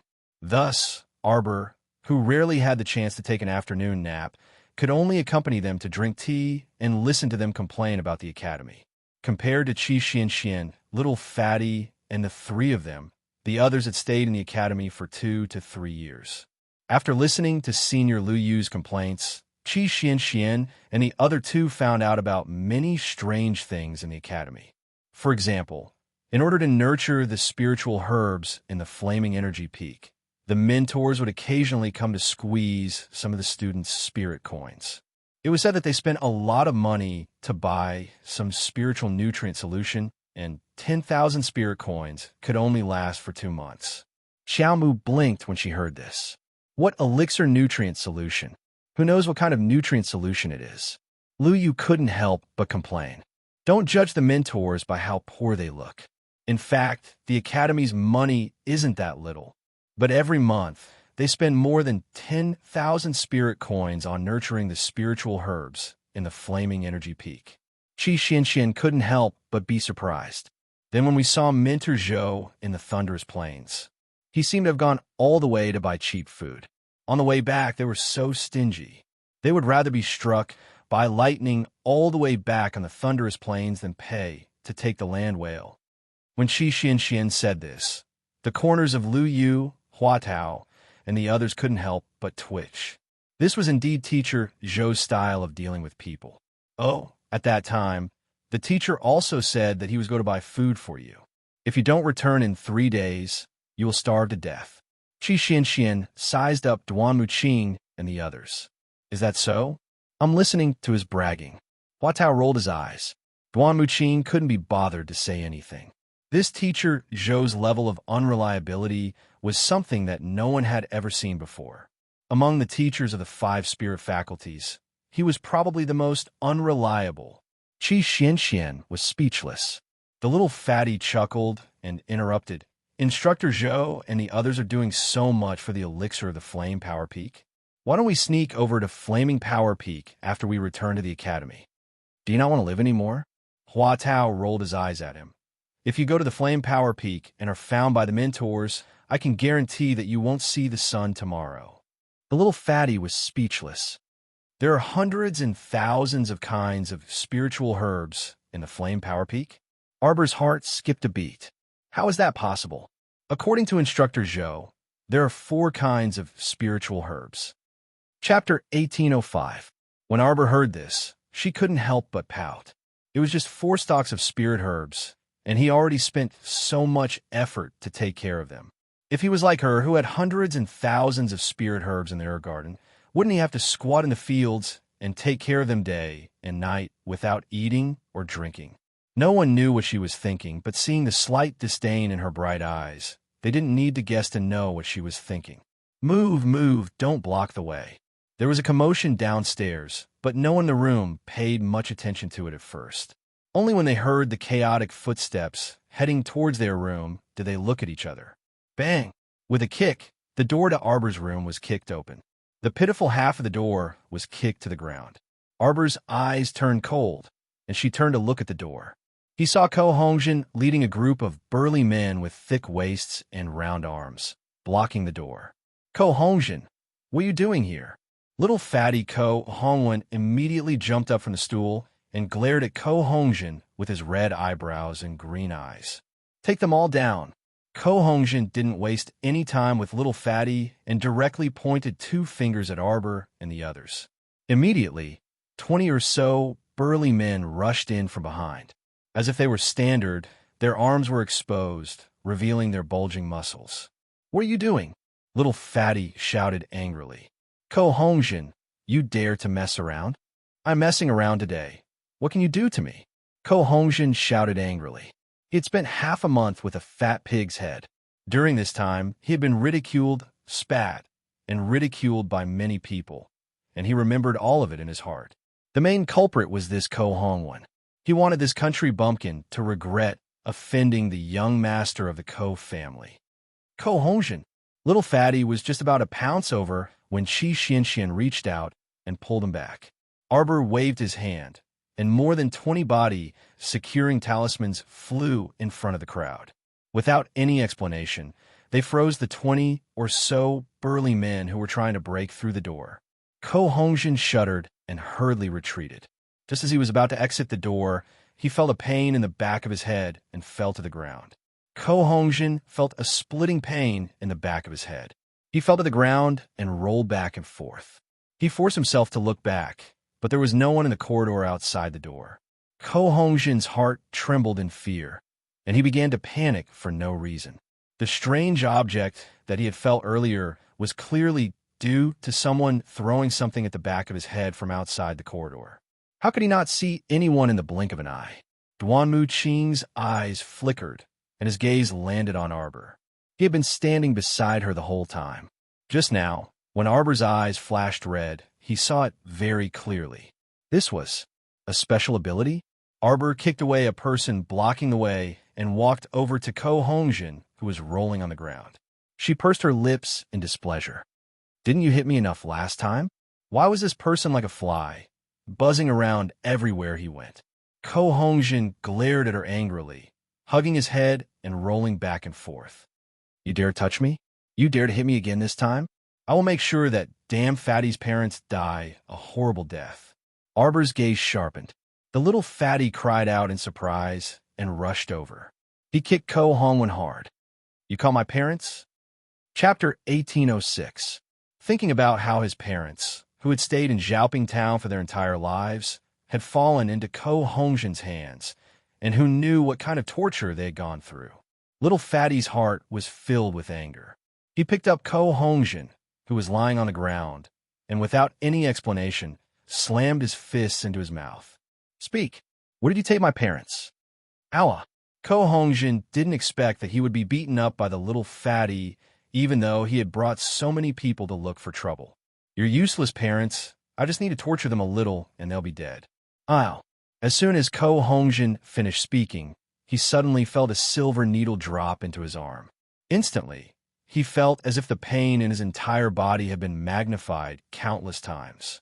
From his blood vessels to his tiny pores, they were all screaming the word pain at him. Ko Hongjin couldn't help but roll back and forth on the ground. He was in so much pain. So much pain. Arbor looked coldly at the man who was rolling back and forth on the ground like a dead dog. He stepped forward and kicked him hard in the waist. Where are they? In our Ko family's dungeon. Little Fatty didn't say anything else and rushed out of the door. A few teachers had just arrived at the door. They were stunned for a moment and asked, what happened? Previously, after they had taken the spirit tea, they had returned to their rooms to cultivate for a while. They wanted to take advantage of the spirit tea to cultivate for a while, but they didn't expect that in such a short time, something would happen again. Little Fatty's parents had been detained in the dungeon by the Ko family. Qi Xianxian said anxiously, we have to go with him to take a look.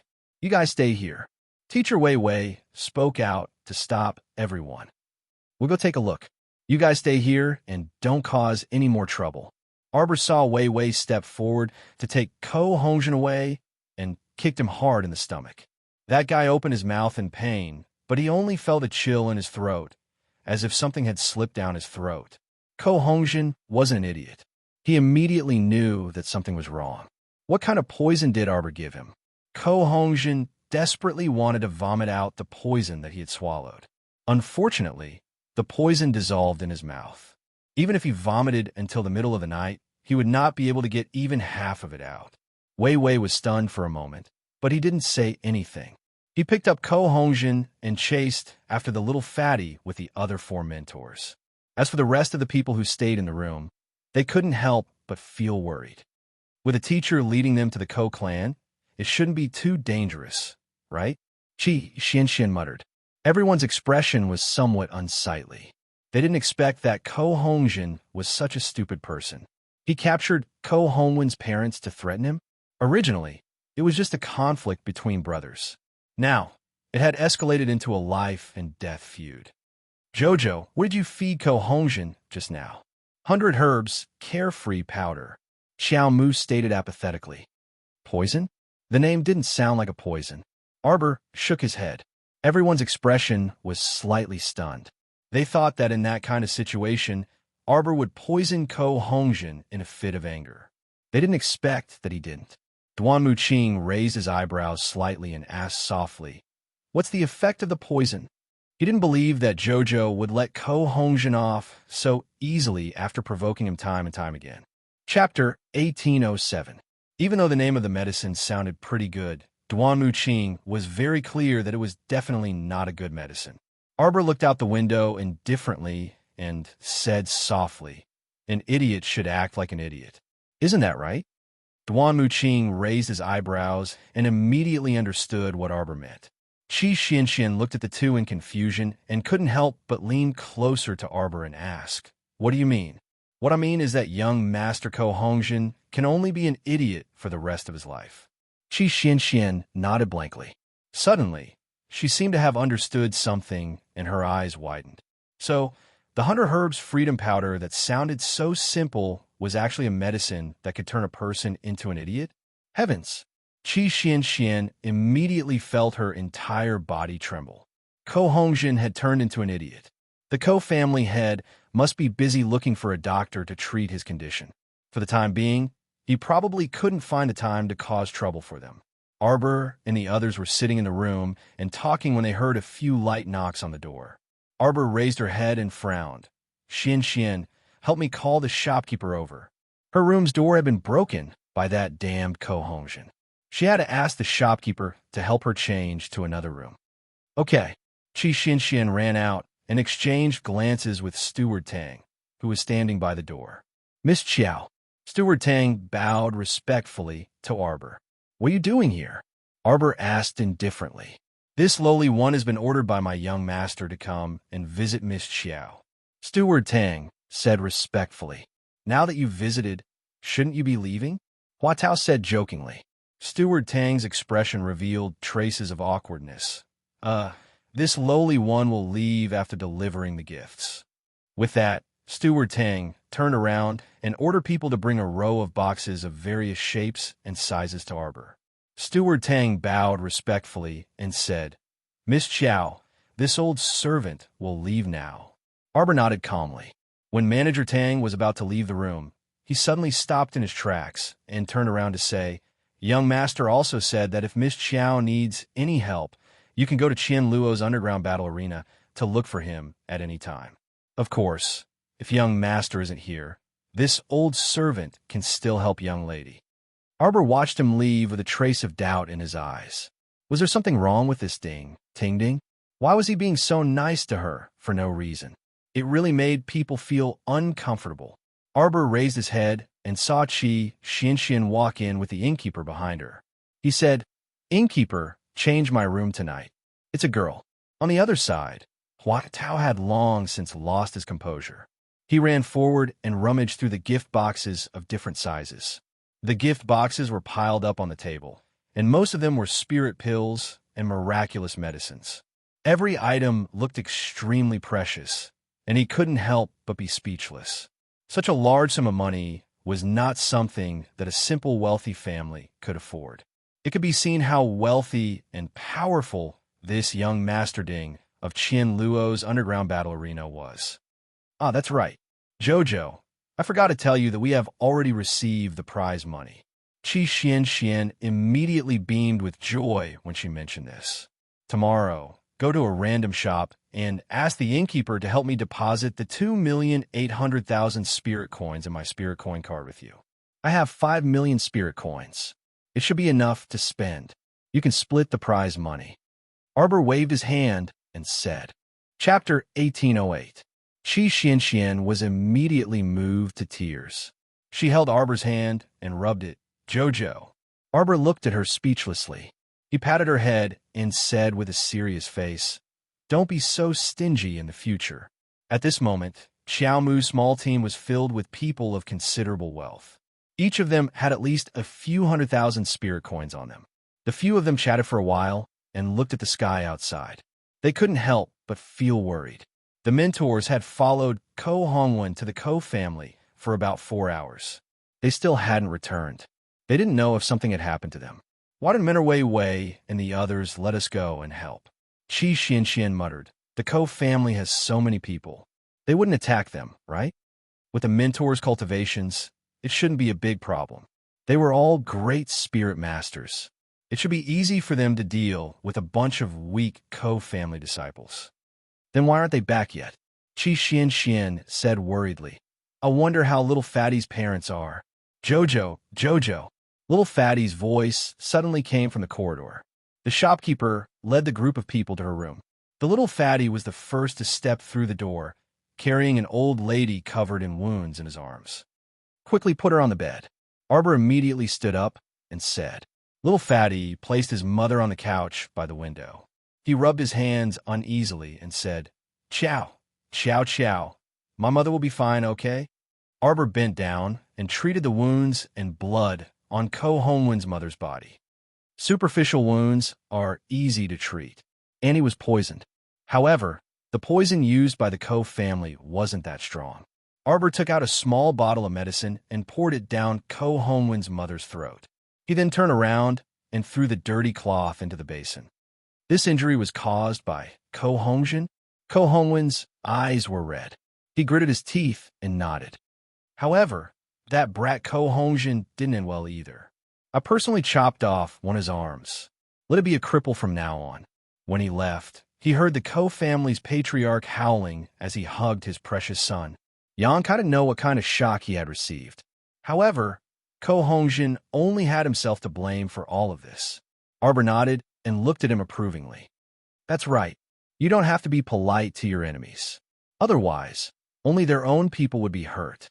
After treating Ko Hongwen's mother's injuries, Arbor turned his head and his gaze landed on a skinny little old man beside Instructor Wei Wei. Uncle Ko is also injured. Come and clean your wounds.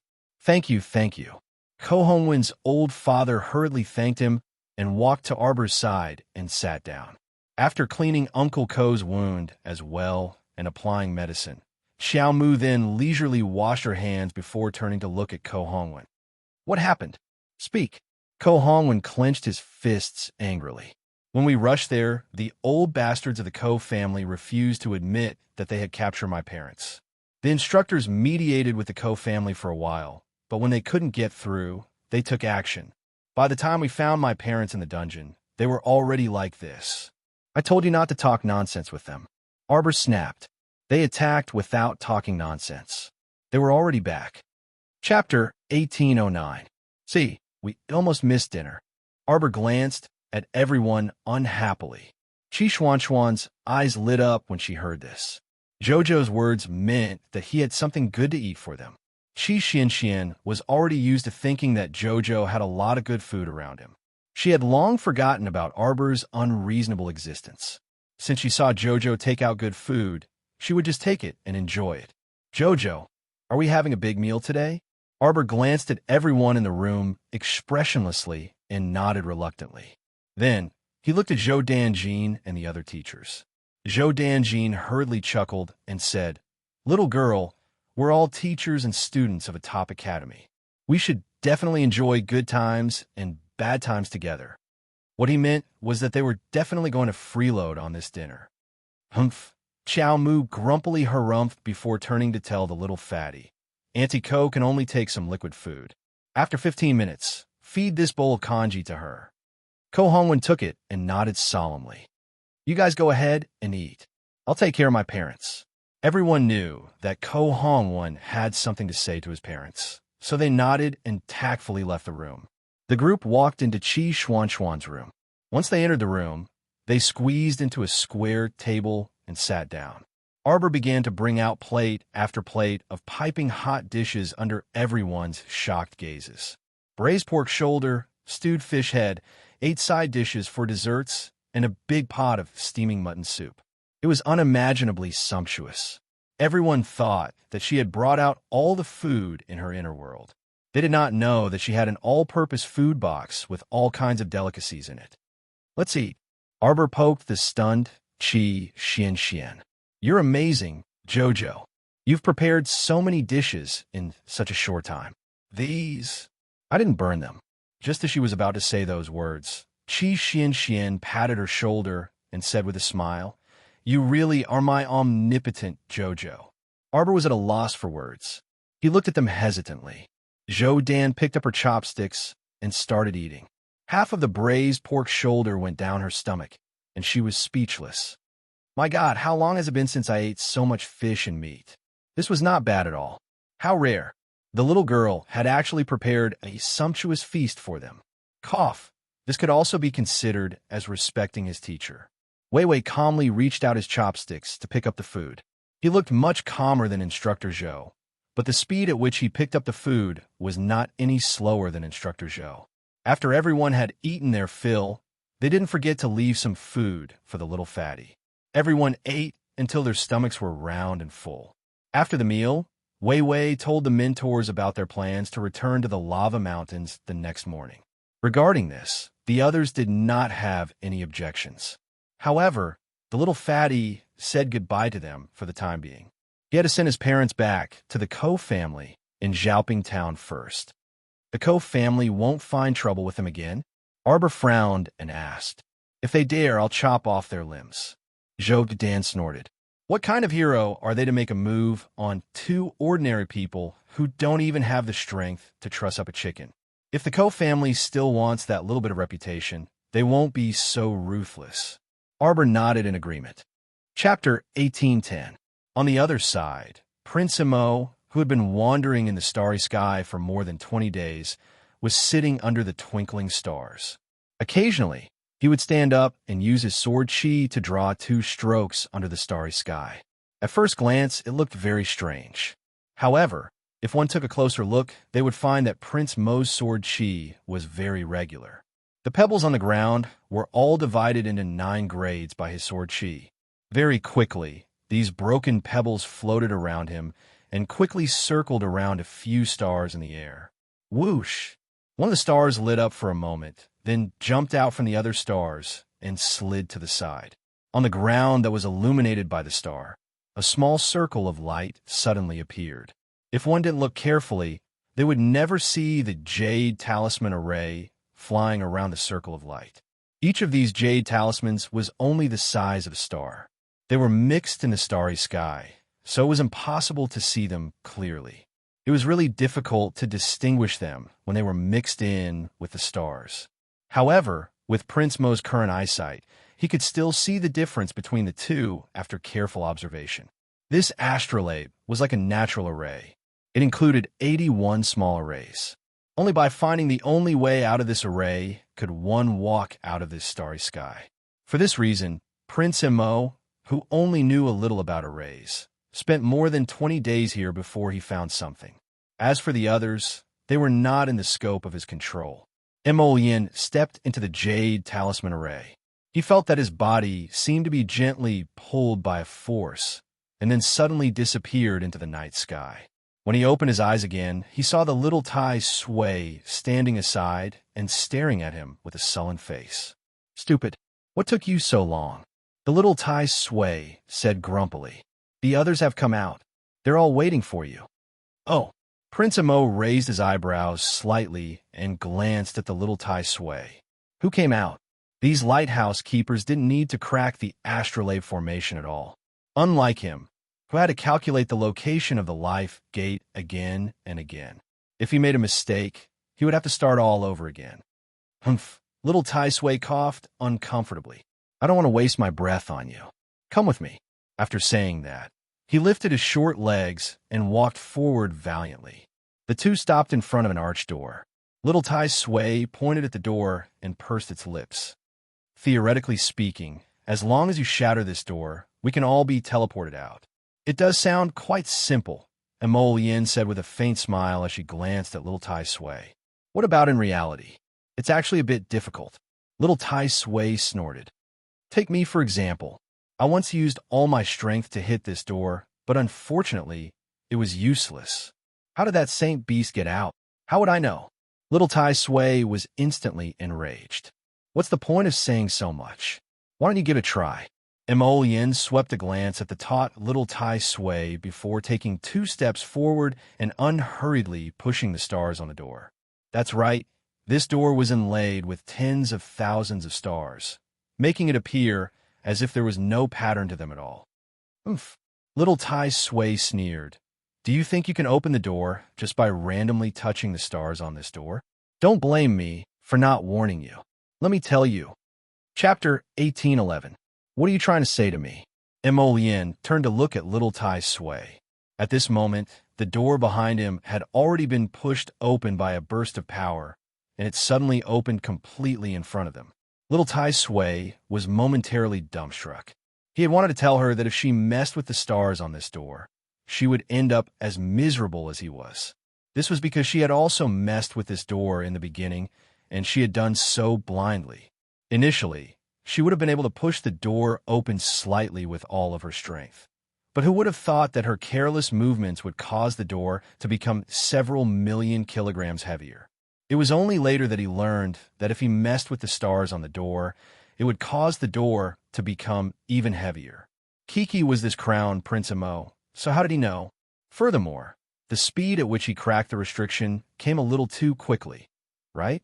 Little Tai Sui's mouth gaped open, and it finally couldn't help but ask, how did you know how the stars on this door were originally arranged? You didn't walk through the starry sky realm? I did walk through it. Little Tai Sui pursed its lips. But so what? What the hell does walking through the starry sky realm mean? TSK. This person is really ridiculous. You just have to walk through the starry sky realm. Prince Emo turned to him with a faint smile. Little Tai Sui turned its head in disapproval. Then, as if a thought had occurred to it, its eyes abruptly widened. You're not trying to tell me that the arrangement of the starry sky realm is exactly the same as the stars on this door, right? Emo Yin nodded. That's exactly the case. A surprised expression immediately appeared on Little Tai Sui's face, and it stared at Emo Yin as if she were a monster. You? Don't tell me you remember the arrangement of all the stars under the starry sky realm? What else do you think I do? Emo Yin glanced at Little Tai Sui with an indifferent expression. Little Tai Sui was instantly rendered speechless. What else could it say? Wasn't this person's memory a little too exaggerated? It wasn't like he hadn't been to the starry sky before. The moment he walked in, the sky was filled with stars. They all looked the same, and he couldn't tell who was who. To be able to memorize the original positions of all the stars in such a short period of time, this memory was simply unprecedented. Emo Yin glanced at Little Tai Sui, whose head was drooping due to the blow, and a faint smile appeared at the corner of her mouth. She reached out to touch his head and said in a coaxing tone, "If you want to go out, you know what to do, right?" Little Tai Sui almost jumped up. Its face flushed red as it angrily said, Who? Who wants to go out? Humph. I never thought about it. Oh, then we'll part ways here. Emo Yin waved at him, then turned around and saw the Luo brothers running over. She nodded and said, Let's go. Little Tai Sui couldn't help but panic at the sight of Enlin abandoning it without any hesitation. There was a hint of anger in its voice as it yelled, Wait, this stinking brat. Not only did he have the guts to stroke his head, he even dared to leave him behind without saying a word. I'll go out with you. The Luo brothers immediately expressed their boundless welcome. Little Tai Sui, it would be great if you could join us. Remember to be more polite to our boss in the future. Let's talk outside. Emo Yin's body flashed, and she was the first to emerge from the starry gate. Chapter 18:12. Wait. Wait for me. A feeble voice came from behind them. Mo Yin turned around and saw the disheveled Dao Wuji stumbling over. That guy's face was ashen, and he was in a sorry state. Not only was his body covered in a sticky green substance, but his hair was also disheveled. He looked as if he had been ravaged thousands of times. Behind him, a huge morning glory opened its mouth, revealing 2 rows of jagged steel teeth. It wriggled its branches as it chased after the unlucky Dao Wuji. Boundless Blade stumbled and stumbled as he ran. He scrambled to Mo Yin and subsequently hugged his thigh as he screamed repeatedly, eldest brother, save me, eldest brother." Everyone looked at him speechlessly. How could this old fellow call him big brother when he opened his mouth? You're an old man over 100 years old. No matter how young your face is, calling a young man in his early 20s big brother is too shameless. However, Dao Wuji didn't care. He hurriedly hugged Mo Yin's leg and screamed, "Big brother, take me out of here with you, big brother." Little Tai Sui kicked him in the butt. "Get up." He was crying and yelling. He had lost all his face. Mo Yin narrowed her eyes and looked at the huge morning glory that was wriggling its branches and leaves. She suddenly raised a wisp of holy flame. The black flame suddenly hovered above the huge morning glory's head. It didn't fall for a long time, but it exuded an extremely terrifying holy pressure. "Surrender or die?" Mo Yin asked coldly. "Jigu." The huge morning glory spat out a few mouthfuls of mucus, revealing a mouthful of small steel teeth. However, before it could react, the black flame above its head began to burn fiercely, as if it would burn its branches in the next second. Jigu. The huge morning glory's branches and leaves shrank, suddenly hiding its small steel teeth. She twisted the oversized morning glory and twirled its stem. Suddenly, it shrank and shrank into a fist-sized morning glory. Swaying its petals and leaves, it swayed and wriggled towards Mo Yin. A wise man knew better than to fight when the odds were against him. A wise man submits to circumstances. The man controlling the holy flame appeared to be very terrifying, so it decided that it would be better to surrender. Mo Yin stretched out her hand, her slender fingers slightly open. The little morning glory jumped into his palm and twisted its small body to please him. "What do you want this man-eating flower for?"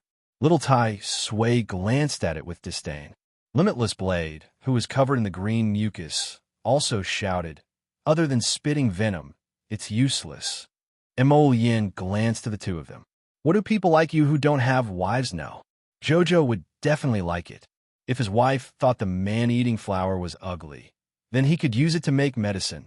If the man-eating flower knew what the Crown Prince was thinking right now, it would definitely bite him to death. How could he have the face to say that he wanted a venomous flower that was close to the sage level to be used as medicine? After saying this, the Crown Prince ignored little Tai Sui. He threw the man-eating flower onto his shoulder, turned around, and left. Little Tai Sui glanced at Ma Shurchen. "What does that brat mean?" "He means you don't have a wife." The venerable Peach Blossom Immortal glanced at little Tai Sui sympathetically. "However, with your small body, it's impossible for you to have a wife." Little Tai Sui's face turned green. Wife, so what if you have a wife?" Chapter 18:13. When he got out, he was going to kill that brat's wife. He was going to fucking show off his wife in front of him all day long. When you don't have a wife, let's see how you're going to continue showing off. The venerable Peach Blossom Immortal tossed little Tai Sui's resentful expression to the back of his mind. He turned around and left with Mo Yin. After leaving the Tower of Punishment, they all floated in the air. This was an unknown space, and no passageway had appeared for the time being.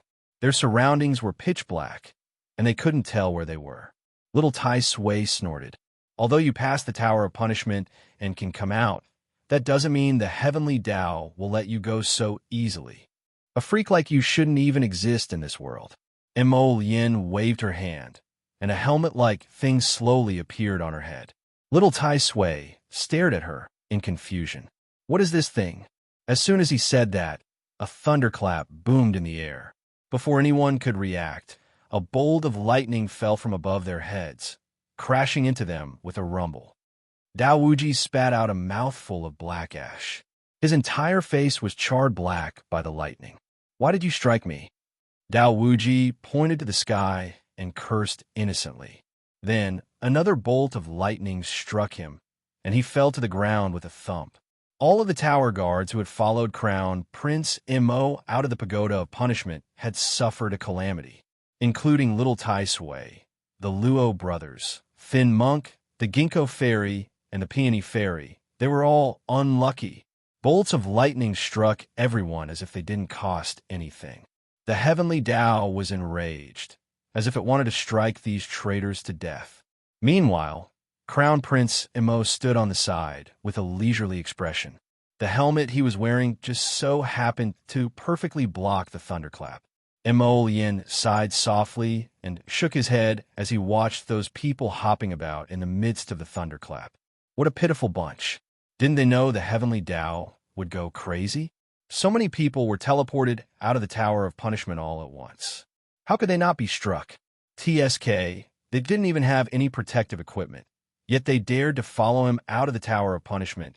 That serves them right for being unlucky. Prince Mo stretched out his hand and brushed his robe, which did not have a single wrinkle, before he turned around and walked into the depths of the void expressionlessly. He didn't know which unknown space this was, but as long as he found the passage to Shuntian Prefecture, he should be able to see his wife very soon. However, the Crown Prince frowned slightly. The passageway might not be easy to find. Crown Prince's section break. As for the people from Arbor, after they returned to the Lava Mountains, their days in the top academy slowly quieted down. Ever since they returned to their own academy, not long after that, they didn't know if that group of deceitful mentors had found their conscience, but they actually brought a few workers to repair their mud house.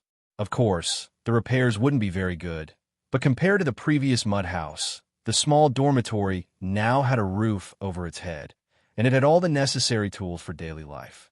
The mentors of the 5 spiritual schools took turns to personally guide them on how to use their spiritual power in battle and how to make the most of their spiritual power. Arbor stepped up his cultivation and spent his free time refining pills and drawing talismans. He calmly and nervously passed 3 months. On this day, when the 8 of them were sparring in pairs, the elusive Principal Yun Fei, who had disappeared for more than 3 months, appeared and brought them news about the Academy's ranking competition. Chapter 1814. There's a big change in the Academy ranking tournament this time. The large number of preliminaries have been canceled. Yun Fiang said calmly, the top 3 academies in the last 6 prefectures ranking tournament, Shuntian Prefecture's Sunlight Academy, Ani Prefecture's Jiaqing Academy, and Poland Prefecture's Heavenly Bestowing Academy, have unanimously finalized a unified plan. They've decided to have all the participating students head to Poland Prefecture's Dai Zone Mountain to jointly eliminate a zombie base. This corpse puppet base was gradually formed 3 years ago. Because it wasn't cleaned up immediately, there are now corpse puppets of all sizes gathered here. I'm afraid there are hundreds of thousands of them. As soon as Yin Fei finished speaking, the expressions of Qi Xian and the others changed. But for some reason, the zombies in this zombie base on Dai Zone Mountain didn't run out. Instead, they're peacefully stationed in the mountain. Yin Fiang's voice paused slightly. The Poland Prefecture's Prefecture Lord contributed 1 million spirit coins to invite the major forces of the 6 prefectures to work together to clear this zombie base. Yin Fiang smiled faintly. The Heavenly Bestowing Academy has proposed that the preliminaries of this Academy ranking tournament be changed to a zombie clearing competition. The more zombies cleared within 15 days, the higher the chance of advancing to the semifinals. When Qi Xian and the others heard this, they were immediately displeased.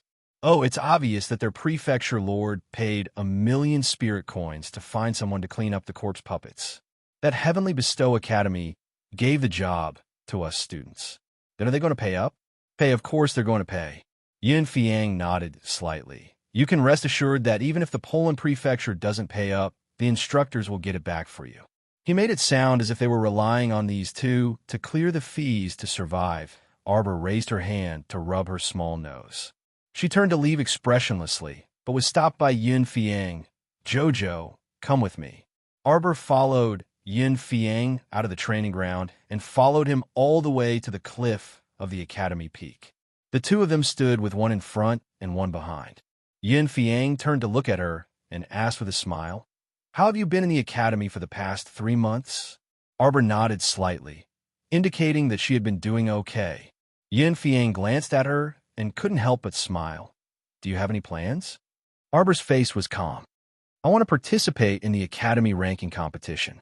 Not only did he have to participate, but he also had to strive for a good result and obtain the qualifications to go to Brinthid Island. Then let's see if the spirit energy in the island spirit domain is enough for Chio to absorb. If it's not enough, I'll think of something else. She wanted Chio to get better. For the sake of Chio, she was willing to invade a base of 100,000 zombies. So what if she had to invade a base of 1,000,000 zombies? Yin Zong laughed and nodded. What I mean is, I recently heard that you're Dean. The fire instructor who rushed over suddenly interrupted Yin Fiang and bowed. Dean, Master Wu Yin is back. Oh, please, Yin first said quickly.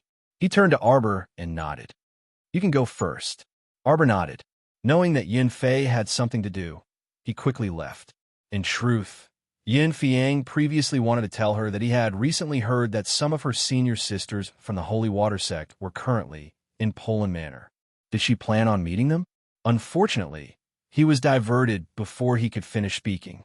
Yin Fiang hastily returned to his cloud-mooring cliff and immediately saw the white-haired elderly man sitting at the small table in front of the house, quietly drinking tea. Chapter 1815. Great Master Wu Yin.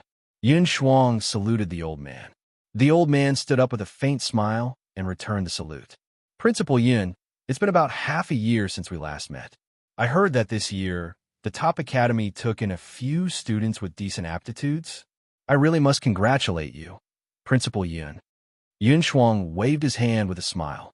They're just a bunch of worrying children. Great Master, I wonder if you found the guiding herb you need this time? The old man sighed. After I heard about the bloodshed vermilion fruit, I traveled day and night to get there. Unfortunately, I didn't even see a single leaf. Yin Shuang sighed. That pill, does it not need the bloodshed vermilion fruit as the guiding herb? Can it be replaced with something else? Something else? Great Master Wu Yin sighed. Something else is even harder to get. For example, the longevity fruit or the phoenix blood shard pearl. If you have one of these things, then the effect would be better. But the problem is, where do you find these things? Yin Shuang was speechless. After a while, he nodded slightly. Great Master, please go to Flaming Power Peak and take a look at the 4 spirit herbs. Okay. Great Master Wu Yin went out to search for the holy herb and only just returned. He was really worried about the 4 spirit herbs. When Arbor returned to the training grounds, he happened to see Zhou Danjin giving an impassioned speech. Students, what's in front of you is an opportunity. Let our academy soar into the sky or continue to remain silent. It's all in your hands. Poland Manor is quite a distance away from Shuntian Manor. It'll take 7 to 10 days by boat. Therefore, our teachers have unanimously decided to depart in 3 days. Students, go and prepare yourselves. The sea is full of dangers. Everyone bring your own food and water. After Arbor finished listening to Zhou Danjin's rambling, he dispersed and returned to his room. Qi Xianxian held on to Arbor's hand and asked, Jojo, what do you think the Academy's planning for the ranking competition? Why do we have to go to Poland Manor to clean up the corpse puppets and do such dangerous work? What else could they be planning? Do you want to keep the 1,000,000 spirit coins for yourself? Mata pursed his lips and said, by doing this, not only will they get a large number of students to work for them, but they will also save a sum of money. Isn't that great? After those zombies are cleared out by our students, they can go into the mountains to dig for herbs and hunt for beasts. Isn't that killing 2 birds with 1 stone? Arbor looked calm. Then let's think of a way to loot all the supplies and die, Zone Mountain. Not even single hair was left for them. Qi Xian and the others looked at each other. They really wanted to ask Jojo where he got his confidence from. They didn't even know how big that mountain was, and they still wanted to rob the entire mountain. It felt a little funny. Duan Muqing coughed softly and said, "Actually, I think what Jojo said is feasible. Jojo has a summoning talisman. He can summon." Arbor's eyes lit up. He hurriedly took out a few summoning talismans from his pocket and gave one to everyone. "All of you, come and summon. See what you can summon." Qi Xian immediately became excited. "We can summon another beast." Arbor nodded. "We should be able to." Speaking of which, she hadn't summoned for a long time. Before she advanced to the yellow-rank Great Talisman Master Realm, Arbor suspected that she wouldn't be able to summon a beast. While thinking, Qi Xuan's hand released a burst of light. Chapter 1816. Roar! Roar! Roars rang out incessantly. Qi Xian, Little Fatty, Duan Muqing, Mata, Hua Dao, Lu Yu, and Jiang Shaoxin all summoned 7 tigers, leopards, bears, and lions of different shapes and sizes. The mighty, ferocious beasts surrounded everyone in a circle. "Oh my God! Mine is just a tyrant tiger, right? It's so robust and tall. Oh my God!" Little Fatty's fussy voice attracted a glance from Arbor.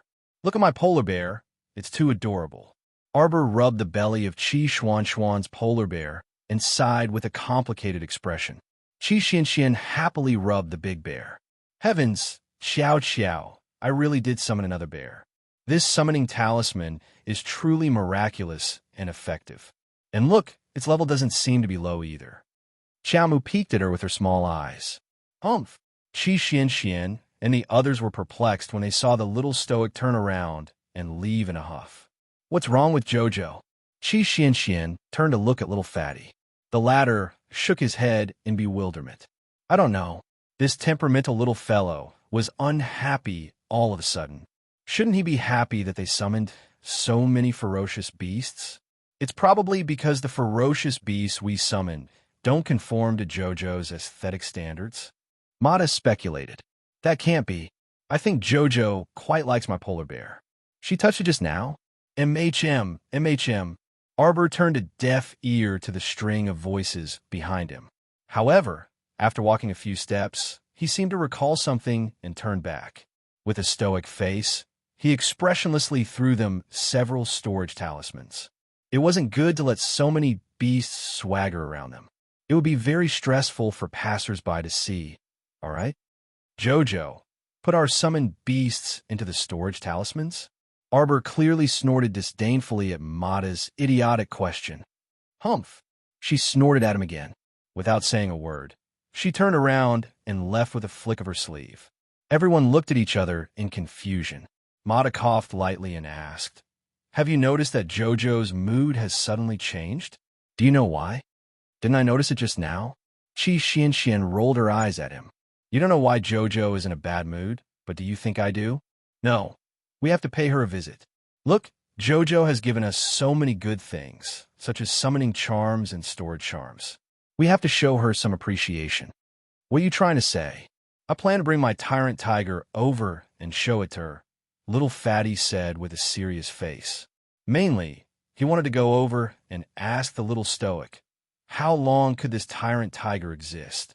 Would the summoned beasts disappear before they could reach Zone Mountain? When Qi Xian heard what he said, she immediately glared at him grumpily. "Are you stupid? Didn't you see Jojo's disdainful gaze toward your tyrant tiger just now?" "Ah," Qi Xian analyzed. "It must be because the tyrant tiger is ugly and is an eyesore to Jojo, so she looks very unhappy." Everyone looked at each other and then said in unison, "How is it ugly?" Duan Muqing broke into laughter speechlessly. "I think Jojo is more envious of us summoning so many tigers, leopards, bears, and lions." Chapter 1817. Didn't you guys notice? Duan Muqing coughed lightly. Jojo's conflicted expression earlier was clearly like, "You're saying sour grapes when you can't eat them." Mata immediately said. Qi Xian directly slapped the back of his head. "Nonsense. Forget it. You also feel that way. Mata rubbed the back of his head and glanced irritably at Qi Xianxian. Humph. I can't be bothered to argue with you guys. How could Jojo possibly envy us? Look at how many beasts she has. Qi Xianxian suddenly couldn't continue. You guys noticed, right? Mata rubbed his chin and chuckled mischievously. The beasts around the little stoic are all pocket-sized. So cute. How can they be like the one I summoned? Bah. The ones around Jojo are all divine beasts and holy beasts. However, holy beasts were all so cute. Can you tell? Look at how much Jojo likes that big snow leopard. Who knows, every time Jojo summons it, he can't summon anything good. Mata, the king of analysis, said with a chuckle. You. Qi Xianxian pointed at him. After a while, she suddenly burst into laughter. I think your analysis is pretty good. Everyone couldn't resist roaring with laughter. Mata rolled his eyes at them. If you want to live a good life, remember what I said. You absolutely can't show off your beasts in front of Jojo in the future. MHM. Unless it's absolutely necessary, I won't summon my big bear. Qi Xianxian joyfully stroked the storage talisman in her hand, feeling inexplicably happy. A storage talisman wasn't something that just any cat or dog could possess. Moreover, she saw that the storage talisman Jojo gave her had an especially large space. After storing her polar bear inside, there was still a lot of space and could store many resources. Everyone happily returned to their rooms and slept until dawn. When they woke up, their moods were especially good. When Qi Xianxian pushed open the door to her room, she saw Jojo walking past her expressionlessly after washing his face. Xiao. Qi Xianxian stretched out her small hand, but was completely ignored by Qiaomu. Qi Xianxian didn't know whether to laugh or cry as she watched the little stoic haughtily walk past her, without even looking at her out of the corner of her eye. It was all his fault. He had summoned a bear that Jojo didn't have. Jojo was jealous. Cough. Qi Xianxian approached Arbor with a fawning look on her face. She was still holding a basin in her hands. She had only wiped half of her face when she smiled and said, Jojo, let's talk about something. The little fellow snorted and completely ignored Qi Xianxian's hot face. He walked past her expressionlessly. Qi Xianxian. He turned around and saw little Fatty and Duanmu Qing walking over with helpless expressions. Qi Xianxian casually wiped her small face and hurriedly placed the basin on the ground. She looked at Duanmu Qing speechlessly and said, Didn't talk to you guys? You didn't see it yourself just now. Little Fatty rolled his eyes and said, She completely ignored us. Uffed. Qi Xianxian couldn't help but want to laugh. Why did it feel so funny when this little stoic was willful? You're still laughing. Fatty glared at her and said, Be more serious. You can't laugh anymore. I'm telling you, this matter looks quite serious right now. I'm not laughing. Qi Xianxian forcefully covered her small mouth with her hand and then sputtered with laughter. Chapter 1818. 3 days later, the instructors were waiting for the students to arrive at the academy's peak early in the morning. Didn't we agree to set off at 7 in the morning? What time is it now? Why isn't anyone here yet? Zhou Danjin frowned. Just like I said, you were too lax with him previously. Instructor Wei Wei said indifferently, What do you mean by the competition is about to start and giving you 3 days off? What do you mean by everyone has been working hard? Hee, weren't you the one who said that? Zhou Danjin was speechless. I saw that the students were dog-tired and thought that if they didn't rest well, they wouldn't be able to train in a better state. Zhou Danjin continued. Furthermore, after 3 months of training, these 3 days don't matter anymore. Instructor Wei Wei laughed coldly. What do you think? If they don't hurry up and train and relax, look, they're all gone. They're here. Seeing that the two instructors were about to quarrel again, another instructor hurriedly interrupted. Indeed, Duanmu Qing, Qi Xianxian, and a few others arrived late and arrived in front of the instructors in a relaxed manner. Why are you guys only here now? Zhou Danjin couldn't keep his face. We agreed to meet at 7 in the morning. How are we going to set off at this time? How are we going to get there? Of course we're going to walk with our 2 legs. Zhou Danjin said snappily. Doesn't the Academy have flying mystical beasts? Qi Xian asked curiously. Aren't they going to bring us to the pier? You wish. Zhou Danjin immediately retorted. Of course we're going to rely on ourselves. The instructor's plan is everyone will rely on their own abilities to get there. The prerequisite is that you can't use flying mystical beasts. What about Arbor? She's going to summon her ancient phoenix again? I'm telling you that it's not allowed. Wei Wei snorted with a sullen face. All right, everyone is here. We can set off now. If you guys continue to dawdle like this, I don't know if you'll be able to reach the pier by today. You want us to descend the peak and fly to the pier by ourselves? Qi Xian asked, flabbergasted. What else can we do? Do you think there's such a good thing that the Academy will arrange a flying vehicle for you? In your dreams. Zhou Danjin unhappily retorted Qi Xian. There was nothing else but the anger he had suffered from Wei Wei earlier. He could only get back on these students. None of them were easy to deal with. Look. Originally, he had fought to give them 3 days off, but in the end, even their bones were lazy. Instructor, are you guys all right?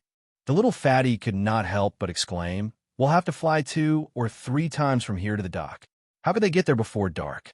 The neurotic instructors were starting to do unreliable things again. Wei Wei remained silent. Zhou Danjin's face was also solemn. He snorted, What? Why are you so frightened by such a small problem? It's only 2 or 3 Anka cities. You're already spirit masters, so why can't you fly? No, it wasn't that they couldn't fly, but where was their conscience to train them like this? Didn't the Academy have flying magical beasts? Where are the people from Arbor? Wei Wei suddenly asked in a low voice. The little girl had left the group again. Just say that Stoic Face was disorganized and undisciplined. Look, he dropped the ball at the crucial moment. Chapter 18-19. I'm already here. Are you all blind? A chilly voice suddenly came from above. Everyone looked up. Fuck, wasn't this little Stoic carrying a small blue and white bag and standing in the air above the treetops? Moreover, she really was prepared to fly. The corner of Instructor Zhou's eyes twitched. Why are you carrying a bag? Don't trashy instructors like you like to seal other people's mystic conscious the most and then make them enter the mountains to train? How could she not be on guard after knowing your shitty natures? She did have Paradise Planet, but she couldn't expose it in front of others. Carrying a bag was just for show, just in case. Instructor Zhou silently rubbed his nose. MHM, you're very well prepared. Jojo. Qi Xian smiled fawningly at Xiao Mu, but the little fellow turned her small head to face the back of her head, apathetically ignoring her. Everyone, what should they do? The more they looked at this little fellow, the cuter she became. She was clearly the one who took out a bunch of summoning talismans and suggested that they summon beasts, but after summoning a bunch of ferocious beasts, she was so hilarious that she actually treated them like strangers for 2 to 3 days. This little fellow was probably thinking, you guys are so annoying to see. You always like to appear in front of me. Cough, Jojo, we still have to fly to that whatever the nearest dock is in a while. It's quite far from Anka City. Why don't you come down first? Otherwise, you'll run out of spiritual energy halfway. What kind of joke was this? Of course, flying consumed energy. If it wasn't mystic energy, then it was spiritual energy. Of course, spiritual realm cultivators could naturally fly further than mystic cultivators. Moreover, spiritual realm cultivators consumed much less mystic energy when flying than mystic cultivators. Therefore, among this group, Qi Xian, a level 14 mystic cultivator, was probably the one who would suffer the most. She might also be the one who would run out of energy halfway. Worry about yourself. Xiao Mu expressionlessly glanced at the little fatty before landing in front of Qi Xian with a whoosh. She stretched out her small hand to grab Qi Xuan's hand and soared into the sky again with a whoosh, leading the way down the academy peak. Yin Fiang chuckled as he looked at the little fellow's back and praised, "What an energetic child." Wei Wei and the others silently glanced at the dean as they silently ridiculed in their hearts. The one who was truly blind was probably this Dean Yin. Energetic? Energetic my ass. You can see vitality on that paralyzed face? What the hell? All right, since everyone is here, let's set off. As soon as Zhou Danjin finished speaking, he saw that none of the students paid any attention to him.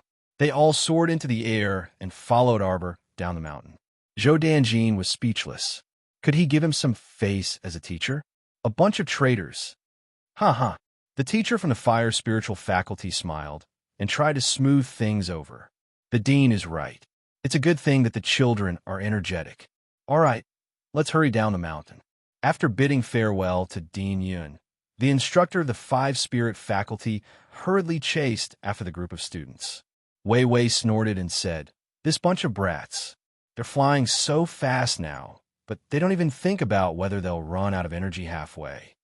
For hours later, the first one who couldn't fly anymore wasn't Qi Xianxian, but the little fatty.